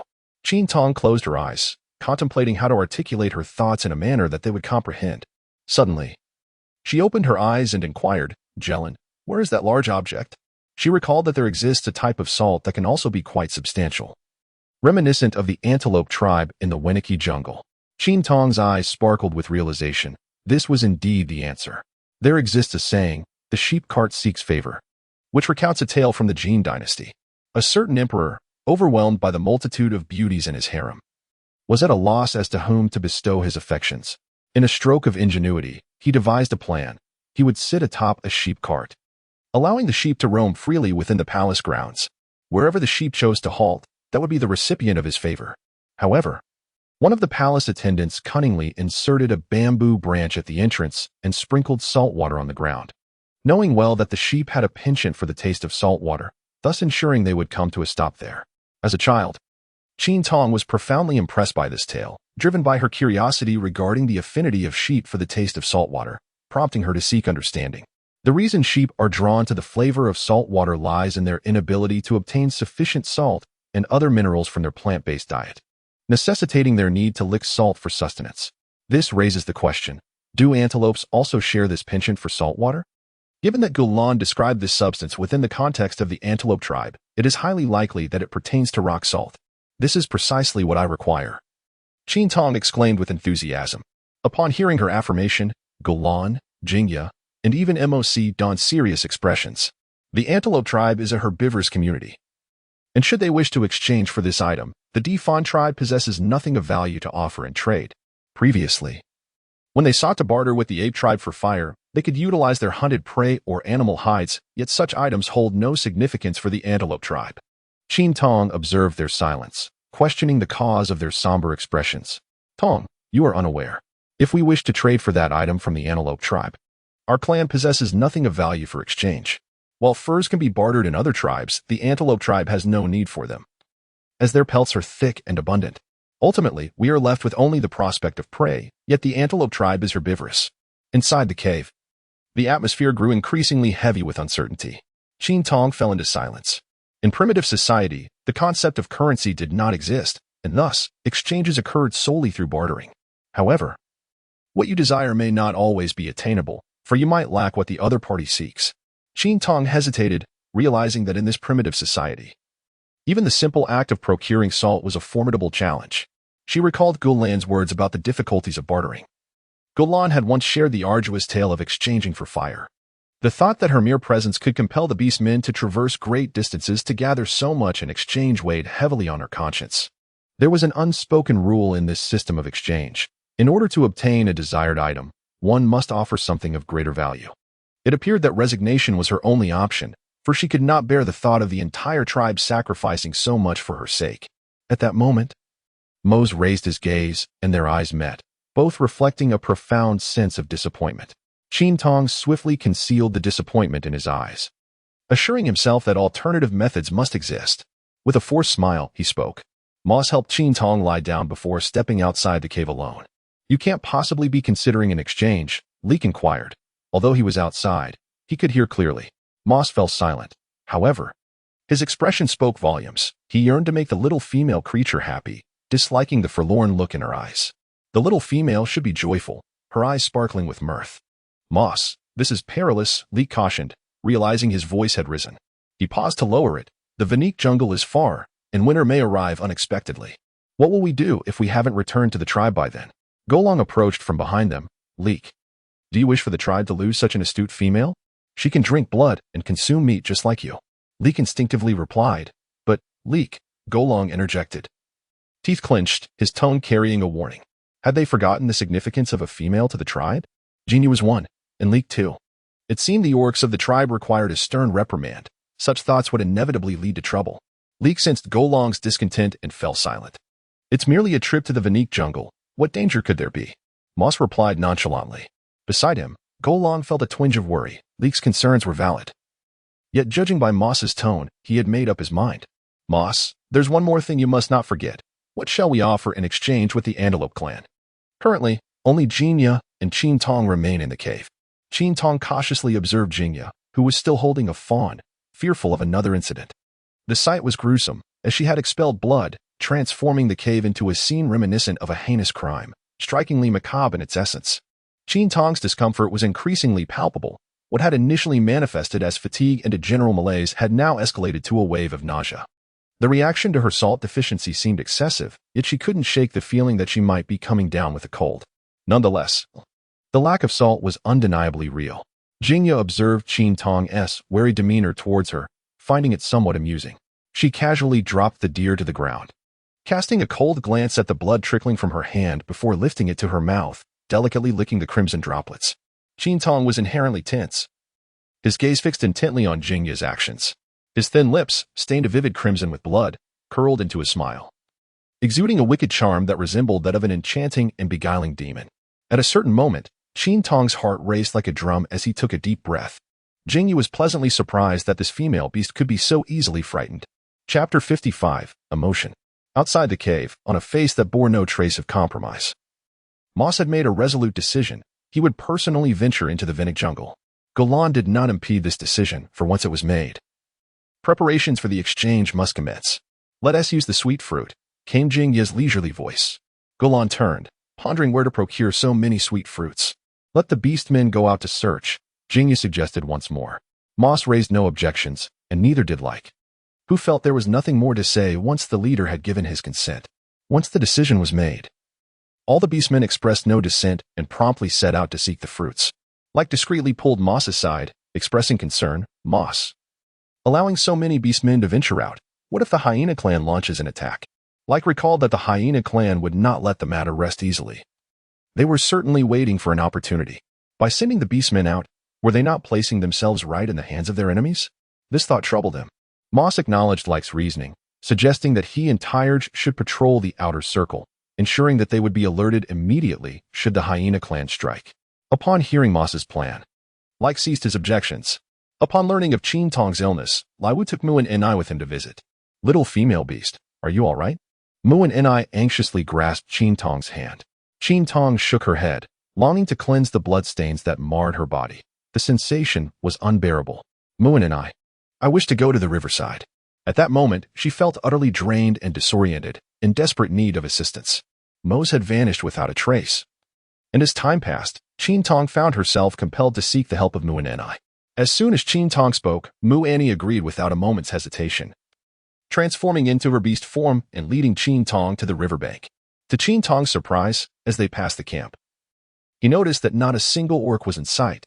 Where were Mu Annie and the others? This was peculiar. Typically, aside from those who ventured out to hunt, the rest remained in the camp. They have gone to gather the sweet fruits, Lai Wu interjected. Why would they do that? Is it truly worth it for a mere sweet fruit? Mu Annie replied with a hint of gloom, because they wish to visit the antelope tribe. If they were to go to the antelope tribe, then Li Jiang would undoubtedly accompany them. Qin Tong was momentarily struck silent, taken aback by this unexpected revelation. They had gone to such lengths for someone of her ambiguous background. It was astonishing. She understood the rarity of the sweet fruits, and the fact that all the beastmen had ventured forth was undeniably moving. She felt unworthy of such sacrifice. Do the antelopes truly relish the sweet fruits? Qin Tong inquired, her voice tinged with dryness. Indeed, the antelope clan prefers a herbivorous diet, and they are particularly fond of sweet fruits, as they are generally favored by all beastmen. Came the reply. The antelope tribe certainly did not lack for sustenance, yet the sweet fruits of the Vinnic jungle were exceedingly scarce. Although the Macaloran region was somewhat comparable, it still boasted a far greater abundance. To procure sufficient food for trade, it was imperative that all the male beasts embark on a search. Qin Tong, feeling disheartened, meticulously cleaned himself. Mu Annie noticed Qin Tong's unhappiness and reassured him, "Little beast, rest assured that they will surely return what you desire." Qin Tong forced a smile. Yet she remained unsettled. She did not wish for so many to toil because of her, and a sense of panic enveloped her, leaving her with feelings of guilt. Upon returning to the camp, Qin Tong inquired meticulously with Mu and Ni about matters concerning the antelope clan. She was uncertain whether the antelopes here bore any resemblance to those from her own world, and if so, she needed to contemplate their behaviors carefully. Through Mu and Ni's descriptions, she could nearly ascertain that they were fundamentally similar to the original antelope. The original antelope favored tender shoots and thrived in groups. Yet they possessed a significant flaw: they were highly susceptible to parasitism. Once infested, the issue was not easily resolved, suggesting a potential avenue for exploration. Qin Tong had never contemplated the cessation of the orcs' endeavors in exchange for rock salt. She wished to survive, harboring her own selfish motives, and she did not want to betray their trust. All she could do was devise a strategy to secure greater leverage against the antelope tribe for the precious rock salt. Closing her eyes, she reflected deeply on all the knowledge she possessed. She recalled that tea husks, when ground into powder, could eradicate parasites and their eggs, including pathogens that cause gill diseases. Could this not be employed to eliminate the parasites afflicting the antelopes? She felt the necessity to conduct an experiment. Upon sharing her thoughts with Mu and Ni, Qin Tong received her unwavering support. The orcs returned with their spoils. As the sun rose, they prepared to venture into the Vinnic jungle. At Moses' command, the orcs proclaimed their resolve with fervent shouts. Qin Tong, supporting his dizzy head, observed the orcs shouting with fervor. Even upon returning to the cave, he remained in a melancholic mood.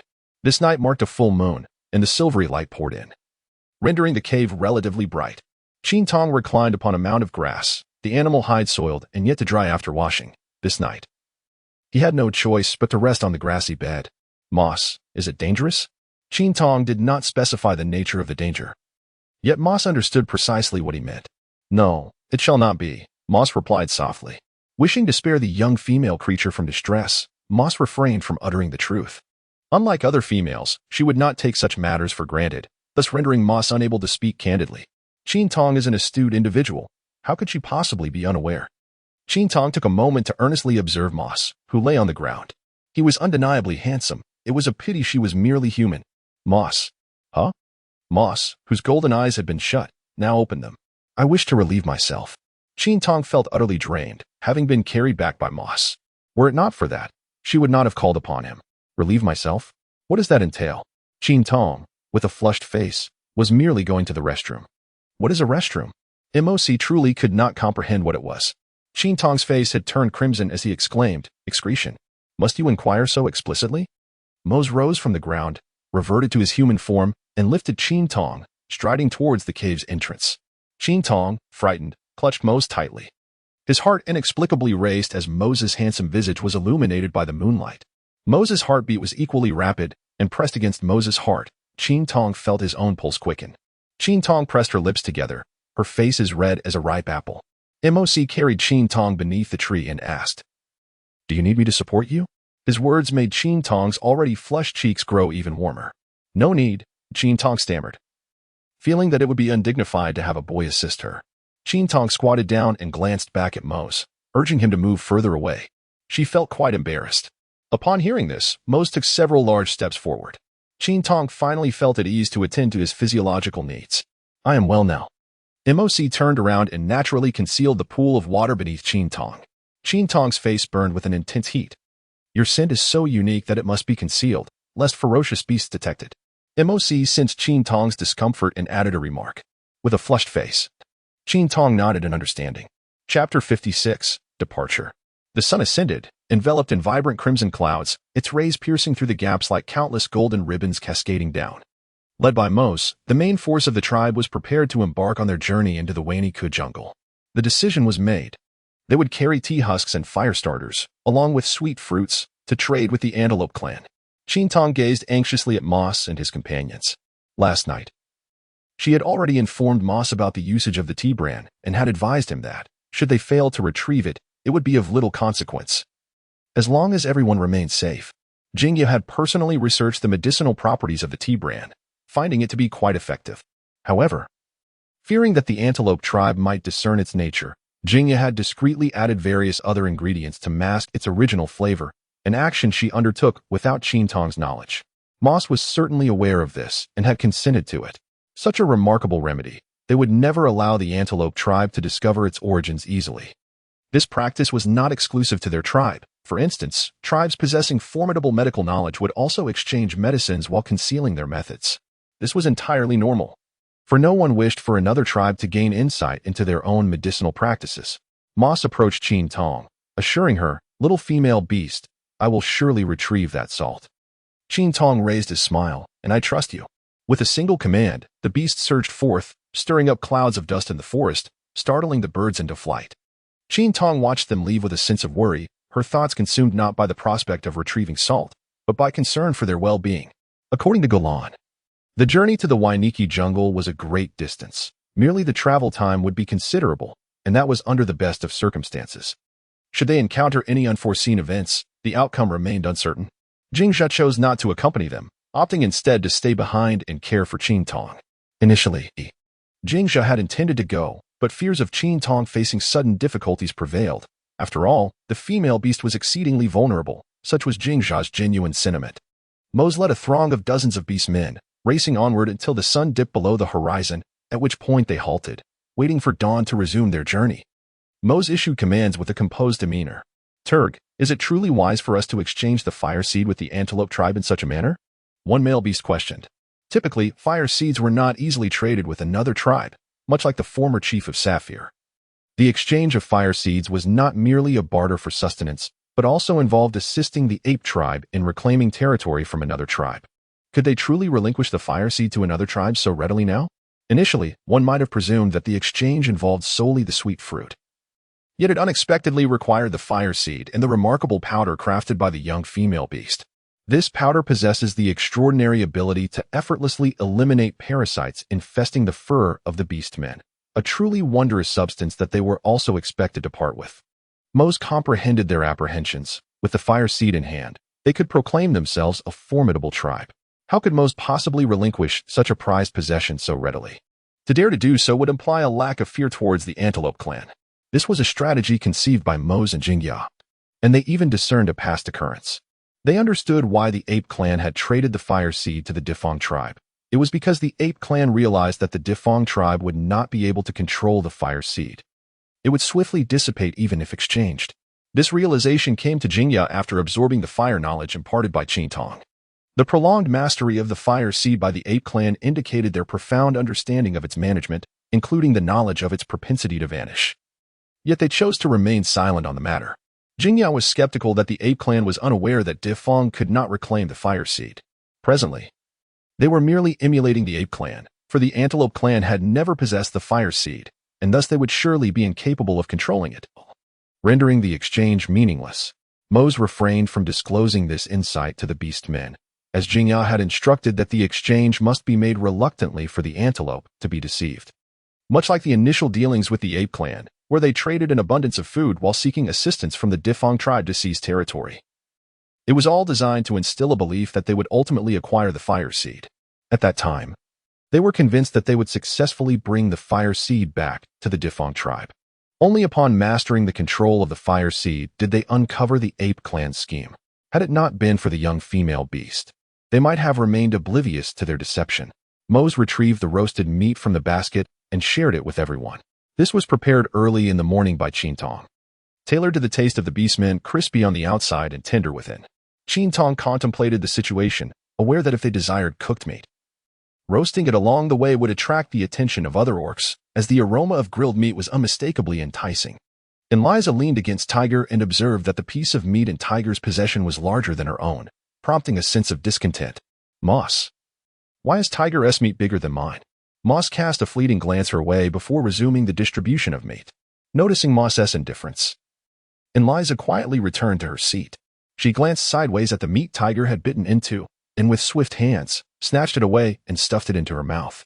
Tiger, with a stern expression, moved his neck and forcefully pinned Eliza to the ground, reclaiming his meal. Eliza's eyes darted, and she quickened her chewing, swallowing hastily. The veins on Tiger's forehead throbbed, clearly indicating his rising anger. He raised his fist, about to strike Eliza, when he suddenly halted, his gaze shifting to the forest behind her. The orcs, who had been watching Eliza's antics, instantly became alert. Tiger released Eliza and transformed into his beast form, and the others followed suit. Moss stepped forward from behind the group, positioning himself protectively in front of them, his eyes fixated on the shadows. To their dismay, their expedition had not begun favorably, as they encountered an ambush from other orcs shortly after departing their territory. Meanwhile, Qin Tong sat at the campfire, her unease palpable as she pondered whether they were in peril, her eyelids twitching incessantly. Sitting beside her, Golan reassured her, "Do not fret, little female. Moss will surely bring back the salt." Qin Tong nodded, the dizziness persisting, leaving her uncertain if it was due to a lack of salt, her spirits notably low.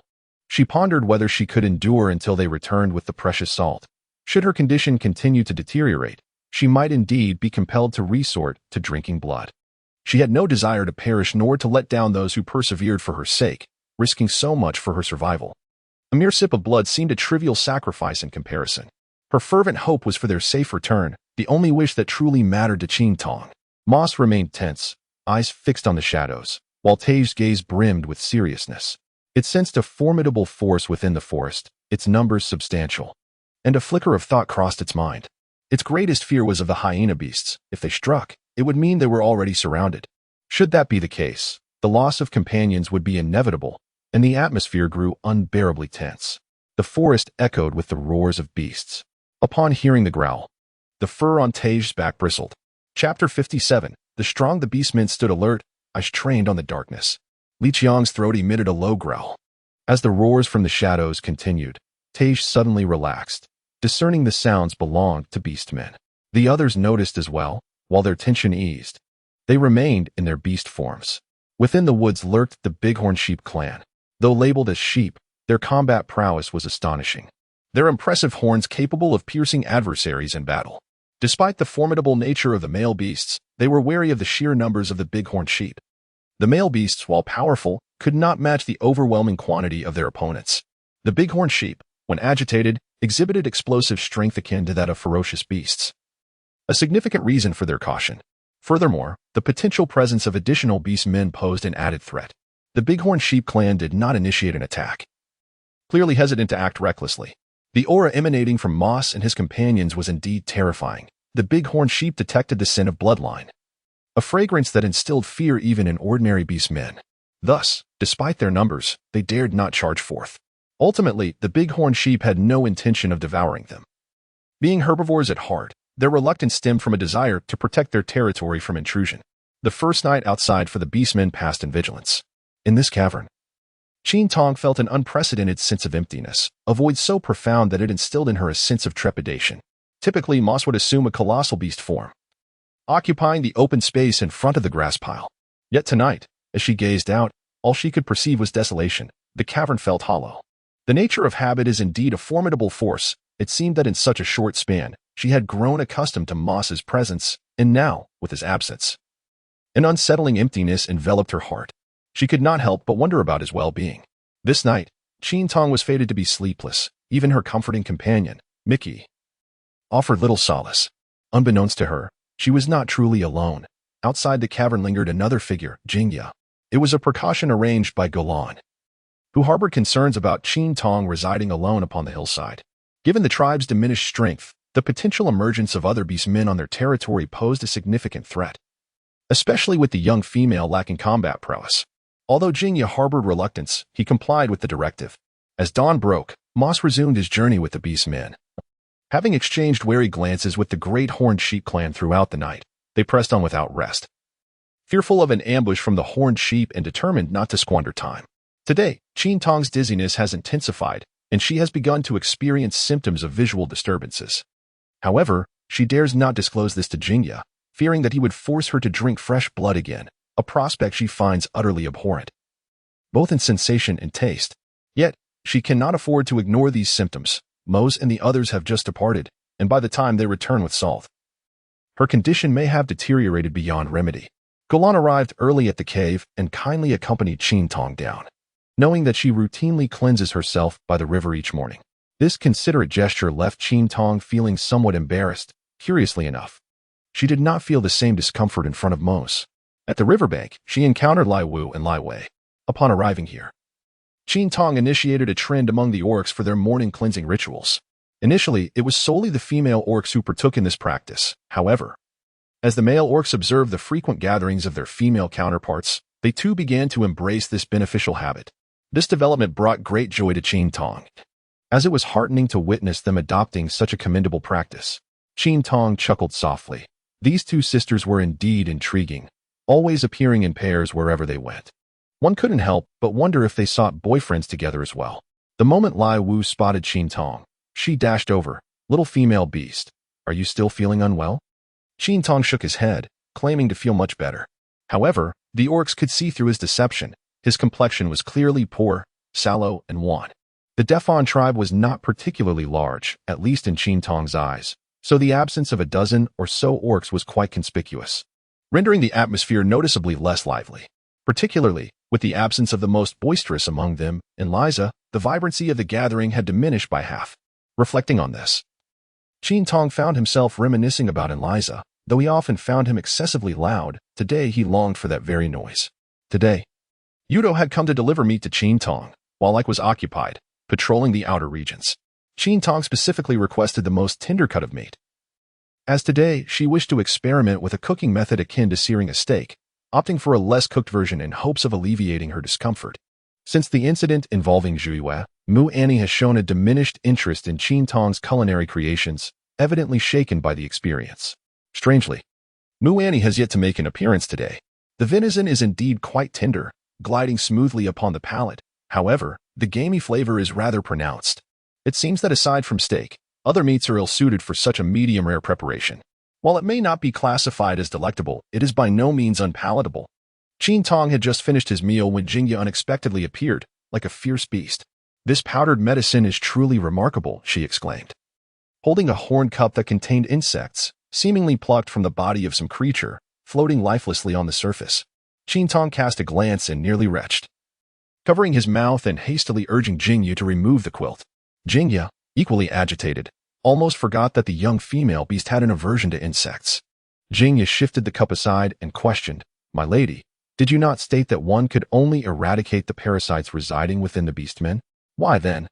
Is it permissible to do so with those upon the trees?" It was then that Qin Tong realized that the matter did not pertain to the beast itself. However, she could not comprehend the purpose of exterminating the insects residing in the trees, nor could she fathom how one could survive submerged in water. She certainly did not attribute her survival to the tea dregs. It was evidently due to drowning. Yet, Qin Tong misjudged Jingya. For Jingya had earnestly attempted several times, ultimately collecting the results in a corner cup, which did not involve drowning. Jingya suspected that the female beast might actually be a shaman even more formidable than herself. After the insects departed from Qin Tong's sight, she turned her head, confessing her own uncertainty. Qin Tong ambiguously remarked, "You wouldn't want to say that you have been drowned, would you? Are you not aware?" Jingya was astonished. As a shaman, there ought to be a remedy for every ailment, so one must experiment with various symptoms to ascertain whether they might be effective for other conditions.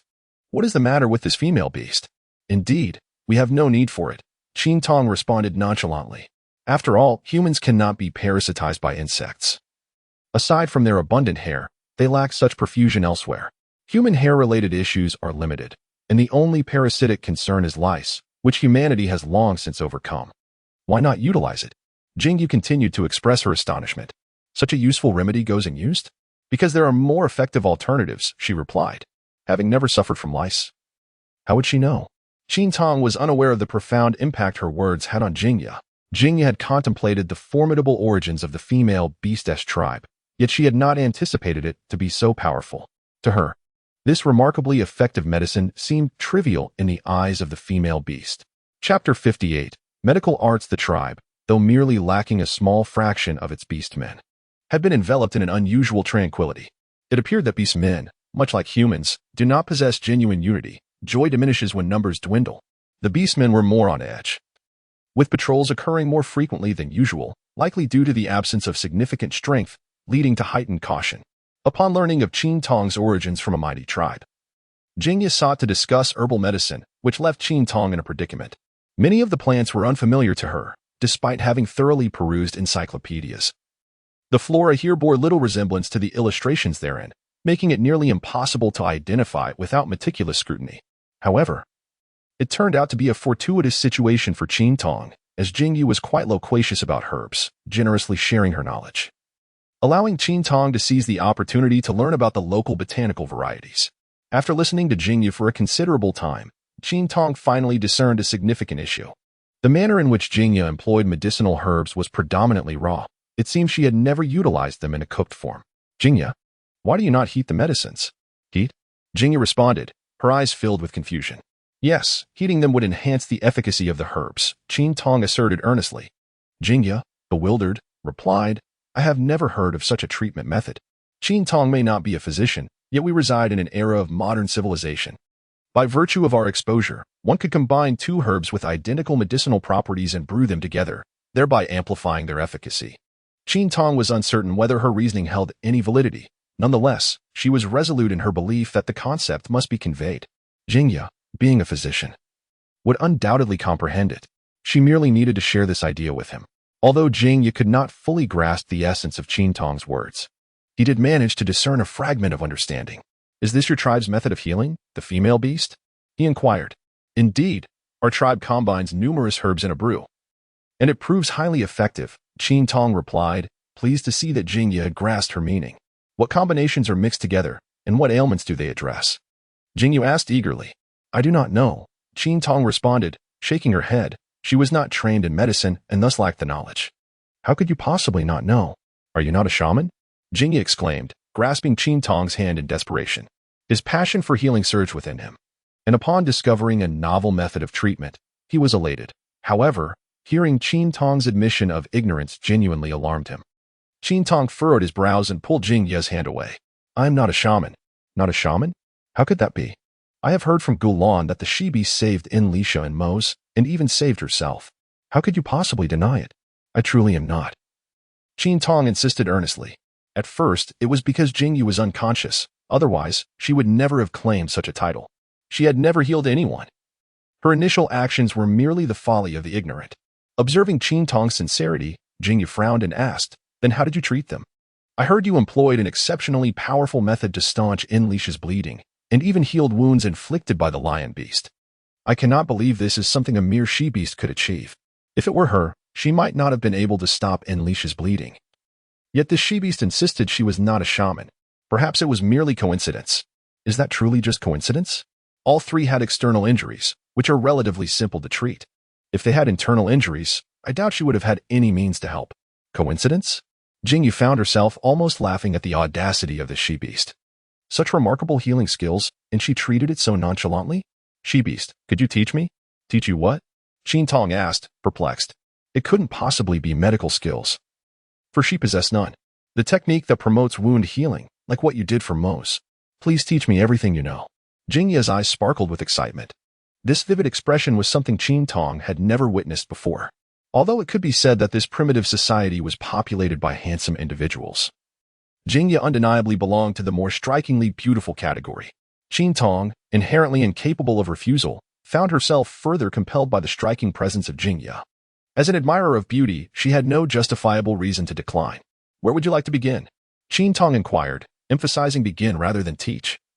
For she did not consider her words to constitute a formal lesson, she merely intended to share her knowledge with Jingyu.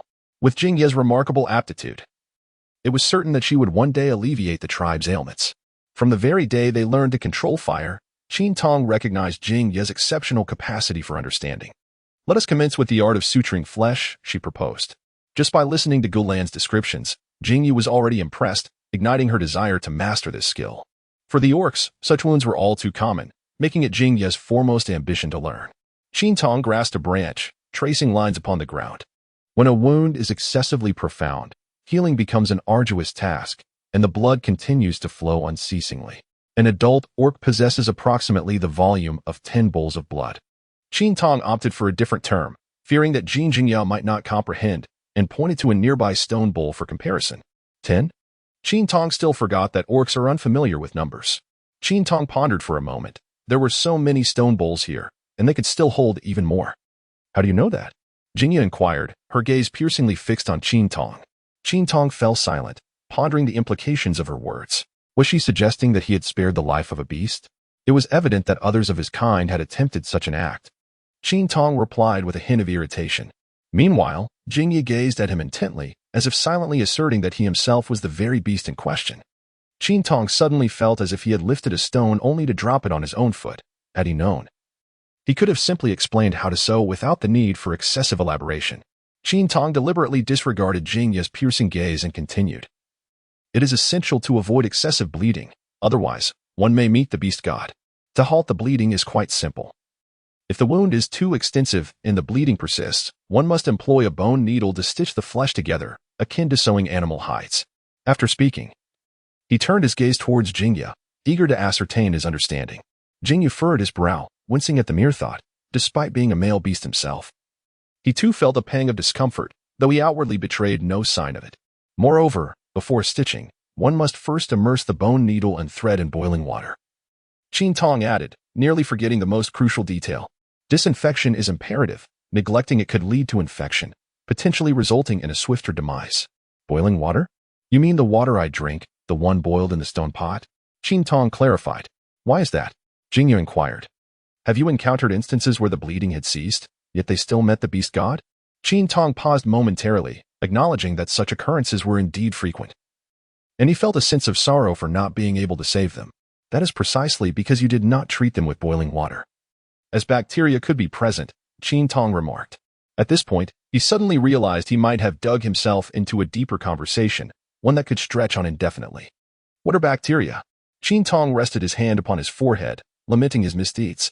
In chapter 59, the lynx female spoke, and he yearned to listen further. Jingyu was exceedingly persistent. Although much of what he heard left him bewildered, the words of the female creature were remarkably novel, filled with wonders he had never encountered. Yet, he was certain that if he could master the language of the female, it would indeed be an extraordinary achievement. Qin Tong rested her chin on her hand. Her mouth aching from the strain, she implored for a moment's respite. Speak quickly, you fierce creature. Qin Tong helplessly pointed towards the sky. Jingyu looked up, but saw nothing above. What was there? The sun had set. Jingyu had nearly listened to Qin Tong for an entire day, as he rambled on from external injuries to the brewing of medicinal herbs. Regardless of accuracy, Qin Tong spoke at length, confident that Jingyu would experiment with the herbal remedies. No worries, he reassured. There is a visible spark here. Qin Tong rolled his eyes, declaring that he was heading back to the cave to sleep. I will accompany you, Jingyu blurted out, for in her heart, she harbored the same thought. As she indeed had numerous questions she yearned to ask the female beast. Qin Tong cast a disdainful glance at Jingyu, questioning whether this was an unabashed display of lewdness. Without acknowledging it, Qin Tong simply turned away. Perhaps I shall educate you when the sun rises. The secret passage of Qin Tong was increasingly unbearable. If the conversation continued, her carefully crafted persona would surely unravel. She found herself devoid of any pretense, unable to maintain the facade any longer, and her pace quickened as she departed. Was it truly appropriate to drag along an ailing individual? Although it did not require physical exertion, it was certainly taxing on the mind. A relatively smooth day for Qin Tong has come to an end, yet for most, the circumstances have been far less favorable, and they have yet to reach a moment of respite. After a day of relentless sprinting, they have arrived at the edge of the Makalo jungle, and tomorrow they will finally depart from it. However, the periphery is fraught with peril, indicating that tonight they shall not find solace in rest. And Liza, resembling a boneless creature, leaned against Talger, who, amidst this assembly of orcs, bore the brunt of the toil. The other orcs were agile beasts suited for prolonged pursuits, while Liza's cumbersome form rendered each run more laborious than for the others. "Weren't you the first to rush out to assist the female beast in retrieving salt?" Talger jested, recalling that Liza's presence was unwarranted. Liza, detecting the mockery in Talger's tone, straightened up and, shaking off their weariness, lunged towards Talger. Li Jiang watched with keen interest, as if to say, "Let the show commence, and Liza, strike him." The surrounding orcs joined in the raucous encouragement. "Liza, pierce Talger with your horns. Yes, transform into your beast form." Yet, Mose abruptly interrupted their playful banter. Sensing an unfamiliar scent, though spoken casually, the gravity of the statement was palpable, and the male beasts recognized that Mose was not jesting. The jovial atmosphere among the orcs dissipated, and Talger remained casually leaning against the tree trunk, his expression still composed, though his erect ears betrayed his seriousness. What a stroke of bad luck, first encountering the Bighorn sheep clan last night, and now this. Yet, they were indeed unfortunate, having intruded upon the Lynx clan's hunting grounds, which were far less forgiving than those of the Bighorn sheep. The male beasts assumed a battle-ready stance, although they sensed something was amiss. They had yet to identify the nature of their adversaries. This uncertainty was the most terrifying aspect. They had already wandered into the enemy's hunting ground without knowledge of who the enemy was, rendering them vulnerable to unforeseen attacks. Li Jiang transformed into his beast form, only to discover that even the keen-sensed extreme wolves could not detect the presence. As this information spread, the male beasts adopted an even more serious demeanor, with several of them shifting into their beast forms. "Liza, wait, I shall capture it for your midnight snack." The term midnight snack was one that Taljo had learned from Qin Tong. "You are aware, then?" Li Jiang turned his head to inquire. Tiger stood up from the ground, leisurely twisting his neck before elegantly transforming into his beast form, slightly raising his wolf head towards Li Jiang.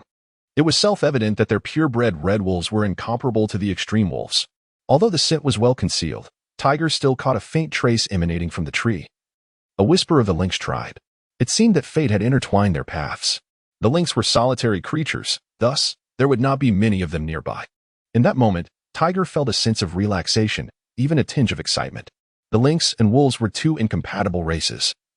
The lynx relished snatching food from the wolves and often eyed them with hostility, which was the root of their enmity. They were indeed unfortunate to encounter the male beasts of the Daifan tribe.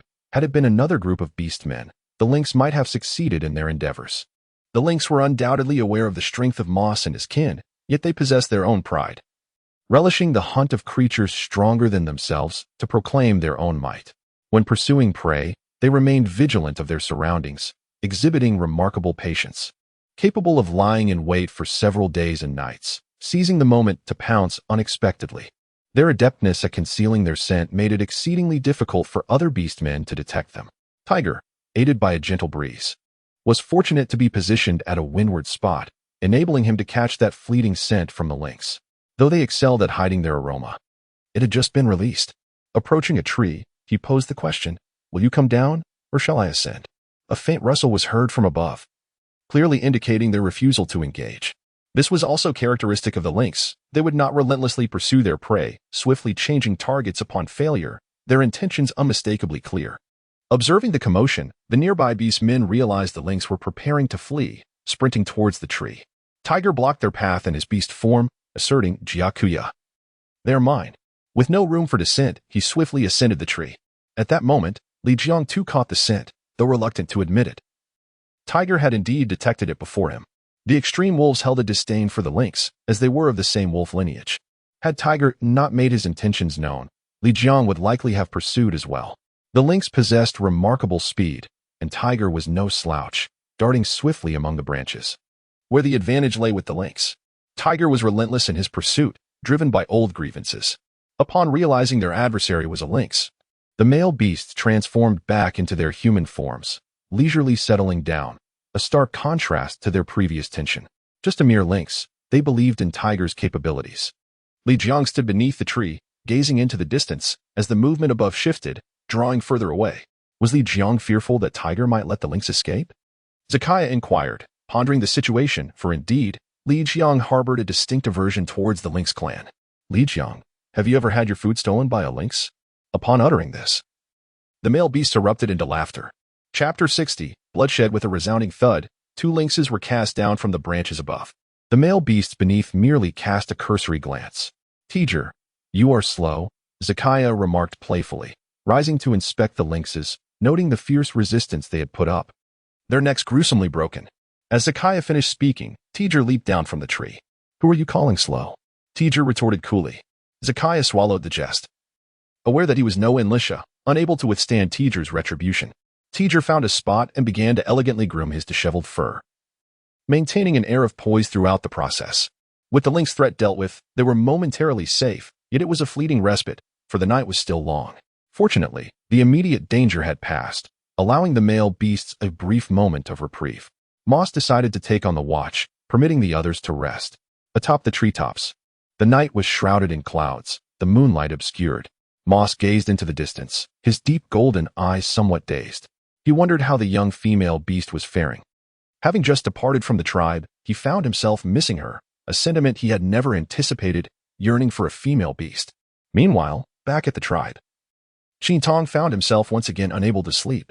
Despite cradling Michi in his arms and having endured a taxing day, he tossed and turned, sleep eluding him. As the night deepened, time continued to pass. Qin Tong succumbed to slumber in a state of restless tossing and turning, while MOC awaited the dawn, enveloped in longing.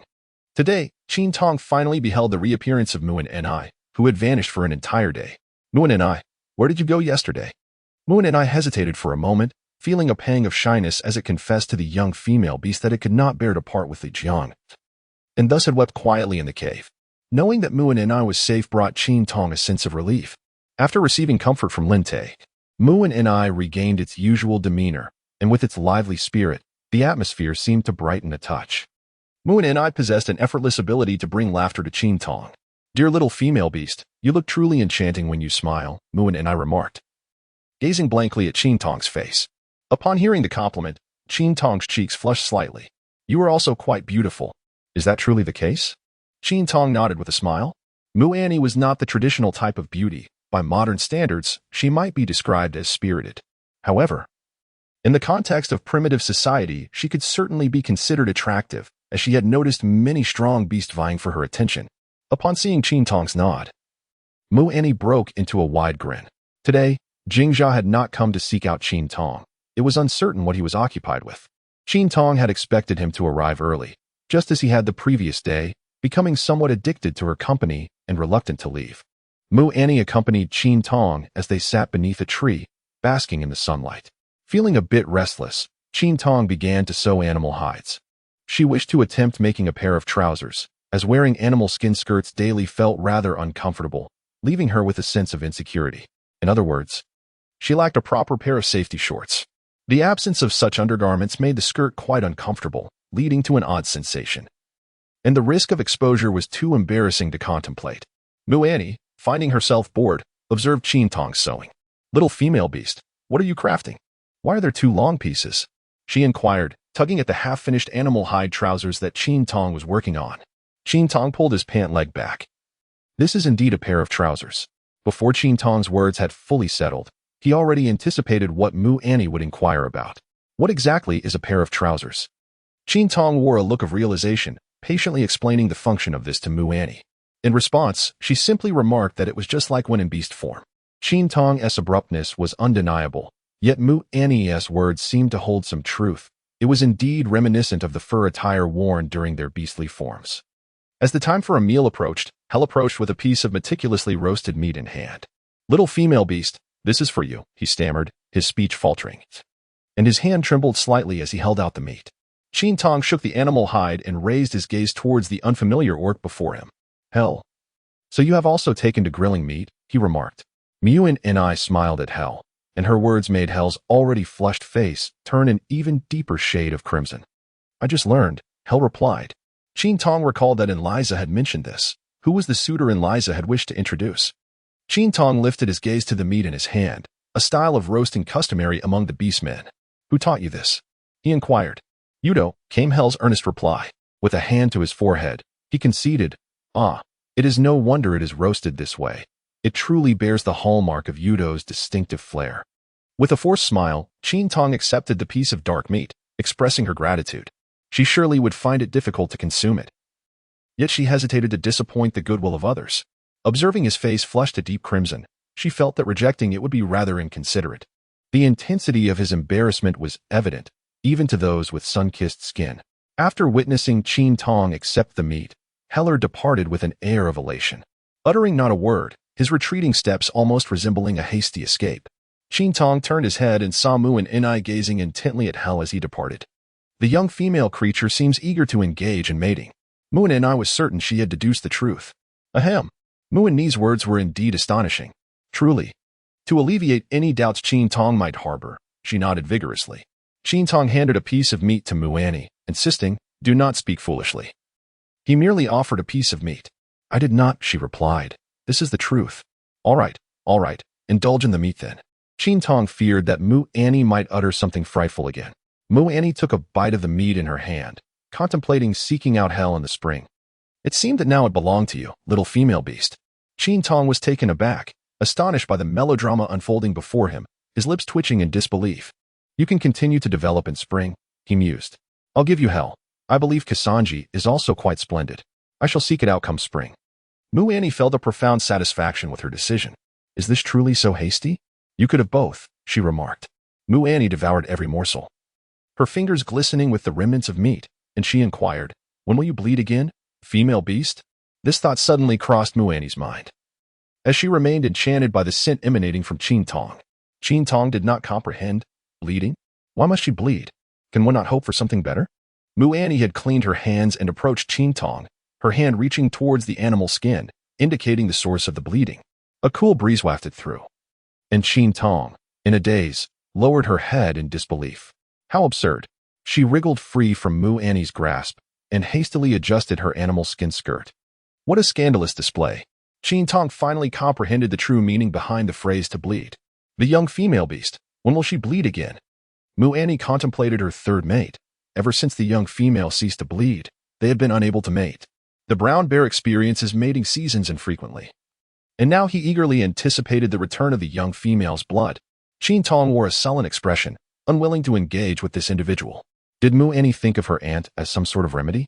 It was utterly absurd. Chapter 61. Soap Undeterred. Mu Annie relentlessly inquired about the essence of that particular scent. Perhaps if Qin Tong claimed she could replicate it, Mu Annie would immediately wish to concoct it herself. This nearly provoked Qin Tong to exasperation, her eyes nearly rolling to the heavens. The tragic incident that had transpired during her aunt's time was an ordeal she wished never to endure again. After all, who could withstand the daily spectacle of being broadcast live at their doorstep, with a gun pointed directly at them? Observing Mu Annie's eager demeanor, she almost wished to exchange her aunt's predicament for Mu Annie's. "Do not ignore me, please tell me quickly," Mu Annie implored, grasping Qin Tong's hand. "What mischief have you been up to, Mu Annie?" Lai Wu approached with a smile, followed closely by Lai Wei. "I have done nothing of the sort." Mu Annie defended herself, though she hesitated to divulge what she had discussed with Qin Tong, for Lai Wu was the most adept at teasing her. Lai Wu stepped closer, curiously picking up the trousers that Qin Tong had sewn. "Little beast, why do your trousers appear this way?" The little beast claims these are trousers. Trousers? Lai Wu and Mu Annie exchanged identical expressions of bewilderment upon hearing the term for the first time, and predictably, the ensuing questions were likely to mirror their confusion. "What are trousers?" Qin Tong covered her mouth and chuckled softly. Indeed, her anticipation proved to be remarkably accurate. "What are you laughing at, little female beast?" Lai Wu pondered, perplexed by the reason behind the little female beast's laughter. Qin Tong chuckled and shook his head. Mu Annie snatched the animal skin trousers from Lai Wu, demonstrating to her what this item was. Both Lai Wu and Lai Wei were perplexed. It was not yet winter, and they could not fathom the utility of such a garment. Upon expressing this thought, they found their sentiments aligned with Mu Annie's. Consequently, the three females engaged in a fervent discussion, deeming Qin Tong's sewing of the trousers a waste of precious animal hide and uncomfortable to wear. Qin Tong sat nearby, observing their discussion. The interactions among the orcs were truly remarkable. In one moment, they seemed on the verge of a quarrel, and in the next, they engaged in amicable conversation. "Shall we go to the river?" Qin Tong interjected, breaking the flow of their dialogue. She desired to visit the riverbank, intending to craft a bar of soap, for she felt that merely using clear water was insufficient for thorough cleansing. "Certainly," Mu and Inai replied, without inquiring about their purpose, as it was evident that the young female orc wished to go. With Mu and Inai leading the way, Lai Wu and Lai Wei followed suit. Little female orc. Are you going to catch fish beasts by the river? At the mention of fish beasts, Muin and I couldn't help but let a bit of saliva escape from the corner of her mouth. Qin Tong was fortunate to be on its back. Otherwise, witnessing the glimmer in Mu Annie's eyes and the drool at the corners of her mouth would surely have been startling. If you wish to partake, you may certainly catch one. In the primitive society, the fish are both succulent and substantial, and roasting them offers a unique and delightful flavor. Upon reaching the riverbank, Lai Wu and Lai Wei eagerly dashed into the water, for they were indeed wild cattle, compelled to frolic upon encountering the water. Qin Tong gathered an abundance of flowers by the riverside, with Mu and Ni closely following to assist. Little female beast, are we to create the adornment for our heads? If that is the case, the flowers we have collected should suffice. Qin Tong shook his head, pondering how the sight of flowers could evoke thoughts of crafting garlands. What purpose do they serve? Mu Annie inquired further. At times, Qin Tong feels as though he is raising a child, inundated with countless questions each day. Where failing to provide answers is simply not an option, you will understand when we return, is often the refrain. Muin and I, however, is not pleased with this retort. Her curiosity demands immediate satisfaction. Indeed, children are relentless in their inquiries. Throughout the journey home, her questions persist until someone finally erupts. Muin and I, are you foolish? Why do you keep asking? The little female beast has already stated that we will know upon our return. Lai Wei bellowed. Muin and I, taken aback by this outburst, halted her sprint and bared her teeth at Lai Wei's beastly form. This sight terrified Qin Tong, who grasped Muin's knees for tightly, imploring, we must cherish peace. Let us not resort to conflict. Lai Wei eventually relented, saying, Muin and I, you have frightened the little female beast. Upon hearing this, Muin and I retracted her aggressive stance. At that moment, a cold sweat broke out on Qin Tong's brow. Were the beastmen truly this audacious? Regardless of their beastly forms, did they not hesitate to engage in combat? It was evident that they had not considered their own forms. Lai Wei's beast form was, without exaggeration, at least 10 times larger than that of Muin and I. Such audacity was indeed remarkable. As for herself, she couldn't help but recall that another person was clinging to her. The poor soul was utterly terrified, fearing that a mere misstep might send them flying. Upon returning to the camp, as soon as Qin Tong dismounted, Muin and I charged forward, seemingly intent on confronting Lai Wei in battle. Qin Tong, anxious to intervene in the fray, was restrained by Lai Wu. Little female beast, do not concern yourself with them. They will settle it soon enough. Such occurrences were commonplace. The orcs were naturally combative, and all would be well once the altercation concluded. Since Lai Wu had assured her that all was well, Qin Tong decided to focus on her own tasks, retrieving an empty stone bowl to collect the fallen petals.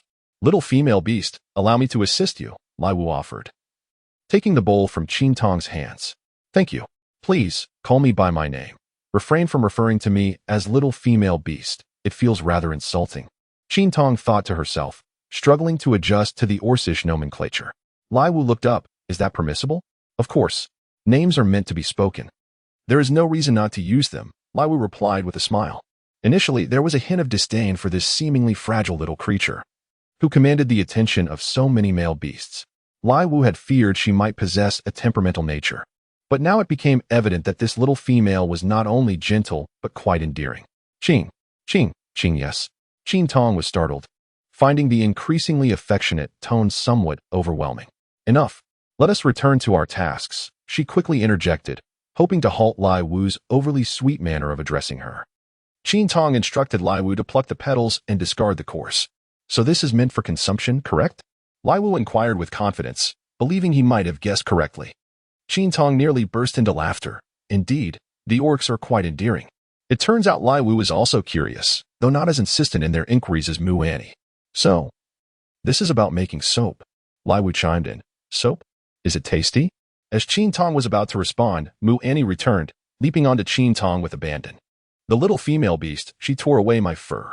Qin Tong nearly stumbled but managed to regain her balance, soothing Mu Annie's back with her hand as she surveyed her for injuries. Upon inspection, she could discern no visible wounds.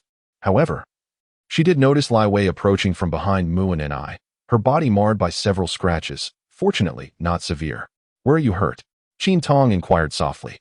It's right here, Mu and I replied, bowing her head to point at her head. It was no wonder Qin Tong had missed it, even now. As Mu and I indicated the spot, there appeared to be no injury at all. Little female beast, look closely. I saw it tear away much of my fur just moments ago, Muin and I lamented, her voice tinged with distress. Lai Wei could not bear to see Muin and I in such a state. Crying after a loss was truly shameful. This remark provoked Muin and I, who sprang to her feet, retorting, "Who are you calling a crybaby? Just wait, I'll make you cry instead. Nobody cries like me." Chapter 62. Soap watch as I make you weep this time, Lai Wei declared, shaking her hands, determined to subdue Muin and I, who had dared to scratch her so. "Stop fighting. Help me with this flower instead," Qin Tong interjected, sensing the tension and wishing to prevent any further conflict, fearing that one might truly end up in tears. Qin Tong had spoken up, prompting Mu Annie to reluctantly take a seat. Upon noticing that Mu Annie was settled, Lai Wu abandoned the thought of continuing the game. "Little female beast, can this be consumed as well?" Mu Annie questioned as she forcefully plucked a flower. Qin Tong found it perplexing that everyone assumed it was something edible. Could it not be something else? It was not entirely the fault of Muin and I, for most items served in stone bowls were indeed consumable, leading her to naturally conclude that this was no exception. "Tong," she declared, "I intend to make soap." Lai Wu interjected with enthusiasm. Upon hearing Lai Wu's words, Muin and I cast a fierce glare in her direction, astonished that she would dare to utter its name. "Tong," she had agreed. Lai Wu spoke with a sense of triumph. "Why should you have the privilege? I shall call it that too," Muin and I retorted defiantly. After all, it was she who had first engaged in play with the little female beast. Why was she not permitted to name it first? Among the beastmen, there existed a custom whereby one could only call another by their name after the latter had introduced themselves. It was essentially a form of self-introduction. Without such an introduction, one was forbidden to use their name. This was precisely why the little female beast referred to Qin Tong in such a manner. Qin Tong had only shared her name with Gulan, thus for all this time, only Gulan had called her by her name.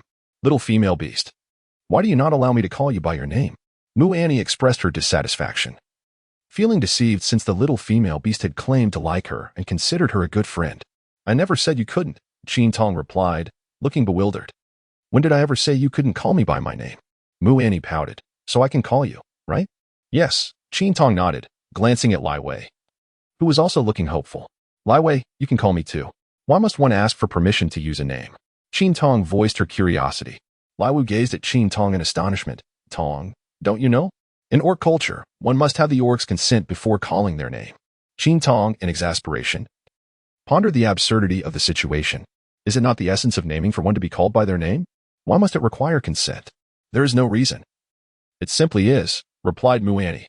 Qin Tong was rendered speechless. This seemed to be a rather unsavory custom, indeed.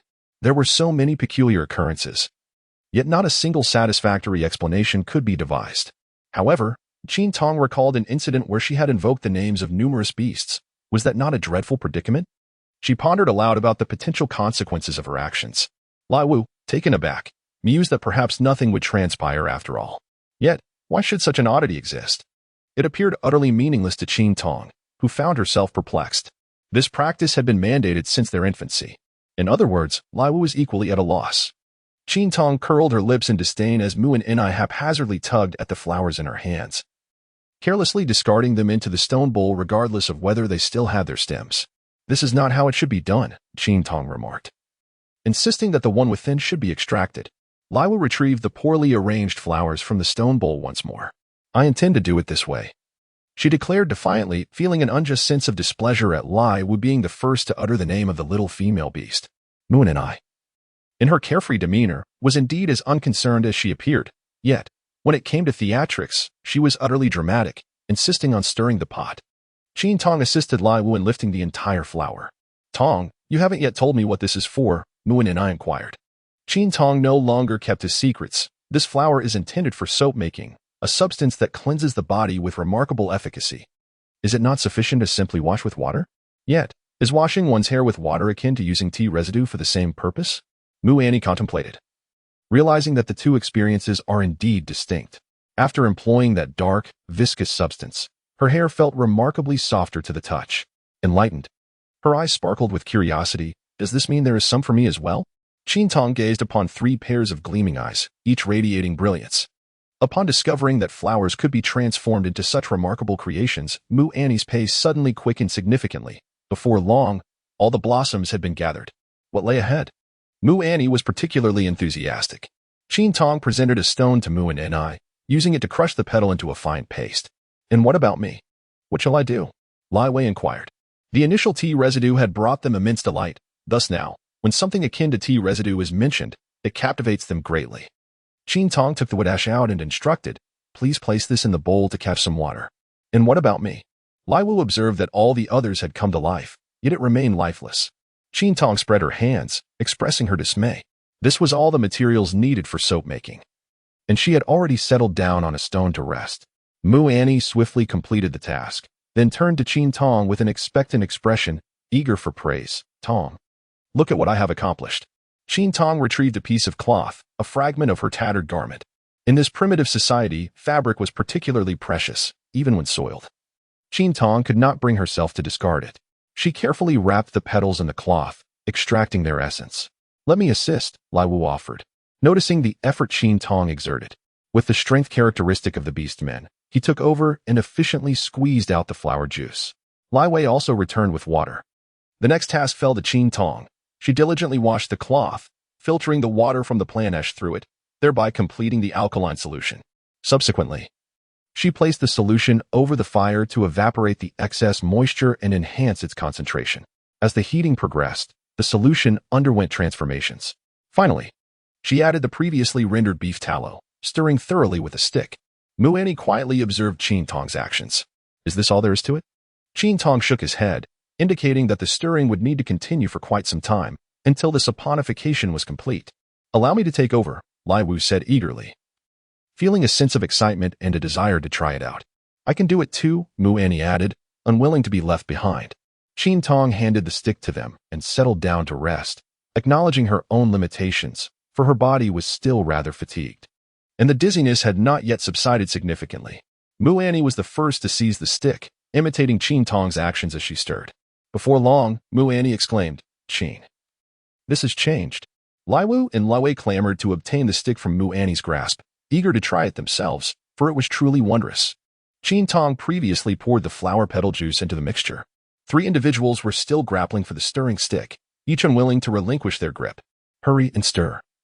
Enough of the play, one remarked, as they exhibited behavior akin to children, competing even in laborious tasks.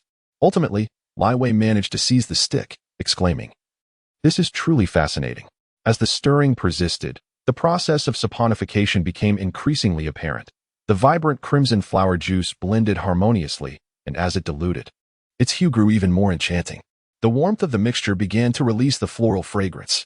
Chapter 63, Soap 3. Once the saponification was completed, the concoction was set aside to cool. Mu Annie and Lai Wu remained steadfastly by its side, reluctant to depart, even when Qin Tong informed them that it needed to cool overnight before it could be cut. Their fixation was akin to an enchantment.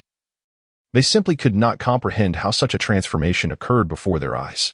Mu Annie even summoned her 2 partners to join in the observation, animatedly gesturing and employing exaggerated expressions. The orc community, too, was drawn to the spectacle of the soap. Yudo even dipped his hand into the mixture for a taste, only to promptly spit it out, exclaiming, yuck, this is not palatable. Qin Tong finished her meal early and returned to the cave on the hillside. Observing the lively scene of the evening, she inexplicably recalled Moss, pondering that if Moss were present, the atmosphere would be even more vibrant. Though Moss spoke little, there was an undeniable sense of ease that accompanied its presence in the tribe. She wondered if Moss would be astonished by the soap they had crafted. And it seemed likely, for even Jingyu had been taken aback. Perhaps it was due to 2 consecutive nights of poor sleep that Qin Tong retired early this night. Moss, you should rest, suggested Tirger, noting that Moss had not had a moment's peace since leaving the tribe. Moss shifted its gaze from afar and nodded. It had already surveyed the surroundings, finding no signs of orc habitation nor any sense of danger. Tirger and Moss differed in their vigilance. Moss preferred to stand guard in conspicuous locations, while Tirger thrived in the shadows, relishing the feeling of controlling everything from the dark. After leaping down from the treetops, Moss observed as Tirger found a high perch, concealing itself, its form and presence vanishing in an instant. Midnight. Qin Tong was roused from his slumber by an urgent need to relieve himself. His first instinct was to glance at the ground, only to be met with an empty expanse, which reminded him that Mose was absent. This realization filled him with apprehension, as he was somewhat reluctant to venture outside for his needs. After a moment's hesitation, Qin Tong resolved to rise, for one cannot endure such discomfort indefinitely. Upon reaching the entrance, he was startled by a shadow cast upon the stones, upon closer inspection. It appeared to be either Jingya or Gulan, one of them for certain. Qin Tong recognized the beastly silhouette.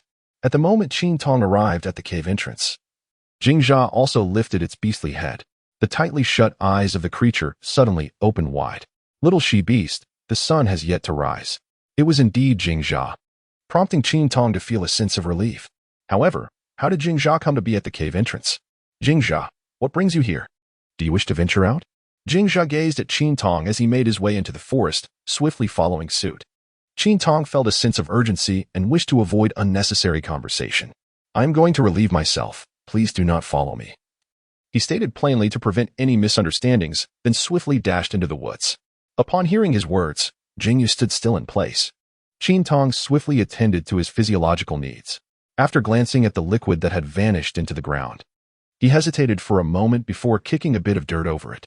Mo's always did this, and Qin Tong felt it was best to adhere to the routine. Upon returning, he noticed Jingyu still standing dazed in the same spot. The urgency had diminished significantly after his relief. Qin Tong settled onto a stone, and after transforming into human form, Jingyu joined him by his side. Every time Qin Tong sits here, he finds the place remarkably beautiful. Gazing at the splendid scenery and inhaling the fresh air, it seems as though everything is not as bleak as it once appeared. The moonlight is exquisite tonight, Qin Tong remarked. Jingyu also turned her gaze towards the moon, responding with a tone imbued with an inscrutable significance. As if she did not entirely concur with Qin Tong's sentiment, Qin Tong turned her head in surprise. She was taken aback by Jingyu's tone, which seemed tinged with sadness. What, she wondered, had led you to perceive something as lacking in beauty? Jingyu's expression remained inscrutable, and she swiftly concealed the emotions that flickered in her eyes, embodying beauty nonetheless. Qin Tong could certainly discern his insincerity, yet he chose not to expose it, thus falling into a profound silence. Qin Tong remained silent, engrossed in the contemplation of the moon, while Jingyu's thoughts had already drifted far away. A gentle breeze swept through, bringing Jingyu's thoughts back to the present. Here, it was just the two of them, seated in close proximity. As the soft wind caressed the air, the unmistakable scent belonging to the female creature naturally wafted into Jingyu's nostrils. Qin Tong rose to his feet and stretched, declaring, I shall return to slumber now. Good night. It was only when he re-entered the cave that Jingyu let out a deep sigh, having unconsciously held his breath moments earlier. Good night?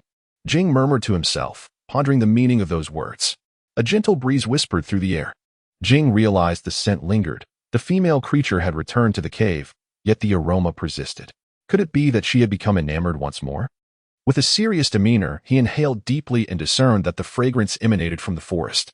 Transforming into his beastly form, he dashed forward and located the source of the scent, discovering it was buried too shallowly. With an impassive expression, Jing began to excavate the earth, and upon completion, he trod upon the mound twice, still unsatisfied. He then added a personal touch atop the small dirt pile before contentedly returning to the cave entrance. Sunlight streamed into the cave, its brilliance rousing Qin Tong from his slumber. After lingering in bed for a while, he lazily climbed to his feet, only to find Jing had already departed from the entrance. Yet, Mu Annie remained at the cave's mouth. Upon seeing Qin Tong emerge, she exclaimed, Ah, you have finally awakened. If you had taken any longer, we might have thought you were preparing for hibernation. Qin Tong felt quite embarrassed. It was merely a matter of lingering in bed, hardly deserving such exaggeration. Mu Annie, however, had arrived at the cave entrance early and, upon peering inside to check on Qin Tong, found him still asleep and subsequently retreated. She had been preoccupied with thoughts of that wondrous soap, which was why she had persisted in waiting. Qin Tong diligently cleansed himself before accompanying Mu and Ni to observe the soap. After a night of cooling, it had solidified. Qin Tong discerned several distinct claw marks on the surface, instantly recognizing them as the handiwork of curious beasts, among which there was undoubtedly Mu and Ni. She had already observed the unique claw prints belonging to Mu and Ni, positioned prominently at the top, the most recent of their kind. Qin Tong has grown weary of discussing them, which is understandable. After all, it is natural to be curious about what one has never encountered. The soap, once cooled, appears far more vibrant and aesthetically pleasing than when it is hot. Qin Tong produced a fruit knife and meticulously divided the soap, arranging the pieces neatly together. Mu Annie, unable to contain her excitement, seized a bar of soap and brought it to her nose, inhaling its fragrance, reminiscent of blossoms. Yet, It seemed implausible that such a delicate scent could emanate from merely this small quantity of soap, considering the abundance of flowers used. Once Qin Tong had segregated all the soap, he counted the pieces and felt there were insufficient quantities to distribute. Mu Annie, having acquired her soap, dashed away, presumably to showcase it to her partner. Qin Tong gazed helplessly at Mu Annie's retreating figure. He had no choice but to deliver the soap himself. Starting with Gulan. Upon hearing that Qin Tong was concocting something extraordinary, Gulan's face lit up with joy as she asked, "Qin, what miraculous properties does this possess?" Last night, the orcs had been abuzz with discussions, claiming it was a particularly wondrous item, and its rising popularity could certainly be attributed to Mu Annie's extravagant descriptions. It possesses no remarkable powers, merely serving the purpose of cleansing the body, Qin Tong clarified. How could a simple soap nearly be mythologized? Chapter 64. Isolation. The sky was a clear azure, and the brilliant sunlight streamed through the dense foliage, forming beams of light that illuminated the misty, gauzy haze of the shaded grove. Moss furrowed his brow, casting a worried glance toward the horizon. "Moss, is something troubling you?" Turg asked, having seldom witnessed such an expression on his face. Moss suppressed his concern, replying, "It's nothing. Let us prepare to depart." Turg's eyes reflected Moss's silhouette as he stood in contemplation. Under the blazing sun, the beast stirred restlessly. The Wani Ku forest revealed itself as the trees gradually thinned, exposing vast stretches of bare rock amidst the grasslands. Without the sheltering canopy, the creatures became conspicuously visible, especially this particular assembly of diverse beasts. Moss and his band of orcs halted atop a high slope. Beyond the rocky incline lay the territory of the Antelope clan.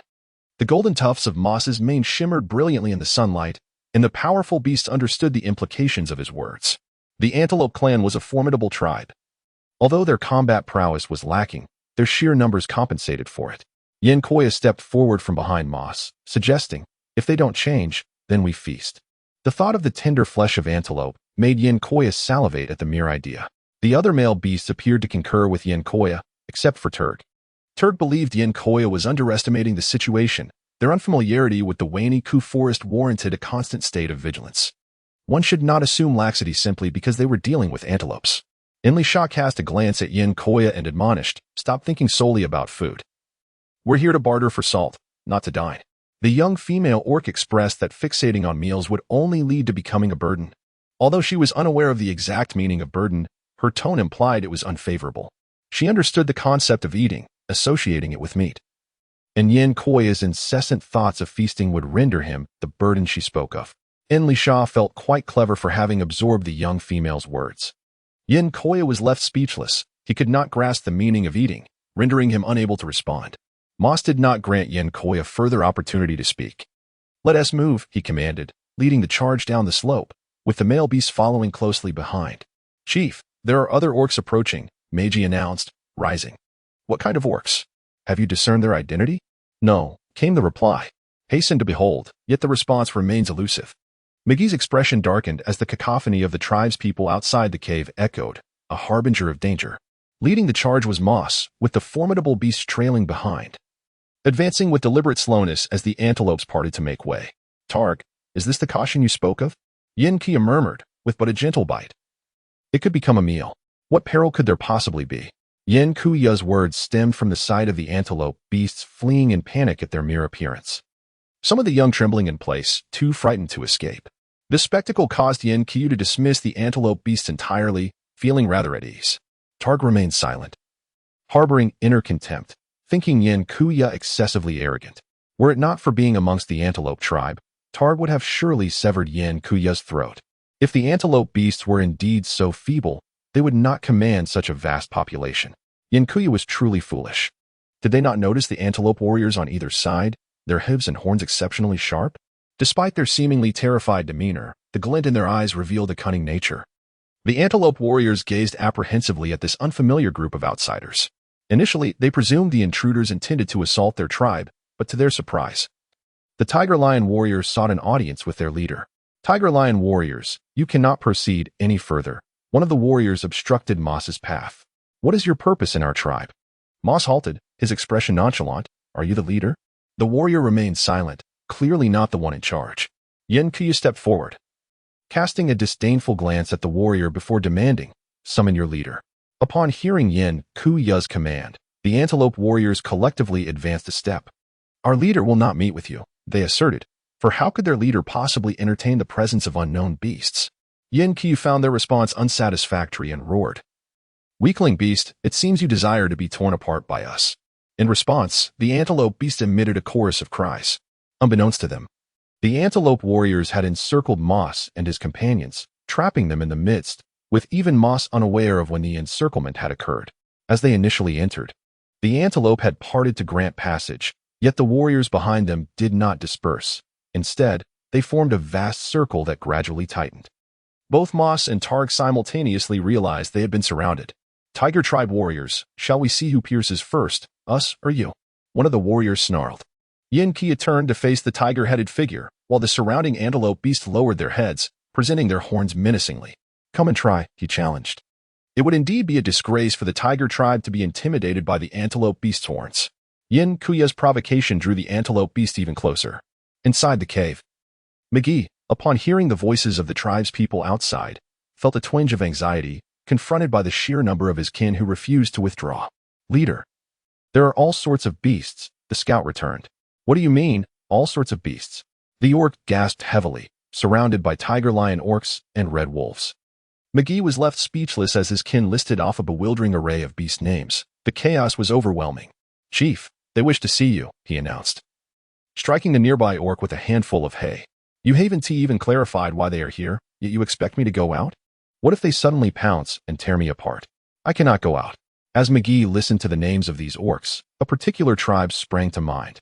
What could the orcs from the Dianfa tribe possibly want here in the Winnick jungle? He recalled that Saphir's tribe had a tiger-lion orc. Could it have successfully transformed? By now, Saphir must have encountered the beast god. Go, have Lusa find out what these orcs seek in our tribe. Understood. The orc hurriedly dashed out to convey the message. Outside, the atmosphere was tense, poised for conflict. Telger observed the surroundings with a calm demeanor. The orcs nearest to them were robust, their formidable physiques unmistakable.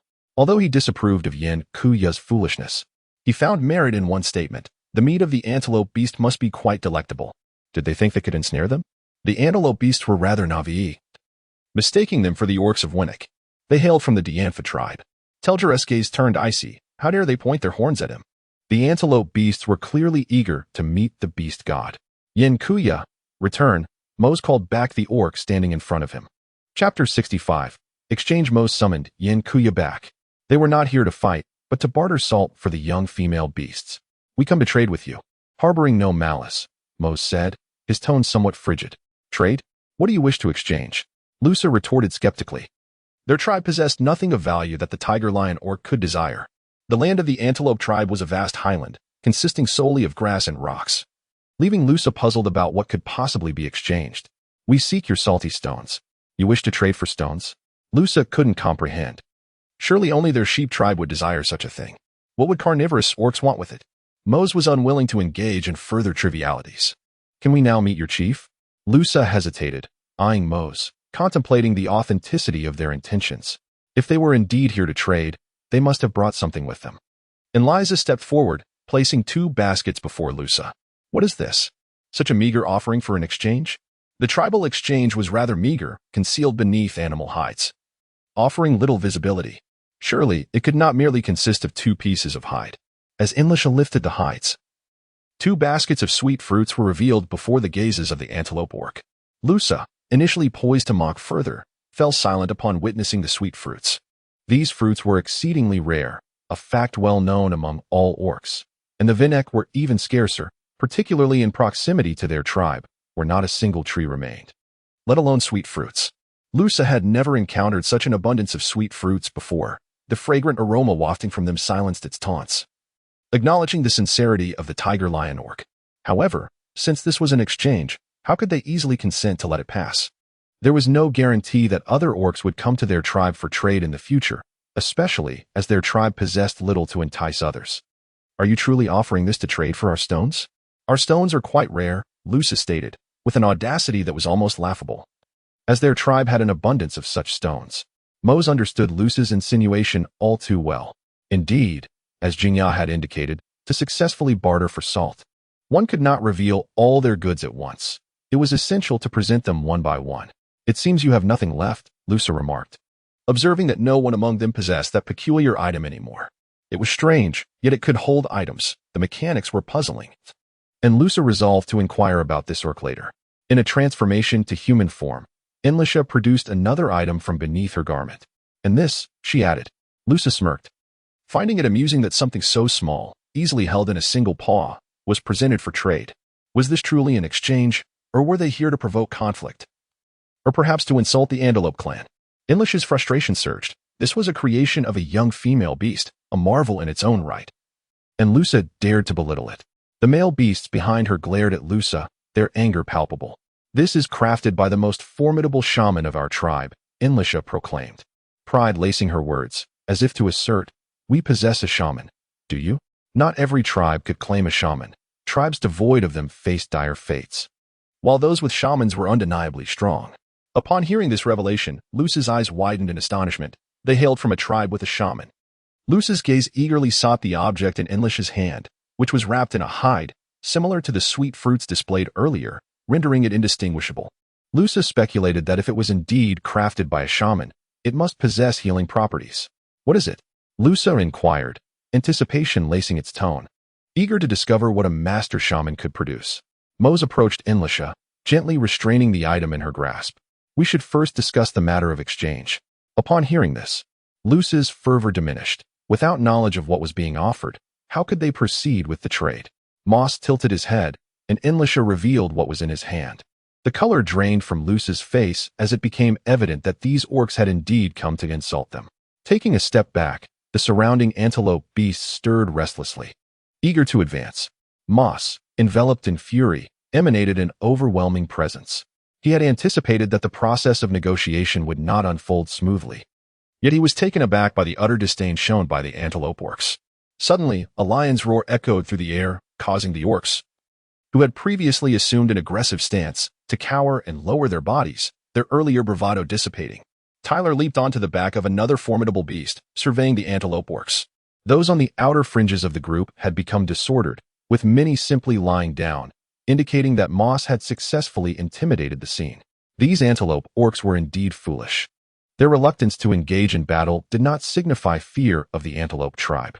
Moss had long been prepared for the possibility of an unsuccessful exchange. Otherwise, they would not have been the ones to emerge, as the orcs present were the most formidable of the Defan tribe. Should the negotiation fail, they were ready to seize what they desired by force. How could they possibly fail if they could not procure what the young female beast desired? What claim could they have to be called beasts of worth? As the lion's roar ceased, the previously haughty demeanor of the antelope orcs vanished. Lusa's face paled in fear, and it stammered, Tiger Lion Orc, what is it that you truly seek? Is the exchange still on the table? The pressure of bloodlines was indeed formidable, and Lusa's once lofty demeanor had vanished without a trace, its speech now trembling. We have come with sincerity, Moss declared. Had it not been for the hope of acquiring salt in future exchanges, he would have crushed this antelope orc on the spot, treating it as the weakling it was.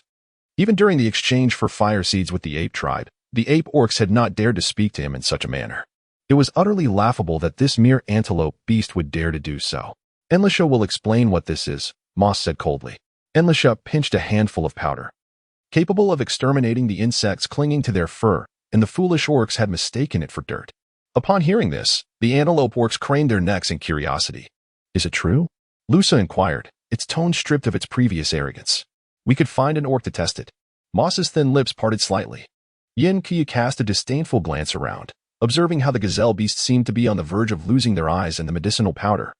She could not comprehend why Moss did not simply tear them apart, allowing them to meet the beast god and procure what they sought.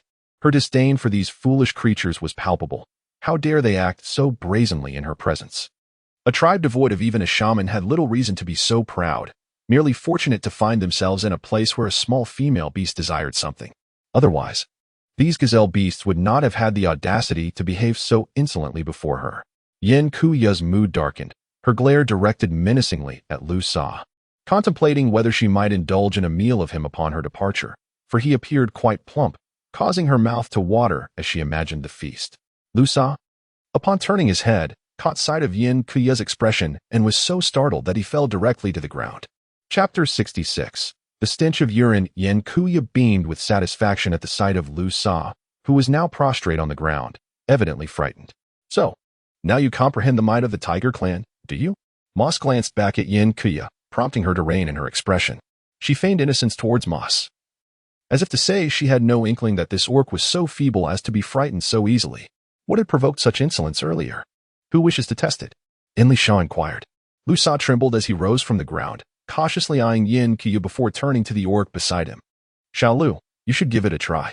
He dared not attempt it himself, fearing it might be something undesirable. These orcs were not to be trusted.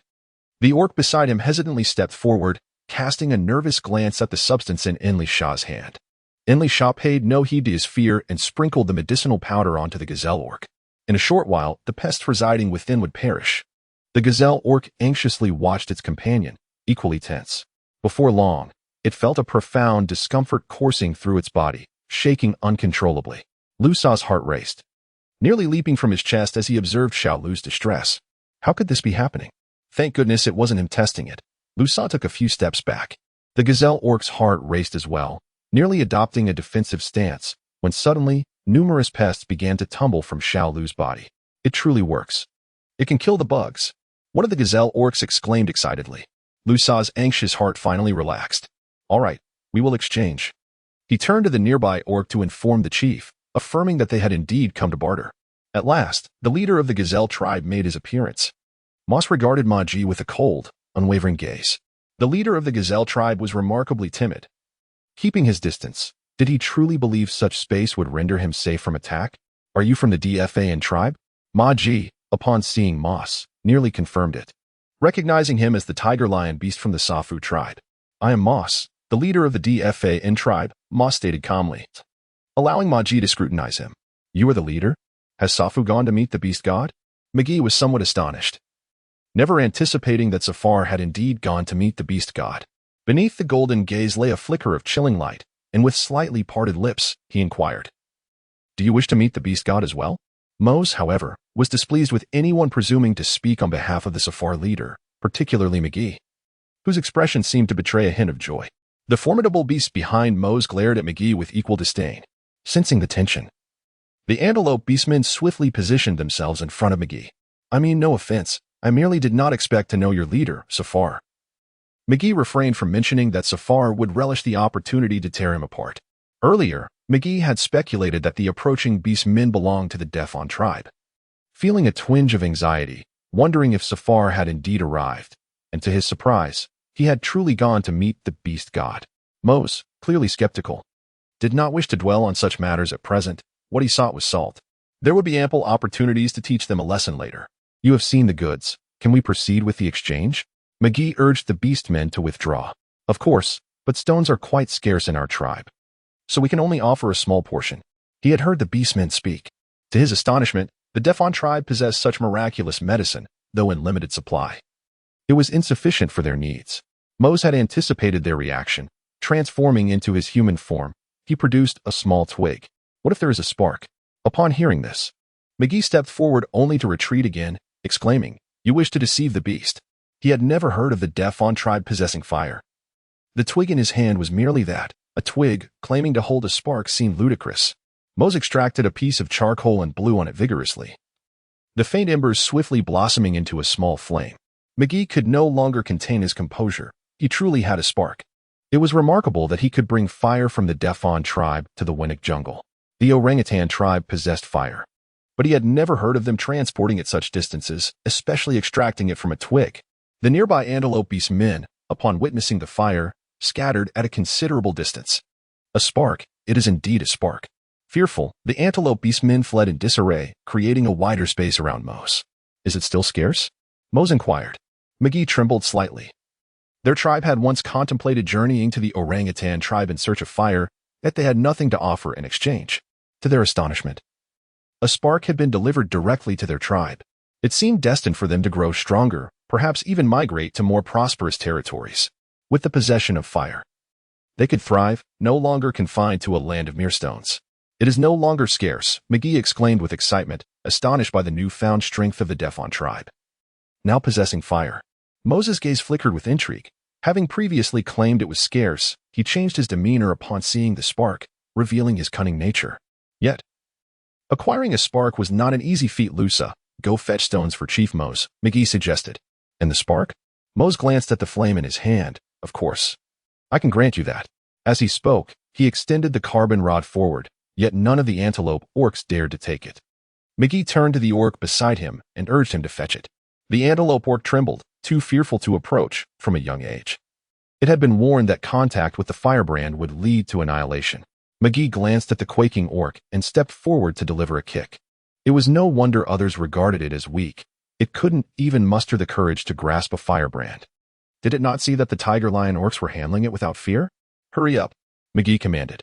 In response, the orc collapsed to the ground, unable to rise. Seemingly exuding the odor of sheep urine, Tiger looked at the prostrate orc with disdain, wrinkling his nose. Did it think itself a mere female beast? To relieve itself before so many orcs? The stench was unbearable. McGee felt a vein throb on his forehead, catching sight of the disdainful glances from the deaf-on tribe orcs. It was a disgrace to the tribe. Turning to another orc, he called, "Little Lou, you go." He had heard that this orc had been the one to test the healing bug potion moments ago. Suddenly summoned, Little Lou trembled as he stepped forward. He was terrified. But the chief's anger was palpable. Refusing to comply would surely bring his wrath upon him. Shaking all over, he slowly moved, as if this would delay his demise by fire. Yank looked on with contempt. Perhaps he had forgotten that not long ago, he too had been terrified of the firebrand. Now ironically looking down upon his fellow orc. Inlisha chuckled aloud, finding Little Lou's predicament utterly amusing. Even the bugs would likely outrun him. At this, McGee's face darkened, and he kicked Little Lou squarely in the rear. Stumbling forward, Little Lou found himself face to face with the firebrand in Moss's hand, resulting in a piercing scream. Authors aside, Antelope Orc. This is absurd. Our orc is actually named Little Lou. Author. I couldn't think of a name. Antelope Orc. So you just used your own surname? Author. Is it not fitting to bear my name? Antelope Orc. Very well. Antelope Orc. Could someone please remove the knife from beside my bird? Chapter 67. Roasting a whole sheep. With the scream, flames erupted, followed by the unmistakable scent of burning. The shrill cries continued as Little Lou began to dart about, his fur visibly igniting. The faster he ran, the more rapidly he burned. In a twist of fate, he inadvertently dashed into the throng of antelope orcs, causing a wave of panic. Before Little Lou could approach, the antelope orcs scattered, plunging the scene into chaos. Still screaming, he noticed his companions fleeing, leaving him without assistance, and turned to run toward McGee. Upon seeing Little Lou sprinting towards him, McGee shouted in alarm, "Stop him." It was determined not to be consumed by the flames. Mose was startled, having not anticipated igniting it directly. And Liza, frightened, clung to Talge's beastly form. Little Lou was nearing Maggie's side, and the orc attempting to intercept him trembled in fear at the sight of fire, wishing to flee. "Stamp it out," Mose shouted, recalling that the young female beast had mentioned that if one could not use soil or find a branch to beat it, one should extinguish the flames with their feet. Upon hearing this, the antelope orc quickly raised its hooves to stamp on Little Lou's head. Before long, the fire was extinguished. In truth, it would have gone out on its own as the hair had already been singed away. The antelope orcs dispersed after a time, revealing a charred, grimy head adorned with dirt and scattered hoof prints. Little Lou lay there, groaning in pain. "Drag him away," Maggie remarked with a frown, expressing disdain for the spectacle that was a disgrace to their tribe. "Mose, you need merely to set down the firebrand," Maggie said with faint nonchalance. Mose cast a sidelong glance at him, aware that placing it down carelessly would bring ruin to their surroundings. The young female beast had warned that tossing fire onto grass would ignite an entire patch. However, Mose had overlooked the detail that this applied only to dry grass. Yet his caution was commendable. "What should we do then?" Maggie exclaimed, alarmed. This place must not be destroyed, as they still needed to inhabit it. They had yet to harness the firebrand to forge a powerful tribe. How could they allow it to lay waste to their home? "Fetch stones," he commanded. The antelope orcs quickly gathered a pile of stones, forming a circle as per Moses' instructions. Only then did Mose drop the carbon stick into the circle. Maggie, unable to control the firebrand, did not question Mose further, content to know it was secured within the stone pile. Lusa arrived with the orcs, carrying rock salt. Mose instructed Liza to pour the sweet fruits into a basket to contain the salt. "Mose, may I inquire what purpose this stone serves?" Maggie asked with curiosity. The Diffan tribe, possessing both the firebrand and medicinal insects, sought to exchange stones. What significance did this stone hold? If it proved valuable, they would certainly preserve it for future trades with other tribes. Mose, aware of her thoughts, feigned profundity as he replied, "Our tribe lacks stones. We merely wish to take it back for examination." Realizing that Mose was reluctant to divulge the truth, Maggie refrained from pressing further, reasoning that if it were indeed of great use, they would return to trade for it again. Lusa, observing Eliza filling the basket with salt, pointed at it and asked, "Kabai rhinos, what is this wondrous item?" Eliza shot him a glance, unwilling to share with the foolish antelope orc. "Could you give us some?" "We can trade you a larger stone in return," Lusa proposed, attempting a different approach upon noticing Eliza's indifference. A glance at Mose revealed his assent, and Eliza nodded in agreement. After receiving the basket, Lusa was elated and instructed the orc to fetch a large stone. "How is this to be accomplished?" Lusa inquired hastily. It seemed that the Defan tribe possessed many unknown elements. When had the Moroka jungle become so formidable? Enlisha skillfully evaded Lusa's probing questions, knowing full well that this was a secret belonging to the Defan tribe, conceived by the young female beast. Following the earlier commotion, the antelope orcs developed a deeper fear of the firebrand. Even when encircling the stone pile, the flicker of flames remained small and they dared not approach. The current antelope orcs were akin to the Defan tribe in their initial days, experiencing a blend of fear and excitement, terrified yet hesitant to draw near. But their apprehension was far more pronounced due to the recent ignition incident. Moss, either intentionally or unintentionally, glanced at the flames, anxious that the firebrand might extinguish before they departed.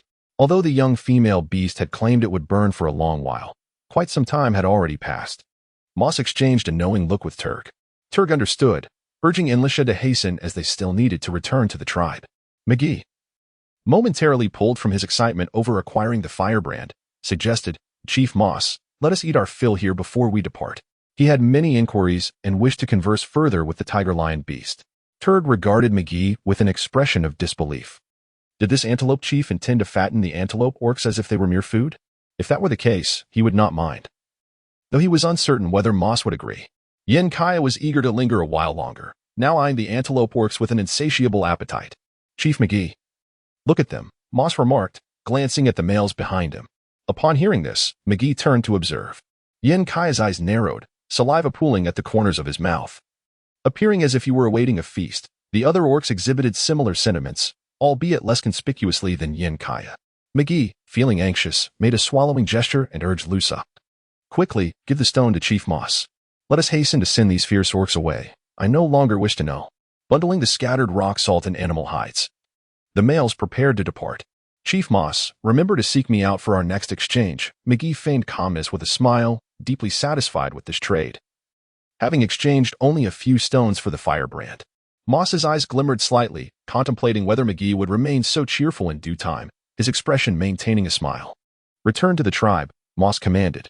The antelope orcs parted, clearing a path. The males did not linger but dashed away with great haste. The colossal beasts raced forth, stirring up dust and debris, the clouds of dirt lingering in the air long after their departure. Had they truly left in such a manner? Lusa stood beside Maggie, questioning whether these ferocious carnivorous orcs had truly come merely to exchange stones.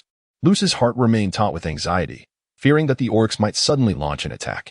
Meanwhile, Maggie's gaze was fixated on the direction in which Moss had departed, and suddenly he broke into a smile, urging his kin to gather more stones, convinced that they would prove invaluable. Yet, Maggie too had been on edge. The words of the carnivorous orcs were hardly trustworthy. Yet he was astonished that they had indeed left. Once he confirmed that Moss was genuinely gone, Maggie finally felt a wave of relief wash over him, his heart swelling with joy at the unexpected possession of fire by the antelope clan. Turning to take another look at the fire, he cautiously approached the pile of stones, lowering his head to inspect it, only to have his complexion drain of color in an instant. Where's the fire? Author's note. Reader, in the end, what does Maggie's bleeding mean? Author, it's a curse. Reader, are you saying I've never read before? Author, have you ever heard an antelope curse? Reader, no. Author, that is how sheep curse. Reader, so it's a Guangdong sheep? Chapter 68. Mountain Flood 1. Even after departing a significant distance, Yankee IA could not shake the thoughts of the antelope beast. Had it not been for Tired's watchful presence, he might have slipped back.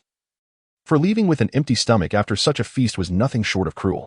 Yankee IA contemplated falling behind discreetly. Yankee IA, are you unable to run? Tired's gaze clashed with Yankee's in the empty air. Tired was acutely aware of Yankee's intentions, yet could not jeopardize Moss's plans. I haven't eaten enough. I can't run anymore. Yankee IA confessed, realizing his cover was blown, and resigned himself to his fate. The leading moss slowed his pace, suggesting they find something to eat before continuing their journey. After running for so long, it was indeed time to feast. "I'll go hunt." Yankee's eyes sparkled with eagerness. And Liza tensed, sensing that Moss appeared to be displeased. Indeed. Moss's expression darkened, prompting Tyurge to take action. Yankee dared not defy Moss and obediently found a place to stay put. "Moss, they have all agreed to exchange salt. Why then grant them fire?" Yankee was particularly perplexed, wondering how fire could be so casually traded. Moss, of course, had his own reasoning. The Antelope clan was vast. If they learned that the Defan tribe possessed fire, many other tribes would soon become aware as well. Moss aimed to let all other orcs know that the Defan tribe had acquired fire, signifying their newfound strength. This was precisely what Chief Safar desired before the beast god. And it was also Moss's current ambition. The Defan tribe was destined to grow even more formidable, or so Moss believed. Tyurge thought the Tiger clan orcs foolish. Had they never seen fire in their own tribe? Was fire so easily controlled? There was no need to speculate. The Antelope's fire would soon vanish. Moss. Do not ignore the beast. Yankee exhibited a stubbornness that was quite perplexing. Tailger cast a furtive glance at Moss, a faint smile gracing his lips. Imbued with a sense of schadenfreude, before he whisked Enlisha away to procure sustenance. Moss had no intention of acknowledging Yankee. Instead, he tilted his gaze upward through the interstices of layered leaves, observing the heavens. Sensing the impending shift in atmospheric temperature, it came as no surprise that rain was imminent. A subtle tension gripped Moss's heart as he regarded the sky, his eyes betraying a deep-seated concern. He needed to hasten his return to the tribe. Meanwhile, in the Daifan tribe, a similar anxiety lingered in the eyes of Golan, who had been gazing at the sky for an extended period. Qin Tong walked back and forth several times beside Golan, noticing that Golan still had his head raised, seemingly lost in thought. "Golan, is there an airplane in the sky?" After a moment, Golan finally withdrew his gaze. Qin Tong observed the worried expression on Golan's face and murmured as she looked up, "Could there really be an airplane?" Yet, there was nothing in sight, not even the sun. "Are you concerned about the sun, Golan? What troubles you? Is rain imminent?" Qin Tong squinted and looked up again, observing that it did not appear to be raining. "How can you tell?" she inquired. "Do the beastmen possess the ability to forecast the weather?" That is something she ought to learn. The atmosphere was heavy, tinged with a peculiar scent of the air, as Golan remarked earnestly. Qin Tong extended his neck, taking a deep breath of the air, which seemed no different from yesterday, albeit a touch warmer. Whether Golan was right or not remained uncertain, yet to Qin Tong, Golan appeared remarkably skilled, possessing the ability to forecast the weather. Mose, too, detected the scent that wafted through the atmosphere, and naturally, the other male beasts did as well. After feasting on meat, without needing Mose to speak, they instinctively understood what needed to be done. Even Yanqi cast aside thoughts of the antelope meat that lingered in his mind, yearning only to return swiftly to the tribe. As they set off once more, the male beast wore no expressions of mirth, fully focused on racing back to the tribe. The air was heavy, pressure dropping, silence enveloping them. While the rustling leaves stood still, dark clouds gathered ominously, casting a gray hue over the sky, and a potent earthy scent permeated the air. The male beast galloped from dawn till dusk, intent on reaching the tribe before the impending downpour. The wind began to rise, gradually transforming the light drizzle into a torrential rain. The beast's fur became drenched, clinging to their bodies, rendering them a sight of utter disarray. "Mose, should we continue back to the tribe or seek shelter in a cave for the night?" asked Tyurge, concerned about the potential dangers that such a storm could bring. Mose shook off the rainwater, suggesting they find a cave. He considered the safety of his companions, eager to return to the tribe and see the young female beasts. Yet he understood that his comrades were equally important. "I'll find one. I know where there are caves," Tyurge replied, recalling his previous visits to the area. Upon entering the cave, rather than drying off first, they hurried to check on the salt. Mose had heard the young female beasts describe how this salt would vanish upon contact with water. Thus, at the first sign of rain, he instructed Liza to safeguard the salt, covering it with numerous leaves, though the intensity of the rain left him anxious about its fate. Thankfully, they had reached the cave just in time. Outside, darkness loomed, fierce winds howled, resembling a scene from hell, and the distant rumble of thunder hinted at what was to come. "Mose, the salt hasn't been touched by the water," Liza exclaimed joyfully. Their purpose for venturing out was solely for that salt. Its disappearance would surely sadden the young female beasts. This cave appeared to have once been a dwelling for beastmen. now abandoned for unknown reasons, filled with abundant hay. Mose produced a fire starter and ignited a small fire, its flickering yellow flame illuminating the cave's interior. Yin Kia glanced at the fire starter in Mose's hand. Mose, didn't you give that to the Antelope clan? Tirj shot a disapproving glance at Yin Kia. Wondering why he still couldn't grasp the situation, calling him foolish. Do you wish to fight? Yin Kia retorted, particularly irked by Tirj's arrogance. Tirj's wolf-like eyes glinted coldly. Can you even contend with me? I am a tiger beast. How could I possibly lose to a mere wolf beast? Yin Kia shouted defiantly. Upon hearing this, Li Jiang felt discontented, stating that if Yin Kia wished to speak of the wolf beast, he should do so directly. Are you looking for a fight, Yin Kia? I too am a wolf beast. Yin Kia was momentarily taken aback. The rain poured down relentlessly, and Mose did not wish for them to continue their quarrel. Normally, he would let it slide, but given the current circumstances, it was best to maintain some tranquility. It was precisely because the cave was insufficiently spacious that they were all taking refuge in human form. Should a brawl ensue, transforming into their beast forms would be uncontrollable. There was still a spark of fire within the cave, so caution was paramount. Otherwise, they might end up like that antelope beastman. Although Mose initially had no intention of explaining himself, seeing Yin Kia's obstinacy prompted him to divulge the truth, especially since the other beastmen seemed curious, albeit silent. I did not exchange the spark of fire with the antelope tribe, Mose stated coolly. Yin Kia appeared bewildered, for he distinctly recalled seeing Mose toss the spark into the stone pile. How could he claim otherwise? Tilting his head, Yin Kia scrutinized Mose's serious demeanor and the twig in his hand. Mose, you are exceedingly cunning. Chapter 69, Mountain Flood 2, So You Deceive the Antelope Beastmen. Yin Kia concluded, realizing Mose's cleverness had led him to believe that Mose had become foolish enough to trade the spark with the antelope tribe. Tailg waved his hand dismissively, thinking Yin Kia had figured it out, but he should not have held any expectations of the tiger beast. Foolish beasts would forever remain foolish. Yin Kia caught a glimpse of Tailg's disdainful gaze. Tailg, are you itching for a fight? He challenged. Bring it on. Tailg rose from the ground. Yin Kia clenched his fists, declaring, no need for beast form. I'll take you on. This statement made Tailg serious. Their banter had escalated, inciting Tailg's anger. A low rumble of thunder rolled ominously, followed by a sudden crash that shattered the stillness of the forest as fierce winds swept through. A brilliant flash of silver light illuminated the sky, and in an instant, a deafening clap of thunder erupted. Startled by the thunder, Qin Tong cried out. Inside the cave, it was pitch black, while outside, the tempest raged. Qin Tong curled up tightly upon the animal hide.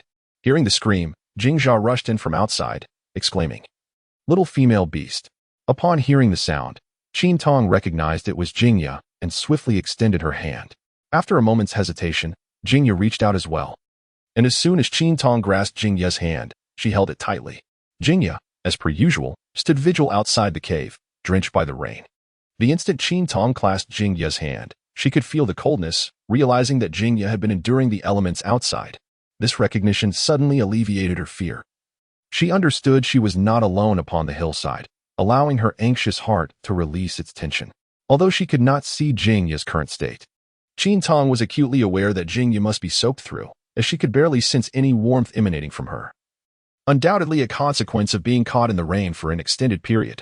Jingya's complexion appeared somewhat unnatural, and her throat felt suddenly parched, but it was nothing alarming. Merely the result of the downpour. In the darkness, Qin Tong nodded slightly, aware that Jingjia could perceive her actions. Once her fear subsided, Qin Tong belatedly released Jingya's hand, expressing her gratitude.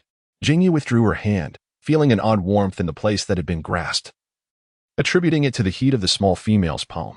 I am leaving now, she declared, as a sense of unease enveloped her within the cave, prompting her desire to exit swiftly. Qin Tong hurriedly reached out to grasp Jingjia, for the torrential rain outside rendered venturing out unwise. What if one were to catch a cold? The cave was shrouded in darkness, and relying on instinct, Qin Tong extended her hand. She made contact. However, in the next moment, Qin Tong was taken aback. This was not a hand. Her face instantly flushed a deep crimson, becoming feverishly warm. She promptly withdrew her hand, flustered and bewildered, pondering how she had inadvertently touched such an inappropriate place. Truly, one could only blame the beastmen for their aversion to clothing. Qin Tong endeavored to convince herself that it was not her fault. However, the searing sensation in her hand was inescapable. Her face remained flushed, and she was truly on the brink of embarrassment. She mentally berated herself countless times, chiding her impulsiveness. Why hadn't she simply called out instead of reaching out? Jingya was equally taken aback, astonished that the young female creature had dared to grasp her in such a manner. In an instant, Jingya dashed out of the cave and into the ring.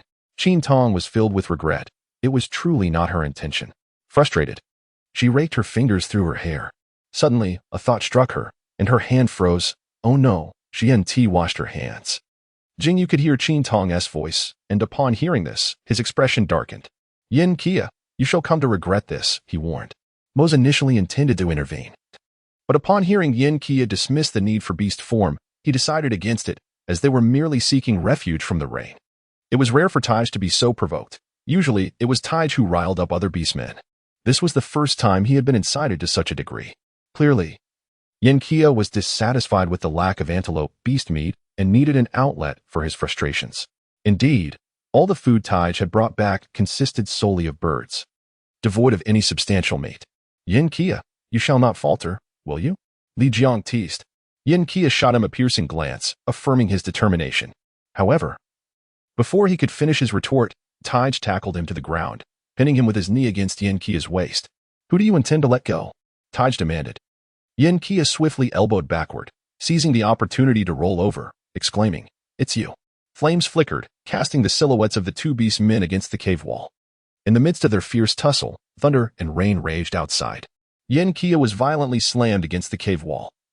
Whether from the force of the impact or the prolonged duration, the cave began to tremble slightly.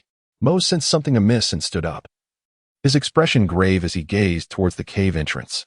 The thunderous roar of a landslide echoed throughout the valley, and the tremors within the cave became more pronounced. Turning, Mose's eyes darkened with intensity. The flash flood is approaching, he bellowed. In an instant, the beastmen sprang to their feet, their faces paling as they dashed out of the cave. The mountain's rocks and mud surged forth like a stampede of frightened wild horses, unstoppable in their descent. The beastmen quickly sought refuge, scrambling upwards. As the flood raged, uprooting trees, Mose's golden eyes narrowed, and he abruptly halted. Mose, run, Taj shouted, noticing his stillness. It seemed Mose had not heard Taj's warning and began to race back. Taj quickly halted, and Lisha following suit. Mose, where are you going? The flood is already upon us. You all go ahead, Mose called back. They had forgotten the salt. At that moment, Lisha recalled, Taj, the salt. We haven't taken the salt. Saying this, she attempted to run back, but Taj blocked her path. Have you all lost your wits? There are plenty of antelope clan around. What about Mose? Li Jiang leaped down from the tree. You all head to safety. I will check. Taj once again obstructed Li Jiang. I'll go. What? Is it only you who is formidable? Li Jiang retorted, feeling defiant. You're injured. Mu Annie will scold me. A single utterance from Tager silenced the forceful surge. Be cautious. Tager nodded. Take them to a safe place. No need for you to say so. The forceful surge called Enlisha to hasten their departure. Tager dashed in the opposite direction, intent on catching up with Moss. At that moment, Moss was oblivious to danger, her thoughts solely consumed by the young female beast. Her furrowed brow was a testament to her distress. As the leader of her tribe, she had promised the young female and was determined to fulfill that vow. The mountain flood rushed past Moss, sharp branches grazing her. Yet, she felt no pain, pressing forward with unwavering resolve. Tager closely pursued Moss, always a step behind. The cacophony of rain mingling with thunder drowning out her calls, Moss, come back. Moss heard Tager's voice but was fixated solely on the young female beast's scent. Chapter 70. Mountain Flood 3. A thunderous roar echoed from the heavens as torrential rain poured down, accompanied by deafening claps of thunder. The mud and water churned violently at the mountain's peak, roaring and surging, sweeping away branches from the forest as rainwater splashed everywhere. Tager nimbly evaded the mudslides. The very cave where they had rested moments ago was now engulfed by a debris flow. Moss, unaware of when she had been scratched by a branch, felt blood flowing from her abdomen, her speed diminishing. She sought the opportune moment to dash into the cave. The mud and debris cascaded from above. Moss, don't go there. We can seek refuge with the antelope tribe instead. Tager finally caught up, but she was still a fraction too late. Moss had already leaped. Tager's eyes widened. Moss, be careful. Above the cave's entrance, the mud was surging downwards. With her limbs coiled in preparation, Moss leapt into the cave with precision. Tager exhaled in relief, but her heart sank again as she noticed the cave entrance was beginning to collapse. Moss, get out quickly. It's about to cave in. Tager shouted. Moss's silhouette soon reappeared at the cave's mouth, casting a serious glance at the nearby crumbling entrance. The flood above roared fiercely, and Moss knew that one misstep could lead her into the torrent. Her limbs were slightly bent, coiling with tension, her golden irises constricted, every muscle was taut. For this was a perilous moment where mistakes were intolerable. Moss, I'll help you keep an eye on the situation above. Tager was now more anxious than Moss, as she had a clear view of the cave's precarious state and understood the danger Moss faced. Tager swallowed hard. Moss, listen to me. When I say jump, you jump over here. Moss nodded. Do you trust me? Tager inquired. Moss met Tager's gaze, silent yet understanding. They were companions who had faced countless life and death situations together, and their trust required no words. Tager's inquiry stemmed from her self-doubt. She feared that her observations might not be sufficient to keep Moss from harm. Hurry. Moss observed the indecisive demeanor of Targ, urging him forward, as Targ was prone to overthinking. Taking a deep breath, Targ intently scrutinized the raging torrent above. Moss, leap over here, he called. Seizing the moment, Targ recognized that the debris in the flood was at its minimum. With a swift jump, however, Moss misstepped. They had failed to notice the mud beneath their feet, soaked thoroughly by rainwater and eroded by the flood, rendering the earth soft and treacherous. Moss lost his balance. Moss? Targ exclaimed in alarm. In a critical instant, Moss tossed the salt to Targ, who instinctively caught it, even as he was swept into the muddy waters, the current rapidly engulfing him. Moss! Targ roared, instinctively securing the salt. The ferocious flood, interspersed with broken branches and stones, cascaded down from above, relentlessly pouring into the low-lying valley, leaving Moss with numerous new wounds amidst the muddy waters. Seizing an opportunity, Moss grasped a floating log and clung to it tightly. Targ, wrapping the salt in animal hide, hastily ran toward the direction where Moss had been swept away. In the tribe, Golan anxiously watched the torrential rain outside. Uncertain of Moss and Targ's fate, he instructed Leek to venture out and see if he could find them. Golan remained stationed until dawn, as the rain gradually lessened. With the rain subsiding, Golan breathed a sigh of relief. If it continued, the tribe would need to become more vigilant. It was only near daybreak that Leek encountered Rhea and the others, questioning, where are Moss and Targ? Instantly realizing Moss was missing sent a jolt of fear through Leek. As he journeyed, he witnessed countless plants and trees ravaged by the flood, and despite his thoughts that they might not have returned to the Makalo jungle. Seeing Rhea without Moss and Targ heightened his anxiety. Moss went back for something, Rhea stated calmly. For something? Leek retorted angrily. Can't you see how perilous it is?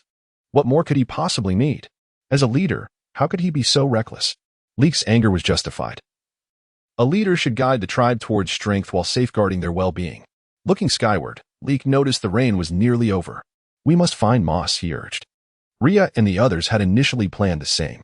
They dispersed, seeking Moss and Targ. However, after a lengthy search, they found no trace. The merciless flood had washed away Moss and Targ's scent, leaving them without any olfactory clues.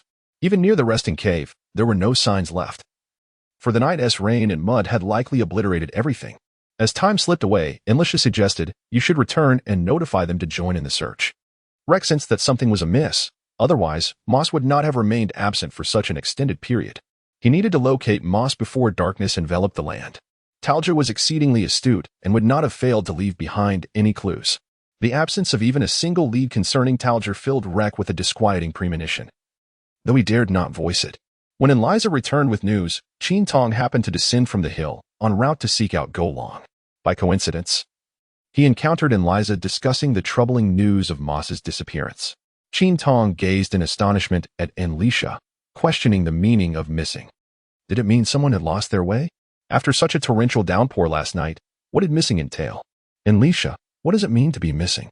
Qin Tong asked anxiously. Little female beast, the place where we rested last night was washed away by the flood.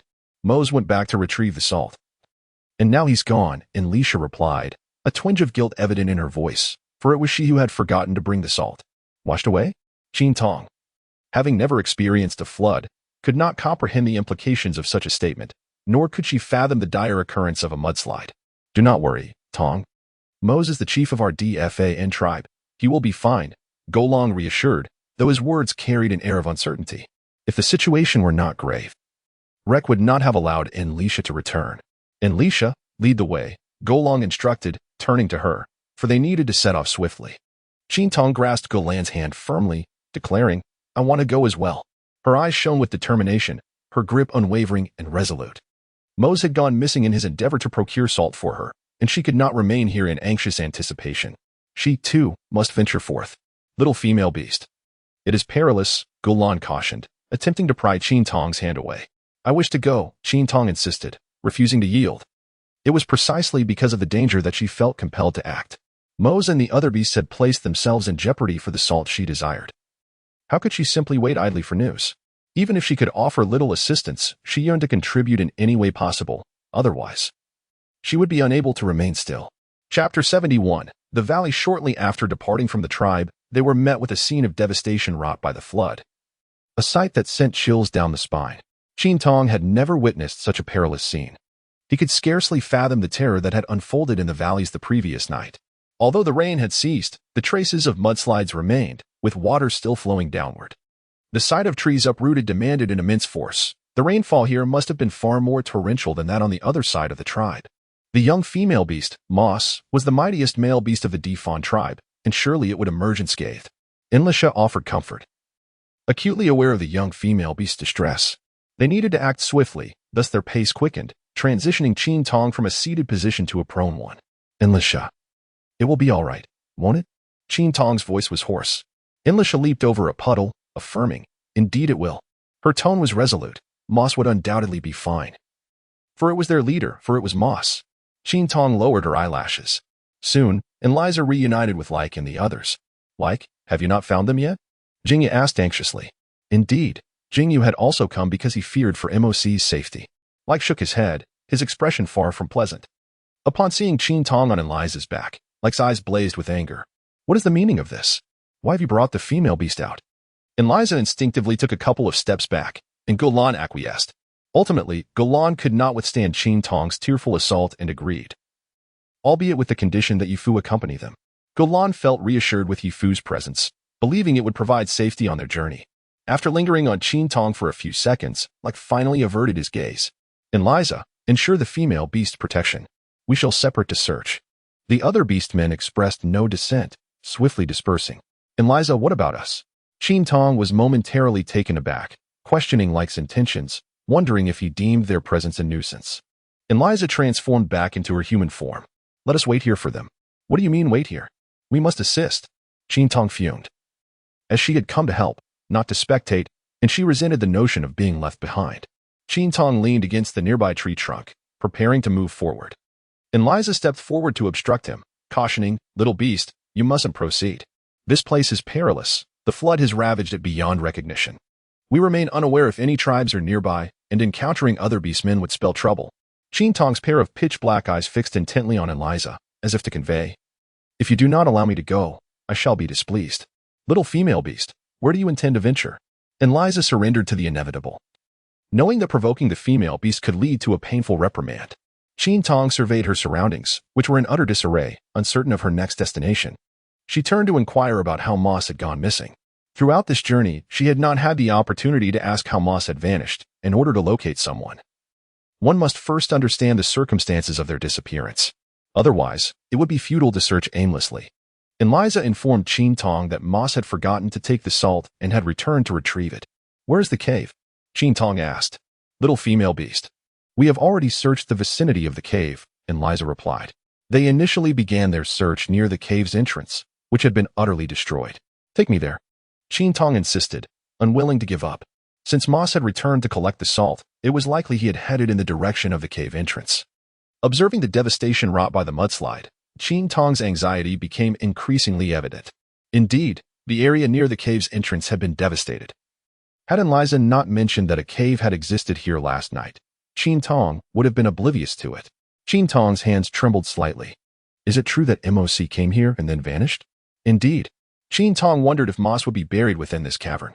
Upon sharing his thoughts with Eliza, she immediately shook her head. That is not possible. If Moss were here, we would undoubtedly sense his presence. With the keen olfactory abilities of the beastmen, it is inconceivable that we would remain unaware. Therefore, there is no need to excavate, as the little female suggested to confirm. Qin Tong still felt it was possible and remarked on his keen sense of smell, wondering how he could not detect the whereabouts of Mose and Tailj at that moment. Qin Tong spoke his thoughts without hesitation. Eliza was rendered speechless by Qin Tong's words. The torrential rain had washed away all traces and scents. However, if Moss and Tail were nearby, they would certainly be able to detect them. After hearing Enliza's explanation, Qin Tong relinquished his intention to excavate. Qin Tong meticulously surveyed the surrounding devastation. Tree trunks lay shattered, and smaller saplings had been uprooted, leaving a trail of mud and stones in their wake. Raindrops began to fall sporadically once more, gradually intensifying into a steady downpour. Uncertain of how long this deluge would persist, he remarked, "Little female beast, let me find you a place to shelter from the rain." He had hoped the rain had ceased, for Enlisha feared that the little creature might fall ill from exposure. Qin Tong paid no heed to Enlisha, crouching down with his eyes fixed intently on the flowing water. "Little female beast, we must hurry," he urged. "The female beasts are more fragile than the males. They are easily susceptible to illness." Qin Tong gazed downstream, inquiring, "Enliza, have you searched below?" Enliza replied, "Moss would surely flee upwards. It is unlikely he would venture downward. The muddy waters will ultimately flow into the valley. Moss cannot be so foolish as to head towards it. So, you have not explored the depths?" Qin Tong's voice rose suddenly. "However, Moss would not go to the valley below. We must ascend." A look of surprise illuminated Qin Tong's face. Enliza shook her head. "It is raining now. We cannot go down, little female beast. With the rain, the valley will undoubtedly face another onslaught of mudflow, and venturing down would pose a perilous risk." Qin Tong's demeanor was resolute. She was determined to descend. Enliza swiftly intervened. "Little beast, listen to me. Moju certainly won't be down there. How could someone so formidable choose to flee? What if it were to sustain an injury?" This was precisely what Qin Tong feared. She was well aware of Mo's strength. Yet in the face of natural disasters like floods and mudslides, even the mightiest are rendered powerless. Enliza momentarily paused, then regained her composure. "Surely not." Qin Tong cast a sidelong glance at Enlisha, questioning whether they had ever contemplated this possibility. Enlisha scratched his head, recalling how Like had merely instructed them to disperse and search. Everyone assumed that Mose would not venture into the valley below, thus neglecting to consider searching down there. Truly a display of foolishness. Observing Enlisha's expression, Qin Tong discerned the obviousness of the situation. How could they not have thought of such a blatant detail? "We must hasten our descent." Qin Tong wiped the rainwater from his face. Qin Tong was truly exasperated by this group of fools. As they sought assistance in their usual manner, making it unlikely that they would achieve any success, Enliza galloped down the path with Qin Tong in tow. If what the little female beast claimed were true, and Mose had indeed sustained injuries, what of Tailj? Had it also suffered harm? They were preoccupied with the thought that Mose might have encountered another beastman or found itself trapped somewhere. Strangely, it seemed that none of them had considered the possibility that Mose could have been swept away by the rain, perhaps due to its previously established strength, leading them to believe it could not be carried off by the waters. Chapter 72. Moses injured Enliza hurried down the slope and encountered Jingya along the way, who bore a serious expression. "Enliza, where are you headed?" Jingya's soothing voice broke the tension. Due to the events of the previous day, Qin Tong was apprehensive about facing Jingya and could barely bring himself to meet his gaze. Even the sound of his voice made his ears flush. "The little female beast suggested we go down to search," Enliza replied candidly. Jingya turned his attention to Qin Tong. "Have you come to the same conclusion?" Qin Tong turned awkwardly, having heard that Like and the others had searched numerous locations, yet they had yet to explore the area beneath the valley. So he decided to take a look. Jingya tilted his head, observing this group of foolish beasts. Upon his arrival, Jingya quickly discerned their chaotic search patterns. After inquiring with Li Jiang about the places they had scoured, he was taken aback to learn that they had not even ventured beneath the valley, truly a display of their foolishness. The rain fell gently, and Jingya's silver hair became damp, while his exquisite visage could not escape the caress of the raindrops. Delicate beads of rain clung to his curled eyelashes, and his silver locks clung to his chest. Qin Tong was momentarily captivated by Jingya's enchanting presence amidst the rain.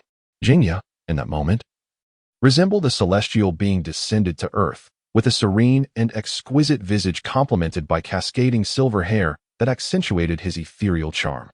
Anyone would be entranced by the sight of Jingya. At least, in that instant, Qin Tong's gaze seemed utterly transfixed, as droplets of water glided from Jingya's hair, tracing a path over his well-defined abdomen, heading towards an undisclosed destination.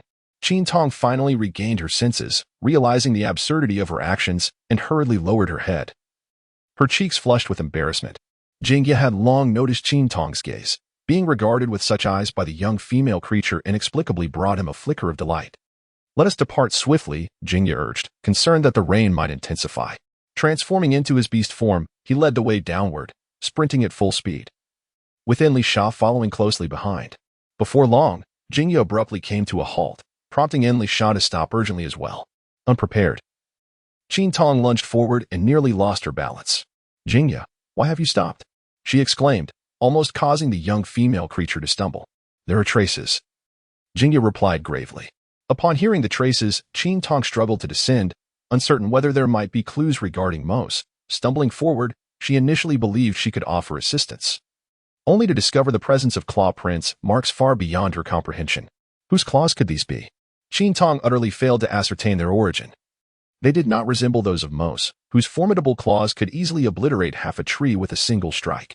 Enlisha inhaled sharply, a spark of excitement igniting within her. These are the claw prints of Terger. It appeared that the young female creature and Jingya had indeed surmised correctly. They were below. Enlisha felt a twinge of regret for not having thought of this sooner. Jingya sniffed the air, discerning only the scent of Terger, absent of Mose. Had they separated? Enlisha, you head that way. Terger should be in that direction. Without hesitation, Enlisha dashed off. Qin Tong puffed her cheeks, pondering what to do. She did not wish to be alone with Jingya, as the situation felt quite awkward. Jingya, seemingly oblivious to Qin Tong's unease, approached her. Qin Tong let out a sigh and climbed onto Jingya's back. Mose must be located just beneath us, Jingya calmly remarked as they set off once more. Is it merely the claw marks of Terger that reveal Mose's whereabouts? A faint scent lingered in the air, the metallic tang of blood, the blood of Mose. It appeared that Mose was indeed wounded. Jingya chose not to disclose this information to Qin Tong. It was perhaps better for her to remain unaware for a while longer, lest the young female beast become anxious alongside him. A wave of joy surged within Qin Tong as he excitedly tugged at the fur on Jingya's back. How wonderful it was to finally locate Mose. Jingya accelerated with increasing fervor, as if driven by an insatiable urgency. The scent of blood grew ever more potent, raising questions about the extent of Mose's injuries. With agility, Jingya leaped over a fallen tree trunk, and in the distance, he caught sight of Mose. His silver-gray pupils abruptly contracted, startling Jingya in turn. From his youth to adulthood, he had never witnessed Mose in such a dire state. Doubt clouded his mind. He could not ascertain whether Mose had already departed to meet the beast deity, for he felt no trace of Mose's presence. Qin Tong also caught sight of Mose. Though she merely glimpsed his silhouette, she instantly recognized him by that broad frame and his striking golden hair. In that fleeting moment, tears welled up in her eyes. Mose should not be like this. He ought to exude a commanding presence or perhaps embody a languid nonchalance. The mere thought of this sent her tears cascading down like a string of broken pearls. Jingya transformed back into human form and hurried to assess Mose's condition. Qin Tong dared not approach, tears streaming uncontrollably down her cheeks. Jingya turned Mose over and let out a sigh of relief. Thankfully, he was still alive, albeit with a faint breath. Indeed, Mose was Mose. He knew that Mose would never seek out the beast god. Suddenly, Mose coughed twice, and upon hearing the sound, Qin Tong wiped her tears with the back of her hand and rushed over. Mose, how are you? As she drew near and beheld the wounds on Mose's body, the tears she had just dried began to flow anew, her voice tinged with sorrow. Mose merely choked and had yet to regain consciousness. Jingya was diligently examining the wounds on Mose. Many had turned white from the water, appearing particularly dreadful. Fortunately, there was no further bleeding, save for a single wound on his abdomen. That wound continued to seep blood slowly. The metallic scent wafting through the air was emanating from it. Hearing Qin Tong's sobs, Mose gradually began to awaken, his eyes fluttering open to see Qin Tong beside him, weeping like a heartbroken child. Little female beast, I have brought back the salt. Mose rasped, his voice hoarse as he attempted to turn his head to find Tailj. Upon hearing those words, Qin Tong could no longer suppress her tears, sobbing. I do not want salt anymore. I do not want it. Mose, taken aback by Qin Tong's response, felt a stiffness in his demeanor. Do you not want it anymore? Is it because it returned late? I do not wish for you to be hurt. With reddened eyes, Qin Tong gazed at Mose and replied. A smile broke across Mose's face as he realized that the little female beast was concerned for his well-being. Truly, she was the most extraordinary of females. Unlike others who would complain about the insufficient meat brought back by the males or their tardiness, she would rather forego her desires than see him harmed. How could one not be fond of such a female? Jingya playfully slapped Mose on the abdomen, chuckling, look at your wound. You were nearly face to face with the beast god. The injury was notably long and deep, still seeping blood after such a considerable time. It was a mystery how he could still smile in such a state. Mose attempted to lift his hand to wipe Qin Tong's tears, only to discover that he could not raise his arm. Jingya, my arm. Mose's face turned ashen. Chapter 73. Dislocation. Jingya's expression shifted dramatically upon hearing this, his face mirroring Mose's pallor. Qin Tong observed their sudden change in expression, mistakenly believing they had encountered a particularly troublesome injury. Is the wound on his hand that severe? Jingya cautiously lifted Mose's arm, as if it were broken. There was a slight tremor in Jingya's voice. Qin Tong instantly ceased her tears, her mind filled with questions. What does it matter if he is injured? Why such a drastic change in expression? To her, the wound on his abdomen appeared far more alarming. What difference does it make if he is incapacitated? Qin Tong voiced her confusion aloud. Jingya wore a troubled expression as she replied, if he is incapacitated, Mose cannot assume the role of leader. No leader can function with a severed hand. While it may be manageable in human form and beast form, he would struggle to move at all. How could he possibly lead? A leader must guide the tribe towards strength, safeguarding its members. If Mose loses his hand, the Defon tribe will need to appoint a new leader. Why? Does your tribe still harbor prejudice against those who have been injured? Qin Tong inquired. Because Mose will no longer be able to protect the tribe, Jingya's voice fell to a somber tone. Qin Tong was left utterly bewildered, to the point where he could not even recall his tears. Why was that? Why do you have so many questions? The truth is, he would no longer be able to move in his beast form. Jingya bellowed, have you not seen how distressed Mose is? Why? In a fit of anger. Jingya rose to his feet, contemplating striking Qin Tong. Mose was in such deep sorrow, and yet this female beast continued to inquire incessantly. A male beast that has lost its combat abilities is destined to be forgotten by the tribe. A tribe has no need for a male beast lacking in strength. Didn't he also suffer a leg injury before? Qin Tong pointed at Mose and asked. Mose gazed at Qin Tong with a look of utter confusion. I had a leg injury. Jingya appeared equally astonished. Mose had a leg injury? Qin Tong gently brushed back his scattered hair, recalling the incident when he was bitten by a dog, which resulted in a fracture. A dog? Jingya was utterly perplexed by Qin Tong's words, having never heard of such a creature. The hyena incident? Mose immediately grasped the reference. Qin Tong nodded. Wasn't it merely a few bites?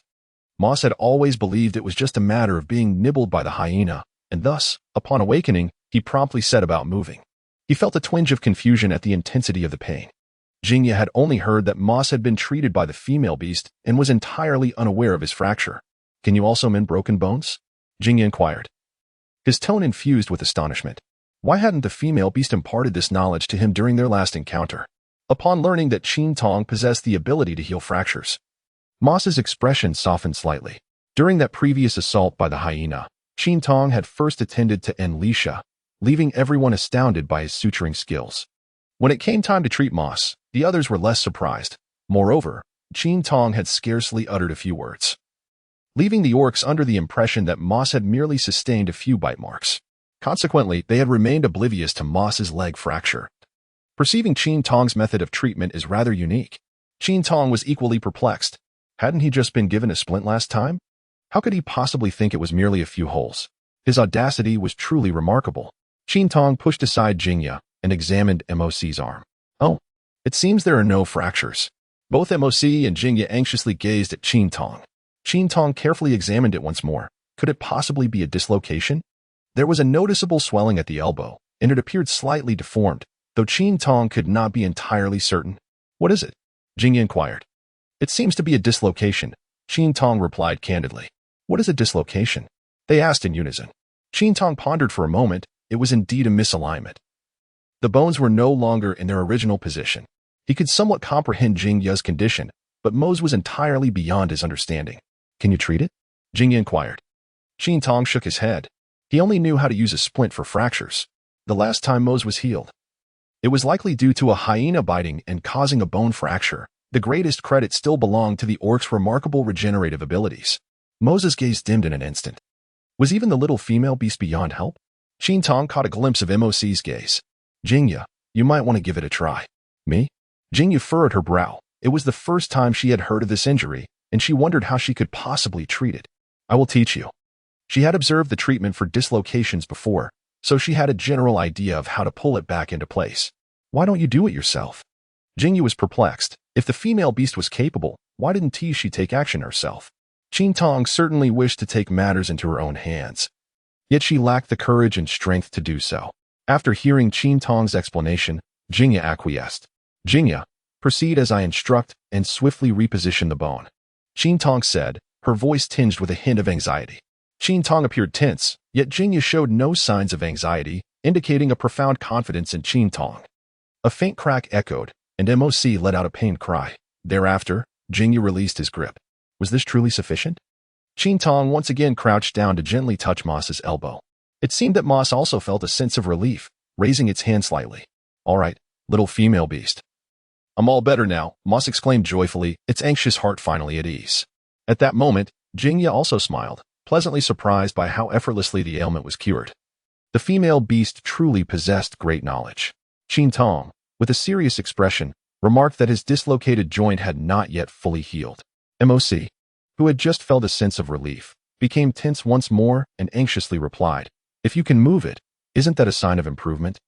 Qin Tong shook her head, certainly not. If the first treatment is not successful, dislocations will occur frequently in the future.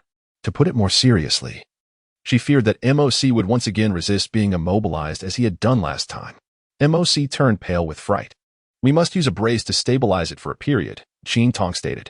Upon hearing the word immobilization, MOC recalled the last time when his leg was caught by the board. It was truly uncomfortable. Yet, in order to avoid such frequent occurrences, he resigned himself to the necessity of restraint. Qin Tong glanced at himself, and then at Jingya. It appeared that he was the only one adorned in animal hides, as Moss, having gone to the antelope tribe, was not clad in a hide skirt. Ultimately, Qin Tong refrained from offering his own animal hide skirt, instead allowing Jingya to bind several tree vines around him. The dislocated joint was finally addressed. Moss gradually relaxed, wearily leaning against Jingya. His brow furrowed and eyes cast down, a shadow falling across his pallid face. This was a vulnerability that Qin Tong had never witnessed before, stirring a pang of both compassion and guilt within him. Yet, the more pressing issue of the abdominal wound remained unresolved, with even the slightest movement. Moss's injury began to bleed anew. Qin Tong gazed at the gruesome wound, and a wave of guilt surged within him to its zenith. Had it not been for her, it is likely that MOC would not have sustained such severe injuries. Qin Tong stood rigidly to one side, his back tense, with remorse and regret hidden deep within his gaze. The rain gradually intensified, drenching him. Jingya raised her eyes to observe Qin Tong, who was lost in his own self-reproach. He truly was unlike other female creatures. Chapter 74. Fever. The sky darkened progressively, with ominous clouds seemingly poised to descend, as the torrential rain poured down relentlessly. Female creature, we must hasten our return, Jingya said, casting a worried glance at the heavens. Qin Tong nodded and assisted MOC. Jingya, it continues to bleed. What should we do? Indeed, with the slightest movement, it began to bleed anew. Jingya shook the water from his head and suggested, let's discuss this later. Otherwise, if the rain intensifies, we will be trapped here. He howled a few times at the sky and soon received a response. Let us go. Leiko and the others, having heard Jingya's message, began to gather towards him. The rain fell like a curtain of pearls, and the thunder began to rumble. Qin Tong leaned over to shield Moss from the rain falling on his face. Moss lifted his gaze, a smile curving his lips, his deep-set eyes sparkling with mirth, radiating warmth from the depths of his chest. Qin Tong, please don't turn your head away. What are you smiling at? You are shielding me from the rain. MOC lowered his eyelashes, and the laughter in his eyes spread like a warm glow. It dawned on him that even a mighty beast could find solace in the protection of a gentle one, though it was merely a shield from the rain.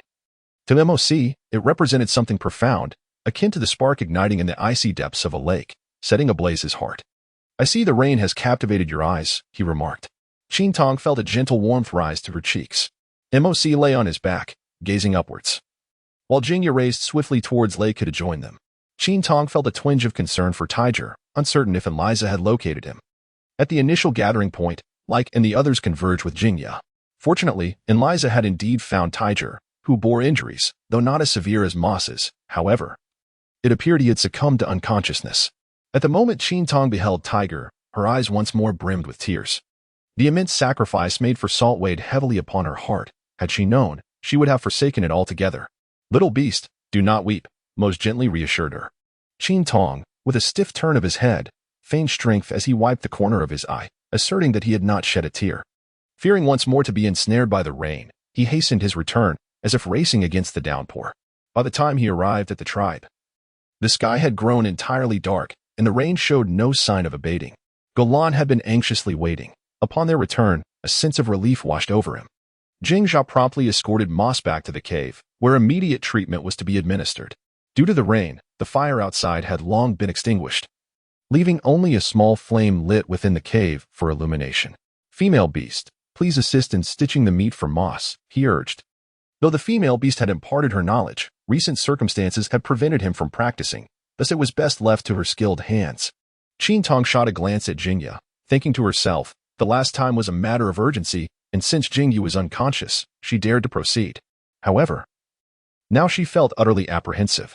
Yet, Jingjia did not afford Qin Tong the opportunity to refuse. She insisted on going to check on Tailj. At this moment, Qin Tong found herself at a loss for words. She was unaware of Tailjd's condition and could not possibly restrain Jingjia. Qin Tong nodded, watching Jingjia depart. The bone needle was ready, yet the thread had to be unraveled anew. Qin Tong's hands trembled as he undid the thread. MOC smiled faintly, reassuring him. "Do not be afraid. Simply treat me as you did with Enlisha. I have faith in you." Qin Tong smiled faintly and nodded. Golan brought in the boiling water, and Qin Tong followed the steps he had performed in the past, disinfecting and then washing his hands with warm water. Qin Tong squatted beside Mose, hesitating with a bone needle in hand. "I will be stronger than Eliza." It had heard of the events that transpired when Eliza was sewn up. Upon hearing this, Qin Tong let out a light chuckle, suggesting that perhaps you were not even as resilient as Eliza. Here, devoid of any anesthetic, the agony of suturing is unimaginable. It is a pain that one can only endure through sheer strength. As MOC observed Qin Tong's smile, he too found his lips curling into a grin. But he countered, "No, that is not the case." With MOC's words lingering in her mind, she found no reason to hesitate any longer. Taking a few deep breaths, she commenced the suturing process. Indeed, the sting of the thread was so intense that even MOC could not suppress a soft groan of discomfort. Qin Tong halted his actions. I gently reassured him. "It's all right." MOC was still putting on a brave front, unwilling to lose face before the young female beast. Qin Tong lowered his head to continue stitching, and MOC ceased to call out. However, the muscles in his abdomen trembled in pain, revealing the intensity of his suffering. The stitching was finally complete. Qin Tong set down the bone needle, as if a sigh of relief had escaped him, and tears fell to the ground. "Little female beast, why are you crying again?" Mose said, struggling to sit up. Qin Tong hurriedly intervened, expressing that it was her fault for their misfortune. Since her arrival, Moss had already sustained injuries for the second time. The last incident had only recently healed, and now he was wounded once more. Moss's face was drenched in cold sweat from the pain, yet upon hearing Qin Tong's words, his expression softened. "Little female beast, I am truly pleased." Qin Tong let out a soft sigh and turned his head. MOC smiled, deeming the wound quite worthwhile. Qin Tong could not comprehend the meaning behind Moss's words. Who would feel that a wound was worth bearing? His obsidian eyes were clear and bright, filled with curiosity about the significance of Moss's statement. After all, the little female beast had wept for him. Upon hearing Moses' almost confessional words, Qin Tong felt a rush of warmth rise from behind her ears, her cheeks flushed. Suddenly, Golan burst into the cave, shattering the intimate atmosphere within. "Tong, swiftly go and check on Tailj." Qin Tong rose to his feet and hurriedly followed Golan outside. In another chamber, the orcs had encircled Tailj, while Jingjia crouched beside him. "What has happened to Tailj?" Qin Tong anxiously inquired. Jingjia stood up and said, "Female beast, your arrival is quite timely. Though Tailjd's injuries are minor, he remains unresponsive." Upon hearing this, Qin Tong felt an overwhelming sense of dread. "You are the doctor. Why are you asking me?" He replied, "Last time, it was you who roused Jingjia from his slumber, wasn't it? This time, you can certainly do the same." Golan spoke from behind Qin Tong. Qin Tong cast an awkward glance at Jingjia, fully aware of how he had roused Jingjia last time. He understood all too well that this incident had led to their animosity, yet here he was again. Regardless of Qin Tong's thoughts, Jingjia remained resolute. Given the circumstances and the multitude of orc eyes upon them, Qin Tong had no choice but to muster his courage and proceed. Qin Tong initially intended merely to take a casual glance, to put on a fade, but upon touching Tiger's hand, he discerned something unusual. He must be running a fever. How could they not realize that his body was so feverishly hot? Is Jingjia not a doctor? How could he have overlooked this? Qin Tong hurriedly instructed the orc to boil a pot of water, using animal hides to wipe its body, awaiting the moment it would break a sweat. For now, this was the only course of action. "Is this truly sufficient?" Jingjia inquired. Qin Tong furrowed his brows, unable to recall for the umpteenth time how many times he had done so today. Are you the shaman, or am I? Qin Tong could not help but remark. How is it that everyone is asking her? Perhaps they should just appoint her as the doctor. Why not find some herbs to brew for him? Qin Tong said with exasperation. Jingya also felt helpless. The most common treatment for orc injuries was merely wounds, and he had never dealt with fevers before. Fortunately, Jingya's inner thoughts remained unheard by Qin Tong. Otherwise, her sarcasm would have been even sharper. Chapter 75, The Blushing Incident. Jingya sensed Qin Tong's disdain towards him. Yet he had never encountered the concept of fever before. In the past, he had witnessed younglings and female orcs falling ill from the rain. But none had exhibited the symptoms that Tiger displayed now. Tiger's fever also served as a wake-up call for Qin Tong, given the horrific nature of Moss's wound. It was possible that he might also begin to run a fever in the dead of night.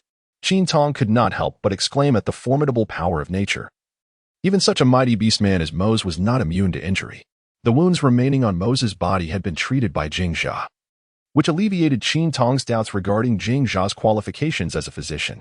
Fortunately, Jingxia was adept at tending to wounds. Otherwise, Qin Tong might have suspected that Jingxia was merely pretending to be a doctor. As the night deepened, the rain continued to patter incessantly, as if it sought to compensate for an entire year's worth of rainfall. Mose, having been laid upon a bed of grass, had succumbed to slumber, possibly due to exhaustion. A small fire flickered within the cave, and Qin Tong lay beside the grassy mound, occasionally waking to check the temperature of Mose's forehead. The flames danced, crackling softly, and sparks leapt from the tips of the flames, soaring into the night breeze. The faint yellow glow of the fire dispelled the chill brought by the rainy night. Casting away the darkness, Qin Tong gazed intently at Mose's brow and eyes, noticing the scar beside them from the last injury. This mark was a reminder of the pain Mose had endured. His eyes then drifted downward, where another scar marred the abdomen. Qin Tong suddenly felt as though he had incurred an extraordinary debt. His hand, almost involuntarily, reached out to trace the rugged contours, cautiously brushing against the scar on Moc's face. "Little female beast," a voice echoed. Qin Tong suddenly realized that she had been lost in thought, and her hand was resting on Mose's face. Embarrassed, she quickly withdrew her hand. "You were sneaking a touch," Mose remarked with a playful glint in his eyes. He noted that upon her return, the little female creature's demeanor towards him had shifted, and he found great satisfaction in this change. Qin Tong gently pinched his warm ears, his tone earnest. "I merely wish to ascertain whether you have a fever." To alleviate any doubts Mose might have, he nodded vigorously, bolstering his own confidence, as if attempting to persuade himself. Mose, not wishing to confront Qin Tong, shifted closer and suggested, "Come, let's rest." Qin Tong shook her head, fully aware of her sleeping posture. Moreover, sharing a bed with a boy made her feel a touch of embarrassment. Although a pile of straw could hardly be considered a proper bed, sleeping upon it each night could be deemed as such. "I tend to be restless in my sleep. I fear I might inadvertently touch your wound," Qin Tong confessed candidly. "I am untroubled by that, as long as I can be close to you," he replied. Qin Tong was reluctant to come up and rest, and Moss found himself unable to sleep as well. "Moss, does it hurt?" His expression was despondent, his lips pressed together. "Little female beast, I do not feel pain. How can it not hurt, with such a deep wound?" As he spoke, his eyes reddened. Before arriving here, he had never considered himself a weeper, yet now his eyes seemed to overflow with tears. Moss observed the suppressed guilt in the depths of the little female beast's eyes. Earlier, he had thought being injured was a blessing, but now he had changed his mind. He did not wish for her to suffer so. "It truly does not hurt," he said, attempting to sound as light and gentle as possible. The more he insisted, the deeper Qin Tong's guilt became, and she cried herself to sleep on the beast's skin. In the dim glow of the fire, the girl's delicate skin appeared pale and lustrous, even in slumber. Her brow remained furrowed, and her eyes were slightly swollen from weeping. Moss quietly regarded Qin Tong's sleeping visage, his brow furrowed in concern, his lips pressed tightly together. Wishing he had never allowed himself to be wounded, he struggled to shift his body, propping himself up, but the act caused the stitched wound to begin seeping blood again. Albeit just a little. With caution, he moved Qin Tong onto the pile of grass. Perhaps Qin Tong was too tense during the day or simply exhausted from crying. She now slept deeply, not stirring even as Moss lifted her. Although she was not heavy, Moss was still injured, making it a laborious task, fortunately. Qin Tong lay close to the grass pile. Moss winced in pain, bending down to check the stitches on his abdomen, relieved to find they had not split. Content. He lay beside Qin Tong, Moss had grown accustomed to sleeping next to the little female beast whenever he went out to fetch salt. He found it impossible to sleep without her, but now he could finally rest well. The following day, the rain finally ceased and the sun emerged. Sunlight streamed into the cave, illuminating the interior, where the two figures on the grass pile remained asleep. In truth, only one was asleep. Moss had long since awakened but remained still, not due to the injury in his leg, but because his arm was tightly embraced by Qin Tong. Qin Tong must have been indulging in a delightful dream, her lips curving into a smile. Unbeknownst to her, she dreamt of some delectable morsel. Suddenly opening her mouth to bite down on Moss's arm. Realizing the bite was ineffective, she ground her teeth against him and murmured in her slumber, "This drumstick is undercooked." Not only was the drumstick not fully cooked, but it also seemed rather tough, a bit hard to chew. Qin Tong, still in a daze, opened her eyes to behold a magnificent chest before her, squinting as she lifted her gaze. Moss, with a twinkle of amusement in his eyes, was gazing down at her. Qin Tong's eyes widened as she seemed to finally grasp the situation. She lowered her gaze and beheld a vast expanse of pale skin. Her legs were entwined with Moss's. The contrast between her fair complexion and his sun-kissed limbs strikingly evident. Due to her exaggerated movements, her animal skin skirt had slipped away, leaving her devoid of the strawberry-colored shorts she had once donned, now pressed directly against Moss's leg. A piercing scream erupted from Qin Tong, echoing across the hills. Qin Tong swiftly retracted his legs, tumbling down the heap of grass, while Mose let out a muffled groan under the weight of Qin Tong. Qin Tong had not anticipated that her actions would inadvertently harm Moss. She stood helplessly in the center of the cave, her face flushed with embarrassment. She contemplated approaching Moss to check for any injuries, but the memory of the previous incident left her hesitant, ultimately prompting her to flee the cave. Once Moss had recovered, he let out a joyful laugh. Upon exiting, Qin Tong descended the hill with remarkable haste, scarcely pausing for breath, and sprinted straight to the camp. The orcs greeted her, but she paid them no mind. She rushed directly into Golan's cave, where Golan, taken aback by her sudden arrival, inquired, "Qin, what brings you here?" Qin Tong took Golan's hand and placed it upon her chest. Golan was momentarily taken aback, wondering if Qin intended for her to feel. With that thought, she pressed down firmly. No, that was not the intention. Qin Tong quickly shook her head and withdrew Golan's hand, questioning whether her heart was racing. Golan nodded in affirmation, acknowledging the rapid pace, and inquired about her well-being. "Qin Tong, I apologize for bringing up the matter just now. I am uncertain why it cannot cease." Cease? Golan was taken aback, for stopping would mean encountering the beast god, a notion that originated from the little female beast herself. Qin Tong was at a loss for words, speaking in a disjointed manner. Golan discerned Qin Tong's confusion and gently urged him to sit down, speaking slowly and calmly. The flush on Qin Tong's face had yet to fade. After several attempts to organize his thoughts, he remained at a loss for words to convey to Golan. Chapter 76, Affection. Qin Tong swiftly conveyed the events that had transpired to Golan. At last, Golan grasped the entirety of the situation and thought to herself that Mose had finally made some progress. Otherwise, she would have been utterly distressed.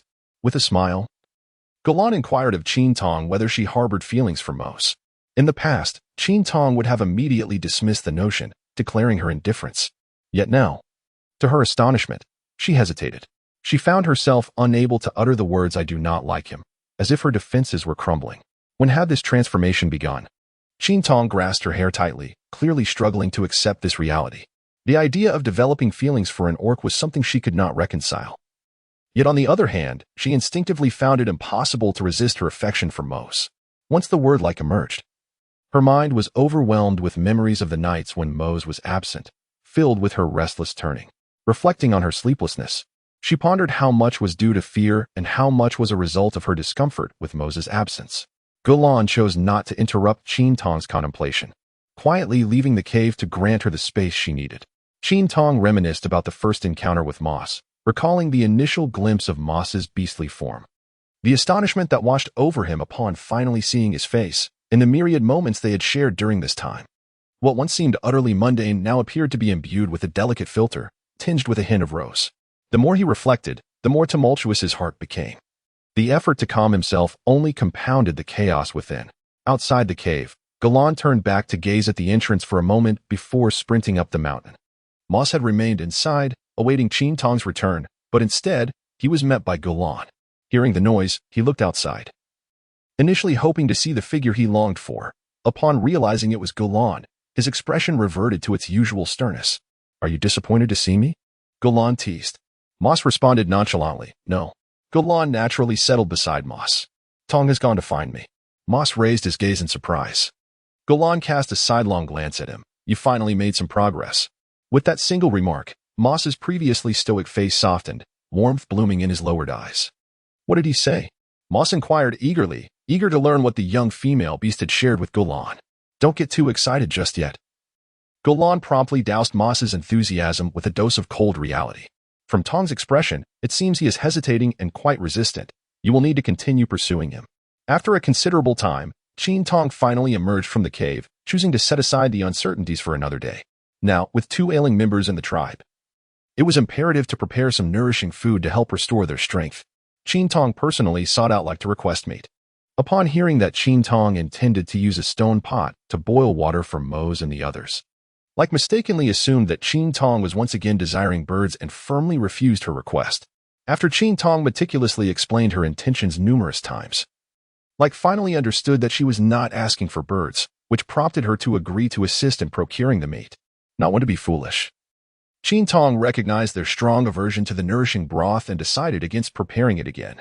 Although she believed the broth was truly beneficial, she opted to forego it to avoid any potential misunderstandings akin to the Jingzhou incident. This broth requires several hours to simmer, and Qin Tong prioritized delivering it to Mose.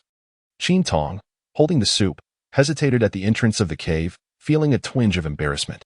"Little female beast," came Mose's voice from within. Mose had sensed Qin Tong's footsteps long before and noticed that the little female beast lingered at the entrance, refraining from entering. Qin Tong took a deep breath and resolutely stepped inside. Upon seeing Qin Tong, Mose's face broke into a broad smile. Although aware that the young female beast had not yet fully accepted it, the progress made was indeed a positive sign. It simply needed to persevere in its efforts. Qin Tong took the initiative to strike first, while I prepared a nourishing soup to bolster your health. Before Mose could fully revel in the moment, the joy faded from his countenance upon hearing those words. Surely, it would not be that foul soup again. "It's too hot. Let it cool for a while." Mose quickly sought an excuse, desperately contemplating a way to escape.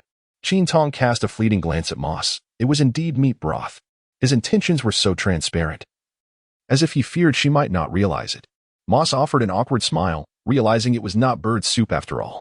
With one of Moss's arms immobilized, Qin Tong held the bowl to feed him. Perhaps it was merely her imagination, but the posture felt somewhat intimate. She stood beside a pile of grass, leaning forward, cradling the bowl as she brought it to Moss's lips, her upper body nearly hovering over him, allowing her to feel his warmth. Her ears began to flush once more. With several hearty gulps, Moss consumed the entire bowl of soup, which was exceptionally delicious. Golden sunlight filtered through the gaps in the leaves, cascading down in strands through the misty forest.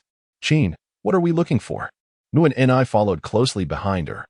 "It's the grass from the illustration we just saw," Qin Tong replied, pressing her lips together as she diligently searched through the foliage. This morning, Moss's wound had appeared somewhat red and swollen. She needed to find some herbs to brew a remedy for him. Qin Tong has nearly exhausted that encyclopedia, focusing on several herbs beneficial for wounds. Why seek out these plants when they cannot be consumed? We are not like Lai Wu, who occasionally indulges in such greenery. Muani, feeling a bit impatient after a while, ran off in pursuit of butterflies. Qin Tong was also guided by her, as there was no intention to have Mu and I search for it. Her role was primarily to provide navigation. After searching for a considerable time, Qin Tong raised her head, furrowing her brow.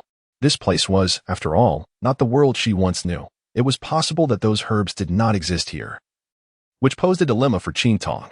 Suddenly, Muan and I shouted loudly, "Tong, is this it?" Qin Tong hastened forward, taking the grass from Muani's hands, examining it with great care. "Muani, this is splendid. It is precisely what we need. This herb, known as Huawei, possesses the remarkable ability to clear heat, detoxify, and cool the blood, effectively stopping hemorrhages." Qin Tong, in a state of desperation, resorted to unconventional remedies for treatment of external injuries, believing that a concoction to clear heat and detoxify would suffice. Primarily, Jingya had also prepared some topical medicines for Mose to apply. Hence, Qin Tong decided to procure an internal remedy. However, an unexpected turn of events occurred when Mose, upon catching the scent of the brewed medicine, displayed a reluctance to partake. Despite being a robust and muscular man, his brow furrowed at the sight of the medicinal concoction in Qin Tong's hands. His gaze lingered on her hand. His thin lips pursed, as if to communicate, "Little female beast, may I decline this?" In that instant, Qin Tong's heart raced uncontrollably. "Hey, this isn't typical of you. Why does your tone carry such a delicate nuance?" Qin Tong wore a stern expression, insisting that he must drink. Only through consumption could his wounds heal. Traditional Chinese medicine is indeed not easily accepted by the orcs. It is not just the orcs, even among modern individuals, few can truly embrace it. Mose understood this perspective. "Drink this, and I shall present you with a surprise." "What kind of surprise?" Mose inquired. His curiosity piqued as he gazed at Qin Tong. Qin Tong leaned down and whispered, "It's a good thing." Mose blinked in confusion. "A good thing? Is it what I think it is?" The reflection of Qin Tong's figure danced in Mose's eyes, and the figure nodded. Chapter 77. Ambiguity unfolds. Seeing Qin Tong nod, a glimmer of delight shone in Mose's eyes. He swiftly took the stone bowl from Qin Tong's hands, furrowing his brow as he gulped down the entire bowl of medicinal soup. "Little female beast, I have finished it," he declared, implying that he had completed it with a sense of surprise. Qin Tong revealed a satisfied smile, saying, "I have crafted a new beast skin skirt for you." Moses' lips, which had been curled in delight, quickly flattened, and the sparkle in his eyes dimmed, as if the surprise he felt was precisely this. "I thought you would be dissatisfied?" Qin Tong inquired, her clear and radiant eyes curving in amusement. Mose realized he had been deceived by the little female beast. A smile played on his lips as his golden gaze lingered on Qin Tong's radiant smile, filled with tenderness and affection. Outside the cave, the afterglow of the setting sun spread its golden rays, illuminating the space within. Qin Tong requested Liza's assistance in transporting a pot of water to the hilltop. Upon discovering the stone pot within the cave, Moss was taken aback. "This is for your cleansing," Qin Tong elucidated. Moss had rolled through the debris flow, and although now injured, he still needed to be mindful of hygiene, especially in light of his wounds, for the risk of infection loomed large. Aware of the orc's aversion to heat, the water had been tempered, otherwise it would have been too scalding for Liza to carry. "I suppose there's no need for a wash," Moss remarked, expressing his distaste for bathing, particularly in warm water. Qin Tong glared, declaring that if one sleeps on the floor, it is of no concern whether they wash or not. However, if they choose to sleep in his bed, cleanliness is imperative, or they shall not be permitted to ascend the sheets. In an instant, Mose was devoid of any rebuttal. Yearning instead to lie beside the young female beast amidst the hay, he settled down comfortably. Qin Tong dampened the animal hide and gently began to wipe it across Moc's skin. When the moist hide made contact with Moc's flesh, he involuntarily shuddered. Qin Tong felt a flush of embarrassment once more, unsure of where to direct his gaze. He could hardly fathom how Moss had developed such pronounced musculature, particularly the chiseled abdominal and pectoral muscles that exuded an aura of strength, further accentuated by his sun-kissed complexion. Alas, the long scar marred this image of perfection. Qin Tong meticulously wiped around the wound, fearful of inadvertently touching Moc's injury and causing him pain. Qin Tong felt rigid as he polished, and Mose was equally stiff from the rubbing. The soft little hands of the young female beast glided over his skin, sending shivers coursing through him. "You can do it yourself," Qin Tong remarked, placing the beast's skin in Mose's uninjured hand. Mose was perplexed, unsure of where else needed polishing, as he believed the young female beast had already cleaned every inch. Where else could it be? Qin Tong, with a flushed face, turned away, revealing the bird. Mose also realized, does the bird need to be cleaned too? Isn't that bird part of you? Indeed, the bird requires a wash. One cannot help but be concerned about the hygiene of the orcs' intimate areas. Had they not maintained cleanliness before? In truth, orcs typically cleanse their bodies by the riverbank, transforming into their beast forms to wash in the water, never having been so meticulous in their scrubbing. Under the faint moonlight, Qin Tong lay on the ground. This was a large piece of beast hide that Qin Tong had requested from Liza, primarily to prevent the awkwardness of the morning from recurring. Mose pressed his thin lips tightly together, his eyes darkening. If it were to discover who had given this hide to the little female beast, it would surely end up in tears from a beating. A low, magnetic voice broke the silence. "Little female beast, you may sleep upon this." Under the moonlight, Qin Tong's brows and eyes sparkled with beauty, a subtle smile gracing her lips. "I was merely concerned that you might not sleep well, which is why I specifically asked Liza for this piece of beast hide." The implication being, she had requested the hide so that she could rest on the ground rather than amidst the pile of grass. Qin Tong initially inquired about the animal skins from Gulan, who initially consented. However, when she explained her intentions for the skins, Gulan suddenly had a change of heart. In the end, it was Enlisha's kindness that provided her with the animal skins. Otherwise, she would have been forced to sleep on the ground without any covering that night. Mose clenched his teeth, recalling how Enlisha had originally reserved the skins for the young female creature, intending to give them to her once she recovered. The cave fell into silence. While outside, the incessant chirping of insects persisted. Mose had been confined to the cave by Qin Tong throughout the day and had rested sufficiently, rendering him unable to sleep at night. The young female creature had settled down, and he dared not utter a word, fearing he might disturb her slumber. He remained quietly vigilant, waiting for an opportunity to lift her onto the pile of grass. As the moon reached its zenith, he sensed that the young female creature was still not deeply asleep. Mose struggled to turn over. "Do you need assistance?" It turned out that Qin Tong had not been asleep but was merely pondering with her eyes closed. Upon hearing Mose's movement, she quickly responded. Mose felt a surge of relief. Had he approached her directly to lift the young female creature, it would have surely startled her, much like the last time he had stealthily climbed onto the grass pile. The previous incident had caused the young female creature to remain wary of him for quite some time. "I wish to go into the forest," Mose fabricated an excuse, though he genuinely longed to do so. During the day, he had been offered a bowl of meat-flavored water by the young female creature, only to later consume a particularly foul and unpleasant medicine, leaving him with no opportunity to venture outside. Qin Tong immediately understood, for she had expressed the same to Moss. She could not articulate her thoughts in the crude manner of the beastmen. Qin Tong resembled a sturdy cane, providing steadfast support to Moss. Moss bore numerous injuries, a fact that compelled Qin Tong to keep him confined to bed. Not only did he suffer wounds to his abdomen, but he also had a dislocated arm and a sprained leg, along with various minor injuries, rendering him a severely wounded individual. His pace was agonizingly slow, akin to a mere shuffle. This was, of course, a deliberate act on Moss's part, having displayed remarkable courage when his leg had been broken previously. He found this mere sprain a triviality. Yet, the opportunity to press a significant portion of his body against the petite female creature was a rare delight. After much effort, they finally reached the forest. Suddenly, Qin Tong recalled that Mose had injured one hand and one foot, making it quite inconvenient for him. After a brief moment of daze, he mustered his courage and said, "I will assist you." His voice was barely audible, akin to a whisper. "What?" Mose did not catch his words. Qin Tong felt a twinge of irritation. "I will support you. Do you not need to relieve yourself?" In the darkness, Moss's eyes shimmered with a profound depth. Ultimately, Moss declined the assistance, requesting Qin Tong to guide him to a nearby tree, where he would tend to his needs independently.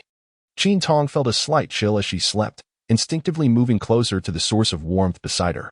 She nestled into Moss's comforting embrace, surrendering to a contented slumber. Moss, enduring a slight discomfort in his abdomen, held the petite creature tightly, his gaze reflecting satisfaction as he observed Qin Tong in peaceful repose. As dawn broke, Moss awoke promptly, glancing down at the slumbering female beside him, reluctant to release her yet apprehensive that she might awaken with a startled cry. Noticing the sunlight streaming through the cave entrance, he resolved to hold her a little longer. Qin Tong, in a state of drowsy slumber, nuzzled against MOC's neck with half-closed eyes. In an instant, MOC's breath grew heavy, and his golden gaze narrowed. This singular act from the little female creature ignited a spark of desire within him. Yet, Qin Tong, lost in her dreams, burrowed deeper into his neck. Stimulated by her actions, MOC tightened his embrace around her. Upon opening her eyes, she was startled to find the strikingly handsome face so near. Her eyes widening in shock as she realized she was once again sharing a bed of grass with MOC. Chapter 78. A cozy routine. Qin Tong hurriedly scrambled down from the pile of grass. MOC felt a twinge of anxiety, wondering if the little female beast might have noticed. Qin Tong cast a skeptical glance at Moss, then shook his head. His hand was still fixed in place, so it was unlikely that Moss had carried her up. Could it be that she had sleepwalked? Qin Tong was momentarily taken aback. She had never exhibited a tendency for somnambulism before. Could it be that this peculiar habit had only manifested since her arrival here? As the fever of Tyler gradually subsided, he naturally regained consciousness. With the awareness of Tyler's awakening, a lively commotion erupted among the tribe, restoring the familiar vibrancy of their atmosphere. When Qin Tong approached Tyler with a bowl of soup in hand, his reaction mirrored that of Moss almost identically. Upon seeing the stone bowl she carried, his face turned pale with fright, and he shook his head vehemently. It seemed evident that Tyler, too, harbored a deep-seated fear of the bird soup Qin Tong intended to offer him. Qin Tong wore a stern expression, devoid of any bird soup. "Truly, They were all ignorant of its merits. The nourishing broth was immensely beneficial, capable of fortifying one's health. Yet, Talj remained hesitant to partake until Rek, who was nearby, assured him that it indeed was not bird soup. Only then did Talj, albeit reluctantly, accept the stone bowl from Qin Tong's hands. Such is the nature of orcs. Even when Qin Tong extolled the nutritional value of the broth, Talj still harbored an aversion to it, preferring meat, which he deemed far more restorative than mere meat-flavored water. In the forest after the rain, an abundance of mushrooms had sprouted. Lai Wu and Lai Wei had become quite addicted to foraging for mushrooms, insisting that Qin Tong join them in their pursuit. Today, the long-missed Yaya had also joined the expedition. Muin and I was absent. As Lai Wu mentioned that Muin and I had accompanied Li Zhang, it was only natural. After so many days apart, Muin and I's yearning for her boyfriend was understandable. For absence indeed makes the heart grow fonder. During this time, Yaya approached Qin Tong and whispered to her that the soap was quite effective. Yaya had not anticipated that Qin Tong would gift her soap. Although she was a female beast, she was not particularly popular. And this was the first time she had received a gift from another female. Throughout the mushroom-picking excursion, Qin Tong merely observed, having no opportunity to participate. As the others were so engrossed in their foraging that every mushroom in sight became their prize, save for the toxic ones. In the cave of Jingya, Gulan was earnestly imploring Jingya. Jingya, Moses made progress. Why have you not? Gulan was exceedingly dissatisfied with Jingya's lack of advancement. Seizing the moment while Mose was away to fetch salt, Gulan had specifically assigned Jingya to watch over the young female beast, believing he might seize the opportunity to pursue her. However, upon inquiry, he found that there had been no progress at all, which left him exasperated. Jingyu ignored Gulan, continuing to manipulate his unevenly shaped horn cup. He had attempted to heat the potion for the first time yesterday and was now observing the results, leaving him with little energy to engage with Gulan. Jingya, you must leave descendants for the Silver Fox clan. Jingya shook the horn cup and noted a change in the liquid within, a satisfied smile gracing his face. Gulan grasped the horn cup in Jingya's hands, asking, "Did you hear that?" Jingyu set the cup down, replying, "Gulan, I have no desire to pursue a female beast. Is she not delightful?" Gulan inquired. "There is but one such enchanting female beast. Were it not for the fact that you and she are both of the Silver Fox clan, I would not bother with this matter at all." During Moses' absence, Hel had also suggested that he guard the female beast, all of which he had declined, solely for Jingyu's sake, yet Jingyu remained ungrateful. Jingyu furrowed his brow, recalling that night and the softness of the female's hands, his expression becoming somewhat stiff. Observing Jingyu's silence, Gulan continued. "The Silver Fox clan is on the brink of extinction. Do you not wish to leave behind an heir? The Silver Fox clan still has you. And I see that Rek is quite fond of you." With a single remark, Jingzha silenced all words from Gulan. Gulan ground her teeth and departed from Jingzha's cavern. The mushrooms were gathered, yet none possessed the skill to prepare them, inevitably leading to the need to trouble Qin Tong. Qin Tong intends to stir-fry this time, as there is an abundance that cannot be utilized in soup. After preparing a large pot, a significant amount still remains. Qin Tong suggests drying the mushrooms to savor them in the winter. Lai Wu assists in slicing the venison into small pieces. The orc's proficiency in butchering makes the process swift and efficient. The finely cut venison is then added to the pan to be stir-fried with the mushrooms, releasing an enticing aroma. Qin Tong's culinary skills have significantly improved. Yet this pot of mushrooms fails to attract many orcs. It seems that the carnivorous orcs are not particularly fond of such fare. However, Yaya thoroughly enjoys them. Having devoured 2 bowls of mushrooms, Qin Tong can certainly comprehend. After all, Yaya is a rabbit. Qin Tong secretly pondered whether Yaya would engage in hair removal, imagining how delightful it would be to craft a pillow from her discarded fur. Yaya's fur was undeniably exquisite to the touch, far softer than that of any other beastman she had encountered. Ultimately, Qin Tong prepared a bowl of mushrooms for Like. It was Like's first experience with cooked food and his inaugural taste of mushrooms. Unsurprisingly, he was enchanted by the mushrooms. However, the portion was insufficient to fully satisfy his appetite. Yet, considering Like's substantial size, it was evident that an ample quantity of mushrooms would be required to satiate him. After Qin Tong had his fill, he finally remembered that there was a patient in the cave, desperately awaiting assistance. MOC gazed at Qin Tong with a mournful expression, as if to say, "Why have you taken so long to return?" Qin Tong was momentarily taken aback. Perhaps it was the budding affection she felt for Mose. But now everything he did appeared rather endearing to her. For instance, at this moment, his rugged exterior juxtaposed with his melancholic gaze created a striking contrast. Today, they were having mushrooms. Qin Tong placed a stone bowl on the animal hide. Mushrooms? Mose wrinkled his brow in distaste. He was not fond of such fare. Do not look at me with that expression. Occasionally consuming vegetables is beneficial for your health.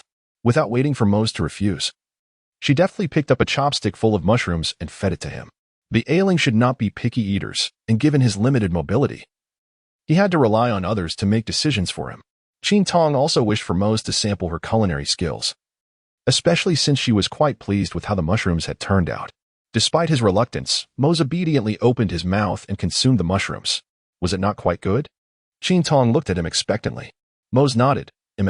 As a creature of the tiger-lion species, he was decidedly carnivorous, unlike the omnivorous Lei Wu, and had no genuine interest in vegetarian dishes.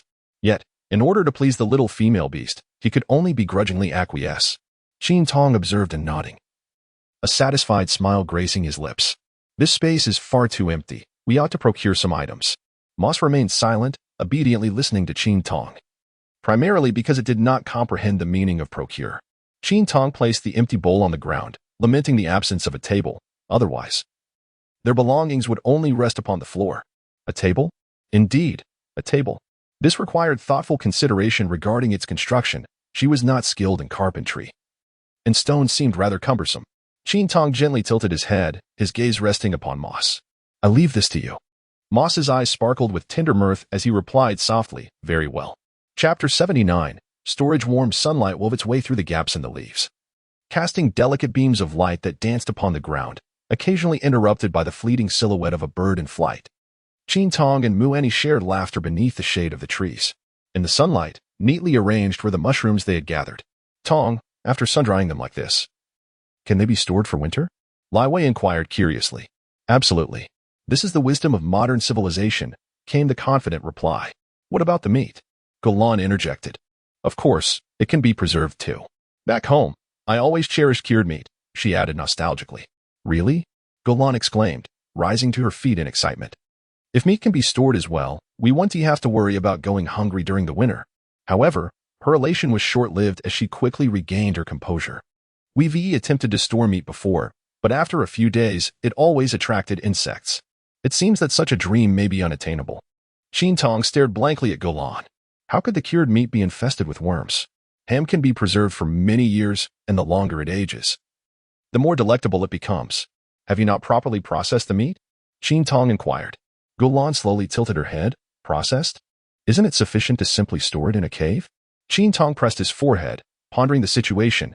It would be truly peculiar if no insects were to arise, and it was likely to emit a foul odor. Simply placing it in the cave, one could only wonder if they had the fortitude to extract the entrails. Of course, such negligence would lead to spoilage. Preserving meat requires a multitude of meticulous processes. Tong, please enlighten me, Golan said, his eyes gleaming with anticipation. If the issue of meat preservation could indeed be resolved, winter would no longer be a season of concern. Mu Annie and Lai Wu similarly regarded Qin Tong with eager anticipation. Tong, you possess such vast knowledge, Lai Wei remarked, fixated on Qin Tong. Qin Tong chuckled softly. For the place she hailed from was far more advanced than this one, a civilization enriched by the collective wisdom of countless individuals over millennia. It was not her intelligence that shone through, but rather the knowledge bestowed upon her by the society in which she once resided. How, then, does one preserve meat? When Qin Tong lifted her gaze, several pairs of large eyes were fixed upon her. To draw blood, to reach the viscera, and then to dissect. At this point, Qin Tong paused. Cured meat typically requires a copious amount of salt, and the thought of how the salt exchange had caused such grievous injuries to moss and turgor made her hesitate. The salt exchange is perilous, necessitating a multitude of items for trade. The production of cured meat demands an abundance of salt, all of which is dearly bought with lives. How could she possibly articulate that? And then, why did she fall silent? Golan looked at Qin Tong with a puzzled expression. Qin Tong turned her gaze, dividing the meat into smaller portions, subsequently drying or smoking it. In truth, she had never undertaken the preparation of cured meats herself. She had only observed her family in the process of making it and had merely tasted smoked meat. However, she believed it to be a feasible endeavor and thought it prudent to experiment. Will this allow for preservation? Golan inquired excitedly. It should suffice, Qin Tong replied, though her confidence wavered. Encouraged by this affirmation, Golan was eager to rally the beastmen into action. Qin Tong swiftly restrained Golan. suggesting that they should first conduct a small-scale trial another day. Why? Golan queried, confused, for she was eager to commence the substantial storage of meat immediately. Winter might arrive unexpectedly. What if they failed? She recalled that cured meat was typically prepared in winter, and she was uncertain whether attempting to cure meat in autumn would yield success. Furthermore, they were not preparing cured meat, but rather jerky. The very notion of a preliminary small-scale trial was prudent. Failure would result in unnecessary waste. Upon hearing Qin Tong's words, Golan set aside his immediate intentions. A gentle breeze stirred the fallen leaves on the ground, lifting the dark tresses of the girl beneath the shade. Lai Wu cast a sidelong glance at Mu Annie beside him, inquiring, "Is your strength still robust?" Qin Tong was taken aback, unable to comprehend why Lai Wu would say that Li Jiang was also injured. She cast a puzzled glance at Muan and I. Initially, Muan and I was equally baffled by Lai Wu's words, but when it met Lai Wei's gaze and glanced down, the realization dawned upon it. Numerous marks left by Li Jiang adorned its body. A hint of bashfulness crept onto its face, as Li Jiang had always been quite robust. Golan and Lai Wei erupted in laughter simultaneously, especially Golan, who wore a look of satisfaction. Qin Tong, like a fool, remained utterly oblivious to the meaning behind their mirth. It was rather unfair that they did not include her in their playful banter. Lai Wu grinned and asked, "Tong, did you see Muan and I this morning?" With this prompt, Qin Tong recalled that earlier, Lai Wei had mentioned Muan and I was accompanying Li Jiang. In that moment, the pieces fell into place for her. She scrutinized Muan and I, and indeed discovered those suspicious red marks. Her face flushed instantly. Muan and I suddenly leaned in closer, wearing a mysterious expression, and asked, "Tong, is Mo strong?" Instantly, several pairs of curious eyes were fixed on Qin Tong, all intrigued by the question. In truth, everyone was aware that Mose and Qin Tong had yet to reach a certain level of intimacy. They had not yet caught a whiff of Mose's scent from her, and Muan and I was merely teasing her. "Qin Tong, I beg your pardon, but this question is rather audacious. How could she possibly know?" Li Wei urged. Golan wore a gentle smile. "Tong, I have heard that the tiger-lion beast possesses remarkable strength," Mu Annie remarked with a charming grin. If it were not for the fact that the tiger-lion beast does not manifest its prowess, it would have already subdued Moss. However, with Tong's remarkable bloodline, Moss should now be displaying its full potential as well. I truly envy Tong. Each statement grew more exhilarating, leaving Qin Tong blushing fiercely. "Do share," Li Wei said with a beaming smile. Qin Tong yearned to let out a long, resounding cry to the heavens, pondering the nature of the girls surrounding him. Mu Annie, undeterred, insisted that Qin Tong share his thoughts. "Tong, have you truly not seen it?" Qin Tong quickly shook her head, denying any familiarity with what was being discussed. Although she had indeed seen it, it was not intentional. It was merely due to Mose taking his birds out for a stroll. "Is that true?" Lai Wei leaned in closer. "Tong, since you have no interest in Mose, which beast in the tribe do you think is the mightiest?" Lai Wei, with a mischievous glint in her eye, was clearly eager to stir up some excitement. After all, many of the male beasts in the tribe were keen on courting Tong, and she was particularly curious about whom Tong would favor. Qin Tong's eyes widened in an instant. She had no desire to behold anyone. "Who do you think is the strongest?" she retorted to Lai Wu. "Without a doubt, it's Tyrge," Lai Wu exclaimed impulsively. All eyes, previously fixated on Qin Tong, turned toward Lai Wu.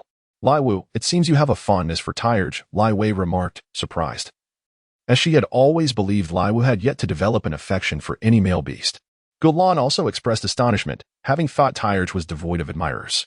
Little did they know, one was right there. She felt compelled to inform Tyrge of this revelation. If this trend continued, the Spring tribe would soon welcome new offspring.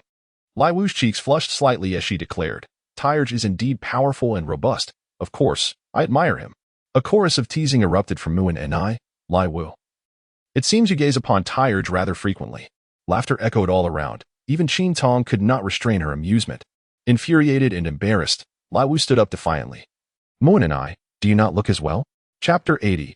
Precious Treasures. Mushroom addiction had set in. Dinner consisted of mushrooms once more. Lai Wu and Lai Wei ventured out to gather another batch of mushrooms. The tribe had an abundance of them, more than any other food. The mushrooms had certainly faced trials at the hands of these two. This evening, it was Lai Wu who washed the mushrooms, indicating her genuine fondness for them. Tonight, they prepared a pot of mushroom soup.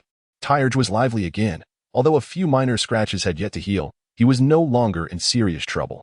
Now that he was recovering, he stubbornly refused to drink Qin Tong's soup. Yin Qiu stood nearby, mocking Tyrge with a playful grin. "Tyrge, have you grown weaker?" Tyre responded with a cold laugh. Soon, you will find yourself like Mose, but you shall have no female companion by your side. By chance. Qin Tong passed by Tyre and overheard his words. Initially taken aback, she shot Tyre a glare before continuing on her way. Little did she anticipate that merely passing by would lead to such unexpected revelations. The mushrooms tonight were particularly delectable, enhanced by a sprinkle of salt, at least. That was Qin Tong's sentiment. After a prolonged absence from salt, the sudden taste was rather unfamiliar, yet her appetite was insatiable, leading her to consume several bowls of mushroom soup. As twilight deepened, the last vestiges of sunlight were gradually consumed by the encroaching darkness. Golan accompanied Qin Tong back to her cave. Perhaps due to the dimming light, Qin Tong felt as though she was seeing double. Once Golan escorted her to the entrance of the cave, he took his leave. Mose had already feasted on meat earlier. Tonight, it was Eliza who brought the sustenance for Mose. Qin Tong shook her head, still perceiving shadows flickering before her eyes. Anxiously, she rubbed her eyes and staggered into the cave. Little female beast, you have returned? Moss's expression changed swiftly, and upon seeing Qin Tong, the corners of his mouth lifted in a smile. Do not call me little female beast. Qin Tong had long been dissatisfied with that appellation. Moss chuckled lightly, his eyes gleaming with delight. Shall I call you by your name then? Qin Tong, call me Qin Tong. Moss's gaze sparkled with joy. Qin Tong. Yes, Qin Tong. The fact that the little female beast requested him to call her by her name suggested that they had taken another step forward. Qin Tong blinked around, glistening eyes, and nodded. At this moment, Mose sensed something amiss with Qin Tong. The little female beast was not usually like this. Her small face was flushed, and her gaze appeared somewhat dazed. Qin Tong, lost in thought, suddenly leaned closer to Moss, gently placing a hand over his eyes. Your eyes are so beautiful, he exclaimed, a heartfelt admiration resonating in his voice. The rising intonation was like a hook, lifting Moss's spirits and igniting a flutter of anticipation within him. Are they truly so beautiful? Moss's gaze was filled with eager expectation. Qin Tong nodded.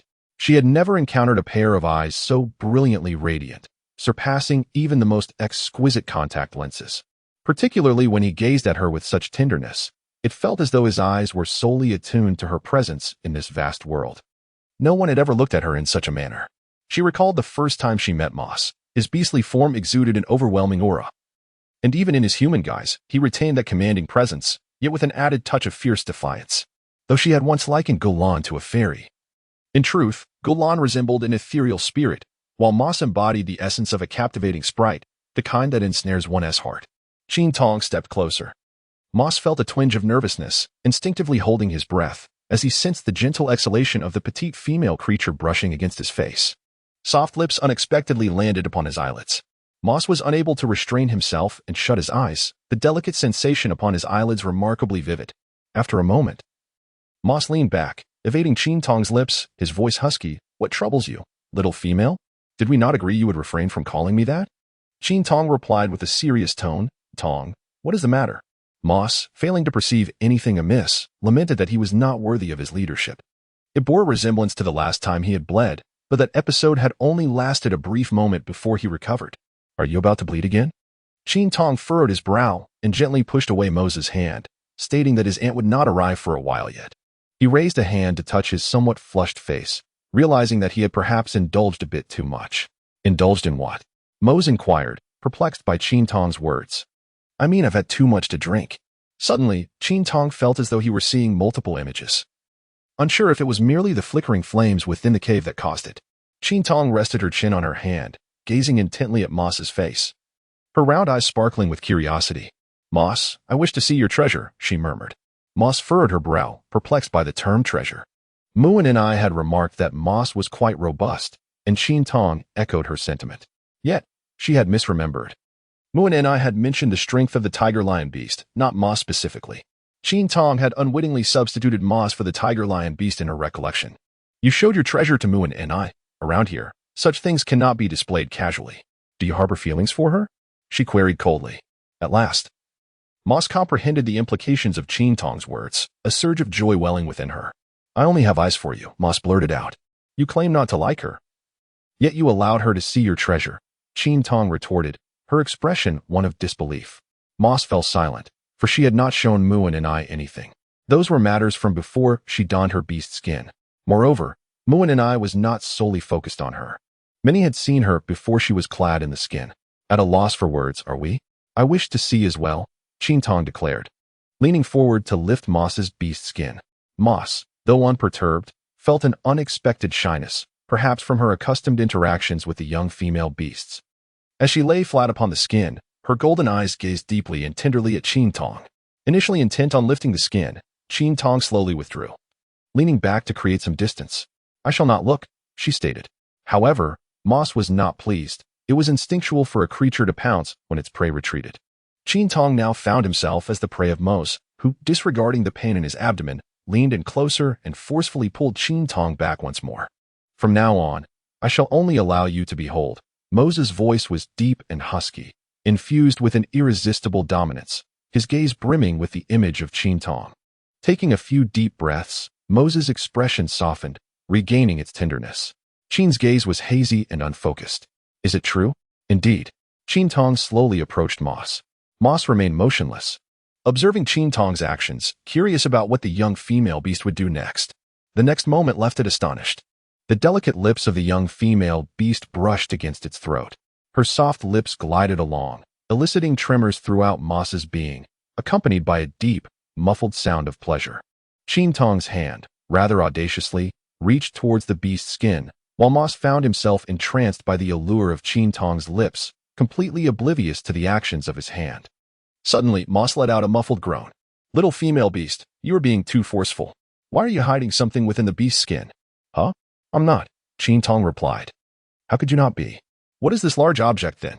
With a flushed face, Moss gritted his teeth and remarked, this is the treasure you wish to see. Chapter 81.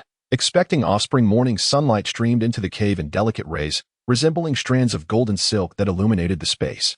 After a night of absurdity, Qin Tong finally roused from slumber, his face still bearing the traces of sleepiness, not yet fully awakened from his dreams. Moss had awakened early, having hardly slept throughout the night, for Qin Tong had been particularly restless. Despite the sleepless night, there was not a hint of fatigue in Moss's features. Instead, a lazy smile lingered about him. Qin Tong raised her hand to rub her eyes, finally becoming completely awake. The sensation beneath her felt somewhat unusual, and upon opening her eyes, she was taken aback. How could she possibly have fallen asleep on top of Moss? Had she sleepwalked again? Noticing the injuries on Moss's body, Qin Tong hurriedly scrambled to her feet. Have I sleepwalked again? She exclaimed, her face filled with panic. What is sleepwalking? Moss's lips curled into a slight smile. Qin Tong stood beside the haystack and cast a glance at Moss's abdomen, inquiring, is your wound all right? It would be a grave misfortune if it were to be aggravated. It's nothing, Moss replied nonchalantly, a silent smile gracing his lips as he lifted his gaze subtly. Qin Tong swallowed nervously, sensing an unusual atmosphere today. Why was Moses smiling incessantly? Was she mocking her sleepwalking? I am going to wash my face, Qin Tong declared before dashing out of the cave, nearly fleeing in haste. Qin Tong descended the hillside, lost in thought as she muttered to herself, why did I find myself sleeping beside him? In a haze. She seemed to recall fragments of memory, yet they remained elusive. By the riverside, she encountered Lai Wu. Lai Wu, did you feel anything amiss last night? Qin Tong inquired casually. Amiss? Lai Wu glanced at Qin Tong with curiosity. Not at all. I actually had a delightful time. Delightful? In what way? Qin Tong pressed. Were there nocturnal activities I was unaware of? We clearly returned to rest together last night. Lai Wu surveyed the surroundings. Indeed. I had quite a joyous time with a magnificent beast. Qin Tong's lips twitched slightly, reflecting the openness of the local customs. However, she recalled that it seemed to be a period of overcast skies lately. Lai Wu, why is that? Qin Tong appeared to have an inkling of the answer. What do you mean by why? She inquired. Have you experienced clear skies? Lai Wu pondered for a moment before shaking her head. No, I have not. At that moment, Lai Wu also came to the realization. If she had not enjoyed clear weather, how could it be otherwise? Qin Tong suddenly felt unwell, as if her suspicions had been confirmed. Are there any leftovers from last night's mushrooms? She inquired urgently. Yes, Lai Wu replied, puzzled by the abrupt shift in conversation. Upon returning to the camp, Qin Tong hurriedly rummaged through the remaining mushrooms from the previous night and, to her astonishment, found what she was looking for. It was a rather unremarkable yellow mushroom, yet infamous for its hallucinogenic properties. Consuming it would induce a state akin to intoxication, perhaps even more extreme, resulting in dizziness, hallucinations, and in excessive quantities, could be fatal. The mushrooms from last night had been foraged and cleaned by Lai Wu and her companions. They must have inadvertently included this dangerous variety. Observing Qin Tong's pale complexion, Lai Wu asked, "What is this?" "This is not for consumption," Qin Tong declared, holding the mushroom aloft. "Will it make you feel euphoric?" Lai Wu exclaimed excitedly. Indeed, it had brought a sense of joy the previous night, and she truly wished to experience it once more. Qin Tong cast a disdainful glance at Lai Wu, questioning whether she had truly developed an addiction. Consuming this would lead her to confront the beast god, Qin Tong stated with grave seriousness. Lai Wu immediately fell silent. Throughout the entire morning, Qin Tong remained perplexed, pondering what transpired the previous night. Suddenly, Galan appeared beside Qin Tong, her worried gaze fixed upon her. "Tong, have you encountered any trouble?" Qin Tong shook his head, offering a faint smile, responding with a negative. Galan turned his head slightly, inadvertently locking eyes with Qin Tong. Qin Tong sensed that Galan had seen through her deception. "Is the strong scent of moss surrounding you the source of your distress?" Galan inquired. Qin Tong was taken aback. How intense? To what extent? In an instant, Qin Tong recalled the profound gaze of moss from the morning, imbued with an enigmatic significance, accompanied by his tender eyes. Memories of the morning scene replayed incessantly in her mind. She vaguely remembered the numerous crimson marks adorning Moss's body, and the more she pondered, the more cold sweat beaded upon her forehead. Alongside this, fragmented recollections from the previous night emerged, including the moment she kissed Moss and the sensation of her touch upon him. The images abruptly ceased. Qin Tong covered her face with both hands, astonished by the fact that she had, in a moment of weakness, succumbed to Moss. Galan looked on in bewilderment, merely uttering, "How has Tong changed so?" Qin Tong suddenly recalled something and hurried to find Jingya. Jingya was in its burrow, diligently researching a potion. It had heated and mixed the ingredients, and thus far, the results appeared promising. Upon seeing Qin Tong, Jingya was filled with joy. "Hold this horn cup, little female beast. You must take a look at this."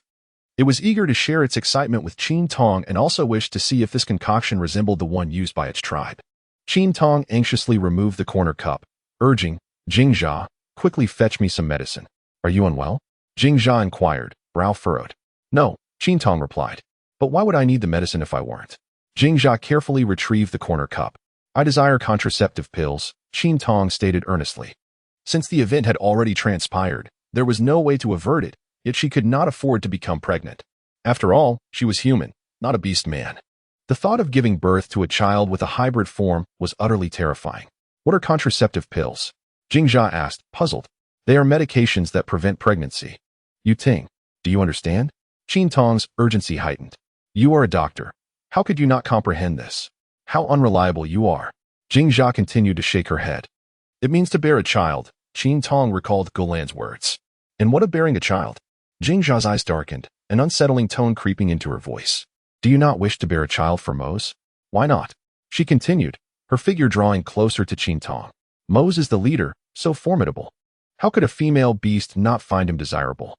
Qin Tong glanced nervously at Jingya, and in that moment, the sight of Jingya evoked memories of the fear she once instilled in her.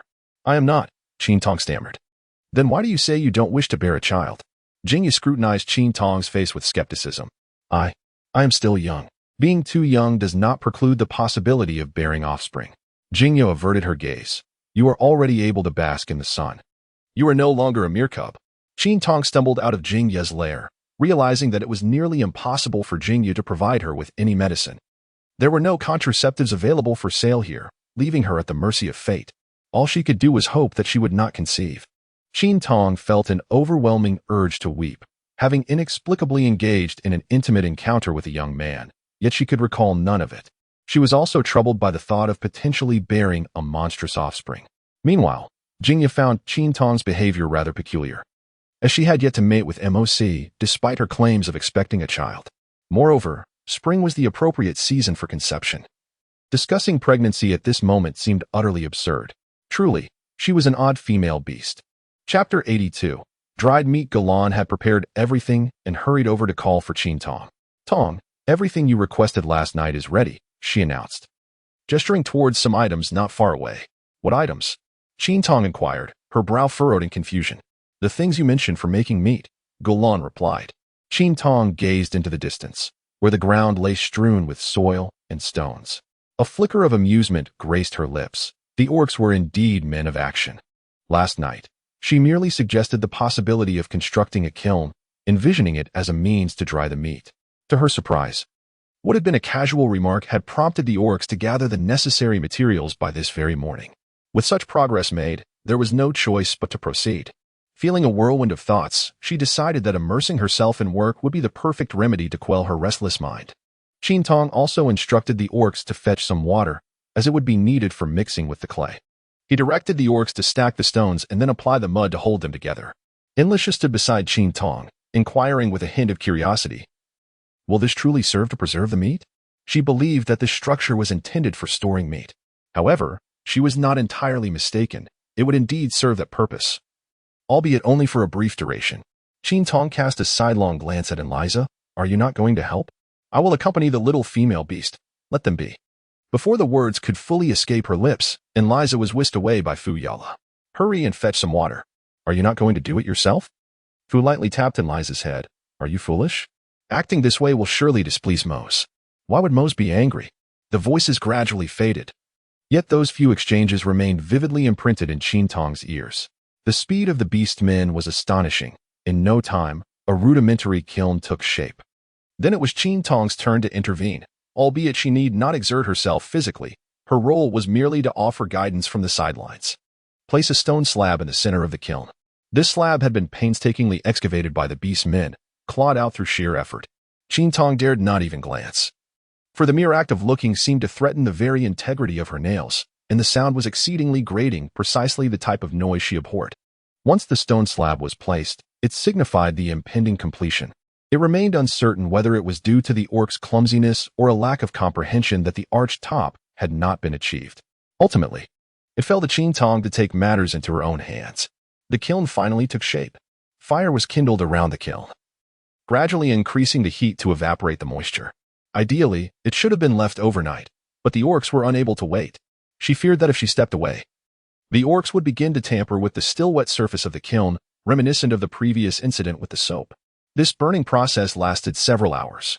At last, the kiln was a resounding success. Qin Tong instructed the orcs to slice some meat, which he then placed in the kiln to roast over charcoal.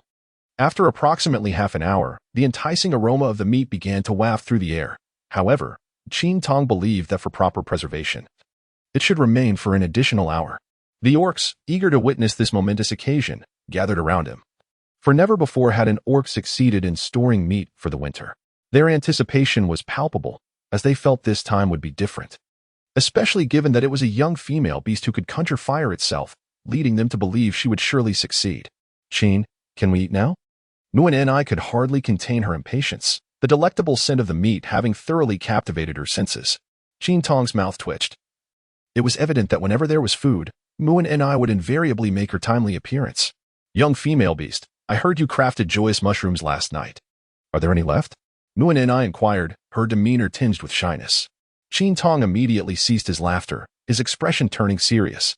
The prospect of encountering the beast god was no trivial matter, and the mention of a joyful mushroom sounded rather dubious. Surely, this was a fabrication from Lai Wu. Hadn't she warned that this mushroom was undesirable? Such folly could lead to grave misunderstandings, potentially resulting in fatal consequences for the beasts involved. Was it truly forbidden? Mu Annie felt a twinge of regret.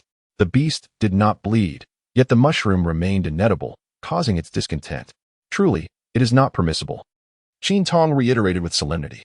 After a while, the meat was finally ready to be extracted. The orcs gathered closely, each refusing to yield an inch, rendering even Gulan's attempts at communication futile. "It is extremely hot," Qin Tong eventually declared, prompting the orcs to hastily step back. Using 2 sticks, they meticulously dragged the meat out, and indeed, it had dehydrated successfully. It seemed that preservation was achievable. As soon as Eliza laid eyes on the jerky, she eagerly reached for it, only to nearly drop it due to its heat.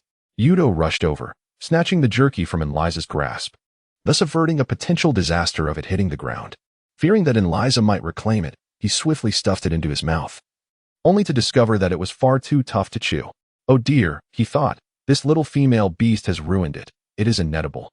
Qin Tong took a piece of jerky, tore off a small strip, and placed it in his mouth to chew. It was not spoiled, but rather quite tough, making it somewhat difficult to bite. Gulan imitated Qin Tong, tearing off a strip and putting it in his mouth. Although it was not as delectable, it too was not spoiled. Qin Tong raised the dried meat, a subtle smile gracing his lips, and remarked that this would allow for the preservation of meat through the winter. The eyes of the orcs were fixated upon Qin Tong, and soon erupted in jubilant cheers. They had heard the female orc proclaim that meat could indeed be stored for the winter. The notion of unpalatable food was inconceivable amidst the harshness of winter. Simply having sustenance was a blessing, and no one would dare to complain about its taste. The orcs excitedly tossed Qin Tong into the air, drawing from previous experiences. There was less panic this time, though their fervor was so great that he nearly brushed against the branches overhead. The orcs sampled the dried meat, their reviews echoing the sentiments of Golong. Though it was not particularly delectable, it was still edible. The revelry continued deep into the night, characterized by the most primal of dances, accompanied by the simplest of melodies, all illuminated by the most genuine of smiles. At this moment, Qin Tong had never felt such a profound sense of accomplishment. Bringing smiles to others was truly a gratifying endeavor. It was not until the late hours of the night that Qin Tong returned to his cave. Upon entering the cave, Qin Tong immediately noticed the absence of the animal hide on the ground. Where has the hide gone? She inquired with a furrowed brow. Last night's unexpected cohabitation could be excused, but she could not allow such a mistake to be repeated. Eliza took it back. Mose replied with a languid indifference. Took it back? Qin Tong exclaimed, her face contorted with indignation. Didn't Eliza say she would give it to her? How can she go back on her word? That wretched Eliza. Why is she so late returning? Mose appeared nonchalant as he spoke. Qin Tong fell silent. She could hardly confess that she did not wish to see him. She was at a loss regarding how to confront Mose. Should she approach him as a girlfriend or as a fleeting encounter? Yet, observing the tender gaze in Mose's eyes, it seemed he was not inclined towards a mere dalliance. Mose, too, chose not to press further, since the little female beast was reluctant to respond. He saw no reason to compel her. Then let us sleep, Mose suggested, shifting deeper into the cave. Qin Tong blinked in astonishment. Mose gazed into the girl's clear eyes, pondering whether she still desired to rest upon him this night. Qin Tong's mind buzzed as she pondered what transpired the previous night, which compelled Mose to utter such words. Chapter 83. Enraptured. Another tumultuous morning unfolded.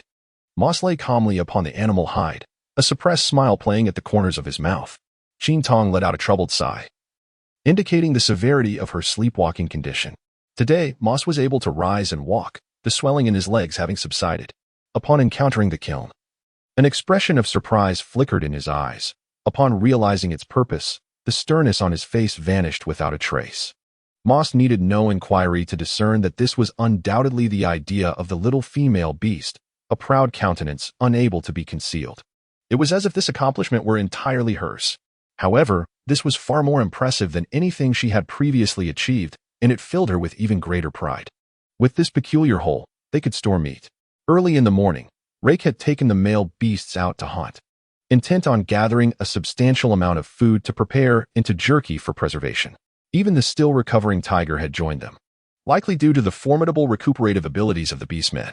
Certainly, Qin Tong was not in agreement with the likes of Tiger, yet with Jingya's concurrence, she found herself unable to voice any dissent. Mose, too, was not one to remain idle. Had his hands not been bound, he likely would have accompanied them. Ultimately, Mose chose to stay in the tribe to keep Qin Tong company. Beneath the familiar shade of yesterday's tree, today there were neither Mu and Ni nor Lai Wu. Only Qin Tong and Mose. Mose lay with his eyes closed upon the stone. Qin Tong sensed his despondent mood, her fingers entwining in his golden locks. Mose, how about I style your hair? The reclining Mose opened his eyes, questioning, Then I shall take that as your consent. With a gentle curve of her lips, Qin Tong delicately entwined her slender, alabaster fingers into the tips of Mose's hair, methodically arranging the strands. Once you are ready, we shall proceed. For now, let us indulge in a moment of leisure.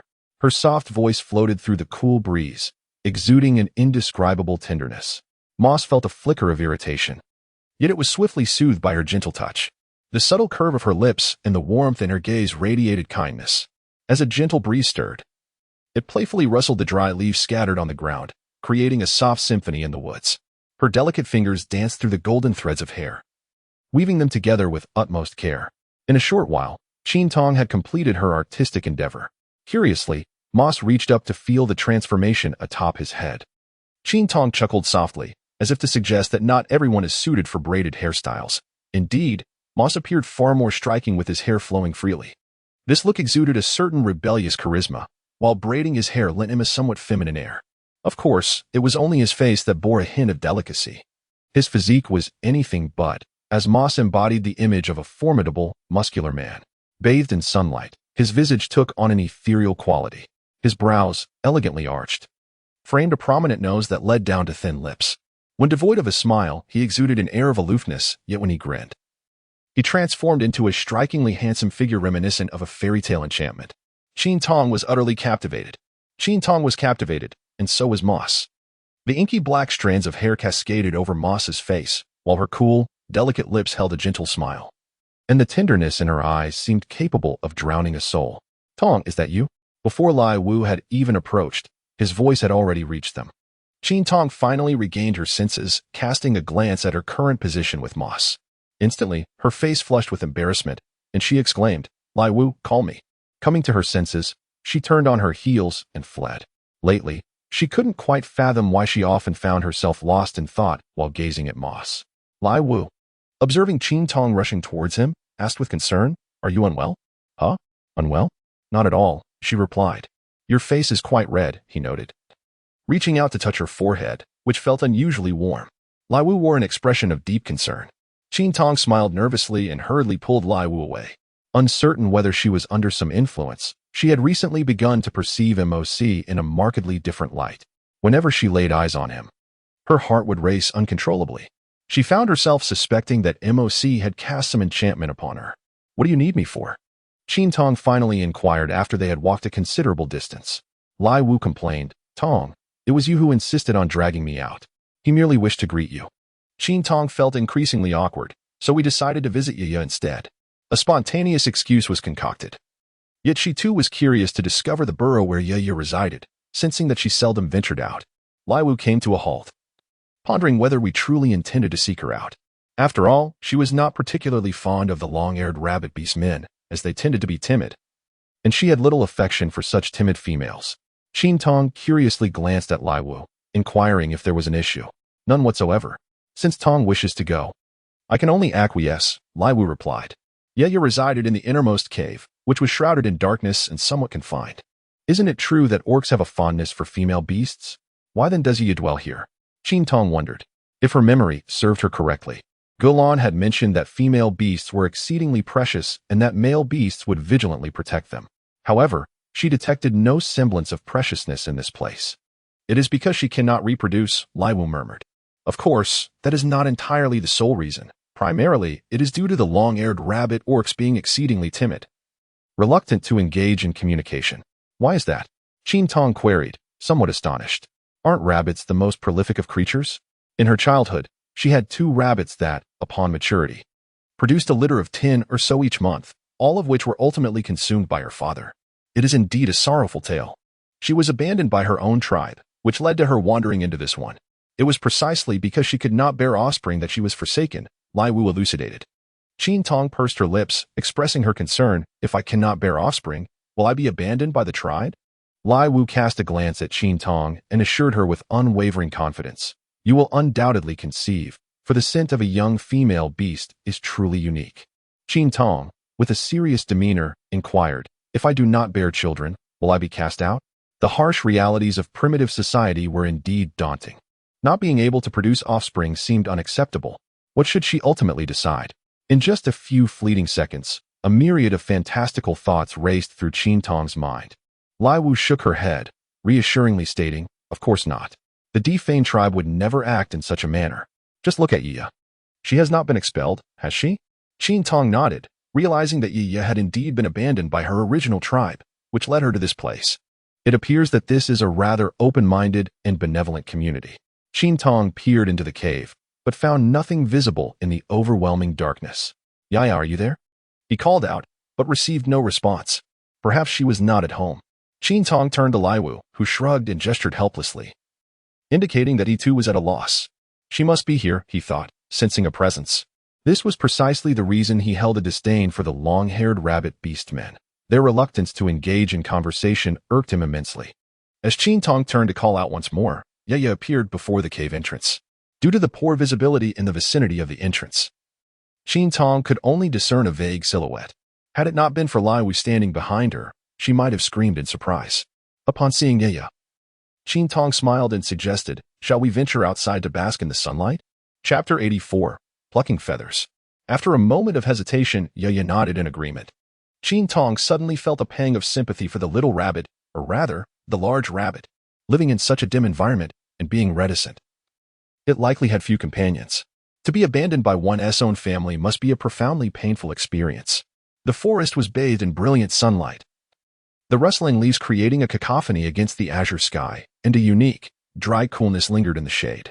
Today, Jingya unusually refrained from remaining in the burrow to study its herbs. "Are you feeling particularly joyous?"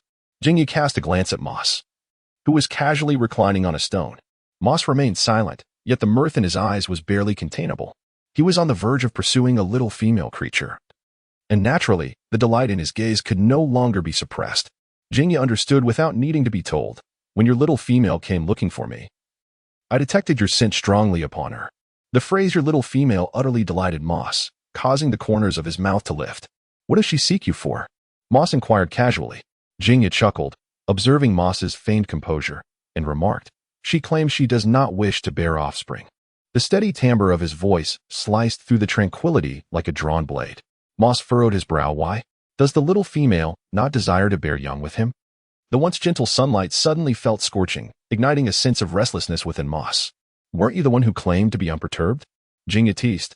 "You maintain that aloof demeanor daily, yet here you are, visibly anxious." Moss pressed his lips tightly together. "She says she is still young and cannot bear young."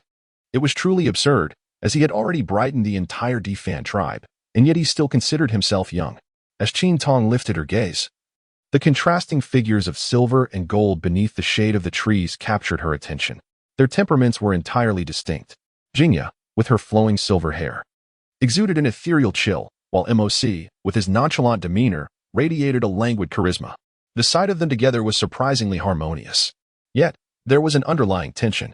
In Qin Tong's starkly contrasting eyes, confusion lingered, while Jingya's smile held a hint of eeriness, as if she were plotting something nefarious. Lai Wu claimed to have discovered a delightful place and eagerly pulled Qin Tong along. Yaya followed silently behind. Jingyu cast a fleeting glance at Qin Tong's departing figure, a trace of amusement flickering in her silver-gray eyes. Qin Tong gazed at a small puddle, her face adorned with a myriad of questions. "Lai Wu, is this what you deem enjoyable?" She surveyed her surroundings. The mottled and sparse light filtered through the branches of the trees, illuminating the scene. Apart from the straight trunks, there was an absence of lush greenery, and the atmosphere was remarkably quiet, bordering on eerie. Before her lay only a puddle, leaving her uncertain whether it harbored any insects. She began to suspect that Lai Wu might be playing a prank. Lai Wu blinked in response. "Isn't it delightful? This is a discovery made by me and Lai Wei recently.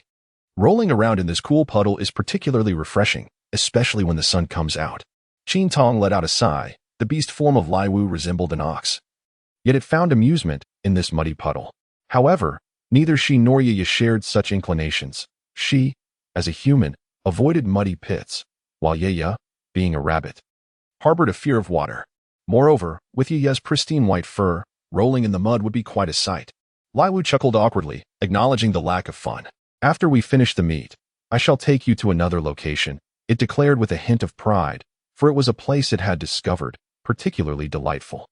Water cascaded from the stones above, pooling into a vast expanse below, where the water was more soothing and enjoyable. Qin Tong has learned her lesson. She no longer wishes to place her trust in Lai Wu. After all, the playful words of an orc hold little allure for her. "Tong, it is truly entertaining," Lai Wu remarked, observing Qin Tong's apparent disinterest with growing anxiety. Lai Wu endeavored to persuade Qin Tong, yet she remained unfazed, maintaining her indifference. Beneath the shade of a tree, with her gaze fixed on the distance, Qin Tong found herself intrigued by the orcish figure basking in the sun not far away. Qin Tong raised his hand and gestured towards the beastly silhouette, unable to suppress a nod of approval. The material was exquisite. With no one around, Qin Tong tiptoed cautiously towards it. The approach of Qin Tong did not rouse the white bear, perhaps due to an absence of perceived danger. Tentatively, she reached out to touch it. As anticipated by Qin Tong, the fur was remarkably thick and quite soothing. Observing that the white bear showed no signs of awakening, she finally commenced her actions. The white bear shifter seemed to be uncomfortable, rolling over, which startled Qin Tong, causing her to hold her breath and remain utterly still. Fortunately, the white bear shifter merely turned over and did not awaken. Qin Tong observed that the white bear orc exhibited no semblance of caution, which emboldened his actions even further. So reckless was he that the white bear orc remained oblivious to the moment when its eyes fluttered open. Little female beast, why do you strip the fur from the beast? Qin Tong was startled by the sudden sound. Upon raising his head, he found Xiong Shou gazing down at him. Their eyes met. Without a moment's hesitation, Qin Tong took off running, completely forgetting the hard-earned fur he had just pulled. Qin Tong sprinted away with remarkable speed, vanishing in an instant. Mose, basking in the sun with half-closed eyes, perked up at the sound of Qin Tong's approach and glanced over. With a hint of curiosity, he observed Qin Tong, noticing that the young female creature appeared quite flustered. Qin Tong placed her index finger before her lips and darted towards the tree behind Moss. This left Moss utterly perplexed, and the tribe, who would dare to frighten such a young female creature in this manner? As Qin Tong discreetly concealed himself, the looming figure of a beast emerged. The white bear orc glanced around and inquired, "Where is your little female beast, Mose?" A smirk played upon Mose's lips. He cast a subtle glance at the white bear orc, realizing that the little female beast had inadvertently provoked Luo Zhang. "What do you seek her for?" Mose queried. Curiosity piqued regarding how the little female beast had managed to draw Luo Zhang's attention. After all, Luo Zhang was still an untransformed orc, who typically favored resting beneath trees and should not pose a threat to the little female beast. Thus, it could only be concluded that she had indeed instigated Luo Zhang. Luo Zhang brandished a tuft of white fur, declaring, "Your little female beast has plucked my fur." He turned his body to reveal the spot, exclaiming, "Look here. I will no longer be able to find a female beast." Mose raised an eyebrow, noting that the little female beast had grown bolder, daring to tug at Luo Zhang's fur. With a few deft words, Mose managed to send Luo Zhang on his way. Qin Tong emerged from behind the tree. Has he departed? Moc turned his gaze slightly, resting his head on one hand, his long legs casually draped. He appeared both languid and nonchalant. Why did he pluck the fur from Barlow's back? His tone was as tranquil as water, yet it struck Qin Tong's ears with an unexpectedly chilly sensation. Qin Tong gazed nervously at Mose, expressing her desire for a pillow. She yearned for one, having gone without for quite some time, leaving her feeling as though she had strained her neck and struggled to sleep peacefully. A pillow? Mose fell into silence for a moment, pondering the nature of such an object. The little female creature's words often eluded his understanding, much like her previous mention of a table. He was still grappling with the concept of a table, and now she was speaking of a pillow. Chapter 85, Crisis when the azure sky was punctuated by the flight of several birds. Qin Tong sat upon the back of Lai Wu. And I could not help but inquire once more, "Are we truly going?" She herself was unsure why Lai Wu was so insistent. No matter what was said, she could not deter Lai Wu, who was determined to take her to that delightful place. Qin Tong was genuinely apprehensive as she beheld yet another waterlogged pit. "We must proceed. Rest assured, we shall return in time to relish our meal." Lai Wu is advancing at full speed. Unbeknownst to anyone, Mose and Lai Wu quietly departed from the tribe, as most of the male beasts were out hunting, leaving no one to notice their absence. According to Lai Wu, there seemed to be quite a distance yet to cover. So Qin Tong decided to close her eyes and feign slumber. Just as she was on the brink of deep sleep, Lai Wu's pace began to wane, and the path grew increasingly treacherous, jolting Qin Tong awake. Surrounding them were trees, dense and verdant, an endless sea of foliage that rippled like waves of green. A gust of wind swept through, causing the greenery to undulate in a breathtaking spectacle. Perhaps it was her imagination, but Qin Tong thought she heard the sound of flowing water. "Lai Wu, have we arrived?" she inquired. With a sense of pride, Lai Wu replied, "Just ahead, Tong. This time you shall find it immensely enjoyable." "Then why not bring Yaya and Muani along? It would be far more lively with everyone together." Lai Wu's steps slowed. "Of course. We cannot bring them." "Why not?" Qin Tong asked, intrigued by Lai Wu's air of mystery. Lai Wu dared not reveal the truth to Qin Tong, for Jelen forbade them from venturing this far. If Muani were to learn, she would certainly inform Jelen. Muani was quite the chatterbox, and soon the entire tribe would be in the know, including that long-haired rabbit beast. Lai Wu preferred to keep this delightful place a secret, wishing only for the little female beast to know, as she held a fondness for her. Fortunately, Lai Wu refrained from voicing her inner thoughts. Otherwise, Qin Tong would undoubtedly tease her, for she too was quite the blabbermouth, as evidenced by the mushroom incident. "Don't mention it," she would turn and tell Muani, "Tong, look, we have finally arrived." Qin Tong sat up, gazing at the majestic mountains in the distance, from which the sound of flowing water emanated. If the scenery before him were a painting, no brush or ink could ever capture its sublime essence. The waterfall cascaded from the summit, producing a resounding roar as droplets danced in the air. Sunlight refracted through the water droplets, casting a dazzling array of colors, while the descending water stirred gentle ripples at the base of the falls, creating concentric circles. Below, a river meandered, flanked by lush greenery. The peaks rose dramatically, and the crystal-clear waters mirrored the sky, with verdant mountains reflected in a graceful dance. The breathtaking beauty of the landscape stirred Qin Tong's emotions, prompting him to rise in exhilaration. "This place is truly magnificent, isn't it?" he exclaimed. Lai Wu, brimming with confidence, remarked that Qin Tong would undoubtedly cherish this place, and continued onward. Qin Tong yearned to produce a camera to capture the breathtaking beauty that lay before him. How magnificent the scenery was! Qin Tong and Lai Wu stood side by the water's edge. One was a human and the other a beast, their sizes differing greatly, creating a striking contrast. Qin Tong remained captivated by the breathtaking scenery, while Lai Wu plunged headlong into the water. After running for so long, nothing felt more delightful than rolling in the cool embrace of the water. "Tong, you should join me in your beast form to enjoy the water," Lai Wu warmly invited. "I have a fear of water," Qin Tong replied vaguely.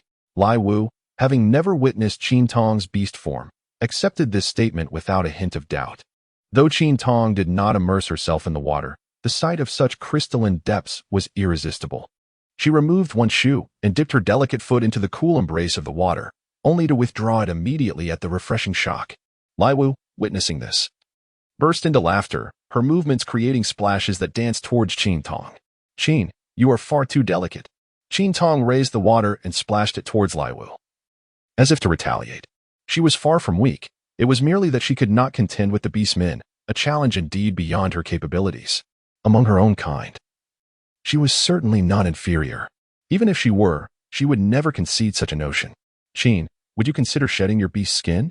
Lai Wu urged, primarily driven by curiosity about Qin Tong's form. Although it had ventured to touch her before, it had always been through the barrier of the beast's skin. Time and again, it pondered why something so delightful to touch was concealed. If it were in her position, it would certainly not hide such allure. For one could only imagine how many male beasts would be drawn to it. Upon hearing this, Qin Tong hastily covered her chest, while Lai Wu thrust her hips forward, making it evident what Lai Wu intended. Typically, she would frequently grope her, behaving like a rogue. Were it not for the fact that she was a girl, she would have certainly taken decisive action. Qin Tong crouched in the water, wildly splashing it towards Lai Wu.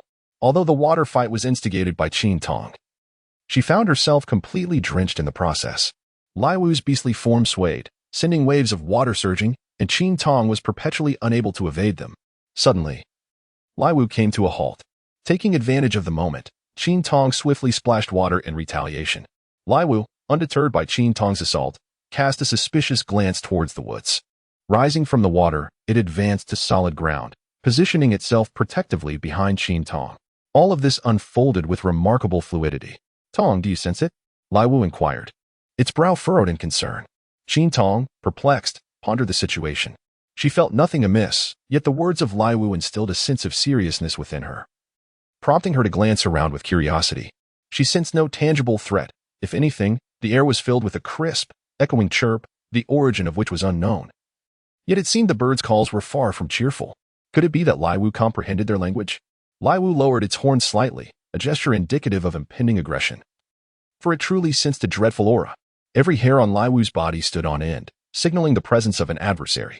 Qin Tong's small face was taut, pressed closely against Lai Wu. This atmosphere felt familiar to her, reminiscent of the last encounter with Mose when they encountered the dog.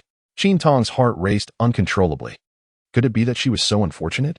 The distance here was so great that even waiting for reinforcements seemed futile. She doubted whether Lai Wu could withstand the situation. While she did carry a fruit knife with her, it was hardly of any use. She was uncertain whether running would be a viable option. What was Lai Wu? Qin Tong's voice trembled, becoming hoarse with anxiety. Lai Wu was equally frightened. It too felt fear, but it was even weaker than Qin Tong and could not abandon her. Finally, there was movement in the forest, and as Lai Wu observed the startled birds taking flight, cold sweat began to trickle down its brow. Qin Tong's face turned pale with fright in Laiwu.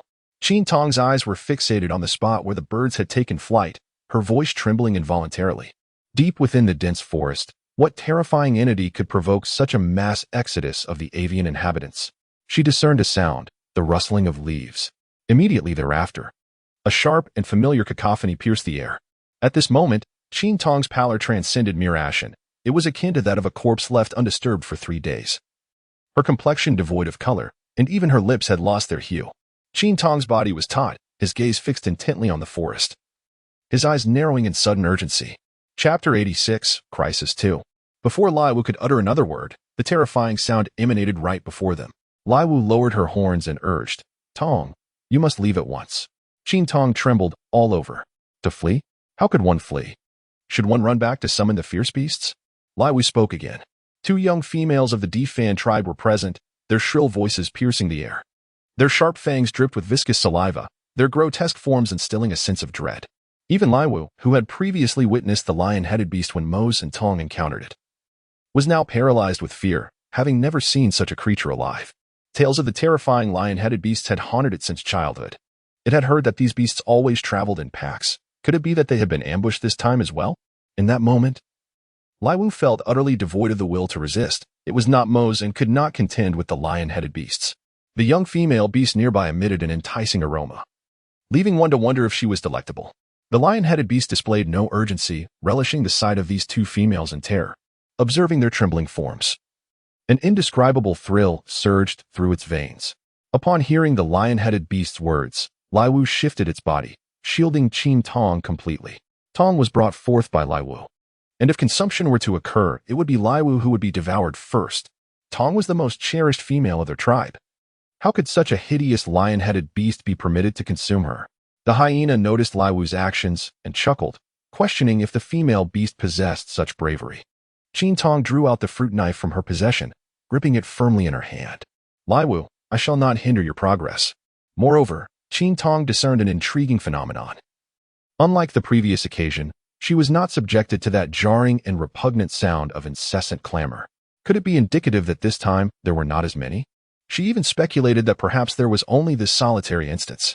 Following the emergence of this dog, the dissonant noise had ceased entirely.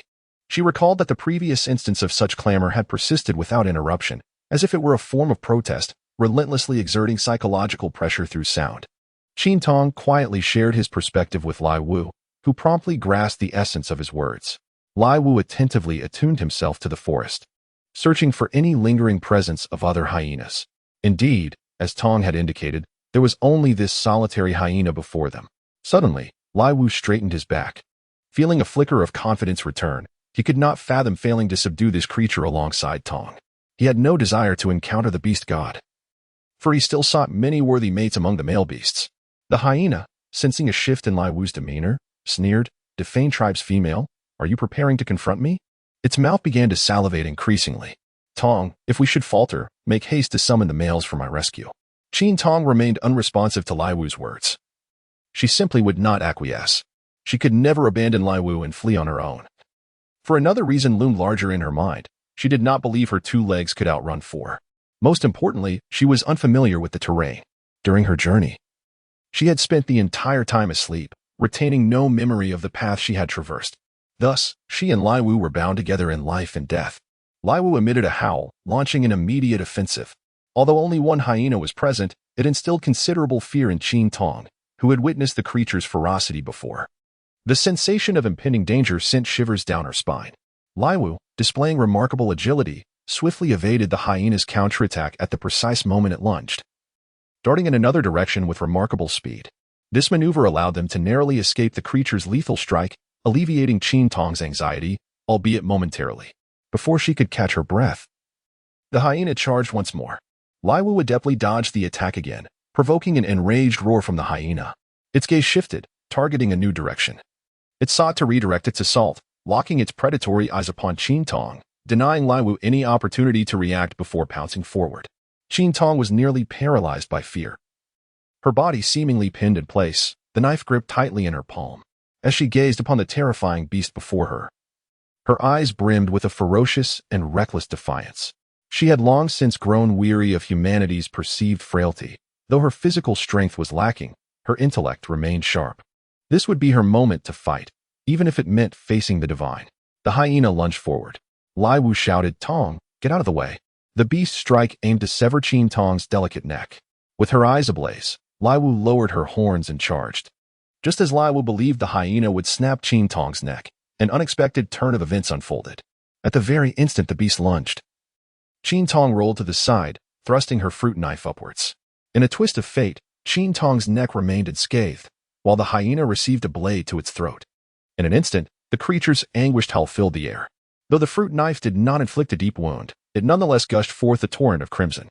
The hyena rolled on the ground a few times before regaining its footing, its eyes now a fiery red, brimming with a murderous intent.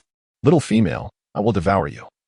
It snarled, unable to tolerate the humiliation of being wounded by such a weakling. "Your blood is as filthy as your kind," Qin Tong retorted with a smile. Echoing the mockery she had learned from Moss, who had once taunted a pack of dogs in a similar fashion. Indeed, her words ignited the hyena's fury. Lai Wu approached Qin Tong, exclaiming, "Tong, you are incredible." Though Qin Tong had narrowly escaped, she remained shaken. Her instincts overwhelming her with fear as such a colossal beast lunged toward her. In that moment, she believed her life was forfeit. Unexpectedly, a glimmer of hope emerged. And fortune favored her, allowing her to seize the moment. After enduring countless misfortunes, the goddess of luck finally smiled upon her. Witnessing the hyena's injury, Lai Wu suddenly felt a surge of confidence, lowering her horns in determination. If someone as fragile as Qin Tong could inflict harm upon the hyena, then it was evident that the beast was not as formidable as it seemed. Now, it was her turn to confront the hyena. Lai Wu offered the beast no respite, charging at it with full force. Though the hyena effortlessly evaded her initial assault, Lai Wu remained undeterred and surged forward once more. The wound on the hyena's neck continued to spurt blood, its furious roars echoing in the air, clearly filled with rage. It was indeed reluctant to be injured by such a diminutive female. Its fury, however, provided Lai Wu the perfect opportunity, and she struck the beast's body with her horns. The impact was swift, sending the hyena reeling back a considerable distance. Qin Tong shook the blood from her hands and fixed her gaze intently upon the hyena. She contemplated a strategy to vanquish the beast. Her current assaults were insufficient to inflict a fatal blow. It seemed that to slay the hyena, one must strike at its most vulnerable point, perhaps its eyes? This notion was perilous, yet if executed successfully, it could prove remarkably effective. Qin Tong's heartbeat quickened, beads of sweat forming densely on his forehead. With a resounding thud, Lai Wu was overturned and fell to the ground. Without a moment's hesitation, Qin Tong rushed towards Lai Wu. Chapter 87. Crisis 3. The branches in the forest swayed rhythmically, a gentle breeze rippling across the water's surface. The beast's earlier strike had sent Lai Wu crashing heavily to the ground, causing the earth to tremble beneath him. A multitude of agonizing sensations surged through Lai Wu's body, accompanied by pained groans. Before Qin Tong could approach Lai Wu, he was obstructed by a lion-like beast. "It's your turn now," the creature said to Qin Tong with a menacing grin. Qin Tong gripped the knife tightly, her gaze fixed on the terrifying creature before her. She had encountered numerous beastly forms in the Defan tribe, yet none bore the jagged appearance of a hyena. Its bulging eyes, veined with blood, exuded an extraordinarily malevolent glare, while its short, coarse mouth revealed sharp, uneven fangs that were truly fearsome. Every aspect of this creature screamed of its dreadful nature. "Tong, run," Lai Wu lamented, feeling an overwhelming sense of regret for bringing her along. Had it not been for his incessant urging, they would not have encountered the hyena beast. It was all his fault. Lai Wu whimpered in anguish. The hyena shifted its neck, its gaze locking onto Qin Tong. "Fear not, female. I shall surely sever your neck before feasting on you." It had underestimated her. Never did it expect such a seemingly frail female to dare retaliate, inflicting injury upon it. This intriguing female was a rare find, and thus it was willing to grant her a merciful departure to meet the beast god. Although it relished witnessing the struggles and suffering of a female as she slowly approached the beast god, this time it was inclined to make an exception. Qin Tong was overwhelmed by an unparalleled fear, her gaze a desperate gamble. The lioness cackled mockingly. "Do you still wish to resist?" "Just now. It was merely a moment of carelessness on my part. Does this female beast truly believe she can inflict harm upon me again?" The air was thick with her palpable dread, yet she still entertained thoughts of defiance. How amusing. Alas, she had ventured out without permission and must return, lest the Lion King rend her apart. Otherwise, she would have relished the opportunity to play with this female beast. The lioness lunged forward with remarkable speed, kicking up debris and dust from the ground, a testament to her swiftness. This time, she remained vigilant against Qin Tong, wary of a sudden evasive maneuver like the one earlier, although she did not regard this female beast as a threat. The glittering object in her possession certainly inflicted considerable pain. Yet, to her astonishment, this time the female did not evade. She stood resolutely still. It was only as the lioness drew near that the female finally made a move. Qin Tong gripped the knife firmly with both hands, her gaze fixed intently on the advancing figure. As the hyena closed the distance to a mere half-meter, she lunged forward, driving the blade into its eye, then swiftly rolled away to the side. A pained howl echoed through the air once more. In a swift motion, Qin Tong regained her footing, adopting a defensive stance. Her face splattered with blood, her eyes a vivid crimson. Once, she had been too timid to harm even a chicken. But now she was resolute in her determination to slay this beast. She was destined to survive until the grand finale. How could she allow such a grotesque creature to end her life? Even in death, as a devotee of beauty, she believed she should perish in the embrace of a handsome man. Fear not, as you meet the beast god, I shall not feast upon you. After all, with such an unappealing appearance, you would hardly be palatable. Qin Tong's gaze was filled with provocation. It was a modest victory, yet it significantly bolstered her confidence. The hyena, now oblivious to Qin Tong's words, writhed on the ground in agony, emitting a terrifying howl. Lai Wu stared in astonishment as Qin Tong executed a series of actions. Tong, you are truly remarkable. The young female beast was indeed formidable. Even the hyena, unable to inflict harm, had been rendered helpless by her. Upon hearing Lai Wu's praise, Qin Tong smiled briefly before quickly regaining her composure. There was no time for complacency. Her dagger remained lodged in the hyena's eye, and she had run out of tools. Lai Wu attempted to rise, but the previous fall had likely injured him, causing him excruciating pain with every movement. The hyena howled for a moment before struggling to its feet, glaring menacingly. I will remember you, female beast. I would prefer not to be haunted by your grotesque visage. It would surely invade my nightmares, Qin Tong retorted with sarcasm. Qin Tong was gripped by fear, uttering those words merely to maintain her composure, without saying something. She would betray her trepidation. The beast, disregarding its pain, lunged forward in a fit of rage, determined to rend the female creature to shreds. Tong, quickly evade.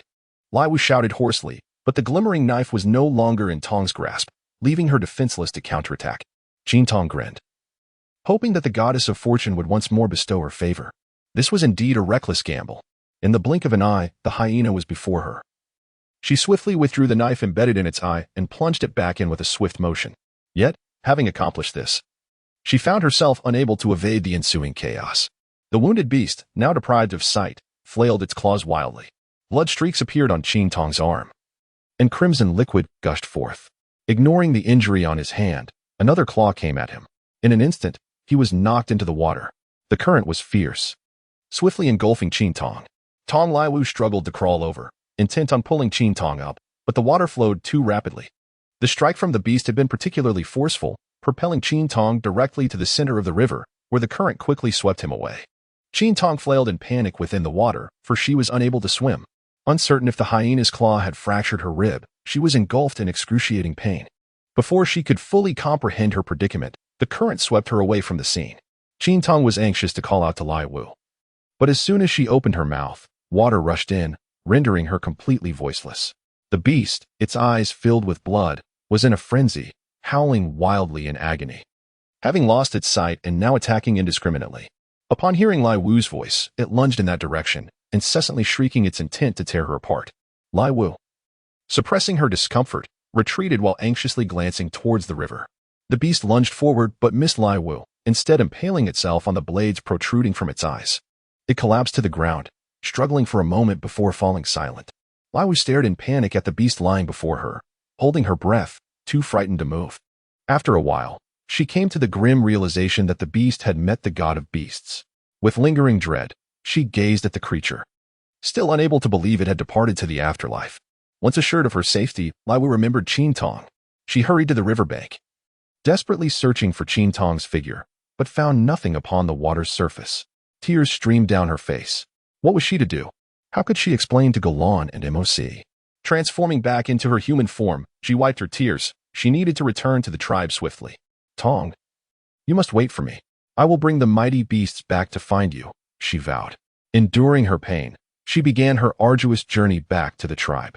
Meanwhile, chaos had already erupted at the tribe. It was mealtime, yet Qin Tong and Lai Wu were still unaccounted for. "Yaya, have you seen them?" Galan inquired.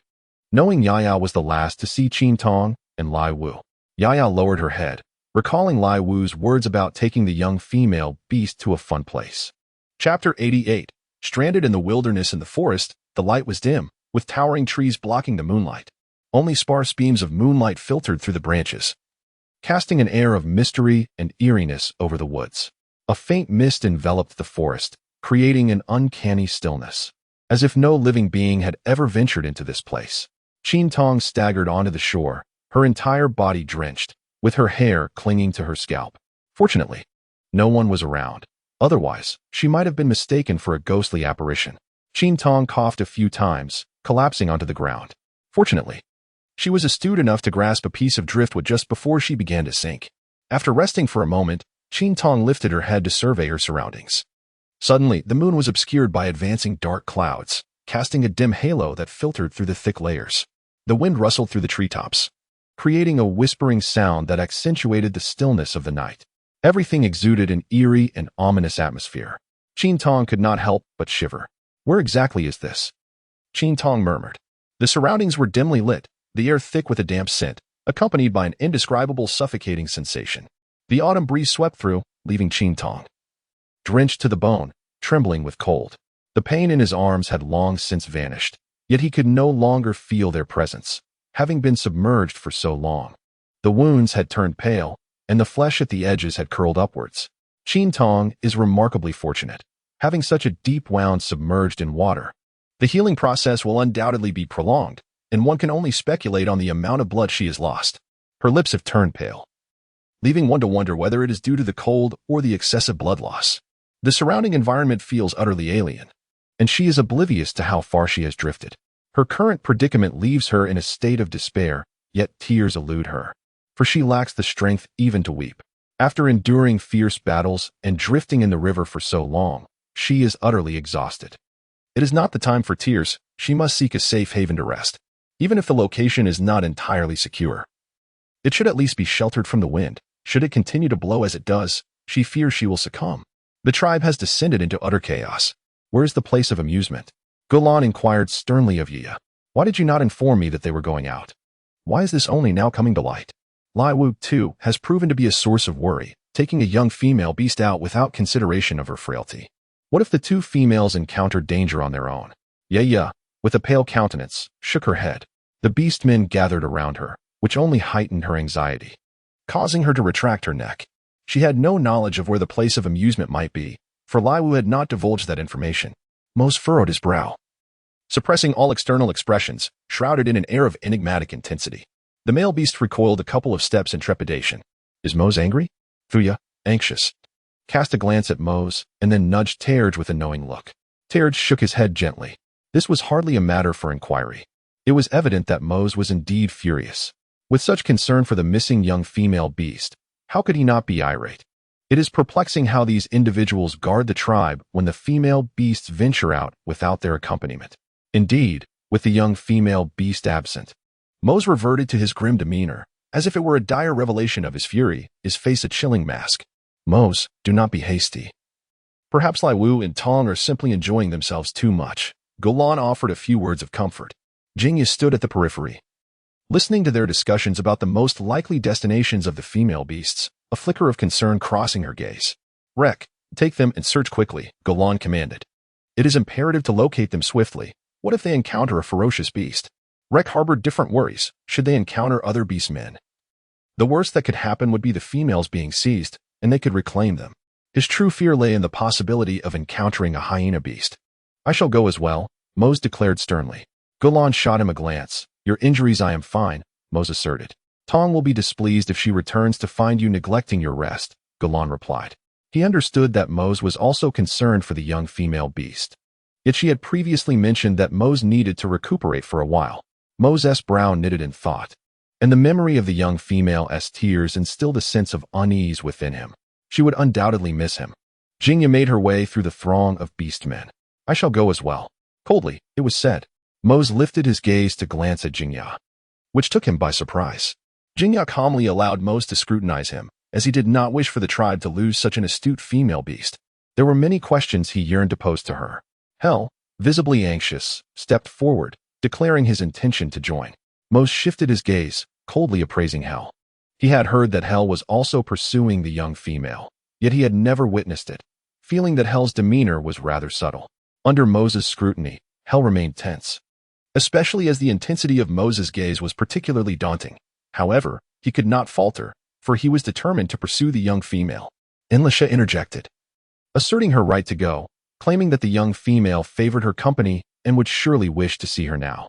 Lai Wei, standing aside, discreetly wiped her tears, which did not go unnoticed by Golan, who approached to comfort her with a gentle pat on the head, reassuring her that they would bring Lai Wu back. Lai Wei nodded, fully aware of Lai Wu's penchant for wandering off, yet she had not anticipated that he would still be missing at this hour. As the night mist descended, the darkened forest loomed, as if an endless inky brush had been applied to the horizon. Qin Tong leaned against a tree branch, inching his way through the forest until exhaustion overtook him, and he finally collapsed beneath the shelter of a tree. Raising his numbed hand, he endeavored to examine his wound, only to find the darkness obscured his sight. It seemed that not only was his hand devoid of sensation, but his entire body was rapidly succumbing to a chilling numbness.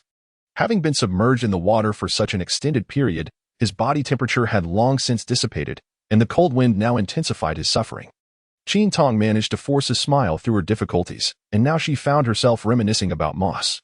She wondered if he would come looking for her. If he did, she sincerely hoped he would arrive soon, for her endurance was waning. She also pondered whether Moss would be able to find her, fearing the possibility that he might not. As Qin Tong contemplated this, her already pallid face became even more ashen. Was she to live here all alone? Surely she would not be able to endure it. Just as they were prepared to set off, Lai Wu unexpectedly returned. Stumbling, Lai Wu rushed back, startling all the beasts who quickly gathered around. With remarkable speed, he dashed forth, the first to notice something amiss with Lai Wu. Lai Wei caught the collapsing Lai Wu, asking, "What's wrong?" Lai Wu grasped Lai Wei's hand tightly, gasping for breath. "Quickly, save Tong." The urgency in his voice was palpable. MOC stepped forward, his dark eyes swirling with concern. "What happened to Tong?" Lai Wu exclaimed. "The lion beast." The surrounding beastmen gasped in shock. MOC's eyes turned icy, his voice sharp. "The lion beast? What about the young female beast?" Chapter 89. The Serpent King. The skeletal, decayed trees stood ominously, severed at their midsection, their remaining branches reaching toward the sky in the inky darkness of night, creating an eerily haunting scene. In this enveloping darkness, a chill coursed through Qin Tong's body as she curled into a ball, plagued by an unsettling feeling that unseen eyes were watching her. It was a gaze that was both eerie and terrifying. Qin Tong anxiously scanned her surroundings, yet found nothing. Hunger and cold were gradually eroding her sanity. Qin Tong squinted, his mind clouded and heavy, uncertain if he might be coming down with a cold. Upon hearing the roar of the lion beast, the male beasts were engulfed by a sense of dread, their faces paling in fear. MOC's cold dark eyes reflected a chilling apprehension. He dared not voice the thoughts that lingered in his mind regarding the little female beast. Yet, an unspoken understanding hung in the air among them all. The ferocity of the lion beast was well known to all beastmen, and the vulnerability of the little female beast left no doubt that she would surely perish if captured. Jing Ya's expression darkened, and Mu Annie could no longer contain herself. She pushed past the male beasts and rushed to Lai Wu's side, gripping him fiercely as she exclaimed, "How could you abandon Tong?"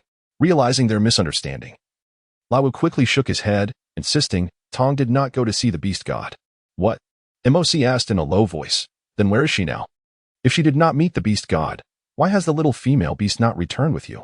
This is an ominous sign." "Lai Wu, what of Tong?" Golan inquired, his voice laced with urgency. The beastmen briefly felt a flicker of joy at the revelation that the little female beast was alive, only to be struck down by the dreadful news that followed. MOC's golden eyes widened in fury. "Why did you not rescue her? The little female beast is so fragile. Falling into the water would surely lead her to the beast god." Lai Wu trembled under MOC's thunderous shout, his limbs quaking involuntarily. The surrounding beastmen felt the ripple of fear as well. An overwhelming sense of pressure emanated from MOC, the commanding aura of his tiger-lion bloodline suffusing the air.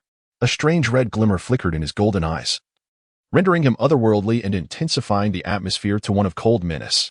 The beastmen held their breaths, fearful that MOC might unleash his wrath. The atmosphere was thick with tension. Though MOC usually appeared composed, the beastmen were acutely aware of his true nature as a clan leader. He was far from a gentle or placid being. His fearsome reputation was well understood among them. Hence, none dared to intervene against MOC, save for one exception, Jingya. Jingya turned to him, her voice cutting through the tension. Will you not allow him to finish? The longer we delay, the more perilous the situation for the female beast. Since Lai Wu has not stated that she met the beast god, she must still be alive. At least there remains a chance. She could not fathom why MOC had become so impulsive. At that moment, a male beast stepped protectively in front of Lai Wu, stating, MOC, Jingya speaks wisely. We must hasten to find the little female beast. Despite trembling under MOC's oppressive force, Lai Wu's loyalty to his mate compelled him to stand firm. MOC's nearly explosive intensity abruptly diminished. Lai Wu, speak quickly. What has become of Tong? Golan spoke earnestly. Lai Wu instinctively cast a glance towards Moss, then recounted the entire sequence of events. With each word Lai Wu uttered, Moss's brow furrowed deeper. Upon grasping the full scope of the situation, the orcs were astounded by the small female beast's audacity to slay a lion beast. Scarcely able to believe such a feat was possible given her diminutive stature, which rendered even the act of consuming meat a considerable challenge. Let us depart at once. Moss calmly removed the splint from his hand, casting a lofty glance at Lai Wu before turning to lead the way out of the camp. Your injury. Golan called after him. Moss paid no heed, transforming back into his beast form and launching forward with a fierce roar. Turg followed suit, shifting into his beast form as well, soon joined by Like, Fuya, and Enlisha. Their collective roars shattered the tranquility of the night, sending tremors through the ground. Muani glanced at Jingja. Are you not coming? Did you not just say you wished to join them? Now, however, Jingja remained motionless, watching them fade into the distance before retracting his gaze, casting a brief glance at Muani. The lion beasts had re-emerged. Although the location to which Lai Wu had taken the female beast was not within their territory, the lion beasts exhibited a certain recklessness. Jingja felt a twinge of concern. His greatest fear was that with all the male beasts of the tribe absent, the lion beasts might launch an attack. Thus, he reconsidered his decision. A bleak and ominous sunlight enveloped the forest, which lay in an eerie stillness, as if all were slumbering in a state of death. The towering, grotesque flora appeared strikingly out of the ordinary. A beam of sunlight fell upon Qin Tong's pallid face, her brow furrowed in distress. She curled into herself, drenched in cold sweat, trembling uncontrollably. Moss, unbeknownst to the nature of his dreams, had his hands curled defensively over his chest, as Qin Tong in her dreams repeatedly called out his name. A small figure shivering and whimpering softly for help. With a sharp scream, Qin Tong finally awoke from her nightmare, bending forward with her face towards the ground. Her complexion as pale as parchment, her chest heaving with each breath. Qin Tong compelled herself to regain her composure swiftly. Fortunately, it was merely a dream. She was still alive. Rubbing her heavy head, she finally discerned her surroundings. Though daylight had arrived, the visibility within the forest remained rather poor. Nevertheless, she managed to survey the environment to some extent, and upon doing so, she inhaled sharply. This place was a stark contrast to the vibrant woods of her tribal life. The latter was teeming with vitality, while this forest felt as though it had been cursed. The trees stood tall and robust. Yet there was no sense of exuberance to be found. Perhaps Qin Tong had yet to fully grasp the profound silence that enveloped this place. Currently, she was preoccupied with examining the wounds on her hands, gazing at the grotesque lacerations. There was nothing here, not even the means for rudimentary bandaging. Qin Tong gradually turned his head, only to find nothing unusual. However, he had distinctly sensed the gaze moments before. Qin Tong felt an ominous premonition stirring within her. Her dark eyes clouded with unease. Surely, fate would not be so cruel. With a self-deprecating smile, she tugged at her lips, reflecting on her persistent misfortunes, except for yesterday. Indeed, yesterday had proven to be her most fortunate day yet. Qin Tong abruptly turned her head, as if something truly lurked nearby. The chilling gaze she had just felt was overwhelmingly intense. Her instincts were seldom mistaken, especially when it came to the ominous predictions she had encountered. Overcoming her physical exhaustion, Qin Tong rose to her feet, vigilantly surveying her surroundings. A faint sound echoed behind her. A shiver coursed through Qin Tong, causing every hair on her body to stand on end. An overwhelming sense of dread surged within her. In this eerily unfamiliar forest, she was oblivious to the nature of her adversary and lacked the strength to challenge herself as she had the day before. A pair of sinister eyes materialized silently. Chapter 90. Normal-size water cascaded from the rocky cliffs, crashing upon the verdant stones, producing a thunderous sound as it converged into the river below. The water, crystal clear and devoid of any sediment, shimmered under the gentle caress of an autumn breeze that stirred the greenery along the riverbank, creating rippling waves. Moskin narrowed his gaze. The scene before him was chaotic, splattered with blood and saturated with the pungent scent of carnage. A lioness lay lifeless nearby, corroborating Lai Wu's claims. The young female had indeed slain a lion. Rake turned the lioness over, exclaiming, "Mose, take a look at this." And Liza rushed forward, gasping in astonishment upon seeing the lioness's face, which was marred with streaks of blood. Turg glanced over calmly, filled with admiration. The young female was remarkably astute, having targeted the lioness's vulnerable spots. Mose's brow furrowed as he approached swiftly. A knife was embedded in the lioness's eye. This was the weapon the young female had spoken of. A blade brought from her tribe. It had been a constant companion for her, now left behind in the heat of the moment, indicating the urgency of the situation. The young female had mentioned that this knife represented her final sense of security, although he could not fathom why she deemed such an object as her ultimate safeguard. Given that its edge paled in comparison to claws, he bent down to extract the knife from the lioness's body. His long fingers gently brushed the blade's surface, wiping away the lioness's blood. Mose pressed his lips tightly together. And Liza scanned the surroundings, taking a deep breath. After such an extended period, the scent of the young female had significantly faded. A night of wind had dispersed Qin Tong's aroma, and if not for the pool of her blood, the beastmen might have been oblivious to her presence. Turg followed suit, sniffing the air as he slowly approached the riverbank, fixating on the dark crimson stains on the ground. The young female was injured. Upon hearing this, the males hurriedly gathered around. Lai Wu did not mention that the young female was hurt. What is going on? When Qin Tong was injured, Lai Wu did not witness the event. At that moment, it had collapsed to the ground while the lion beast flailed its claws in a frenzied manner, thus failing to discern the fact that Qin Tong had been scratched. Overwhelmed by anxiety, it also did not notice the scent of Qin Tong's blood. After all, the blood of the lion beast was splattering everywhere, and it only caught a whiff of the lion's blood. The wild oxen were not as sensitive to scents as other beastmen, so it remained unaware of Qin Tong's injury and naturally did not communicate this to the male beasts. Otherwise, it would have likely become even more agitated, perhaps recklessly leaping into the water despite its own wounds. The male beasts fell silent, each reluctant to speak first. Falling into the water while injured is a far cry from doing so unscathed. Initially, they had believed the young female beast to be unharmed. Even if she fell into the water, they still held on to hope. However, the situation was vastly different now that she was injured. It was perilous for male beasts to fall into the water while injured, let alone for a female.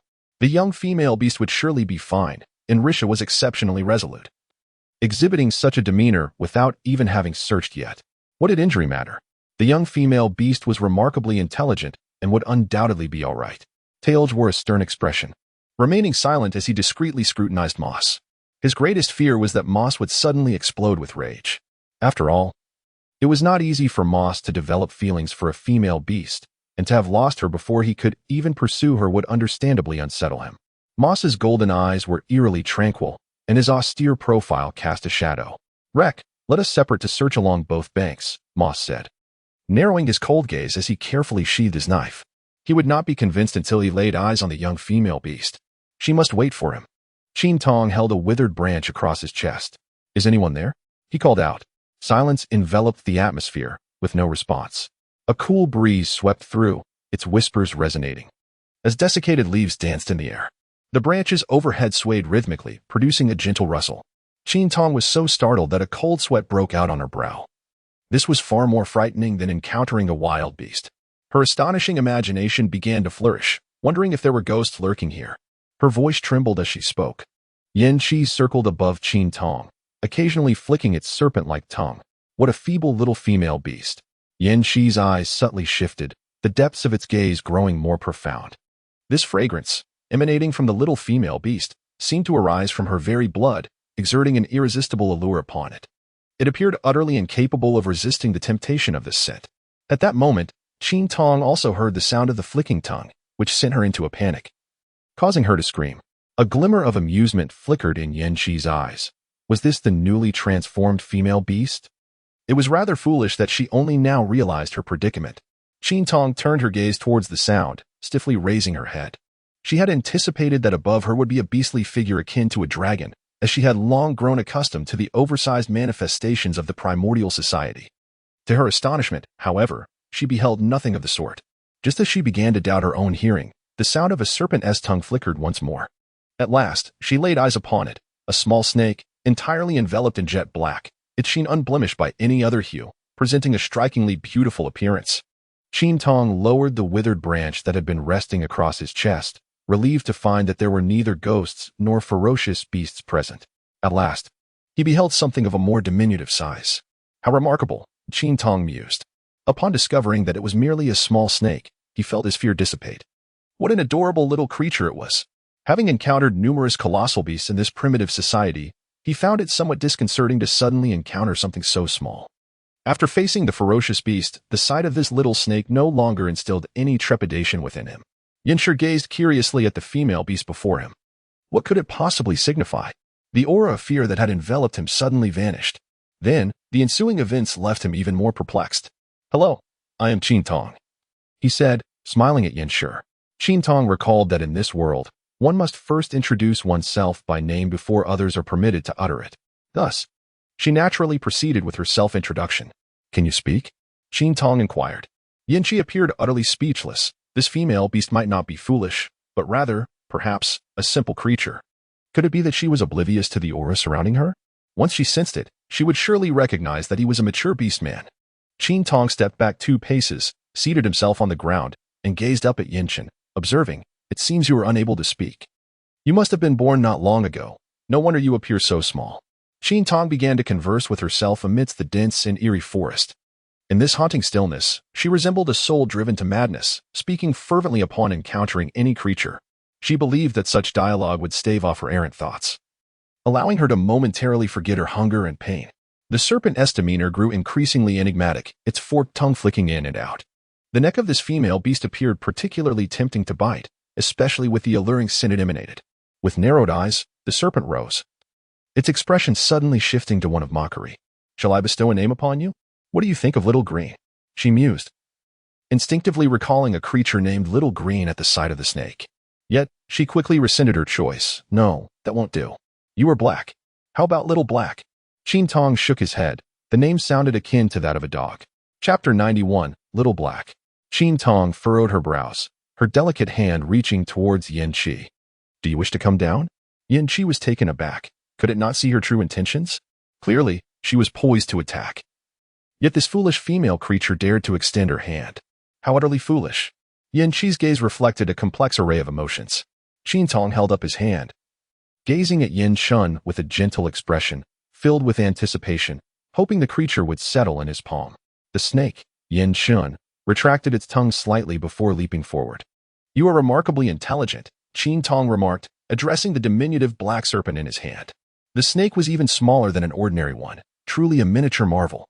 In the vicinity where Qin Tong stood, there happened to be a desolate tree, allowing a sufficient amount of light to filter through. Qin Tong cradled the snake in her palm, scrutinizing the little creature with great care. From a distance, it appeared entirely black, but upon closer inspection, she discovered that it was interspersed with delicate golden glimmers, reflecting a particularly dazzling radiance under the sun's embrace. She had never encountered such a beautiful serpent before. The snake, its body taut, fixated its gaze upon Qin Tong's fair neck. As it slithered along her hand towards her neck, the fragrance intensified, becoming even more alluring. Its eyes turned a vivid crimson, revealing its exhilaration. Qin Tong grasped the head of Yanshi, raising it before her. "You are quite mischievous," she remarked. The frigid touch was somewhat unfamiliar to her, and the serpentine scales pricked her skin. Yanshi's eyes widened in sudden disbelief. This foolish female dared to seize its beastly head. It seemed she was eager to meet the beast god, and in that case, it could not be held accountable. "Little female beast, you have brought this upon yourself." Qin Tong merely squeezed for a moment before releasing Yanyu, his expression contorted in agony as he clutched his arm. Bewildered, he could not comprehend the sudden onset of pain. The wound, which had been numb throughout the night, now throbbed with discomfort. Yanyu, having rolled on the ground, rose to his feet upon hearing Qin Tong's cry of distress. Upon observing the movements of the enigmatic creature, Qin Tong's gentle laughter resonated in the air. "Are you so curious? It appears that the animals in this world possess remarkable intelligence." The creature, Yinshin flickered its eyes. Curiosity was not the sentiment it harbored, for it was already well aware. Last night, Yinshin had scrutinized Qin Tong for an entire evening, confirming that she posed no threat before revealing itself. Thus, how could it be oblivious to its own injuries? A soft rumble shattered the tranquility, prompting Qin Tong to lower her outstretched arm. Yinshin twisted its beastly head. Was it hungry? Coincidentally, she too felt the pangs of hunger. Why not allow it to feast? The creature rose once more, preparing to pounce. Are you hungry? Qin Tong smiled, extending her hand to caress the lifted head of Yinshin. She had an inexplicable sensation that this little black serpent could comprehend her words. She wondered whether it had strayed from its kin or if its family lingered nearby. Upon the mere thought of this, Qin Tong was overcome with goosebumps. One snake was not particularly fearsome, but what if there were a nest? The aunts and relatives were also present, after all. Qin Tong swallowed nervously. At that moment, she recalled a grave concern. Was this snake venomous? Would it bite? Yinshin observed the shift in Qin Tong's demeanor. It was the first time the creature had encountered such an unusual female. Just moments ago, she had been caressing it, and now fear had taken hold. Could it sense her trepidation, as if it were contemplating her as a potential meal? Qin Tong took 2 small steps back, furrowing her brows. Are you toxic? She asked. Her voice laced with confusion as she tilted her head. Qin Tong and Yinshin locked eyes for a minute, and it appeared there was nothing there, correct? A sinister smile flickered in Yinshin's beastly gaze. Truly, she was a foolish creature. Perhaps it would be best to consume her. Suddenly, Qin Tong rose to her feet. Let us seek out something to eat, she declared, lifting Yinji, who dangled headfirst from her grasp. Yinji's serpent-like eyes narrowed as it arched its body, fixating intently on Qin Tong's slender wrist. I wonder when Moss and the others will come looking for me, Qin Tong murmured. If Moss were to neglect seeking her out, she might very well perish in this place. Upon hearing the name Moss, Yinji's body drooped, pondering whether the Moss she referred to was indeed the one it had in mind. Moss of the Daifan tribe? Could this female creature belong to the Daifan tribe? A glimmer of light shone in Yinji's beastly eyes. Qin Tong took a few steps only to pause, for the forest floor was strewn with fallen twigs, their presence obscured by the decaying leaves. Unbeknownst to her, beneath the foliage lay hidden branches, and one misstep could lead to a painful stumble. While she frolicked by the river, she had removed her shoes, and the unforeseen incident involving the hyena had left her without the opportunity to don them once more. Now, she traversed the woodland barefoot, and it was not long before her feet suffered multiple pricks from sharp objects. Yinshi lowered her gaze, contemplating how feeble this female beast appeared. One could only wonder about the degree of weakness within the Defane tribe. Yinshi coiled her entire body around Qin Tong's wrist. Qin Tong leaned against the trunk, her long, dark lashes casting shadows upon her pallid face, creating an aura of gloom. As she gazed around, she noticed the absence of any flora. The towering trees loomed above, blocking out the sunlight and thus stifling the growth of any plants beneath. The fallen leaves, accumulated on the ground due to the tree's cover, emitted a foul, decaying odor. With no vegetation in sight, it seemed unlikely that any fauna would inhabit this desolate place either. The creature stirred, its indifferent gaze fixated on Qin Tong's every movement. It sensed the rhythmic thumping emanating from her abdomen. Her skin was delicate and soft, and it was the pulsing warmth that captivated its attention, vibrant and intense. This female beast radiated warmth, akin to the sun. Envy surged within it for this warmth, and it closed its eyes, concealing the disdain and longing within its gaze. Now, with just a gentle bite, it could savor the warm blood of this female creature. Merely pressing against her skin, it could already taste the exquisite essence of her lifeblood. After Qin Tong had rested sufficiently, she pressed on, determined to return to the place where she had disembarked the previous evening. Realizing that foraging for food in the forest was futile, she placed her hopes upon the fish in the river. Uncertain how long she had been walking, she noticed that the riverbank was still out of reach. She distinctly recalled not having ventured so far the night before. The deeper she went, the dimmer the light seemed to grow, instilling a sense of unease within her. Could it be that she had unwittingly wandered into another realm? The eerie and ominous forest around her evoked images of a vampire's lair, especially as a thin mist began to envelop the woods. Fog during daylight was either the work of ghosts or some malevolent creature. Qin Tong raised his hand towards Yinmo and Xiaohei, inquiring, "Are there vampires here?" Yinmo was momentarily taken aback, pondering, what is a vampire? Does it imply one who drinks blood? Qin Tong was destined to receive no response. She grasped Yinxi's neck with both hands, holding it close to her chest, contemplating that if vampires existed, she would offer the little black one. The blood of a black dog should be akin to that of a black snake. It would suffice. It would have to suffice. Yin Ci struggled uncomfortably for a few moments, having endured to the utmost. It was ready to sink its fangs into this female beast. A heavy rumbling echoed, startling Qin Tong as she raised Yin Ci before her. "Little Black, you must protect me." Yin Ci frowned, wondering if the females of the Defan tribe were so quick to seek assistance from any encountered beastman. Its serpent-like eyes, resembling tranquil deep pools, concealed a veiled intent to kill. The rumbling grew increasingly closer. Yin Ci warily gazed into the distance. Chapter 92, Rampage. Were they coming? Yin Ci's gaze darkened, and a surge of fury welled up within. A chance encounter with an enemy ignited fierce animosity. Yin Ci's crimson, beastly eyes fixated intently on the source of the sound. The wind had ceased, the chirping of insects was silenced, and the surroundings had become eerily quiet, save for the unmistakable tremor. This rendered the atmosphere even more uncanny, as if even the winds had halted in reverence of that disturbance. Qin Tong's breath grew heavy, enveloped in an overwhelming dread that nearly compelled her to scream. Yet, fear held her captive, for she feared that a single cry might summon the terrifying entity lurking nearby. The sensation of terror could hardly be overstated. However, to her dismay, the disturbance was indeed directed towards her, or more precisely, towards the creature in her grasp. "Xiaohei, should we flee?" Qin Tong stammered, trembling with trepidation. The creature, with its crimson eyes, turned its gaze upon her. "Foolish female beast, is that truly a question?" It seemed to convey, injured and unable to manifest its true form. It pondered whether to await the arrival of the beast god. Unbeknownst to it, the creature had unconsciously accepted the name Xiaohei.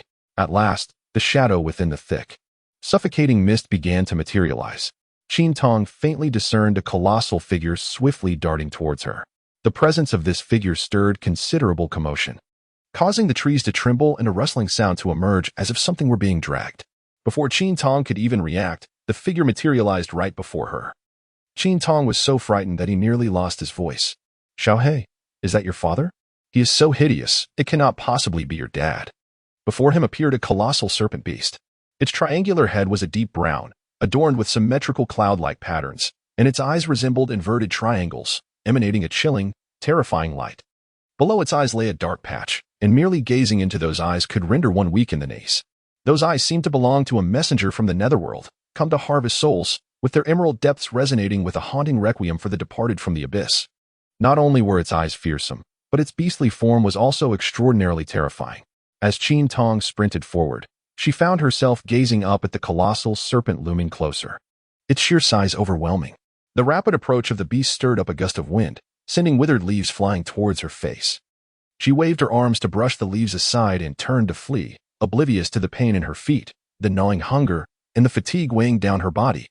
The primal instinct for survival ignited a surge of hidden strength within her. The foul stench emanating from the serpent's maw heightened her tension to an unbearable degree. She could sense the creature drawing nearer. A single misstep could result in her being devoured whole. Her mind was a blank slate, devoid of solutions. Continuing to run seemed futile. Climbing a tree? She recalled that snakes could indeed ascend trees, and given the serpent's immense size, it could easily reach her if it reared up. Moreover, the prospect of scaling such a large tree felt daunting. As Qin Tong dashed onward, she remained unaware that the serpent she had been fleeing from had vanished from her grasp. She continued her frantic escape, completely oblivious to the fact that the pursuing serpent had ceased its chase. After running a considerable distance, with the sounds of pursuit fading into the distance, she finally came to a halt. Leaning against the trunk of a tree, her chest heaved as she gasped for breath.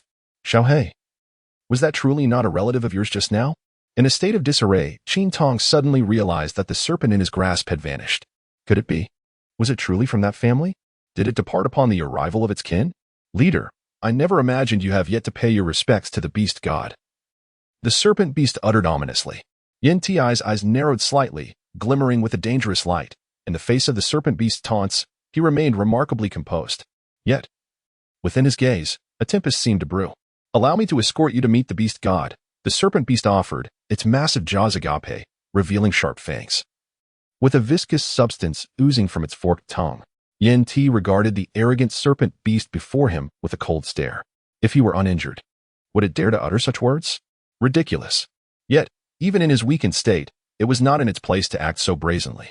The serpent's eyes narrowed into slits, its original hue obscured, its very soul exuding madness. "Let this serpent king take you to meet the beast god," it proclaimed. The serpent beast, taken aback, exclaimed in disbelief. "How is this possible? You can scarcely maintain your beast form. Does it possess such power?" Doubt lingered in its mind. Yen Ti offered no reply, only emitting a chilling laugh. A fierce wind arose, and the beast form was revealed. The serpent beast gaped in astonishment as Yen Ti reverted to his original form. "Impossible!" it gasped. It could not allow Yen Ti to regain his beast shape and lunged forward, its massive jaws aimed at him. The two colossal serpents entwined, their gaping maws viciously tearing at one another. Rather than a mutual struggle, it was evident that Yen Ti was overwhelmingly dominating the serpent beast, gradually tightening his grip, intent on choking the life from it. Indeed, he was injured. Otherwise, such a creature would not last so long against him. The serpent beast thrashed its tail in desperation, causing nearby trees to sway violently, leaves scattering to the ground, leaving chaos in their wake. Yen Ti's eyes, now engulfed in crimson, began to spiral into madness, while the serpent beast gasped for breath, nearly succumbing. Their fierce clash disturbed the tranquility of the forest. With a thunderous crack, a towering tree was uprooted, crashing down upon the serpent beast. Yen Ti's eyes, devoid of any color but a bewitching red, focused solely on his adversary, not sparing even the surrounding trees. He savagely bit into a nearby trunk, then whirled around, sinking his fangs into the serpent beast, tearing away a chunk of flesh. Following this brutal bite, Yen Ti's crimson gaze began to waver, and he collided with a tree trunk. The serpent beast, on the brink of death, seized the opportunity to coil its body and raise its head. Suddenly, Yen Ti transformed back into his juvenile serpent form, though he had lost the earlier ferocity. The serpent beast hesitated, still haunted by the sensation of impending death. Reluctantly, it could not abandon the fight, sensing that Yen Ti's aura had weakened as well. Now, all it needed was patience, awaiting the dissipation of Yen Ti's power. Serpent King? In the end, it was still sent to meet the beast god. The moment arrived. The serpent opened its maw, ready to lunge towards the obliteration. "Ugly creature, look here," Qin Tong shouted at the serpent beast. Qin Tong appeared, her heart racing at the unsettling sounds emanating from the forest. After a moment of hesitation, she resolved to turn back. In the distance, she spotted a fallen tree trunk, her heart sinking at the sight